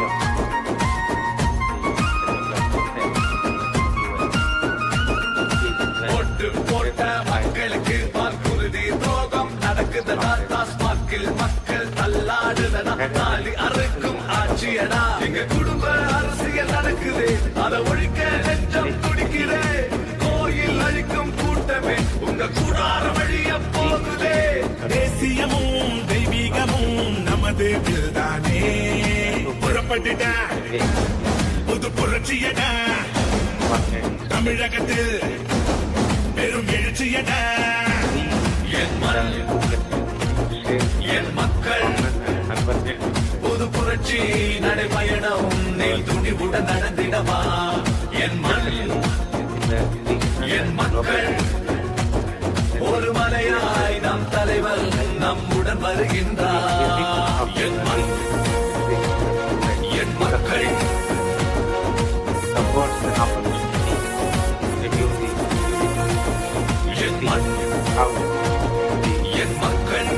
holding out the peaceful love and humanitarian very closely and in a mutually comfortable fashion.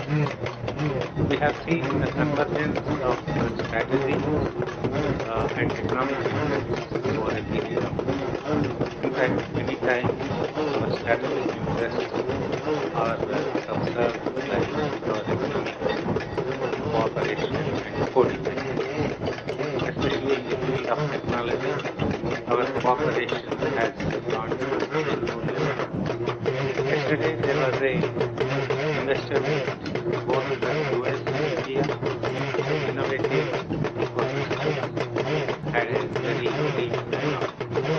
The investors, the innovators had a talk under the direction of the DIU and the DIO of this partnership will give the necessary dynamism to the Indian industry, enabling them to become parts of the global supply chain. Today, the two principals, the forum, had a very frank and in-depth discussion covering the bilateral relationship in a comprehensive fashion as behind has been right. In essence, the defense cooperation has become a long-term support to the bilateral relationship between the two countries. The potential collaboration in promoting mines for the civilian and commercial use as well as strategic use also was a topic of common interest. How the defense industry can intersect each other's interests and promote each other in particular context of strong bilateral ties was also a matter of great focus. Our extensive engagement has yielded contributions. This meeting will contribute to giving a momentum to the defense industry roadmap, which was recently finalized. We have a common vision of free, open and inclusive Indo-Pacific with a rules-based global order throughout the seas. Our partnership is of critical importance to peace and stability immediate neighborhood, also in other regions connected to us. I thank the United States for organizing this festival in a very efficient fashion.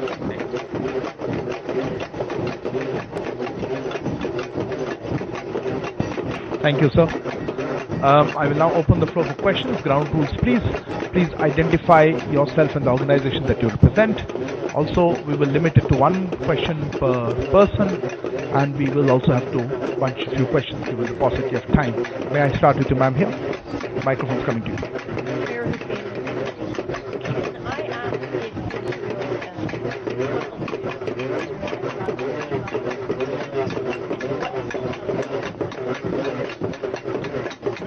One second, behind you, yeah, please.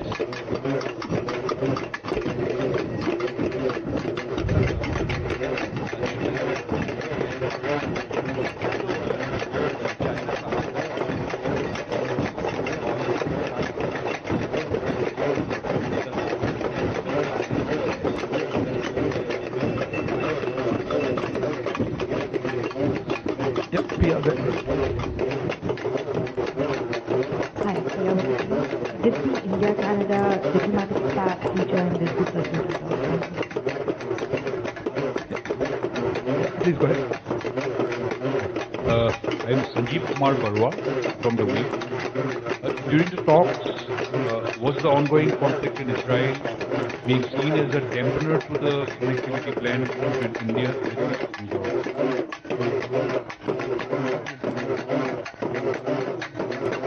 If I could pass these 4 questions to the panel, sir, and then we can take a few more questions. I would also like, sir, if there are any other questions on these topics, perhaps we could take them together. Anybody has a question related to these? Then maybe it's easier to answer them. Okay, yeah.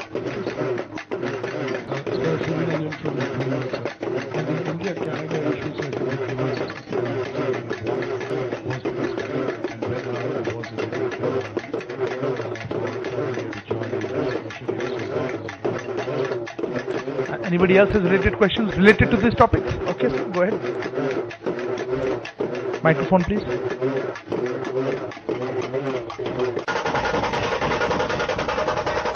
Other microphone, please. I'm Emerson from Taiwan. Aside from Israel, is Taiwan Strait and South China Sea discussed? Sorry, that wasn't a related question. I think you misunderstood me. I'll come back to you on the question. Ayushi, you have it on this question? Yeah, microphone behind you. So Ayushi from ANI. Also, on this India-Canada route, was there also any discussion on the withdrawal of Canadian diplomats since US has earlier expressed concerns regarding the Canadian diplomats from India? Same question? Yeah, okay. Abhishek from Series News. Did the discussion also have anything with the US intelligence, which apparently was the reason on the dispute with Canadian Prime Minister alleged? Did you talk about the intelligence? Same with you or same topic? Yeah.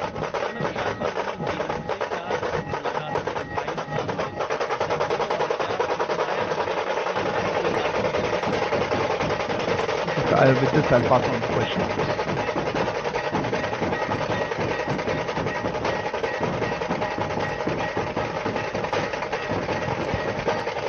Thank you. We first take up the market question relating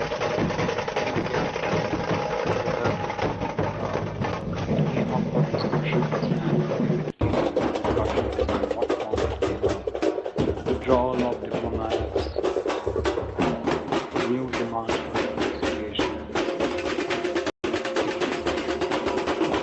Look, so far as Canada is concerned, we have with all our friends, and our position on this matter has been enunciated, plain, in full detail at multiple occasions, including in the weekly pressers that announced. And the crux of our conversation and comments, no different today on this is essentially that look, we have own security concerns, and I'm sure you're all aware of the recent video that surfaced on one selection.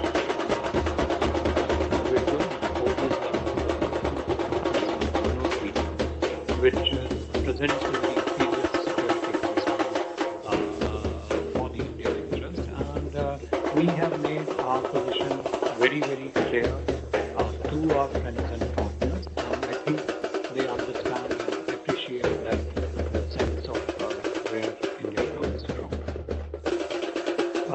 On the question of conflict between Israel and Palestine, I think 3-4 thoughts behind different questions on this. One of which relates to whether it came up for discussions, what are the perspectives, Israel, Hamas, युद्ध के बारे में बात करें, एक प्रत्यक्ष mission था, and then there was another thought. Look, this is actually, as I said,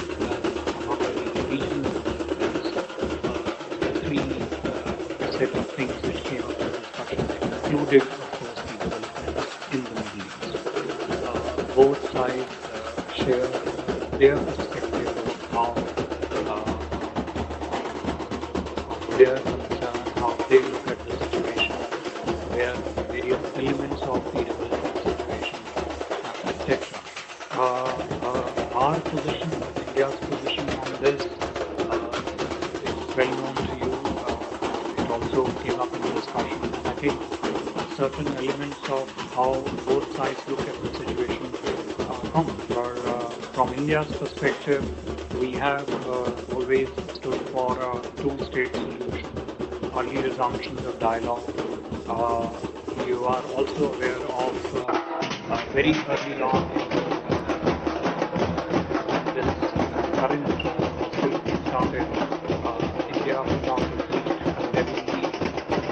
terrorist attacks on Israel on October 7.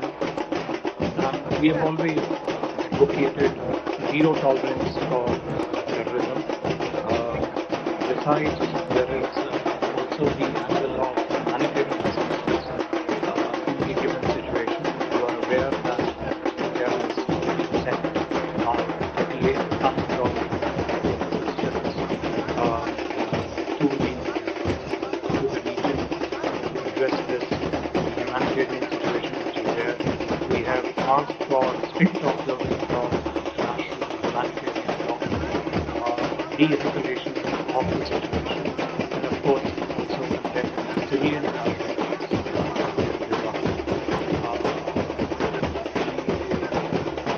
the sharing of perspective between different sides was built around these challenges in the जहाँ तक PTI का प्रश्न था चीन भूटान का जहाँ तक प्रश्न है या चीन से जुड़े बाकी पूरे परिप्रेक्ष्य का प्रश्न, चीन की आचार संहिता क्षेत्र में क्षेत्रीय परिप्रेक्ष्य में क्या है, कैसी है, वो सब मुद्दे दोनों पक्षों के विस्तृत रूप से स्पेसिफिक इन चीज़ों पे कॉम्पिटिशन के आधार पर लेके वार्तालाप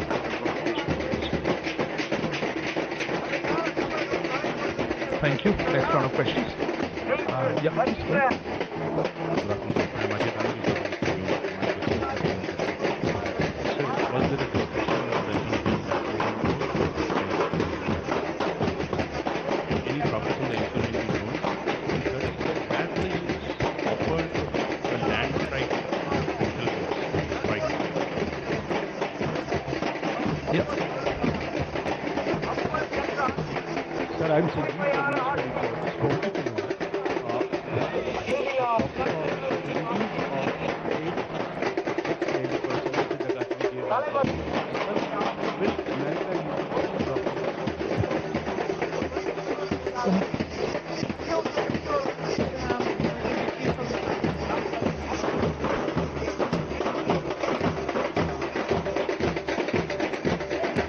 Perhaps before we go home, anybody else with a defense part of it related to this? Because we saw a couple of these questions. Anybody else with a defense related question? If not, you have a defense related question? So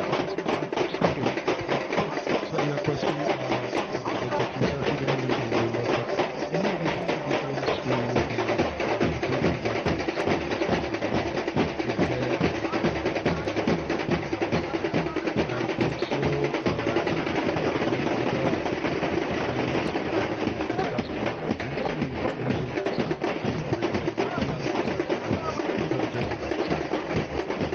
There's a hand behind there. Some questions? Right.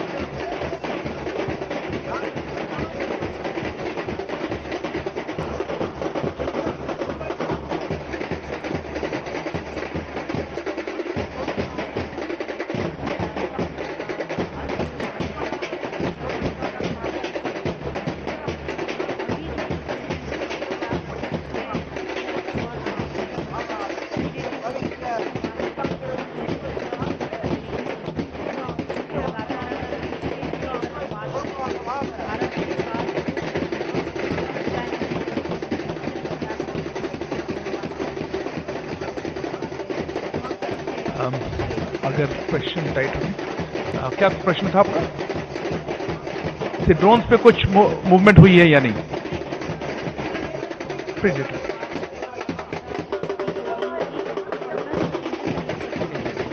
Ji, thank you. I saw another hand. No, it's not. Yeah, somebody else had a query on defense issues. Yeah, go ahead. Not defense. I'll come back to you. So then maybe this. A very driving difference of operations between two countries. While the containers have been going for quite some time, co-development and co-production have been the focus during the last few years. And at that, as you know, during the Prime Minister's visit to US, the 414 was agreed to by US government, and at that we are finalizing the commercial arrangements and the necessary legal requirements are being put in place. So this is on track. It will happen as was originally scheduled. Regarding the MQ-9B tail, that is high altitude, long endurance, we have some understanding. We have given our request, some requests have gone there, and they have come to this one. The US company has taken clearance from the government and come back to us. Meanwhile, we have necessary capacity to take care of the regarding the infantry combat initiative. This is a part of the defense industry cooperation program between the countries. The provision under this roadmap is to co-develop and co-produce machinery, equipment, weapons required by these two countries. So any cooperation in this sector will happen when Indian military needs are parallel, and then they arrive at a production. So initial offer on several infantry compatibility systems has come from the US. We have expressed our interest further to take the co-development and co-production part ahead. This will take some time. We will work with our team involved in next year and involved with the US industry and come out with a complete plan. Thank you. Thank you, sir. I know I had a few whom I interrupted you. Yeah, please go ahead. This is the last one. We're running a little behind time. Quickly, please, keep up the question.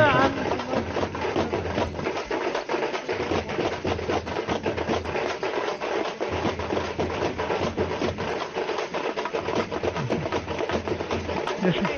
Yeah.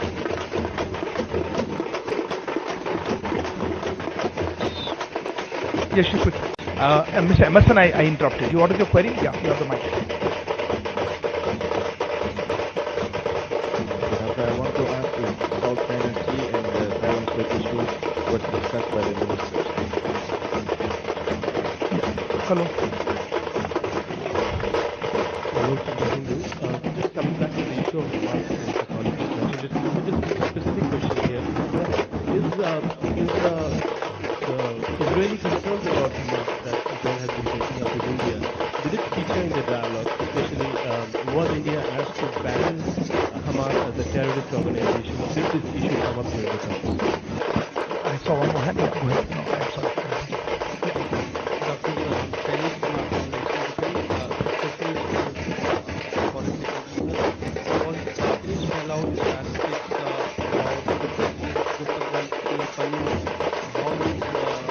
Foreign Secretary answered that. Yeah. How is he using? No, sorry.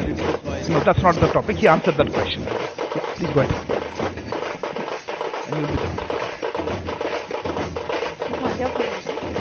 I'd just like to know a bit around the semiconductor cooperation that we're having with the US. Is there any plan for co-development also in semiconductors? Final question. Done? Okay. Thank you, sir. The same question was there. Oh, you have a question? Okay, final question then. Yeah. Quick.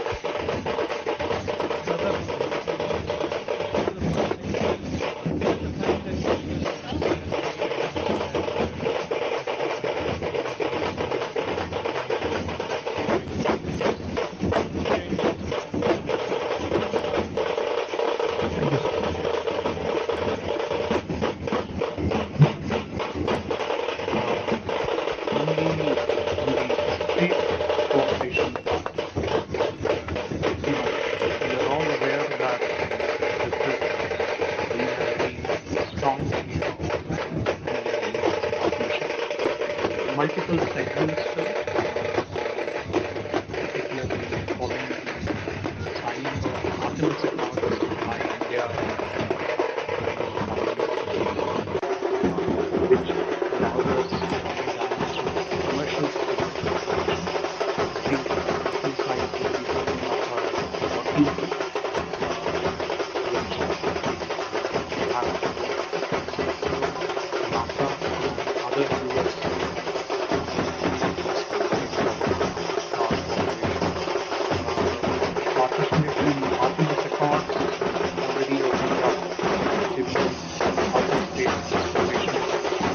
other area of partnership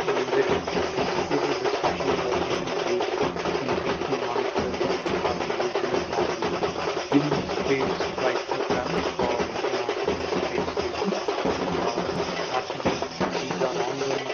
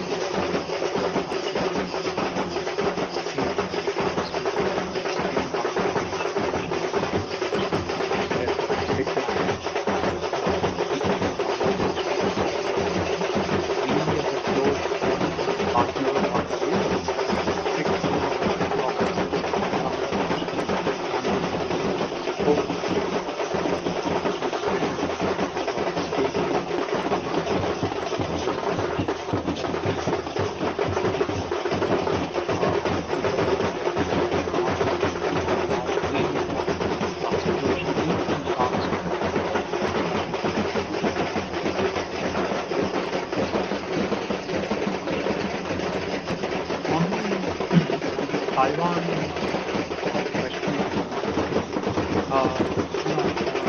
As I mentioned, we did discuss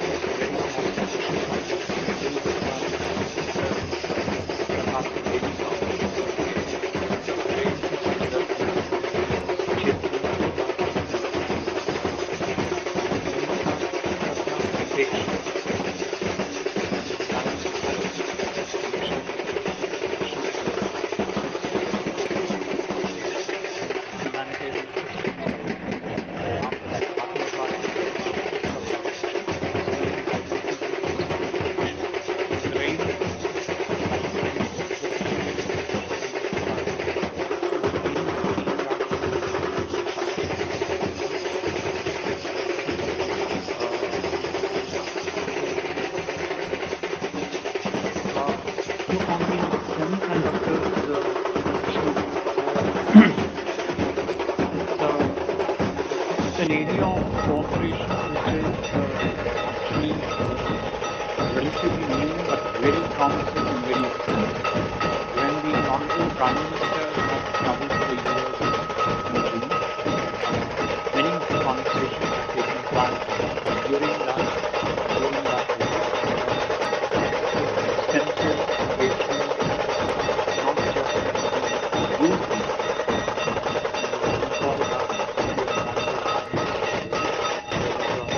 very strong tech dialogue that will happen, not only with the leadership, but also with the US business leadership, commercial leadership. And the results of that have been all visible to us within the short span of last 3 months. You would know that company Micron, for example, has broken ground already for an establishment that leads us to greater semiconductor proliferation. Our discussions with the AMD company, our discussions with the US companies regarding training of the skilled personnel, again related to the semiconductor space, capacity building. Semiconductor space is not a monolith which is limited to, let us say, the chip manufacturing. There are elements which relate to stages which are precursor to the chip manufacturing. Our cooperation with Micron is one of the important segments. Training and capacity building in that space is a very, very crucial area. That's an area on which there is a very intense, strong, and very wide base of discussion between India and the US, both involving the two governments, also involving the businesses on the two sides. So all in all, it's an area which has actually shown strong achievement just in the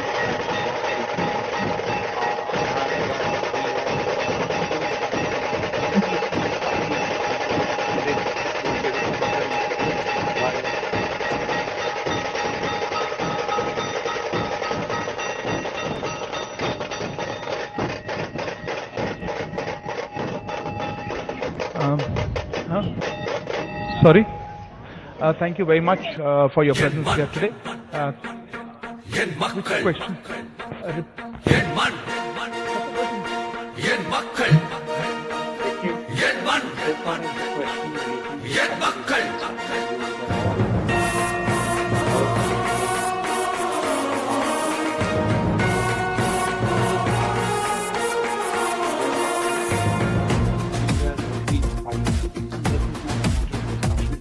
என் மண் என் மக்கள் புது புரட்சி நடைபயணம் நீ துணிவுடன் நடந்திடவா என் மண் என் மக்கள் ஒரு மலையாய் நம் தலைவன் நம் உடன் வருகின்றார்.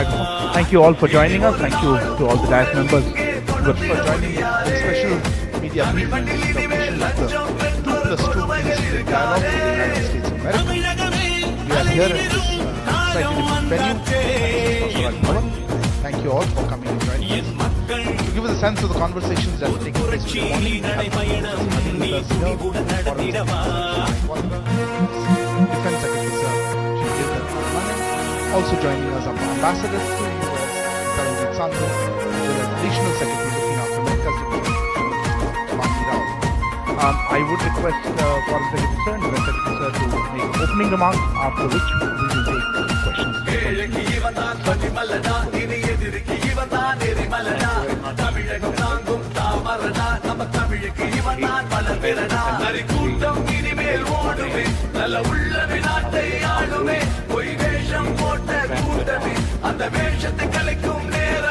அடமோடியிடம் பயின்றவன்தான் அண்ணாமலைதானே புறப்பட்டுடா புது புரட்சியடா தமிழகத்தை நீ மீட்டிடவா என் மக்கள் புது புரட்சி நடைபயணம் நீ துணிவுடன் நடந்திடவா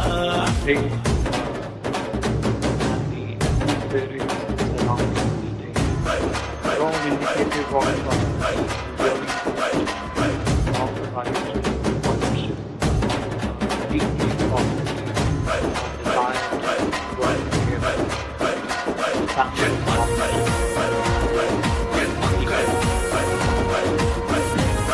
we're all aware of the density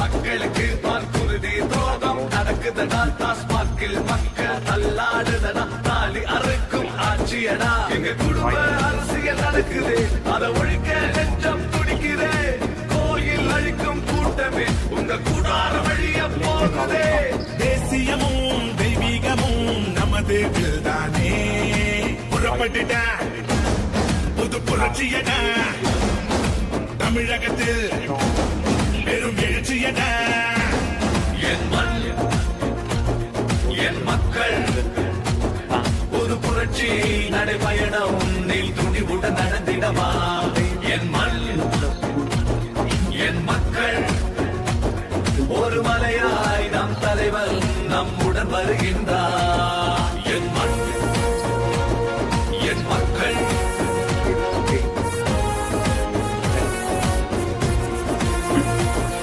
என் மண் என் மக்கள்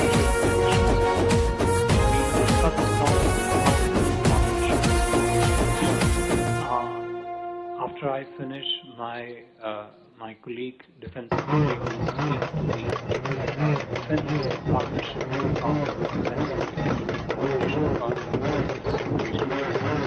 but besides that the trade investment technology partnerships relating to the emerging area of emerging technology, value chain and supply chain digitization of products and services, partnership with the state, continuing engagement of mineral security,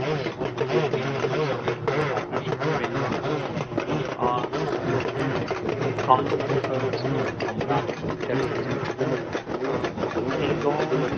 much more strong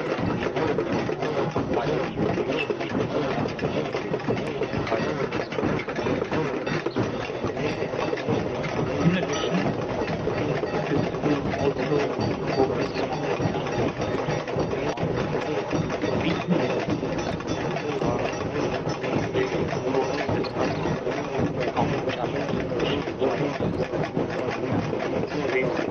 but also how to work strongly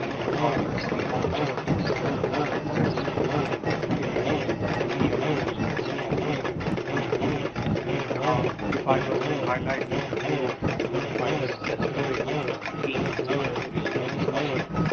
one was global cooperation.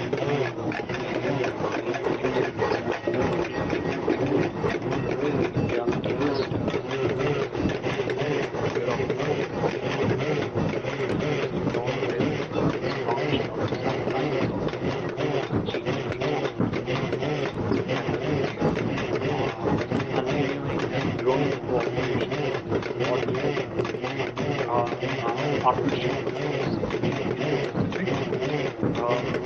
how restricted India's leadership of the global south and what value proposition that brings to the India-US relationship.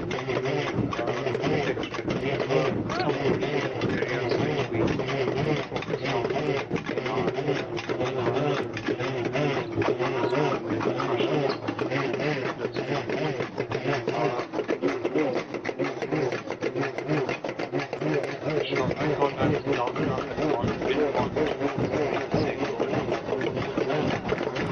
today's dialogue actually help energize all the aspirations of India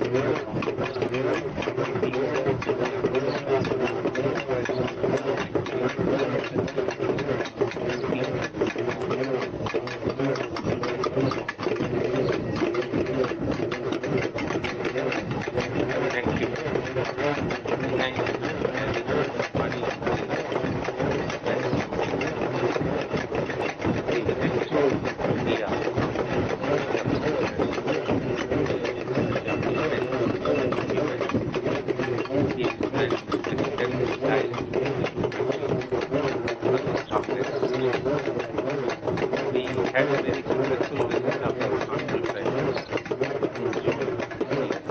to make many initiatives by Mr.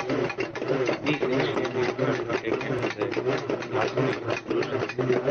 This 2+2 is in a way continuation of the important steps taken to we in the 2+2 share common and convergent interests, share our mutual goals, especially in the regional and global scenario when the situation is very volatile. The visit of the dignitaries to the US is of great importance. It affords an opportunity to review the security and see how the upholding of international law and humanitarian assistance can be looked at very closely and in a we have seen a convergence of strategy and economic interests over a period of time. In fact, many times our strategic interests are served by our economic cooperation and co-dependence. Especially in the field of technology, our cooperation has gone to a new level. Yesterday there was a investor meet, both from US and India. Innovative ecosystem had a very deep dialogue. The investors and the innovators had a talk under the direction of the DIU from the US and the DIO of the Ministry of India. This partnership will give the necessary dynamism for Indian industry, enabling them to become parts of the global system. Today, the two principles, the forum, had a very frank and in-depth discussion covering the bilateral business relationship and the corporate interaction as united.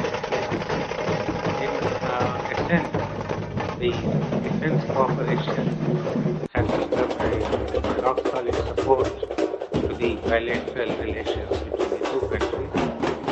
The potential collaboration in emerging domains for the civilian commercial use as well as for the strategic use also was a topic of common interest. How the defense industry can intersect each other's interests and promote each other in this particular context of strong bilateral ties was also a matter of great focus. Our extensive engagement has yielded important results. This meeting will contribute to giving a momentum to the defense industry roadmap, which was recently finalized. We have a common vision of free, open and inclusive Indo-Pacific and a rules-based global order throughout the seas moving forward. Our partnership is of critical importance to peace and stability in our immediate neighborhood, but also in other regions connected to us.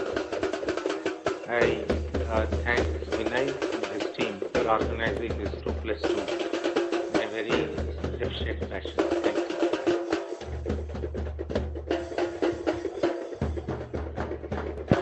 Thank you, sir. I will now open the floor for questions. Ground rules, please. Please identify yourself and the organization that you represent. Also, we will limit it to one question per person, and we will also have to bunch a few questions given the paucity of time. May I start with you, ma'am, here? Microphone's coming to you.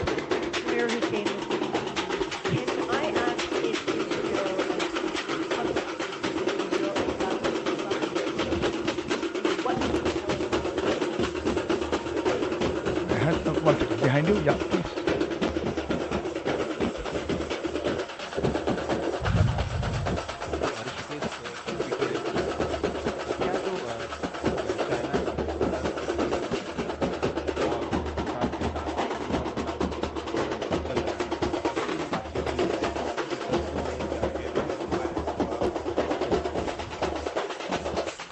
Pia,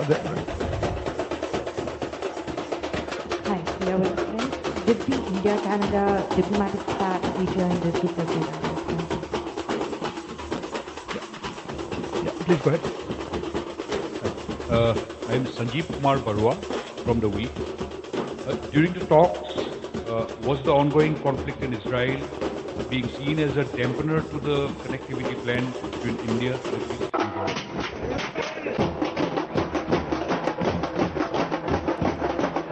If I could pass these 4 questions to the Minister, and then we can take a few more questions. I would also like to, if you permit, if there are any other questions on these topics, perhaps we could take them together. Anybody has a question related to these? Then maybe it's easier to answer them. Okay, yeah.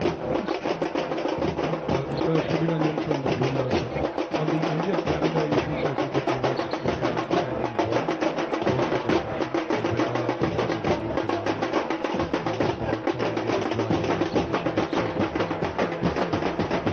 Anybody else has related questions related to this topic? Okay, sir, go ahead. Microphone, please.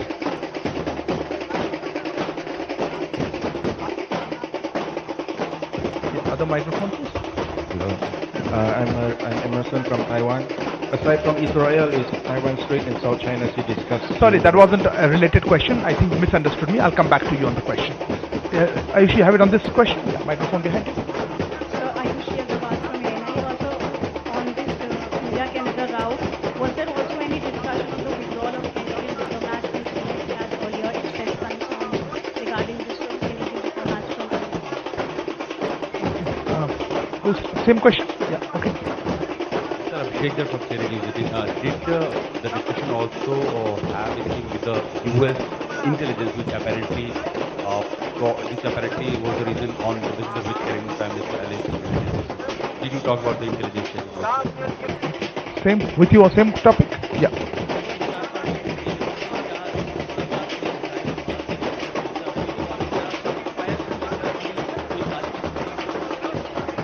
Okay, so with this I'll pass on the question.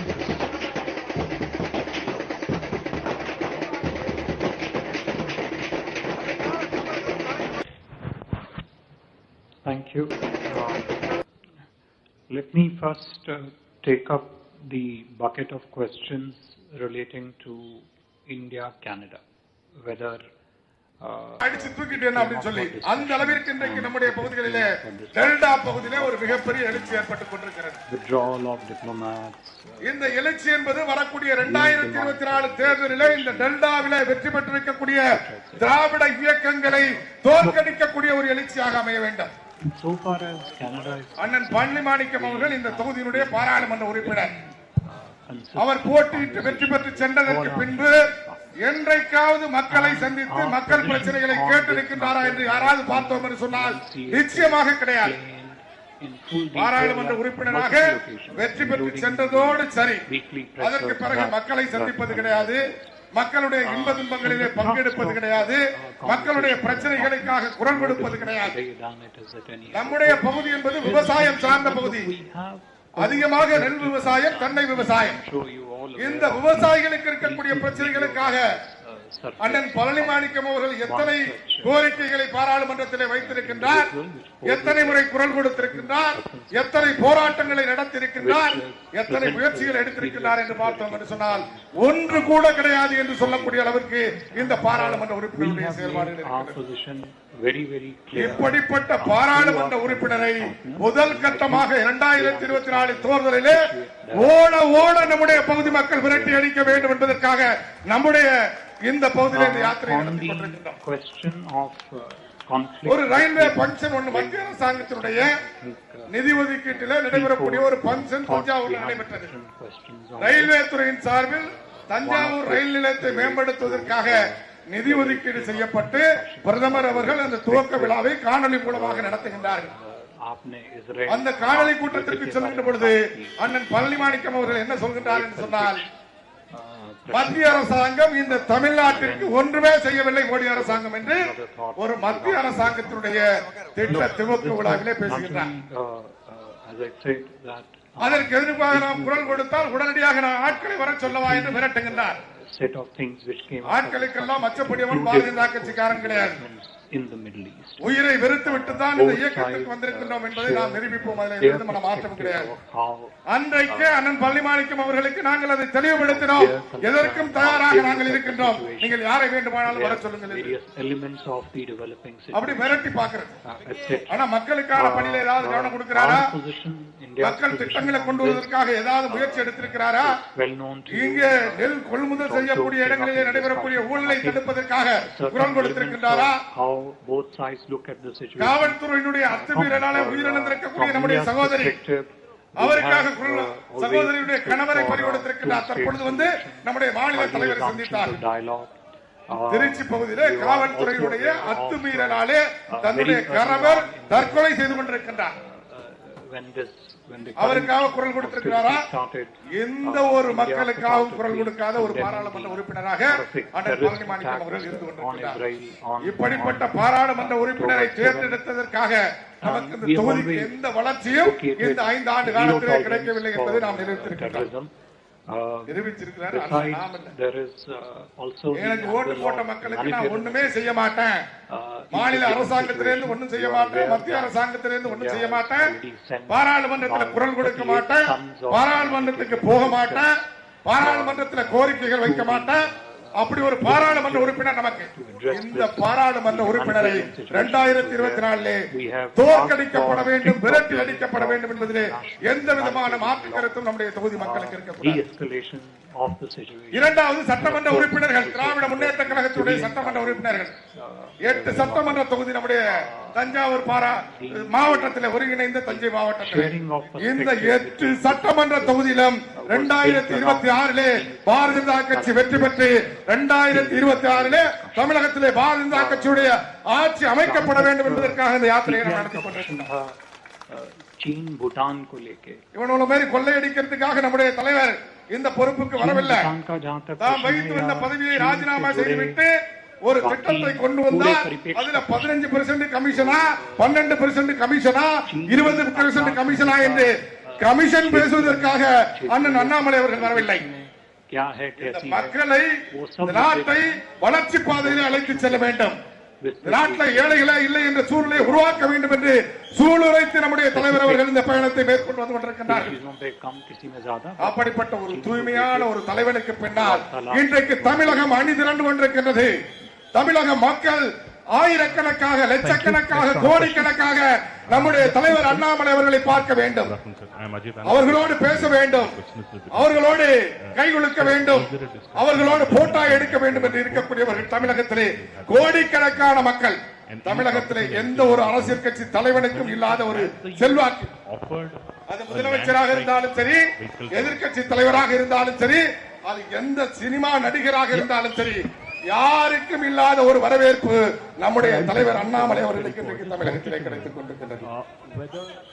நிச்சயமாக 2024 26 மிகப்பெரிய ஒரு மாற்றத்தை ஏற்படுத்தி தமிழகத்திலும் பாரதிய ஜனதா கட்சியுடைய ஆட்சி, மத்தியிலும் கூட பாரத பிரதமர் நரேந்திர மோடி அவர்கள் 3வது முறையாக 400க்கு மேற்பட்ட இடங்களை பெற்று வெற்றி பெற்று இந்த நாட்டை, இந்திய நாட்டை உலக வல்லரசாக, அமெரிக்காவுக்கு வழிகாட்டக்கூடிய நாடாக, ரஷ்யாவுக்கு வழிகாட்டக்கூடிய நாடாக, சீனாவுக்கு வழிகாட்டக்கூடிய நாடாக, உலகத்திற்கே வழிகாட்டக்கூடிய நாடாக இந்த நாட்டை நம்முடைய பிரதமர் நரேந்திர மோடி அவர்கள் உயர்த்தி காட்டுவார் என்ற நம்பிக்கையை கொடுப்பதற்காக இந்த யாத்திரையை நாம் நடத்தி கொண்டிருக்கிறோம். பாரத் மாதா கி, பாரத் மாதா கி, பாரத் மாதா கி. இன்னும் ஒரு சில நிமிடங்களிலே நம்முடைய மாநில தலைவர் அவர்கள் ஒரு சில நொடி துளிகளிலே மேடைக்கு வர இருக்கின்றார்கள். வந்த உடனடியாக, ஏன்னா 10 நிமிஷம் வரைக்கும் தான், 10 மணி வரைக்கும் தான் நம்ம ஒளிபெருக்கில பேசலாம் சட்டப்படி. அதனால நேரடியாக மேடைக்கு வந்த உடனடியாக உங்கள் மத்தியில நம்முடைய தலைவர், மக்கள் தலைவர், வருங்கால முதல்வர் அண்ணன் அண்ணாமலை அவர்கள் உங்கள் மத்தியிலே உரையாற்ற காத்துக் கொண்டிருக்கின்றார்கள். நிச்சயமாக ஒரு அரசியலிலே ஒரு மிகப்பெரிய புரட்சியை ஏற்படுத்தி 2026 தமிழகத்திலே பாரதிய ஜனதா கட்சியுடைய ஆட்சியை கொண்டு வருவார். அதில் எந்த விதமான மாற்றமும் கிடையாது. மக்கள் அவர் பின்னால் வர தயாராக இருக்கின்றார்கள். அவரை நம்பி இன்றைக்கு நாட்டில் இருக்கக்கூடிய அத்தனை கோடி மக்களும் களத்திற்கு வர தயாராக இருக்கின்றார்கள். திமுக அத்தனை பேரும் வரவேற்கிறார், அத்தனை பேரும் சால்வ போடுறான், அத்தனை பேரும் போட்டா எடுக்கிறார். திமுக காரனுடைய நிலைமையே எப்படி? अगर क्वेश्चन टाइप கட்சி சாராத क्या மக்கள் प्रश्न था आपका? சொன்னார் ஒட்டுமொத்தமாக ड्रोन पे कुछ मूवमेंट हुई है या नहीं? சீக்கிரம் கூப்பிடுங்க ராஜா, டைம் ஆயிடுச்சு. प्रीडेटर அண்ணன் அண்ணாமலை அவர்களுக்கு பின்னால் வருவதற்கு இன்றைக்கு தமிழகம் அணிதிரண்டு கொண்டிருக்கின்றது. இந்த யாத்திரை நிறைவிலே பிப்ரவரி மாதம் முதல் வாரத்திலே யாத்திரை நிறைவு செய்கின்ற பொழுது not defense, I'll come back to you. கொஞ்சம் அப்படி முன்னாடி கொஞ்சம் நெருக்கி வாங்க, கொஞ்சம் இந்த பக்கம் அங்கிட்ட நின்னா தெரியாத முகம் தெரியாது, பின்னாடி கேட்கிற மாதிரி இந்த பக்கம் கொஞ்சம் முடியும். தலைவர் வந்து உங்களை எல்லாம் முகத்தை பார்த்து பேசுகிறாரு. எந்த அளவுக்கு தள்ளி வர முடியுமோ வாங்க, கொஞ்சம் கொஞ்சம் அப்படி வாங்க. அவர் சொன்னதை நான் சொல்றேன், நானா சொல்றேன். எனவே இந்த யாத்திரை நிறைவு நிகழ்ச்சி என்பது தமிழக அரசியல் வரலாற்றை புரட்டி போடக்கூடிய நிகழ்ச்சியாக நிறைவு நிகழ்ச்சிக்கு நம்முடைய பிரதமர் நரேந்திர மோடி அவர்கள் வருகை இருக்கின்றார்கள். நம்முடைய மாநில தலைவருடைய நிறைவு நிகழ்ச்சி பிப்ரவரி முதல் வாரத்திலே நம்முடைய பிரதமர் உலகம் போற்றக்கூடிய உத்தம தலைவன், ஊழலை ஒழிக்க பிறப்பெடுத்திருக்கக்கூடிய ஒரு அதிசய பிறப்பு. அவர் பிப்ரவரி மாதம் வருகை தர இருக்கின்றார்கள். அப்படி வருகின்ற பொழுது தமிழகத்திலே ஒரு மிகப்பெரிய புரட்சி ஏற்பட்டு மிகப்பெரிய அரசியல் மாற்றம் ஏற்பட்டு தமிழகம் பாரதிய ஜனதா கட்சியின் பக்கம் என்பதை நாம் பிப்ரவரி மாதத்திலே நிரூபித்து காட்டுவோம் என்று சொல்லி அதற்கு அடுத்ததாக இங்கே வருகை இருக்கக்கூடியவர்களை வரவேற்று நம்முடைய மாவட்ட தலைவர் அவர்கள் வரவேற்புரையாற்றுவார். பட்டுக்கோட்டையே கலக்கடித்துக் கொண்டிருக்கும் பாரதிய ஜனதா கட்சியின் என் மண் என் மக்கள் யாத்திரைக்கு சிறப்பு உரையாற்ற வருகை இருந்திருக்கும் மக்கள் முதல்வர், இளைஞர்களின் எழுச்சி நாயகன், தாய்மார்களின் காவலன், அருமை அண்ணன் IPS அண்ணாமலை அண்ணன் அவர்களே, இந்த கூட்டத்திற்கு சிறப்புரை ஆற்றியிருக்கும் மாநில பொதுச் செயலாளரும் பெருங்கோட்ட பொறுப்பாளருமான இளைஞரின் எழுச்சி நாயகன் கருப்பு முருகானந்த மன்னன் அவர்களே, பாரத் மாதா கி, பாரத் மாதா கி. இப்பொழுது இளைஞர்களின் எழுச்சி நாயகன், மக்கள் முதல்வர் அண்ணன் அண்ணாமலை அவர்கள் சிறப்புரையாற்றுவார்.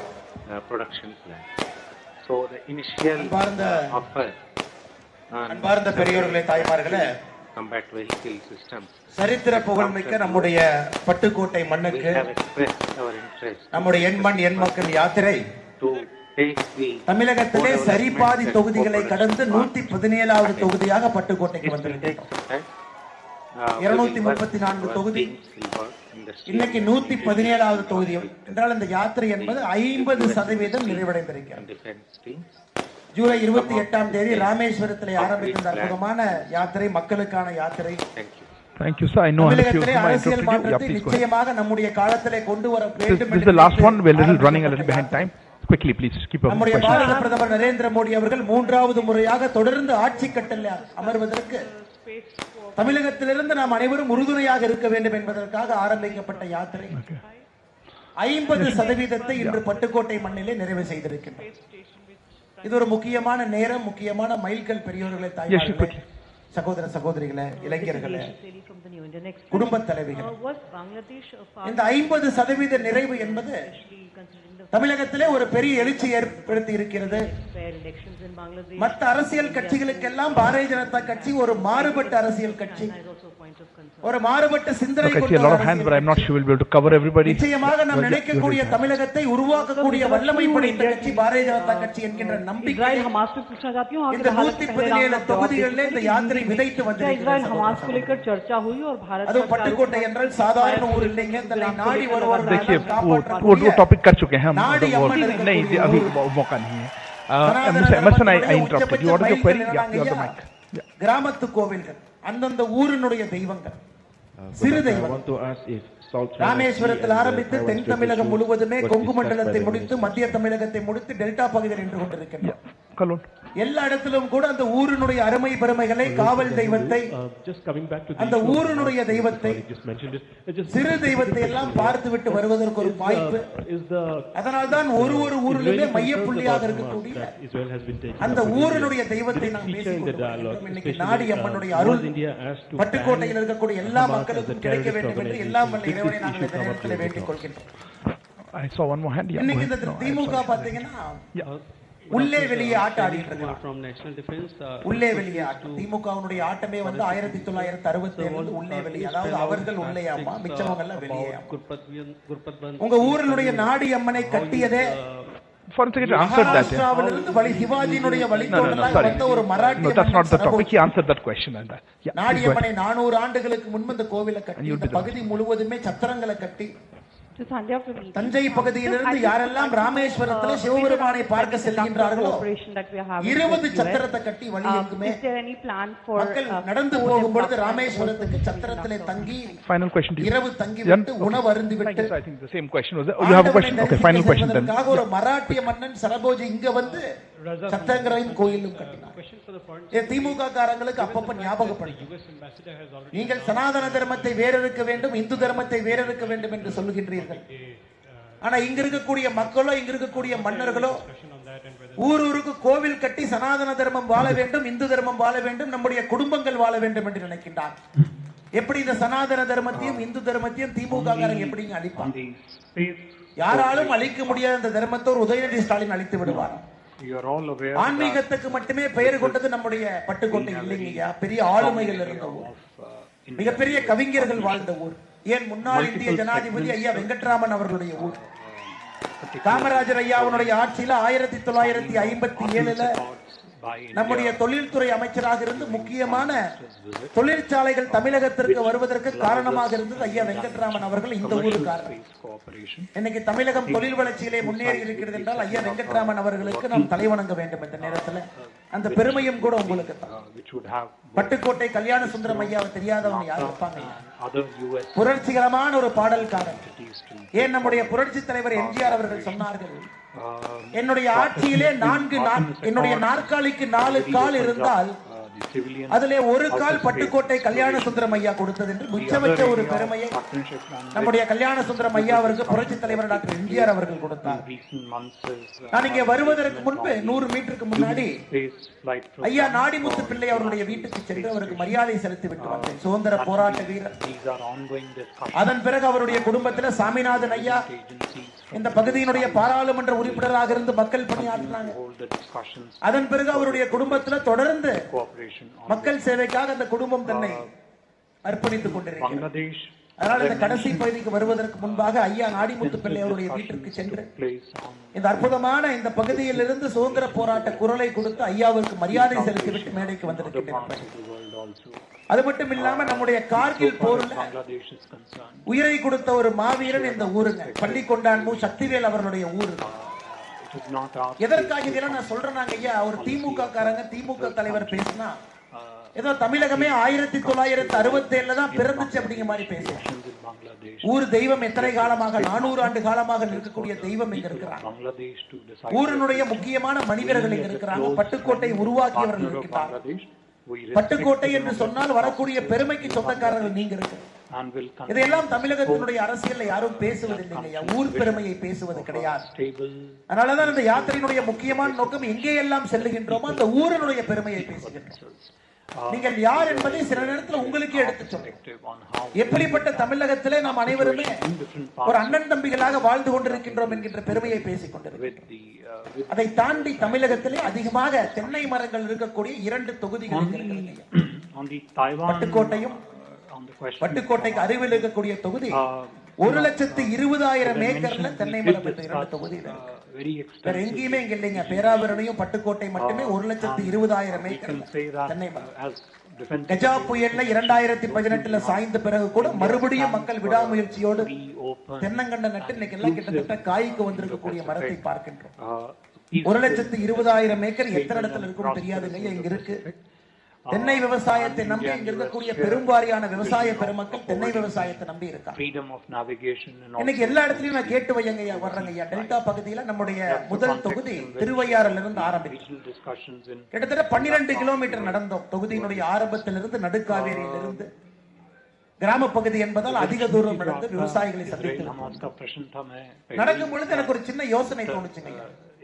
இன்னைக்கு தமிழ்நாட்டில் என்னன்னா எல்லா அரசியல்வாதிகளும் தன்னை டெல்டாக்காரன் என்று சொல்லிக் கொள்கிறார். நான் டெல்டாக்காரன், நான் டெல்டாக்காரன், நான் டெல்டாக்காரன். டெல்டால இருக்கக்கூடிய நீங்களே அமைதியா இருக்கிறீங்க. ஆனா உண்மையாலுமே நான் யோசிச்சேங்க ஐயா, டெல்டா பகுதியில ஒருத்தர் பிறக்காம தன்னை டெல்டாக்காரன் என்று சொன்னால் என்னென்ன தகுதிகள் இருக்க வேண்டும் என்று யோசித்தேன். டெல்டா பகுதியில பிறக்காம ஒருத்தர் தன்னை டெல்டாக்காரன் என்று சொன்னால் அந்த மனிதன் டெல்டா பகுதியில் இருக்கக்கூடிய விவசாயிகளுக்கு ஒரு சேவகனாக இருக்க வேண்டும். அதான் முதல் தகுதி, சேவகனாக இருக்க வேண்டும். இன்னைக்கு டெல்டா பகுதியில பிறக்காம உண்மையான டெல்டாக்காரர் யாருன்னு கேட்டீங்கன்னா நம்முடைய பாரத பிரதமர் நரேந்திர மோடி அவர். காரணம், இந்த பகுதியினுடைய வளர்ச்சிக்காக தொடர்ந்து உழைத்துக் கொண்டிருக்கிறார். இன்னைக்கு நீங்க பாருங்க, நம்ம ஆட்சிக்கு வந்த பொழுது 2013-14 காங்கிரசினுடைய கடைசி காலத்துல கொப்பரை தேங்காயினுடைய 1 கிலோவுடைய குறைந்தபட்ச ஆதரவு விலை என்பது 52 ரூபாய் 50 காசு. 52 ரூபாய். 9 ஆண்டுகள் கழிச்சு நம்முடைய ஆட்சியினுடைய கடைசி காலகட்டத்தில் கொப்பரை தேங்காயினுடைய 1 கிலோவுடைய குறைந்தபட்ச ஆதரவு விலை என்பது 108 ரூபாய் 60 காசு. 107%. உங்களுக்காக கொப்பரை தேங்காயினுடைய குறைந்தபட்ச ஆதரவு விலையை 107% நாம் உயர்த்தி இருக்கின்றோம் சகோதர சகோதரி. தென்னை விவசாயிகள் எந்த காலத்திலும் கூட சுணங்க கூடாது என்பதற்காக நம்முடைய பாரத பிரதமர் நரேந்திர மோடி அவர்கள் உங்களோடு நின்று கொண்டிருக்கின்றார். அதே போல மட்டை உரிக்கப்பட்ட தேங்காய், குறிப்பாக இந்த பகுதியில் மட்டை உரிச்சிட்டீங்கன்னா ஒரு தேங்காய் 500 இருந்து 550 கிராம் வரும். 1 கிலோக்கு 2 தேங்காய் தோராயமா வரும்.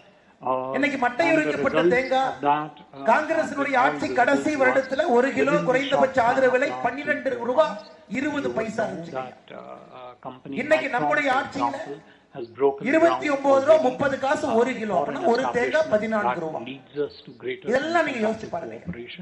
இந்த பகுதி நம்முடைய நரேந்திர மோடி அவர்களால் எந்த அளவுக்கு பயன்பெற்றிருக்கிறது என்பதற்கு இந்த இரண்டும் ஒரு உதாரணம். நெல்லினுடைய குறைந்தபட்ச ஆதரவு விலை 2013-14 எவ்வளவு இருந்துச்சோ இன்னைக்கு 67% உயர்த்தியிருக்கின்றோம். 1380 இன்னைக்கு 2183 67%. நெல்லினுடைய குறைந்தபட்ச ஆதரவு. இந்தியா பாத்தீங்கன்னா அதிகமா நெல் விளைவிக்கின்றோம். பஞ்சாப்ல, ஹரியானால, தமிழகத்துல, கர்நாடகாவில் இருந்தும் நெல்லினுடைய விலை கீழே போகாம மோடி அவர்கள் இது அனைத்துமே டெல்டா பகுதியில் இருக்கக்கூடிய விவசாய பெருமக்கள் நன்றாக இருக்க வேண்டும். இந்தியாவுடைய நெல் களஞ்சியமாக இருக்கக்கூடிய தஞ்சை மாவட்டம் எப்பொழுதும் அப்படி இருக்க வேண்டும் என்பதற்காக உங்களுக்கு உழைத்துக் கொண்டிருக்கக்கூடிய நரேந்திர மோடி அவர்களை டெல்டாக்காரன் என்று சொன்னால் நீங்க தவறு நினைக்கிறீங்களா? டெல்டா பகுதியிலே பிறந்த நீங்கள் டெல்டாக்காரர், எங்களுக்கெல்லாம் அந்த பாக்கியம் கிடைக்கும். ஆனாலும் நரேந்திர மோடி அவர்கள் டெல்டா பகுதிக்காக உழைத்துக் கொண்டிருக்கக்கூடிய அந்த மாமனிதன் தன்னை டெல்டாக்காரன் என்று சொன்னால் நாம் ஏற்றுக்கொள்ளலாம் சகோதர சகோதரி. இன்னைக்கு 46 லட்சம் விவசாய பெருமக்கள் தமிழகத்தில் வங்கி கணக்குக்கு 6000 ரூபாய் நேரடியாக வங்கி கணக்குக்கு வருகிறது PM கிசான் சம்மான் நிதி மூலமா. இதுவரை 15 தவணைகள் 2000. யாரெல்லாம் இதுவரை PM கிசான் திட்டத்தில் சேர்ந்திருக்காங்களோ ஆரம்பித்த நாளிலிருந்து இதுவரை உங்களுக்கு 30,000 ரூபாய் உங்களுடைய வங்கி கணக்குக்கு வந்திருக்கிறது. 15 தவணை, தவணைக்கு 2000. 30,000 ரூபாய் உங்களுடைய வங்கி Thank you very much for your presence here today. Poster ஒட்டாம, ஆடியோ முன்னாடி நிக்காம, தாசில்தார் முன்னாடி கை கட்டி நிக்காம, யாருகிட்ட கையெழுத்து வாங்காம, ஒரு உரிமையோடு, ஒரு தெளிவோடு, எந்தவித ஆடம்பரமும் இல்லாமல், எந்தவித ஒரு அட்வர்டைஸ்மெண்ட் இல்லாம உங்களுடைய வங்கி கணக்குக்கு இதுவரை 30,000 ரூபாய் 15 தவணை 2000 ரூபாய் உங்களுடைய வங்கி கணக்கு வந்தது. காரணம், மோடி என்றால் சொல், மோடி என்றால் செயல். சொன்னதை செய்வார்கள். நம்முடைய ஸ்டாலின் ஐயா மாதிரி 511 தேர்தல் வாக்குறுதியை கொடுத்துவிட்டு வெறும் 20 தேர்தல் வாக்குறுதியை நிறைவேற்றிவிட்டு 99% நிறைவேற்றிவிட்டேன் என்று பகலிலே பொய் சொல்லக்கூடிய தலைவன் பிஜேபியில் யாரும் இல்லை. அது நிச்சயமாக பாரத பிரதமர் நரேந்திர மோடி அவர்கள்.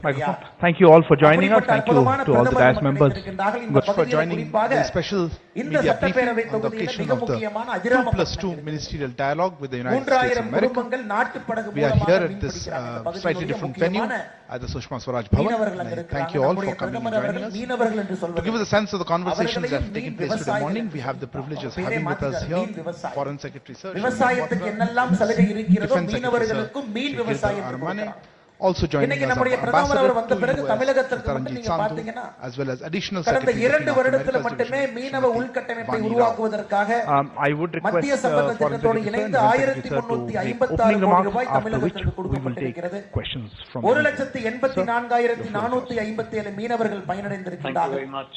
துறைமுகங்கள் உருவாக்க துறைமுகங்களுக்காக 1464 கோடி ரூபாய் கொடுத்திருக்கோம் ஐயா. கிசான் கடை திட்டம் நார்மலா விவசாய பெருமக்களுக்கு கிசான் அட்டை கிடைக்கும்.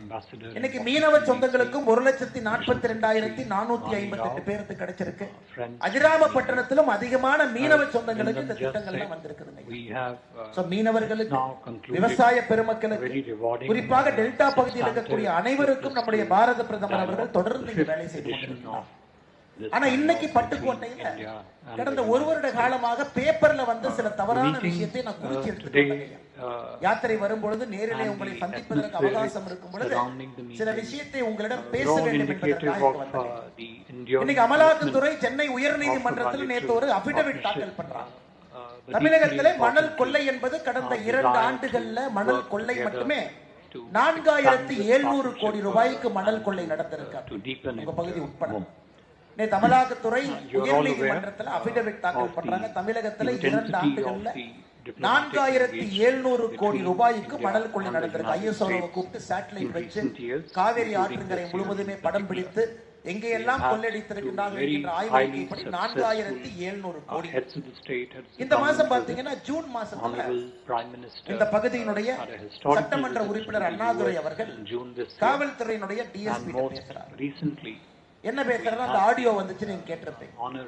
டிஎஸ்பி பேசுறாரு, சார் இந்த மணல் கொள்ளையில ஈடுபட்ட அந்த 2 பேர்த்த விட்டுருங்க. நான் தாசில்தார்கிட்ட பேசிட்டு அவரும் சரிங்கிறாங்க. தாசில்தார் சரிங்கிறாரு, நீங்க கொஞ்சம் விட்டீங்கன்னா நல்லா இருக்குங்க ஐயா அப்படின்னு. ஆனா உண்மையாலுமே அந்த டெப்டி சூப்பரண்ட் ஆஃப் போலீஸ் அந்த டிஎஸ்பிய பாராட்டுங்க ஐயா. போன்லயே சொல்றாங்க அதெல்லாம் விட முடியாது. காவல்துறையிலும் கண்ணியமிக்க அதிகாரிகள் இருக்கின்றார்கள். அந்த ஆடியோ கால பார்த்த ஒரு திமுக காரணமே நீங்க பிடிச்சவங்க எல்லாம் விடுங்க விடுங்கன்னு சொல்லித்தான் இன்னைக்கு 4,700 கோடி ரூபாய் மணல் கொள்ளை தமிழகத்திலே 2 ஆண்டுகள் நடந்திருக்கு. நீங்க நம்ப மாட்டீங்க, தமிழக அரசுக்கு மணல் மூலமாக வந்த வருமானம் எவ்வளவுங்க ஐயா? 4,700 கோடி ரூபாய் ஊழல் பண்ணியாச்சு, திருடியாச்சு. அமலாக்கத்துறை சென்னை உயர்நீதிமன்றத்தில் அபிடவிட்ல சொல்லிட்டாங்க. தமிழக அரசுக்கு மணல் மூலமாக வந்த வருமானம் என்பது வெறும் 37 கோடி ரூபாய். எங்க பார்த்தாலும் மணல் லாரி ஓடுது, எங்க பார்த்தாலும் மணல்காரங்க லாரி தான் அந்த பகுதியெல்லாம் ஓடுது. 2 வருஷமா பார்த்து நீங்களும் சலிச்சு போயிட்டீங்க. இன்னைக்கு தமிழக அரசு மணல் மூலமாக எங்களுக்கு வந்த வருமானம் 37 கோடி ரூபாய் தான் சொல்றாங்கன்னா காவேரி தாயை யார் கொள்ளையடித்துக் கொண்டிருக்கின்றார்கள் என்பதை நீங்க விடக்கூடாதுங்க. காரணம் 10 தலைமுறை 15 தலைமுறை உங்களை வாழ வைத்தது காவேரி தாய் தாங்க உங்களை வாழ வச்சாங்க. அதனால்தான் சோழ பேரரசனுடைய சாம்ராஜ்யம் இங்க வந்தது. சோழ பேரரசனுடைய சாம்ராஜ்யம் காவேரியை சுத்தி இருந்தனாலதாங்க ஐயா 1500 ஆண்டுகள் கிழக்காசியாவினுடைய அரசியலை நீங்க தீர்மானிச்சு. தமிழகம் மட்டுமல்ல, பிஜி, இந்தோனேஷியா, மலேசியா இங்கே அமர்ந்து கொண்டு நீங்கள் சந்தை பகுதியில் அமர்ந்து கொண்டு 1500 ஆண்டுகள் கிழக்காசியாவினுடைய அரசியல் எப்படி இருக்க வேண்டும் என்று இங்கிருந்து சோழர்கள். இன்னைக்கு அந்த காவிரி தாய் நம் கண் முன்னால் அழிந்து கொண்டிருப்பதை எப்படி நீங்க டெல்டா பகுதியில் ஏத்துக்குவீங்க? இந்த காவிரி தாய் அழிந்து கொண்டிருக்கின்றார் என்றால் அதிலே முதல் குற்றவாளி திராவிட முன்னேற்ற கழகத்தினுடைய குடும்பம் தான் முதல் குற்றவாளி.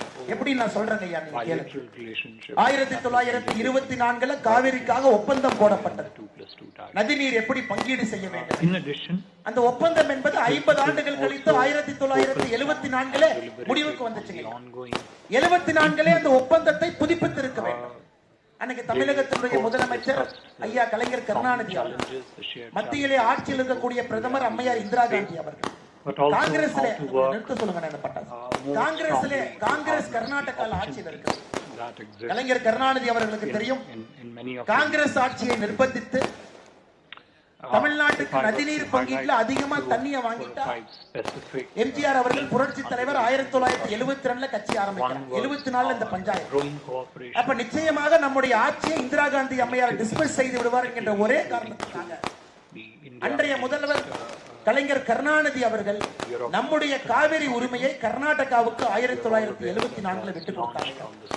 விட்டு கொடுத்த காரணத்தினால் கர்நாடகாக்காரன் தமிழகத்தினுடைய அனுமதி இல்லாம காவிரியை தடுத்து 4 அணைகள் கட்டுறாங்க. கபினி, ஹேமாவதி, ஆரங்கி, சொர்ணாவதி 4 அணைகள் தமிழகத்தினுடைய அனுமதி இல்லாம 2000 ஆண்டுகளாக இந்த பகுதிக்கு வரக்கூடிய காவிரி தாயை 4 இடத்திலே கர்நாடகாவில் தடுக்கிறாங்க காங்கிரஸ்காரங்க. காரணம் தமிழகம் தன்னுடைய உரிமையை விட்டு கொடுத்தது 1974. எந்த தைரியத்துல முதலமைச்சர் அவர்கள் தன்னை ஒரு டெல்டாக்காரன் சொல்றாங்க? எந்த தைரியத்துல, எந்த மனசுல டெல்டாக்காரன் என்று சொல்வதற்கு தமிழகத்திலே ஒருவருக்கு உரிமை இல்லை என்றால் 2 பேருக்கு உரிமை இல்லைன்னா ஒருத்தர் முதலமைச்சர் மு.க. ஸ்டாலின், இன்னொருத்தர் டி.ஆர். பால். இந்த பகுதியில் யாராச்சும் சாராய ஆலை போட்டு பாப்பீங்களா? பொன் விளைகின்ற பூமியில இந்தியாவுடைய நெல் களஞ்சியமாக இருக்கக்கூடிய தஞ்சை பகுதியில சாராய ஆலை போட்டு நம்ம பார்ப்போம். ஒருத்தர் சாராய ஆலை நடத்திக்கிட்டு இன்னொருத்தர் சிவப்பு கம்பளத்தை விருந்து நடந்து கொண்டு டெல்டாக்கார், கான்கிரீட் ரோடு போட்டு நடந்து டெல்டாக்கார்.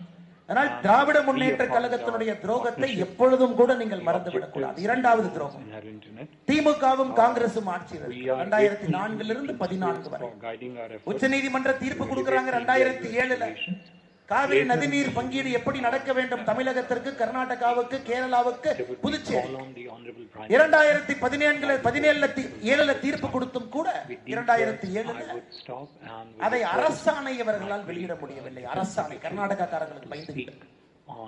ஏன்னா கர்நாடகால அப்ப காங்கிரஸ் ஆட்சி, மத்தியிலே காங்கிரஸ் ஆட்சி. மறுபடியும் 2வது துரோகத்தை பாருங்க. திமுக சார்பாக 12 அமைச்சர்கள், மத்திய அமைச்சரவையிலே 12 அமைச்சர்கள் அமைந்திருக்கிறார்கள். அண்ணன் உங்களுடைய எம்பி எஸ்.எஸ். பழனிமாணிக்கம் அவர்கள் உட்பட ஒரு அரசாணையில கொண்டு வந்தா தாங்கய்யா தண்ணியை பிரிச்சு கொடுக்க முடியும். அரசாணை வராத வரைக்கும் தண்ணியை பிரிச்சு கொடுக்க முடியாது. அது கவர்மெண்ட் எஃபெக்ட் இல்ல. அரசாணையிலே கொண்டு வருவதற்கு 2018 ஒரு ஏழை தாயினுடைய மகன் நரேந்திர மோடி 2014 ஆட்சிக்கு வந்து 2018 காவிரி உச்ச நீதிமன்றம் கொடுத்த தீர்ப்பை அதை அரசாணையாக போட்டு காவிரி நதிநீர் மேலாண்மை ஆணையத்தை அமைத்து 5 ஆண்டுகளாக எந்த பிரச்சனை இல்லைங்கய்யா. 18 பிரச்சனை இல்ல, 19 பிரச்சனை இல்ல, 20 பிரச்சனை இல்ல, 21 பிரச்சனை இல்ல, 22 பிரச்சனை, 23 மட்டும் எப்படி 2023 காவிரிக்கு பிரச்சனை ஆச்சு. பிஜேபி காரங்க ஆட்சியில் இருக்காங்க, கொட்டாட தண்ணியை திறந்து விட்டு இருந்தாங்க, ஆர்டர் போட்டாங்க ஒரு சொட்டு தண்ணீர் குறைக்க. காங்கிரஸ் ஆட்சிக்கு வந்தவுடன் மேகதாத்துவிலே அணையை கட்டும், காவிரி தண்ணி ஒரு சொட்டு கொடுக்க மாட்டோம். இதை முதலமைச்சர் கை கட்டி வேடிக்கை பார்த்து கொண்டிருக்கின்றார். பெங்களூர் போறாரு, அந்த அரசியல் மீட்டிங், இந்தி கூட்டணி மீட்டிங்ல அமர்றாரு, வாயை திறந்து ஒரு கேள்வி கேட்காம தமிழ்நாட்டுக்கு வர்றார். இது நமக்கு நடந்திருக்கக்கூடிய 3வது துரோகம். காவிரிக்கு யாரெல்லாம் தமிழகத்திலே பச்சை துரோகம் இழைத்திருக்கிறார்கள் என்று 3 பட்டியல் எடுத்தால், பட்டியல் 1 திமுக, பட்டியல் 2 திமுக, பட்டியல் 3 திமுக, 3லும் திராவிட முன்னேற்ற கழகம். எந்த காரணத்திற்கும் கூட டெல்டா பகுதியிலே திமுக என்கின்ற தீய சக்தியை விவசாய பெருமக்கள் நீங்க அனுமதிக்க கூடாதுங்க. மோடி அவர்கள் தலையிலான நின்று விவசாயத்தை காப்பாற்ற தலையில நிற்கிறார். நதிநீரை இணைப்பதற்கு அடுத்த ஆட்சி 2024-29 ஐயா உறுதியாக நதிநீர் இணைப்பார். நீங்க எழுதி வச்சுங்க, எந்த மாற்று கருத்தும் கிடையாது.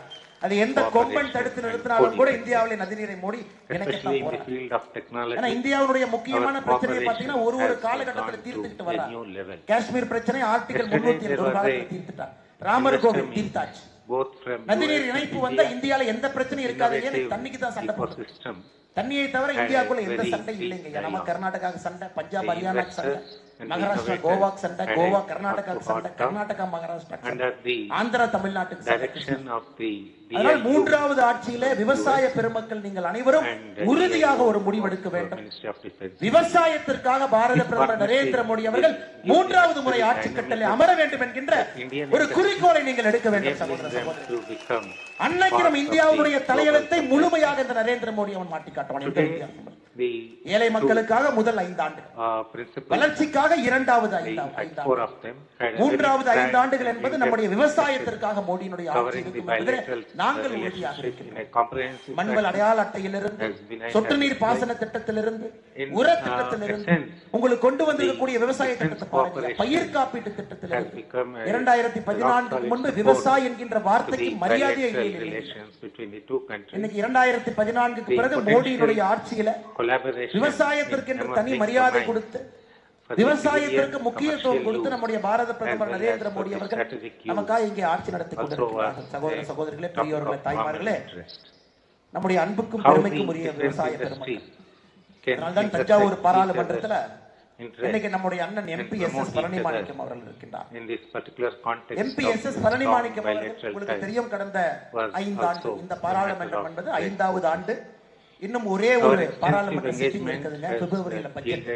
அதோடு இந்த பாராளுமன்றம் நிறைவுக்கு வந்து புதிய பாராளுமன்றத்துக்கு நாம் செல்றோம். 2024 புதிய பாராளுமன்றம் கட்டடத்தில் இல்லைங்க, அடுத்த இன்னைக்கு எஸ்.எஸ். பழனிமாணிக்கம் அவர்கள் இந்த பாராளுமன்றத்திற்கு மொத்தமாக இந்த 5 ஆண்டுகள் சென்றது 48% அவர் அட்டெண்டன்ஸ்.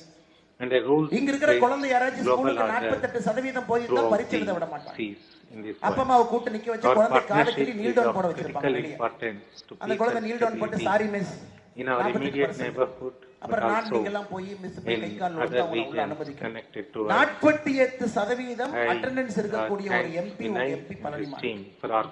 இந்தியாவில் இருக்கக்கூடிய 543 எம்பிக்களுடைய சராசரி அட்டெண்டன்ஸ் என்பது 79%, நம்மால் 48. சரி, பார்லிமெண்ட்டுக்கு தான் போல விடுங்க. Thank you, sir. I will now open the floor for questions. Ground rules, please. Please identify yourself and the organization that you represent. Also, we will limit it to 1 question per person, and we will also have to bunch a few questions given the paucity of time. May I start with you, ma'am, here? Microphone's coming to you. Thanjai பாராளுமன்ற பிரச்சனை, விவசாய பிரச்சனை. இங்க வரும்பொழுது ஒரு அம்மா மனு கொடுக்குறாங்க, ஐயா என்னுடைய கணவர் பொற்கொள்ளல் காவல்துறையினுடைய துன்புறுத்தல்ல ஒரு ட்ரெயினுக்கு முன்னாடி இறந்துட்டாங்க ஐயா, எனக்கு நியாயம் கொடுக்கணும், எங்கேயும் போனாலும் யாரும் உங்களுக்கு எதிரி கட்சியில் இருக்கேன், இருந்தாலும் எனக்கு நியாயத்தை கொடுங்க, அம்மா வந்து இங்க பெட்டிஷன் கொடுத்துட்டு போறாங்க. இந்த மாதிரி எத்தனை பிரச்சனை இருக்கு, இதையெல்லாம் செய்யணும். சோ பாராளுமன்றத்திலே 5 எம்பி பழனிமாணிக்கன் அவர்கள் கேட்ட மொத்த கேள்வி என்னன்னாங்க ஐயா, ஒரு கேள்வி கேட்க நான் பொய்யாக சொல்ல போறேன், மைக்ல வீடியோல சொல்லிட்டு போறேன். நாளைக்கு பழனிமாணிக்கன் வந்து அண்ணாமலை பொய் சொல்லட்டுங்க ஐயா, நான் பொய் சொல்ல ஒரு கேள்விகள் கூட கேட்காம பாராளுமன்றத்துல 4 ஆண்டுகள் எம்பி நீங்க சொல்லுங்க, எந்த தைரியத்துல ஒரு தொகுதி மக்களை வந்து பார்த்து உங்களுக்காக கேள்வி கேட்கிறேன்.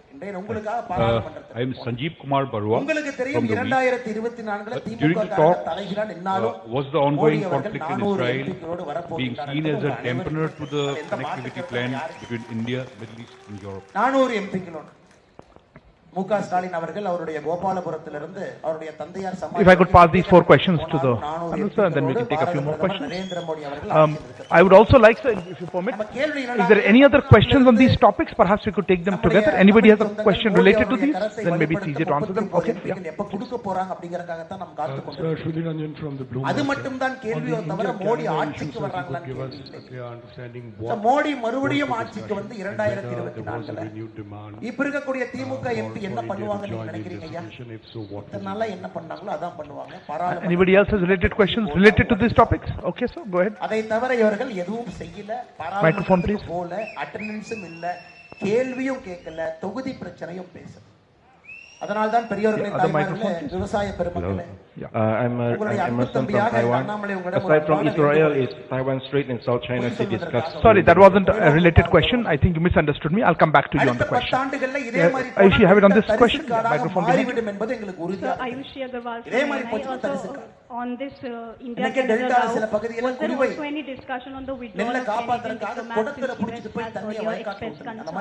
diplomats Canadian diplomats from India? இதுல எங்க இருக்கக்கூடிய திமுகவுடைய MLA same question. Okay. Sir, Abhishek Jha from Series News. Did the discussion also Pattukkottai have Adirampattinam US intelligence which apparently மருத்துவ உதவிகள் செய்வதற்காக Aathirai rural development on the basis of which Canadian Prime Minister alleged in அதிராமப்பட்டினத்துல Did you talk about the நிறுவனத்தை ஆரம்பிக்கிறாங்க. Okay. Same with you, same topic. திமுக காரங்க அந்த இடத்துக்கு போறாங்க. அதிராம்பட்டியினுடைய நகர் துணைத் தலைவர் ராம குணசேகரன், நகர்மன்ற தலைவருடைய கணவர் MS அப்துல் கரீம் போறாங்க. அவங்க என்ன சொல்றாங்க அப்படியே படிக்கிற பாருங்க. Okay, so with this I'll pass on the question. நாங்கள் சொல்வதுதான் சட்டம். கோர்ட் எல்லாம் எங்களை ஒன்றும் செய்ய முடியாது. வேலையை நிறுத்து, இல்லனா நடக்கிறதே வேற. இது ஃபர்ஸ்ட். இரண்டாவது பத்திரிகை போய் கேக்குறாங்க, ஏனே அவங்க தான் அதிராம்பட்டினத்துல மக்களுக்கு அவங்க பாட்டு ட்ரஸ்ட் போட்டு ஆரம்பிக்கிறாங்க, ஏனே தடுக்க பத்திரிகை நாங்க அப்படி தாண்டா இருப்போம், எங்களை பத்தி எழுதுனா உன்னை அடிச்சே கொலை செஞ்சிருவோம். இதெல்லாம் வந்து எம்எல்ஏக்கு அடுத்து இருக்கக்கூடிய திமுக. ஒருவேளை இவங்க கிட்ட இருந்து தப்பிச்சுக்கலாம்ங்கிற யாராவது பட்டுக்கோட்டை தொகுதியில் இருக்கக்கூடிய பொதுமக்கள் இன்னும் தைரியமா இருந்தீங்கன்னா, குறிச்சி பகுதியில திமுகவினுடைய ஒன்றிய மகளிர் அணி அமைப்பாளர் திருமதி தீபலட்சுமி அவருடைய கணவர் சுவாமிநாதர் ஒரு பழங்குடியின சகோதரிய தன்னுடைய செருப்பை கழட்டி அடிக்கிறார். செருப்பை கழட்டி அடிக்கிறார். இதை வந்து நான் என்னுடைய முகநூல்ல அந்த வீடியோவை போட்டு 24 ஏப்ரல் 2023 அந்த வீடியோவை போட்டு பதிவு பண்ண இதான் சமூக நீதியுடைய லட்சணமா திராவிட முன்னேற்ற கழகத்தினுடைய இங்க இருக்கக்கூடிய மக்களுக்கு எங்கேயுமே தப்பிக்க முடியாது, எம்எல்ஏ தப்பிக்க முடியாது. அதுக்கப்புறம் திமுக 1 லெவல்ல இருந்து அவங்க தப்பிக்க முடியாது. சமூக நீதி என்று பேசிவிட்டு செருப்பை கட்டி ஒரு பழங்குடியின சகோதரி ஒருத்தர் காலனியால் அடிக்கிறார். இந்த அநியாயம் எல்லாம் எங்கேயுமே நடக்கலைங்க. அன்னைக்கே நான் பேப்பர்ல குறிப்பெடுத்து வச்சேன். இதை பார்த்தவுடன் பட்டுக்கோட்டை போகும்பொழுது உங்களிடம் இதையெல்லாம் பேசி உங்களிடமே நியாயத்தை கேட்கணும். இதை போன்ற அரசியல் தான் நமக்கு வேண்டுமா? இது போன்ற அரசியல்வாதிகள் தான் நமக்கு வேண்டுமாங்க ஐயா? எத்தனை நாளைக்கு நம்மளை ஏமாத்துவாங்க? இன்னும் 70 வருஷத்துக்கு ஏமாத்தணுமா? இன்னைக்கு உலகம் முழுவதுமே உங்களுடைய இளைஞர்கள் பணி செய்கிறாங்க. எத்தனையோ பேர் எனக்கு தெரியலையா? சிங்கப்பூர்ல இருந்து ஐக்கிய அரபு எமிரேட்ல இருந்து வந்திருக்காங்க, கட்டார்ல இருந்து வந்திருக்காங்க. And I think they understand and appreciate that sense of பொறுத்தவரை நிறைய இளைஞர்கள் வெளிநாட்டுல வேலை செய்றாங்க. On the question of conflict between அவர்களுக்கு தெரியும் இந்தியாவுடைய மரியாதை என்ன, உலக அரங்கில். இன்னைக்கு ஒரு குழந்தைகிட்ட கேளுங்க, thoughts behind கண்ணனை 20 வருஷமா வெளியே இருக்கிறார், மோடி வந்ததுக்கு அப்புறம் அந்த ஊர்க்காரவங்களை எப்படி பாக்குறாங்க குழந்தைகிட்ட கேளுங்க. மோடி வந்த பிறகு எந்த ஊர்க்காரனாக இருந்தாலும் ஒரு இந்தியனை மரியாதையாக பல இந்தியாலையும் எல்லாத்துக்குமே தெரியும், அமெரிக்காரனுக்கு தெரியும். இந்த இந்தியா கை கட்டி நிற்காது, குனிந்து நிற்காது, ஏவல் செய்யாது, நிமிர்ந்து நிற்கக்கூடிய ஒரு பாரத நாடு என்பது எல்லா நாட்டுக்குமே. உங்களுடைய குழந்தைகள் உலகம் முழுவதுமே நம்முடைய தூதுவர்களாக சென்று கொண்டிருக்கின்றார்கள். அந்த குழந்தைகள் ஆசைப்படுகின்றார்கள் தமிழகத்தில் இந்த அரசியல் மாறும், இந்த குப்பை அரசியலிருந்து தேசியம் வர வேண்டும், நரேந்திர மோடி அவர்கள் வர வேண்டும், ஆளுமை மிக்க தலைவர்கள் வர வேண்டும், ஏழை தாயை மையமாக வைத்து ஆட்சி நடத்தக்கூடிய வர வேண்டும், இளைஞர்களுடைய எதிர்காலத்தை கருத்தில் கொண்டு அவர்களுக்கான அரசியலை வடிவமைக்கக்கூடிய ஒரு கட்சி வேண்டும். இதை நீங்க எப்படி திரும்பி பார்த்தாலும் ஐயா, இது நடத்தக்கூடிய ஒரே ஒரு கட்சி நம்முடைய பாரதிய ஜனதா கட்சி மட்டும்தான். இந்த கட்சியினுடைய தன்மை வாஜ்பாய், எல்கே அத்வானி, நரேந்திர மோடி பாத்தீங்கன்னா ஒரு சதமானத்திற்கு ஒரு தலைவன் வந்து கொண்டே இருப்பான். இந்தியாவை பற்றி மட்டும் நினைப்பான். ஏன்னா பாரதத்தை பாத்தீங்கன்னா அந்த தலைவனை கரெக்டா உருவாக்கி பிஜேபி இதற்கு பிறகு இந்த தலைவன், இதற்கு பிறகு இந்த தலைவன், இதற்கு பிறகு இந்த தலைவன், அந்தந்த காலத்திலே அந்த தலைவன் அந்த நாட்டை முன்னாடி எடுத்துட்டே போவாங்க. பாரதிய ஜனதா கட்சியினுடைய தன்மை, இந்த கட்சியினுடைய உள்ளிருக்கக்கூடிய ஈரப்பதம் தமிழகத்திலும் அது வர வேண்டும் என்று நாம் அனைவருமே ஆசைப்படுகிறோம். ஜாதியை வைத்து அரசியல் செய்வதற்கு வெளியே, ஊழல் அரசியல்வாதிகள் வெளியே, தேசியத்தை மையப்படுத்தி தமிழினத்தை முன்னிலைப்படுத்தி எப்படி நம்ம போய் பாத்தீங்கன்னா திமுக காரங்கிட்ட போய் கேட்டீங்கன்னா தலைவர்கள் ஒரே ஒரு விஷயம் சொல்லுவாங்க, மோடி அவர்கள்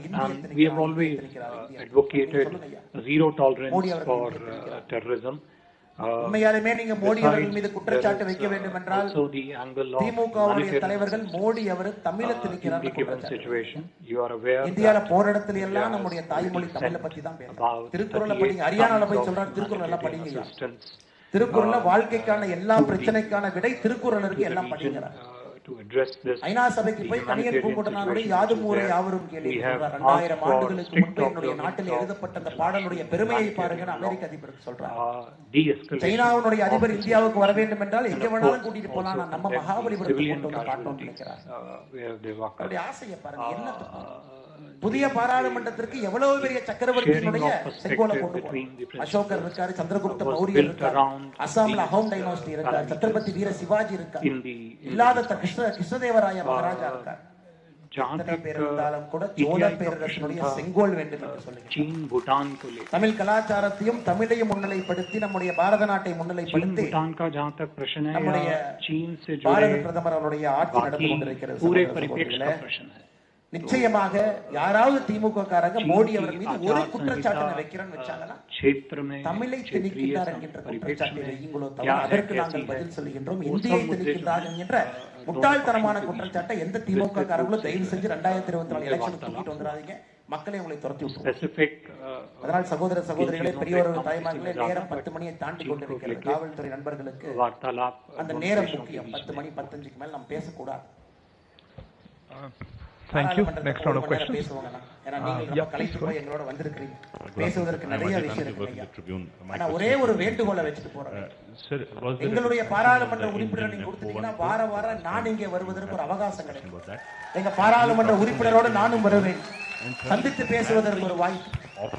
அதனால நான் உண்மையாலுமே நானும் ஒரு விவசாயி மகனா கேட்கறேங்க. எங்க ஊர்ல தண்ணி இல்ல, விவசாயி எவ்வளவு கஷ்டம் எனக்கு தெரியுங்க. நான் வேலையை விட்டு விட்டு விவசாயம் பாக்குறதுக்காக ஊருக்கு வந்தேங்க ஐயா. 8 மாசத்துல 6 போர் போட்டு 6 போர்ல தண்ணி வரும். 1200 அடி போட்டேன்.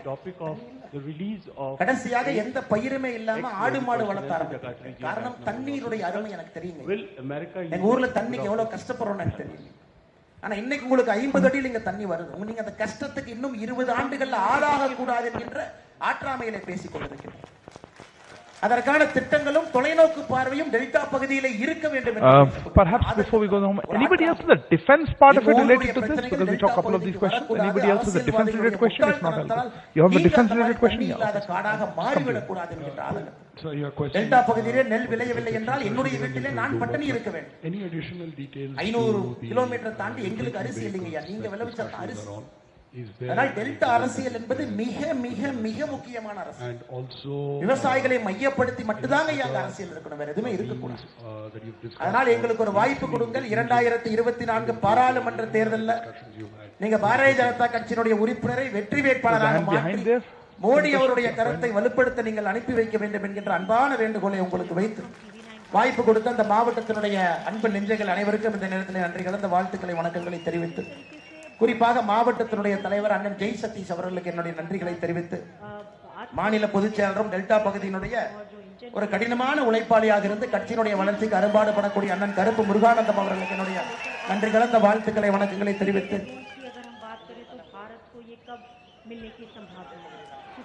உங்க உள்ளூர்காரராக இருக்கிறார், முத்துப்பேட்டை உள்ளூர்காரராக இருக்கின்றார் மாவட்ட பார்வையாளர் அன்பண்ணன் முரளி கணேஷ் அவர்கள் நம்மோடு இருக்கின்றார்கள். அவருக்கு நான் நன்றி தெரிவித்து, தமிழகத்திற்கு வெளியே நம்முடைய தமிழ் கலாச்சாரத்தையும் தமிழ் பாரம்பரியத்தையும் பறைசாற்றி கொண்டிருக்கிற யாருன்னா ஒரு தமிழ் எம்எல்ஏ மும்பைல அண்ணன் கேப்டன் தமிழ்ச்செல்வம் அவர்கள் மும்பையில மகாராஷ்டிராவில் சியோன் கோலிவாட் தொகுதியினுடைய 2வது முறை எம்எல்ஏவாக பாரதிய ஜனதா கட்சியில் இருக்கிறவங்க. இந்த மாவட்டத்தில்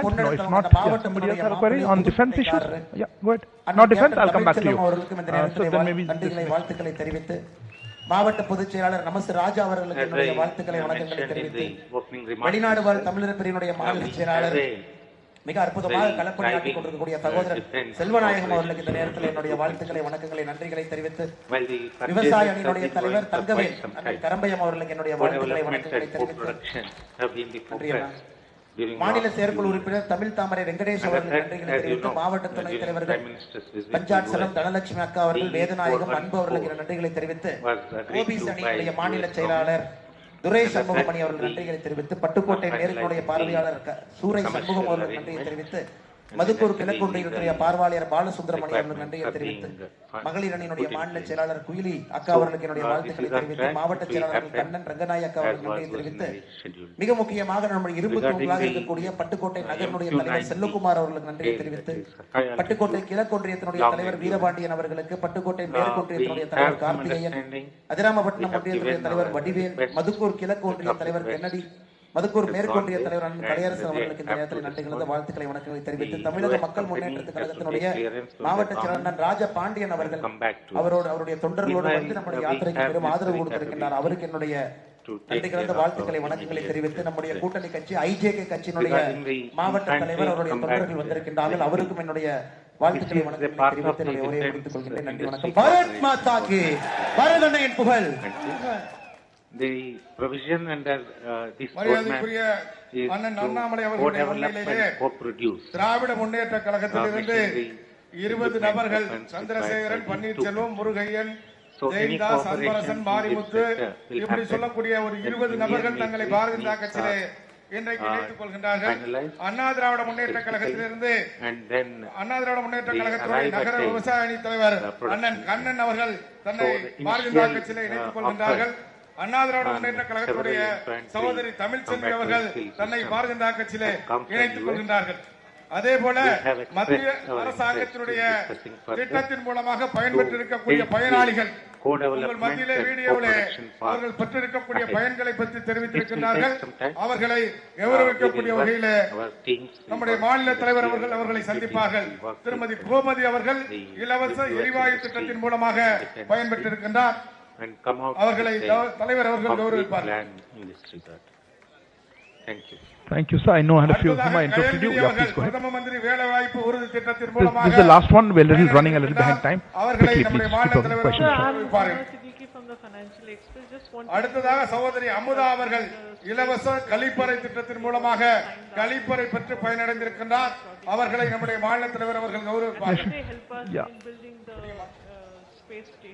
அடுத்ததாக சகோதரி திருமதி சுமதி கணேசன் அவர்கள் அனைவருக்கும் வீடு திட்டத்தின் மூலமாக வீடு பெற்று பயனடைந்திருக்கின்றார்கள். அவர்களை நம்முடைய மாநில தலைவர் அவர்கள் கௌரவிப்பார்கள். தூய்மை திட்டத்தில் இந்த தொகுதியிலே பணியாற்றிய பிச்சைப்பிள்ளை ஓய்வு பெற்ற டிஎஸ்பி அவர்களுக்கும் வசந்த் பிச்சைப்பிள்ளை அவர்களுக்கும் கண்ணன் அவர்களுக்கும் மொசை கருப்பையா அவர்களுக்கும் ராஜபாண்டியன் அவர்களுக்கும் I see a lot of hands, but I'm not sure we'll be able to cover everybody. நன்றி. सर विजयलक्ष्मी हूँ इंडिया टीवी से। इजराइल हमास से पूछना चाहती हूँ, वहाँ के हालांकि पहले राउंड में आप जवाब दे चुके हैं कि क्या इजराइल हमास को लेकर चर्चा हुई को लेकर लगातार? देखिए वो टॉपिक कर चुके हैं हम, वो नहीं अभी मौका नहीं। Mister Emerson, I interrupted you. What is your query?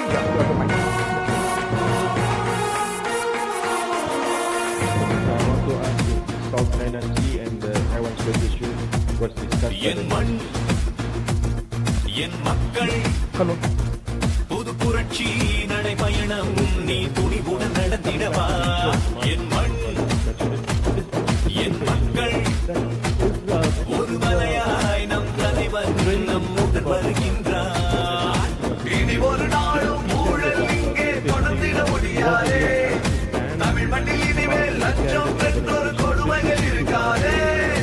தமிழகமே தலை நிமிரும் காலம் வந்தாச்சே.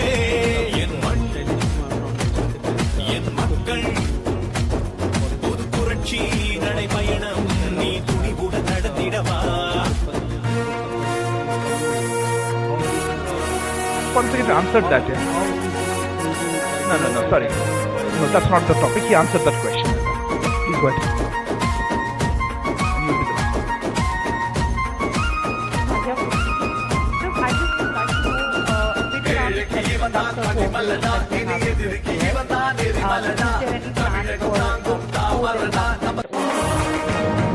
Final question.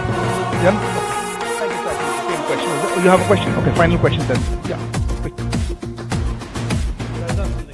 என் மண் என் மக்கள் புது புரட்சி நடைபயணம் நீ துணிவுடன் நடந்திடவா. என் மண் என் மக்கள் ஒரு மலையாய் நம் தலைவன் நம்முடன் வருகின்றார். இனி ஒரு நாளும் ஊழல் இங்கே தொடர்ந்திட முடியாதே. தமிழ் மண்ணில் இனிமேல் லஞ்சம் பெற்றொரு கொடுமைகள் இருக்காதே. தமிழகமே தலை நிமிரும் காலம் வந்தாச்சே. என் மண் என் மக்கள் புது புரட்சி நடைபயணம் நீ துணிவுடன் நடத்திடவா.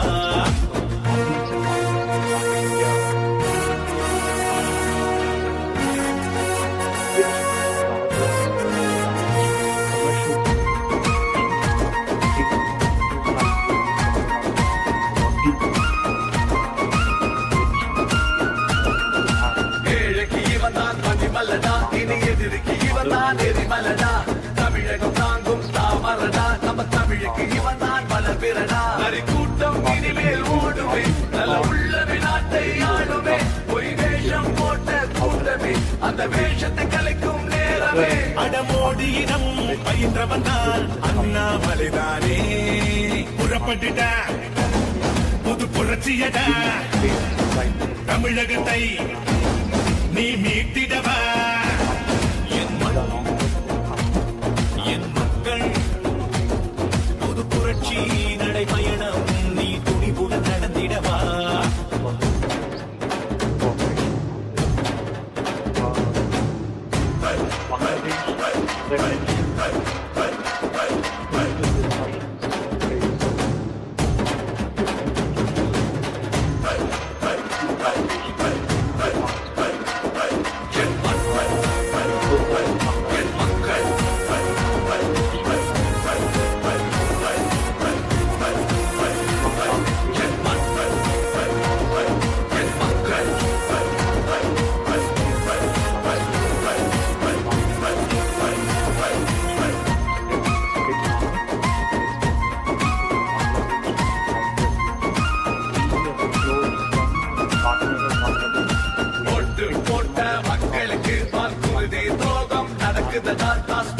மக்கள் தள்ளாடுதடா நாளி அறுக்கும் ஆட்சியடா எங்க குடும்ப அரசியல் நடக்குது அதை ஒழிக்க நெஞ்சம் துடிக்குதே கோயில் அழிக்கும் கூட்டமே உங்க கூடார வழிய போகுதே தேசியமும் தெய்வீகமும் நமது தானே புறப்பட்டுட புது புரட்சியடா தமிழகத்தில் பெரும் எழுச்சியடா என் மண் என் மக்கள் புது புரட்சி நடைபயணம் நீ துணிவுடன் நடந்திடவா என் மண் என் மக்கள் ஒரு மலையாய் நம் தலைவர் நம்முடன் வருகின்றார் என் மண் என் மக்கள்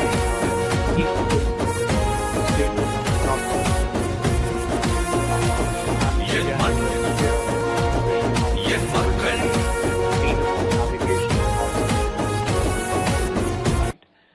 That's the context in which the regional discussions in that part of the world.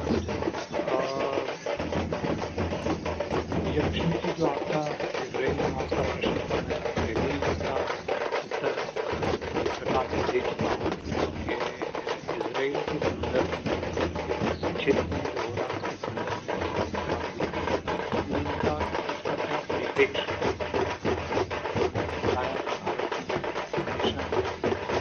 रही है टू स्टेट सोल्यूशन की परिप्रेक्ष्य वो था ह्यूमैनिटेरियन असिस्टेंस का परिप्रेक्ष्य है वहां पर जो आतंकवाद की घटना आई उसका परिप्रेक्ष्य है सिविलियन कैजुअलिटी हुई उसका परिप्रेक्ष्य Israel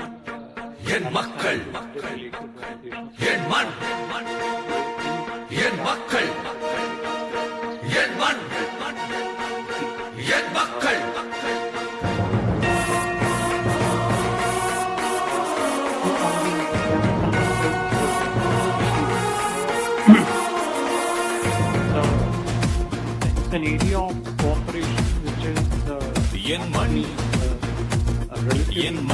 very promising and very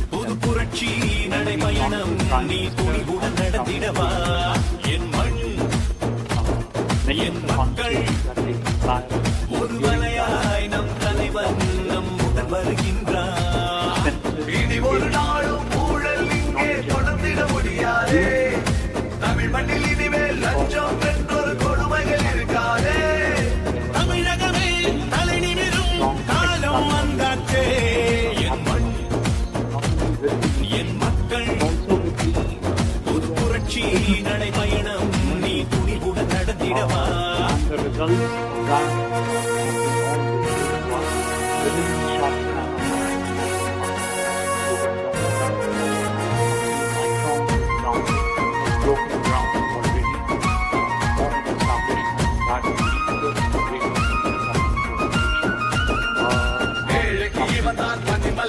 இனி எதிரிக்கு இவன் தான் எரிமலடா தமிழகம் தாங்கும் தாமரடா நம்ம தமிழுக்கு இவன் தான் மலபிரடா நரி கூட்டம் இனிமேல் ஓடுமே நல்ல உள்ளமே நாட்டை ஆடுமே பொய் வேஷம் போட்ட கூட்டமே அந்த வேஷத்தை கலைக்கும் நேரமே அடமோடியிடம் பயின்றவன் தான் அண்ணாமலைதானே புறப்பட்டுட புது புரட்சியடா தமிழகத்தை நீ மீட்டிடவா என் மண் என் மக்கள் புது புரட்சி நடைபயணம் நீ துணிவுடன் நடத்திடவா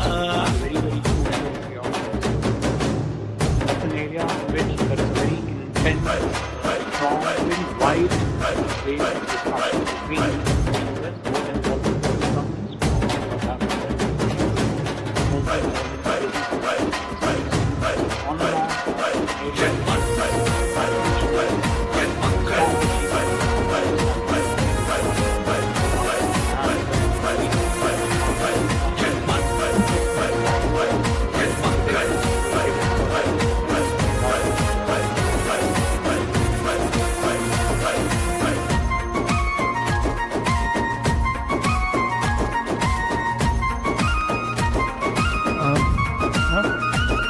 Sorry. Thank you very much for your presence here today. Question.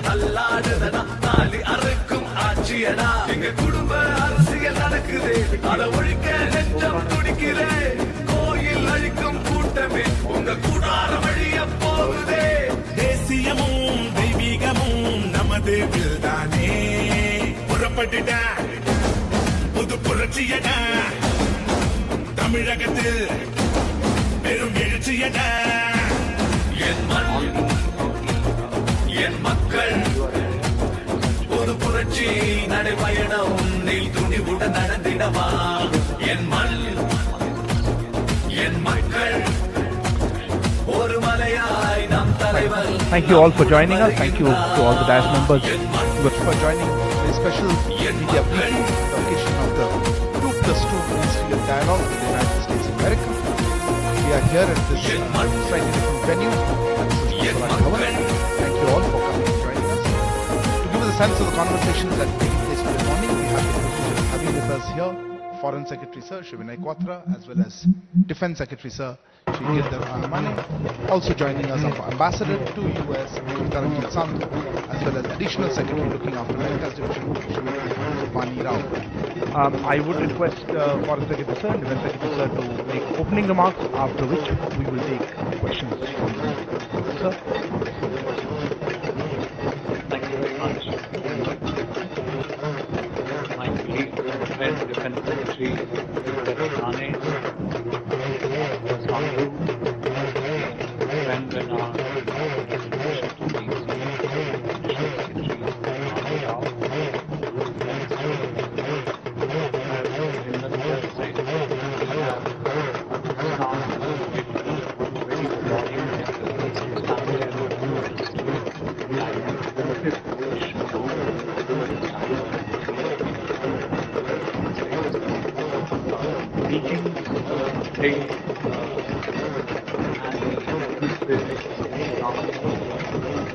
strong indicative of your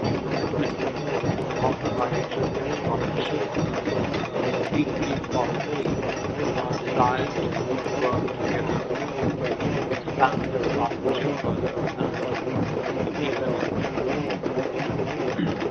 you're all aware of the intensity of the diplomatic engagement between India and the United States. And very highly successful health state government on the rising scale and historical and most recently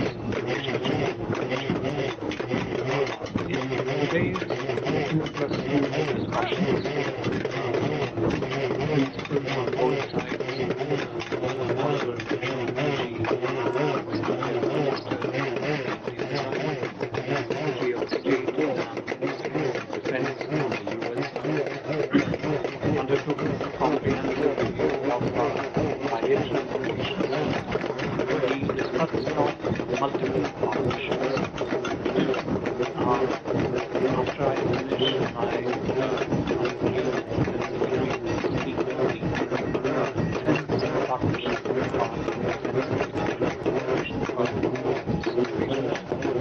but besides that, the trade and investment partnership, the technology partnership relating to the emerging area, particularly emerging technology, value chain and supply chain digitization of different products and services, partnership between trades, continued engagement in the area of energy security, security partnership framework, common efforts in combating terrorism. These all much more form part of the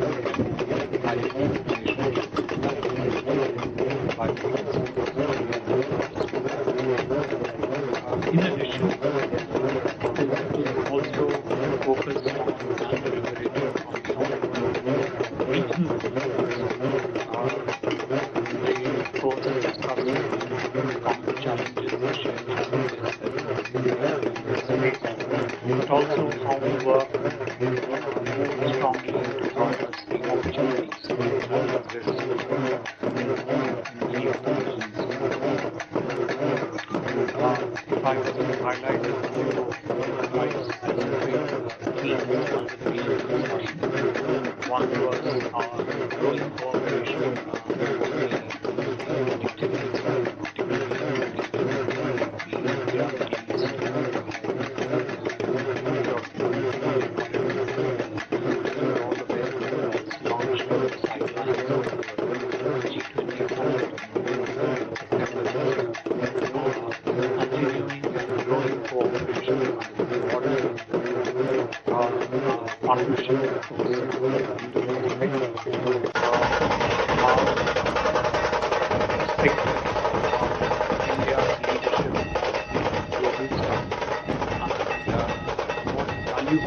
with the activities, particularly the India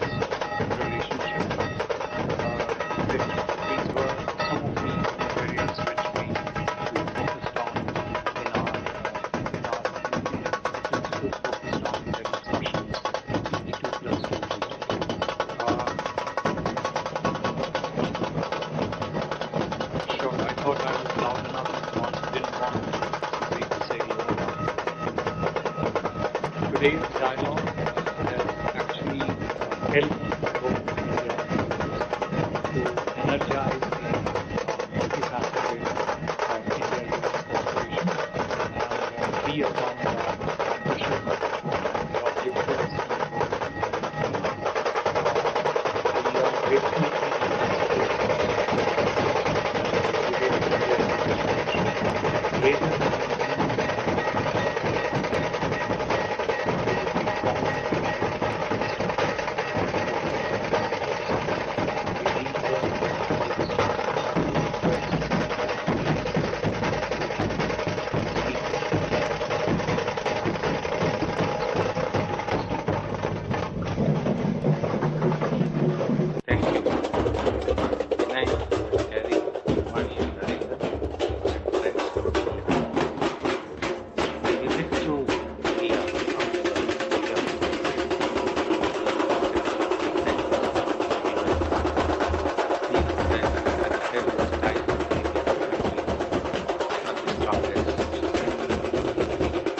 had a very successful visit of our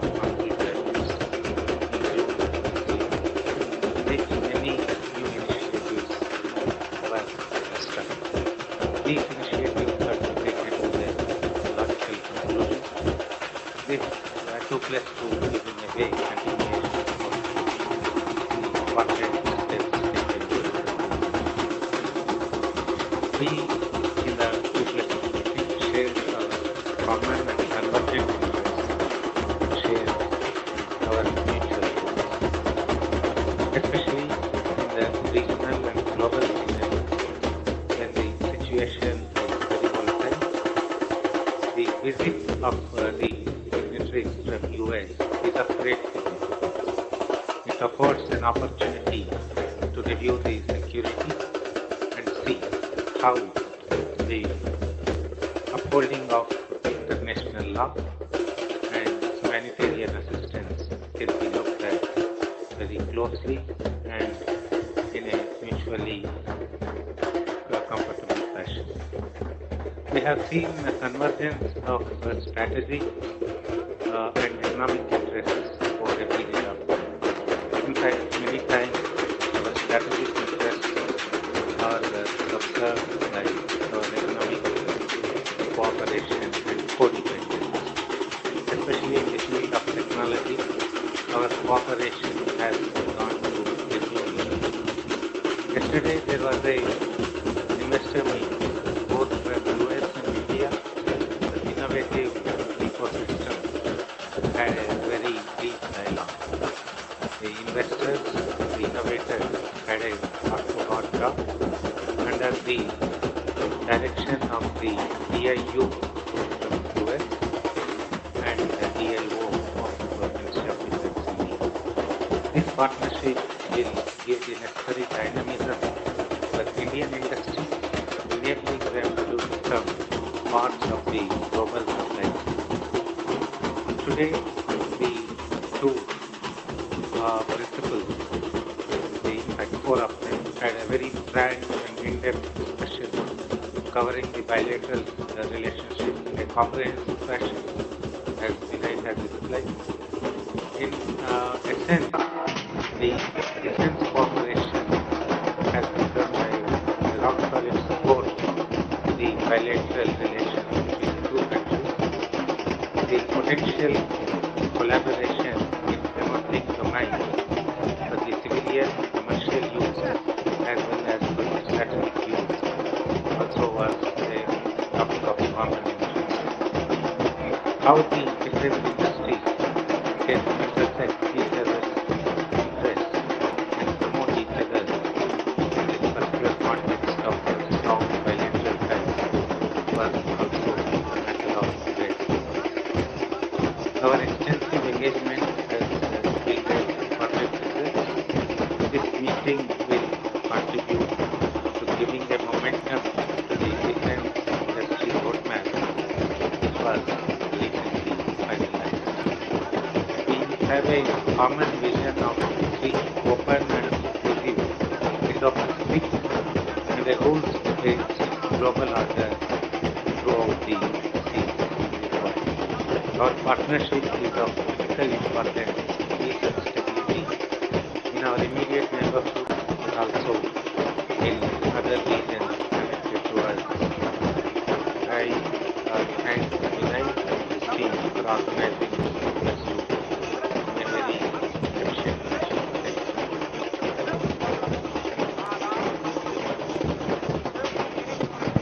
Thank you, sir.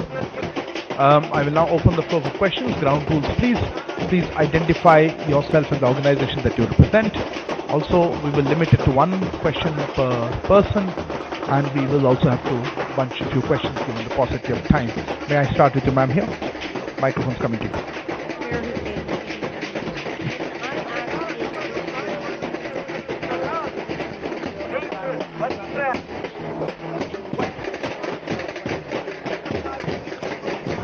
One second, behind you, yeah, please.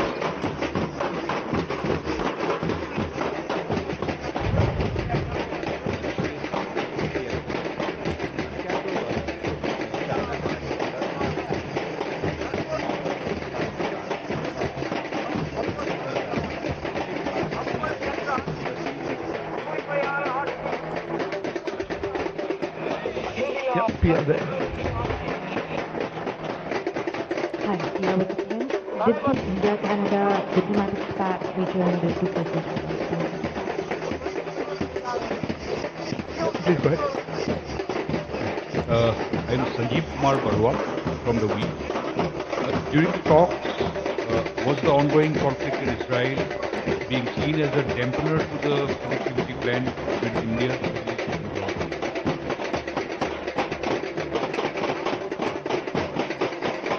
If I could pass these 4 questions to the panel, sir, and then we can take a few more questions.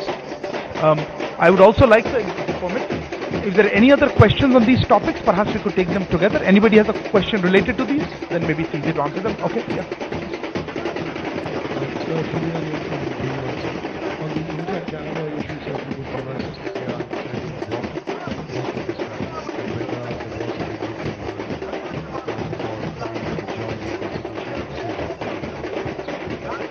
Anybody else has related questions related to this topic? Okay, sir, go ahead.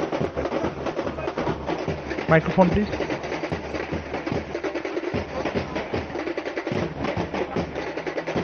Yeah, other microphone, please. Hello. I'm Emerson from Taiwan. Aside from Israel, is Taiwan Strait and South China Sea discussed? Sorry, that wasn't a related question. I think you misunderstood me. I'll come back to you on the question.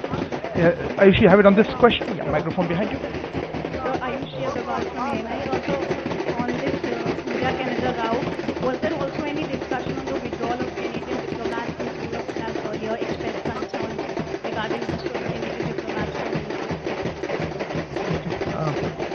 Same question? Yeah, okay. Sir, Abhishek from Tirupati. Did the discussion also have anything with the US intelligence, which apparently was the reason on which Canadian Prime Minister alleged? Did you talk about the intelligence? Same with you or same topic? Yeah.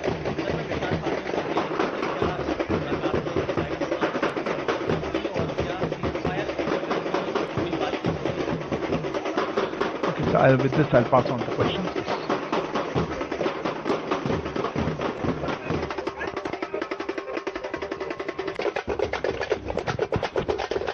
Thank you. Let me first take up the bucket of questions relating to India-Canada, whether it came up for discussions, and if it came up for discussions, in what form it came up, withdrawal of diplomats, new demand for investigations, etc. Look, so far as Canada is concerned, we have been having very consistent conversations with all our presidents, and our position on this matter has been in full detail at multiple occasions, including in the weekly press that and the thrust of conversation with partners, more than they have is essentially that we have home security concerns, and I'm sure you're all aware of the recent video that has circulated from one such individual poses a which presents a very serious security concern for India. And we have made our position very, very clear to our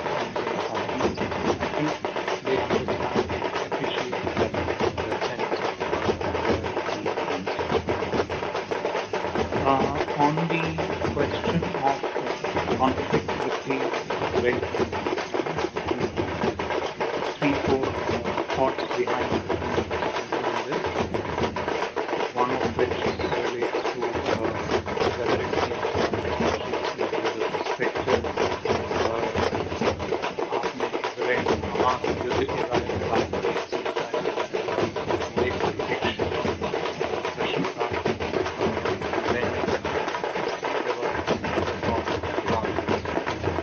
Look, this is nothing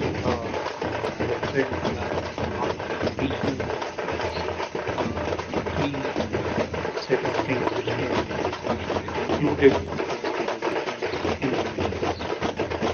both sides share their perspective of how they look at the situation. There are various elements of the our position, India's position on this, well known to you, it also came up in discussion. I think certain elements of how both sides look at the situation from India's perspective, we have always stood for a full state solution, early resumption of dialogue. We you are also aware of very early on the current hostility started, India put out the condemning the terrorist plans on Israel on October 7. We have always advocated zero tolerance for terrorism. Besides, there is also the angle of humanitarian in the given situation. You are aware that India has sent about 38 tons of humanitarian assistance to the region to address this humanitarian situation which is there. We have asked for strict observance of international humanitarian law, de-escalation of the situation, and of course also condemn civilian casualties.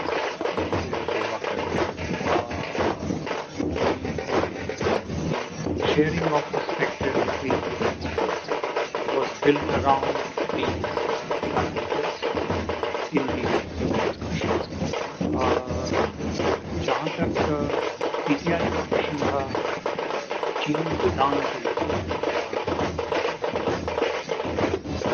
Bhutan का जहाँ तक प्रश्न है या चीन से जुड़े बाकी पूरे परिप्रेक्ष्य का प्रश्न है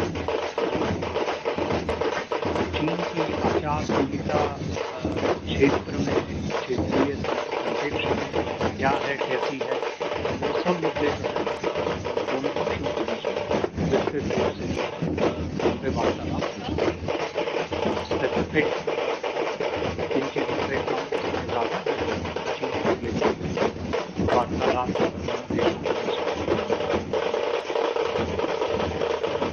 Thank you. Next round of questions. Yeah, please go ahead.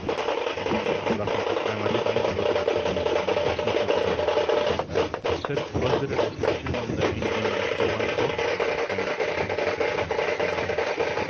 after the economy zone? And third is, sir, has they offered the land strike Yeah. Sir, I will suggest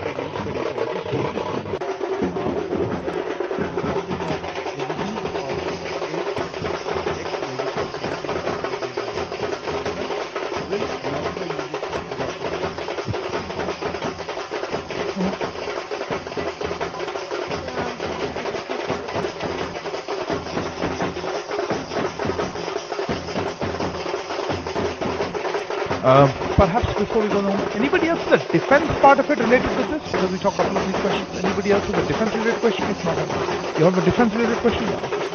Come on.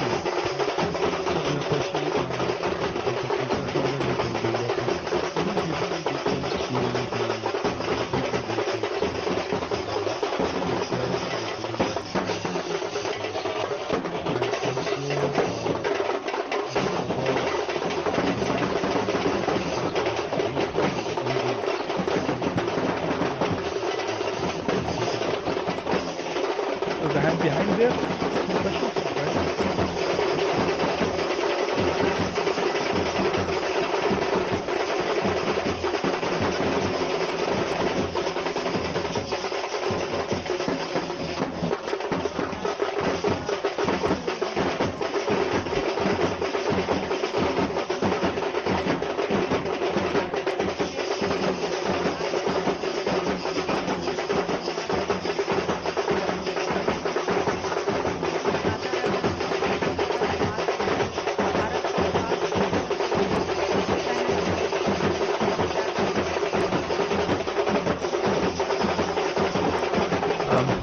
अगर question right होगी क्या प्रश्न था आपका कि drones पे कुछ movement हुई है या नहीं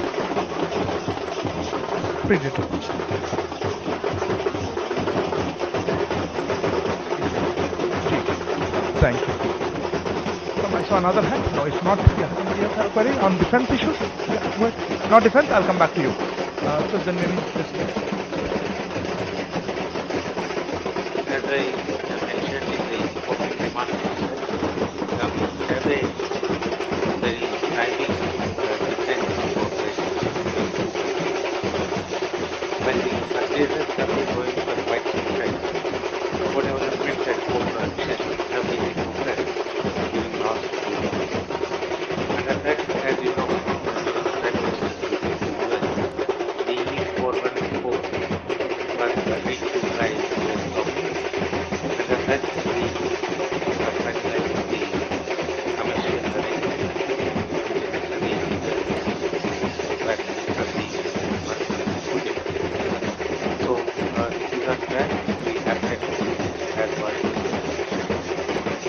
regarding the M290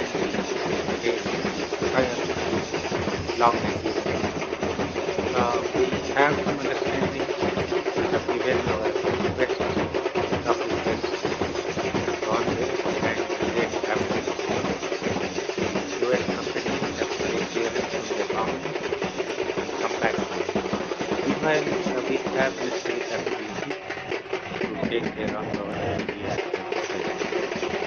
Regarding the infantry combat military, which is the part of the defense military cooperation program.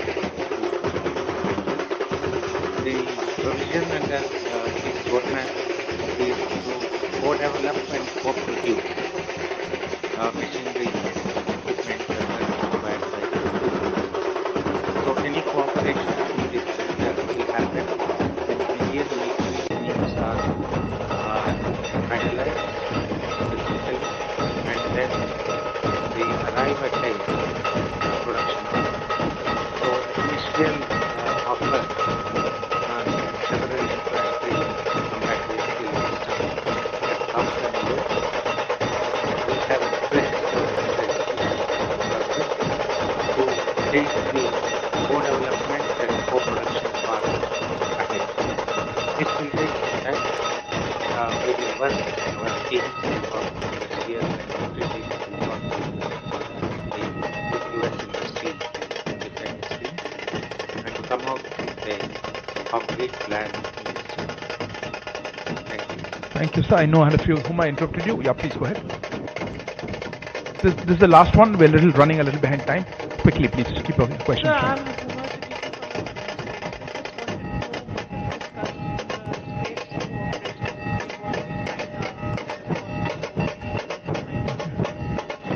Yes, sure. Yeah.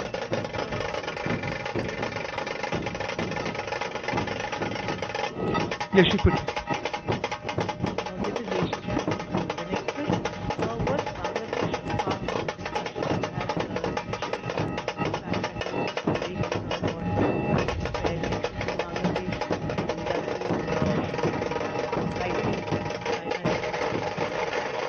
Look, I see a lot of hands, but I'm not sure we'll be able to cover everybody. Yeah, you're raised hands.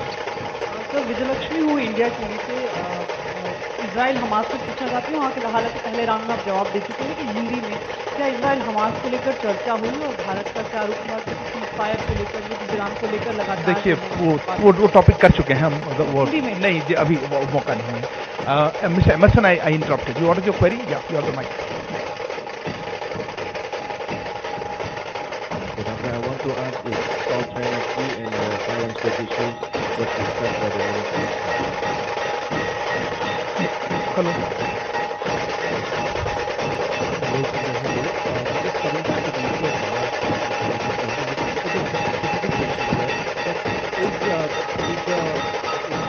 is really concerned about Hamas that Israel has been taking up with India. Will it feature in the dialogue, especially was India asked to ban Hamas as a terrorist organization? Did this issue come up during the talks?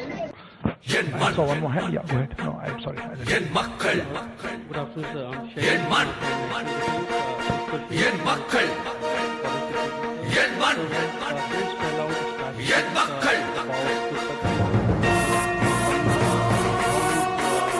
One second, I answered that. Yeah.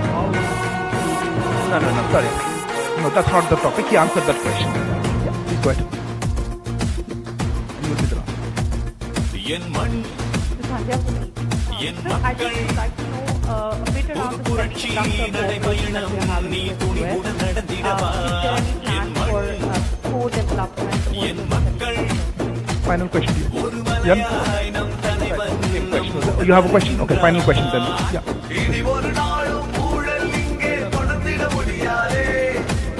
மண்ணில் இனிமேல் லஞ்சம் என்றொரு கொடுமைகள் இருக்காதே.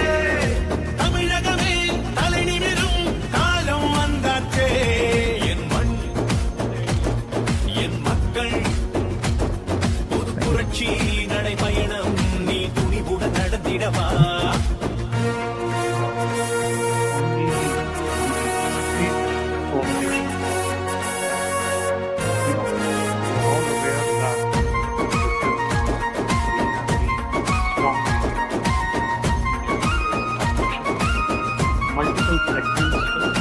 ஏழைக்கு இவன் தான் பனிமலடா, இனி எதிரிக்கு இவன் தான் எரிமலடா. தமிழகம் தாங்கும் தாமரடா, நம்ம தமிழுக்கு இவன் தான் பலபிரடா. நரி கூட்டம் இனிமேல் ஓடுமே, நல்ல உள்ளவே நாட்டை ஆளுமே. பொய் வேஷம் போட்ட கூட்டமே, அந்த வேஷத்தை கலைக்கும் நேரமே. அடமோடியிடம் பயின்றவன் தான் அண்ணாமலைதானே.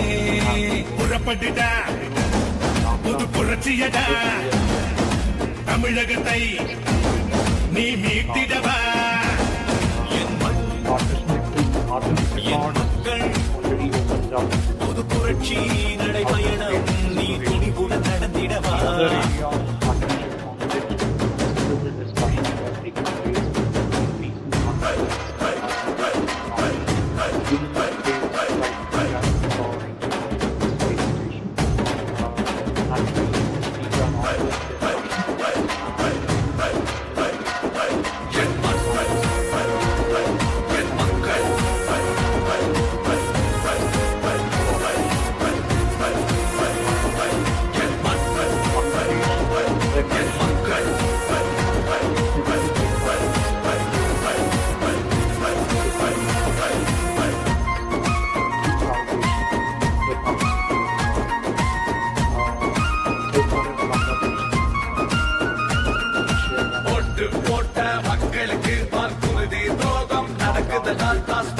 மக்கள் தள்ளாடுதடா, தாலி அறுக்கும் ஆட்சியடா. எங்க குடும்ப அரசியல் நடக்குதே, அதை ஒழிக்க நெஞ்சம் துடிக்குதே.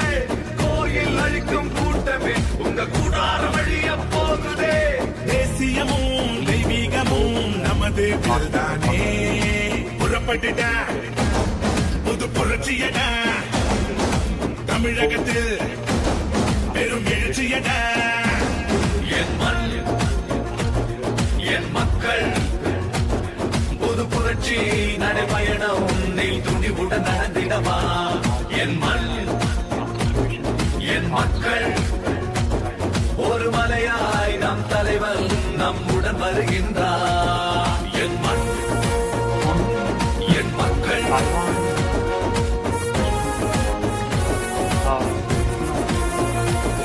என் மண் என் மக்கள்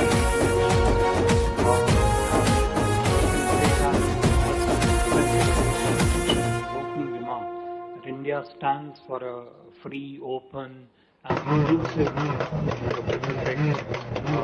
peaceful, state and prosperous. And India and US share the mission of holding the peace navigation process. That's the context in which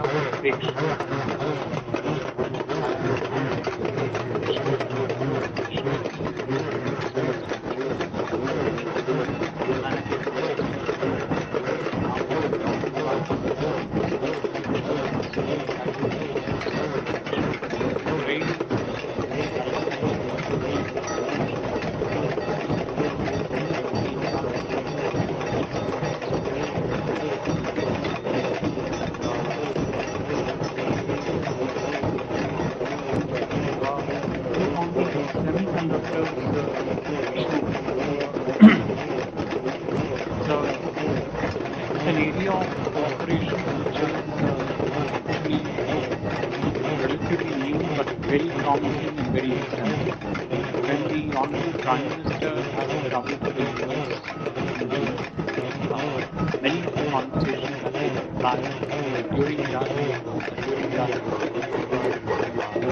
extensive engagement, not just with the US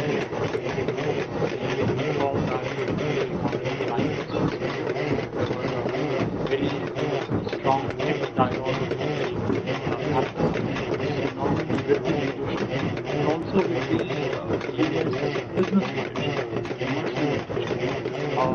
and the results of that in all the to us within the short span of last 4 months.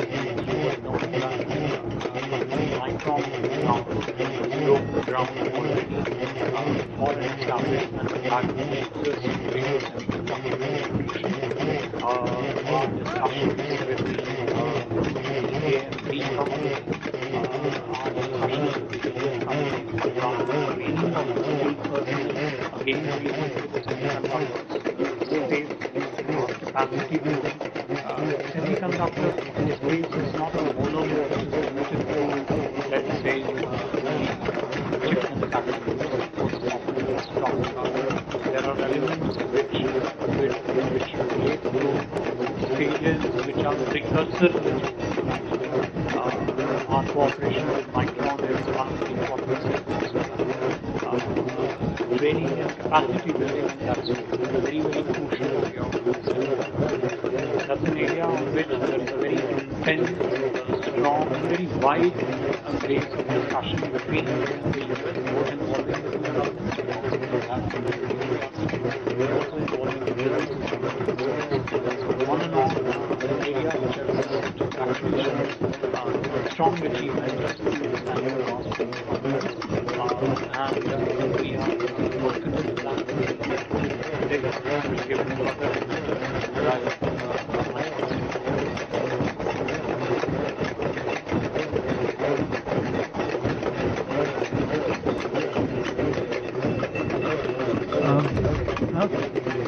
Sorry. Thank you very much for your presence here today. Which question?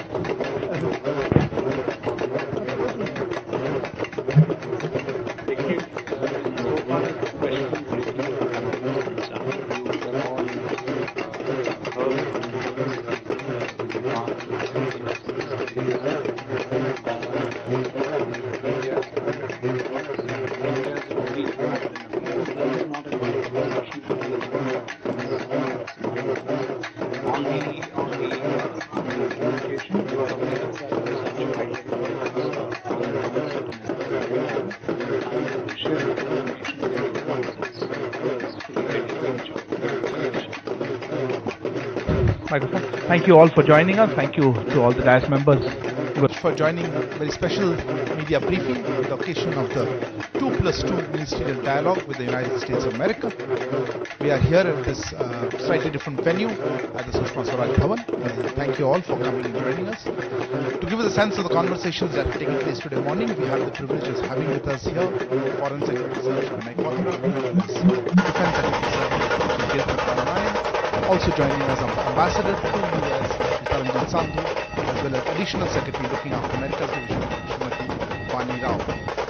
I would request Foreign Secretary Sir and Defense Secretary Sir to make opening remarks, after which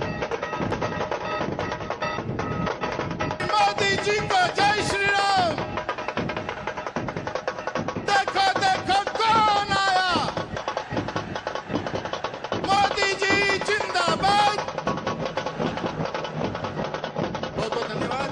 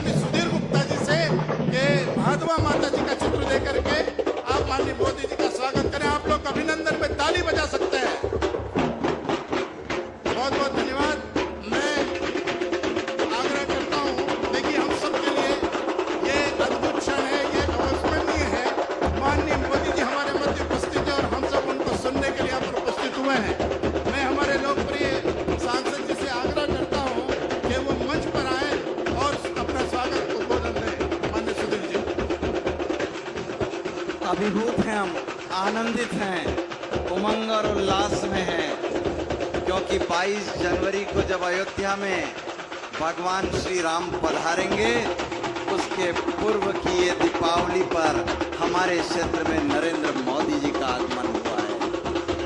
ये आनंद और उल्लास का अवसर है। मैं कहना चाहूँगा दोस्तों, मोदी जी के स्वागत सम्मान में और मंच पर उपस्थित हमारे सभी प्रत्याशी भाइयों और सत्यनारायण जटिया जी के सम्मान में, बदल जाओ वक्त के साथ या फिर वक्त बदलना सीखो, मजबूरियों को मत कोसो, हर हाल में चलना सीखो। हमने मोदी जी के नेतृत्व में इस देश ने चलना सीखा है। बंधुओं, आशीर्वाद है माननीय नरेंद्र मोदी जी का इस संसदीय क्षेत्र पर। मैं स्मरण कराना चाहता हूं माननीय प्रधानमंत्री जी, आप जब गुजरात के माननीय मुख्यमंत्री थे तब 2013 में आप मंदसौर जिले में पधारे थे। तब आपने कहा था कि मंदसौर नीमच जिले के लोग स्वास्थ्य सेवाओं के लिए अहमदाबाद आते हैं। आज माननीय प्रधानमंत्री जी, हम अभिभूत होते हैं कि आपने अपने इस संसदीय क्षेत्र में नीमच, मंदसौर और रतलाम को 3 मेडिकल कॉलेज दिए हैं, देश में अभूतपूर्व सौगात दिए हैं, साथ में नर्सिंग कॉलेज दिए हैं। हम अभिभूत हैं माननीय Modi ji.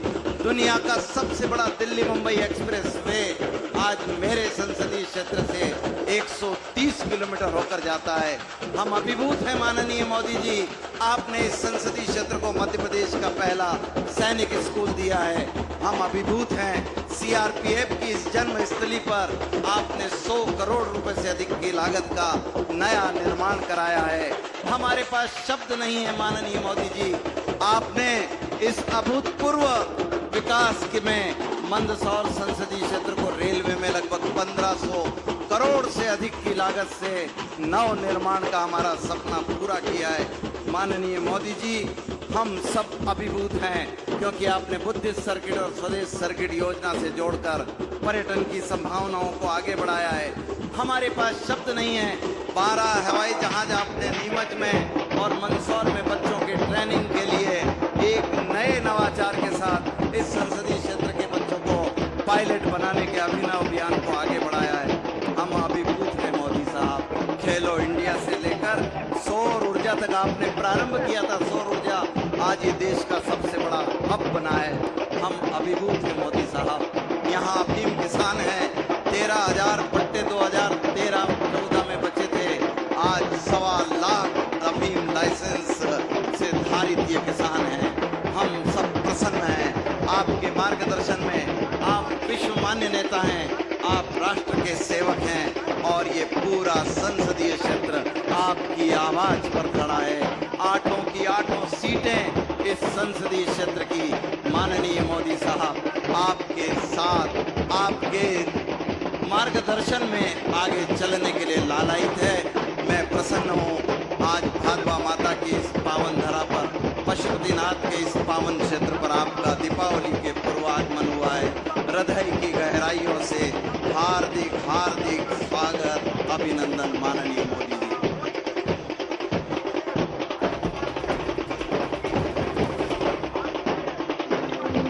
After a sharp slide in September and October, the current month has been relatively better for Indian equities. The Sensex and Nifty benchmarks are up 4% higher in November so far. The gains are being held as domestic investors have remained resilient, absorbing the continuous foreign selling, experts note. FPIs have pulled out 40,371 crore rupees from the cash market since September. Domestic institutional investors have countered this with a net buying of 55,099 crore rupees. Analysts expect domestic buying to continue despite higher volatility ahead, as easing inflation and strong corporate profits are keeping investors upbeat. We expect the Indian equity markets to remain range-bound for the remaining part of the calendar year 2023, with possibly greater amount of volatility in the first week of December when results for assembly elections for key states of Rajasthan, Madhya Pradesh, Chhattisgarh and Telangana gets announced. In terms of domestic institutional investor inflows, we believe that this SIP inflows of 15,000-16,000 crores over the next few months should continue, and if the election results are in favor of stability at the center, then we could see increased amount of inflows from DIs. That said, high market volatility is seemingly benefiting defensive pockets, especially Nifty IT, which is up 6% this month, and Nifty Pharma, which is up 8% this month. FMCG pockets is relatively subdued. The high beta bank index is up just 2% in comparison. RBI's recent tightening of consumer loans pressured financials, which led to recent interest in defensives ahead of market-moving events like the union budget and national elections, according to Anirudh Garg of Invasit. Analysts add that besides the defensive nature, valuation comfort in pharma and IT stocks is also drawing investors who should continue to stick to these pockets. FMCG, on the other hand, does not inspire confidence due to no revival signs in rural demand and rising competition, they say. Pharma, due to defensive nature and some improvement in the top line and even the margin improvement has led to pharma stock rallying. There is a valuation comfort in pharma which has not performed for the last 4 years, and even IT which has not been performing for the last 1.5 years. Now there is a valuation comfort, and the worst is already priced in, or everybody knows about the worst. At this point of time, valuation comfort is there. So that is why these stocks are performing, and going forward also we see more performance from this segment. Thus, higher market volatility in the run-up to the union budget and national elections would likely keep the pharma and IT shares firm. FMCG's performance, meanwhile, hinges on post-festive demand trends, experts note. Today, on November 28, markets will track global cues as they resume trade after Monday's holiday. If you like this video, share it and subscribe to Business Standard. For more news, views and insights, log on to www.business-standard.com. Do also follow us on YouTube, Twitter, Facebook, Instagram, Telegram and LinkedIn. He's moving from employee to employer. Business Standard.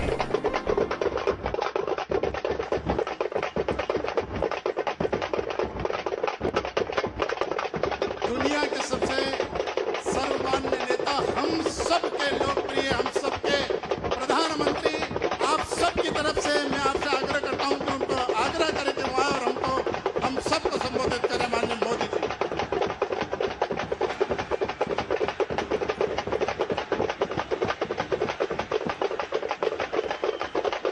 Bharat माता की, भारत माता की, भारत माता की,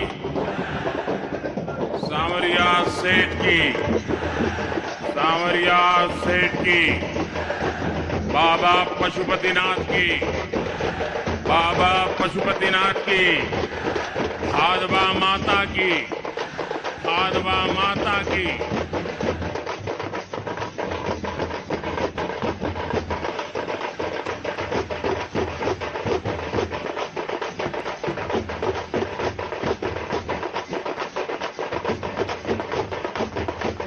मालवा निमाड़ के अलग अलग क्षेत्रों से आए आप सभी मेरे परिवारजन, दीपावली के पावन अवसर आरंभ हो चुका है। मैं आप सबका अभिवादन करता हूं, अभिनंदन करता हूं। आप इतनी बड़ी तादाद में हम सबको आशीर्वाद देने के लिए पधारे हैं। आपका ये आशीर्वाद हमारे लिए बहुत बड़ी पूंजी है। ये अभूतपूर्व दृश्य है, एनर्जी है। हेलीकॉप्टर तक सुनाई देता था।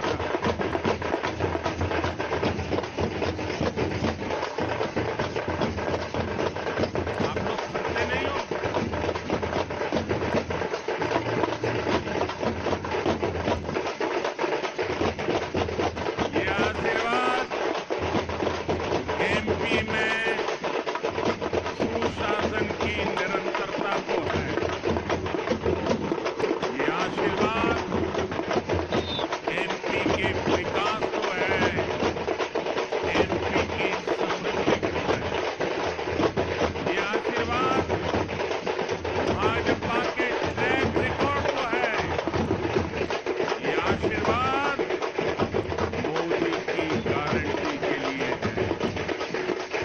हालात नॉर्मल हुए हैं उसे नॉर्मल ही रहने देते हैं। Normal, Minister.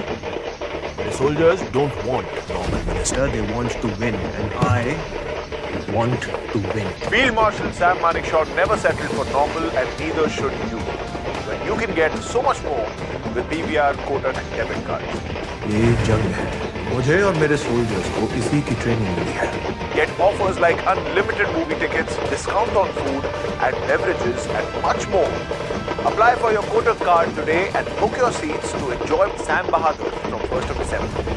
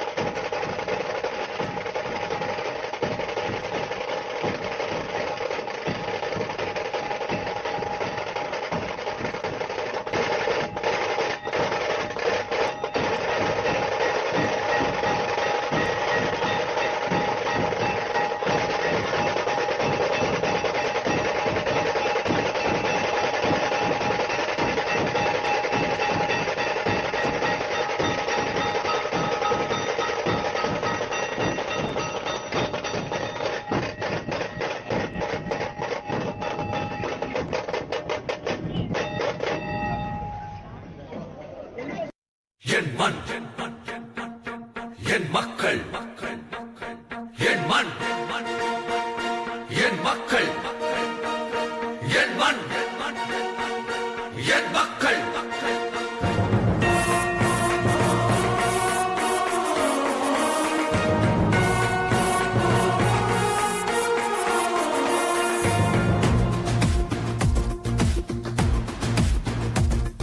என் மண், என் மக்கள், புது புரட்சி நடைபயணம் நீ துணிவுடன் நடந்திடவா.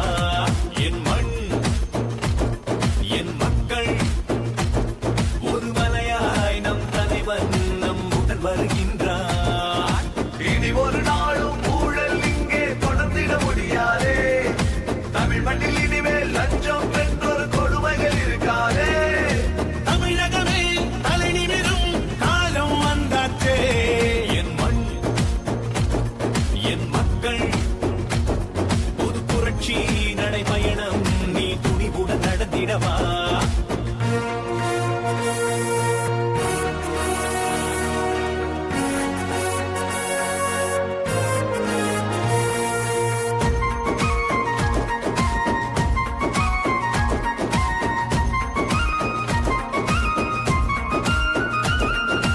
ஏழைக்கு இவன் தான் பனிமலடா, இனி எதிரிக்கு இவன் தான் எரிமலடா. தமிழகம் தாங்கும் தாமரடா, நம்ம தமிழுக்கு இவன் தான் பலபிரடா. நரி கூட்டம் இனிமேல் ஓடுமே, நல்ல உள்ளமே நாட்டை ஆளுமே. பொய் வேஷம் போட்ட கூட்டமே, அந்த வேஷத்தை கலைக்கும் நேரமே. அடமோடியிடம் பயின்றவன் தான் அண்ணாமலைதானே. புறப்பட்டுடா புது புரட்சியடா, தமிழகத்தை நீ மீட்டிடவா. என் மண், என் மக்கள், புது புரட்சி நடைபயணம் நீ துணிவுடன் நடந்திடவா.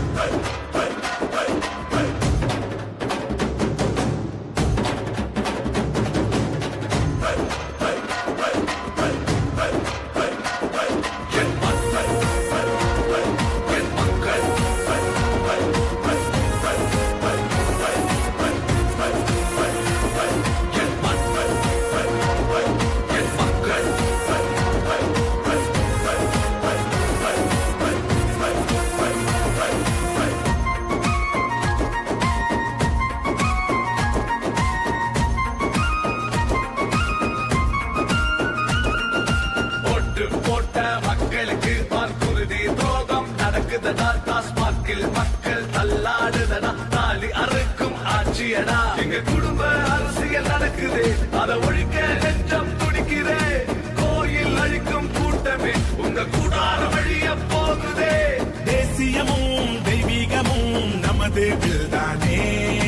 புறப்பட்டுடா புது புரட்சியடா, தமிழகத்தில் பெரும் எழுச்சியடா. என் மண், என் மக்கள், புது புரட்சி நடைபயணம் நீ துணிவுடன் நடந்திடவா.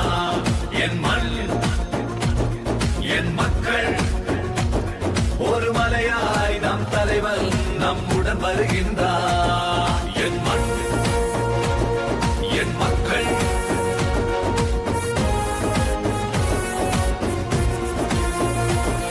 என் மண், என் மக்கள்.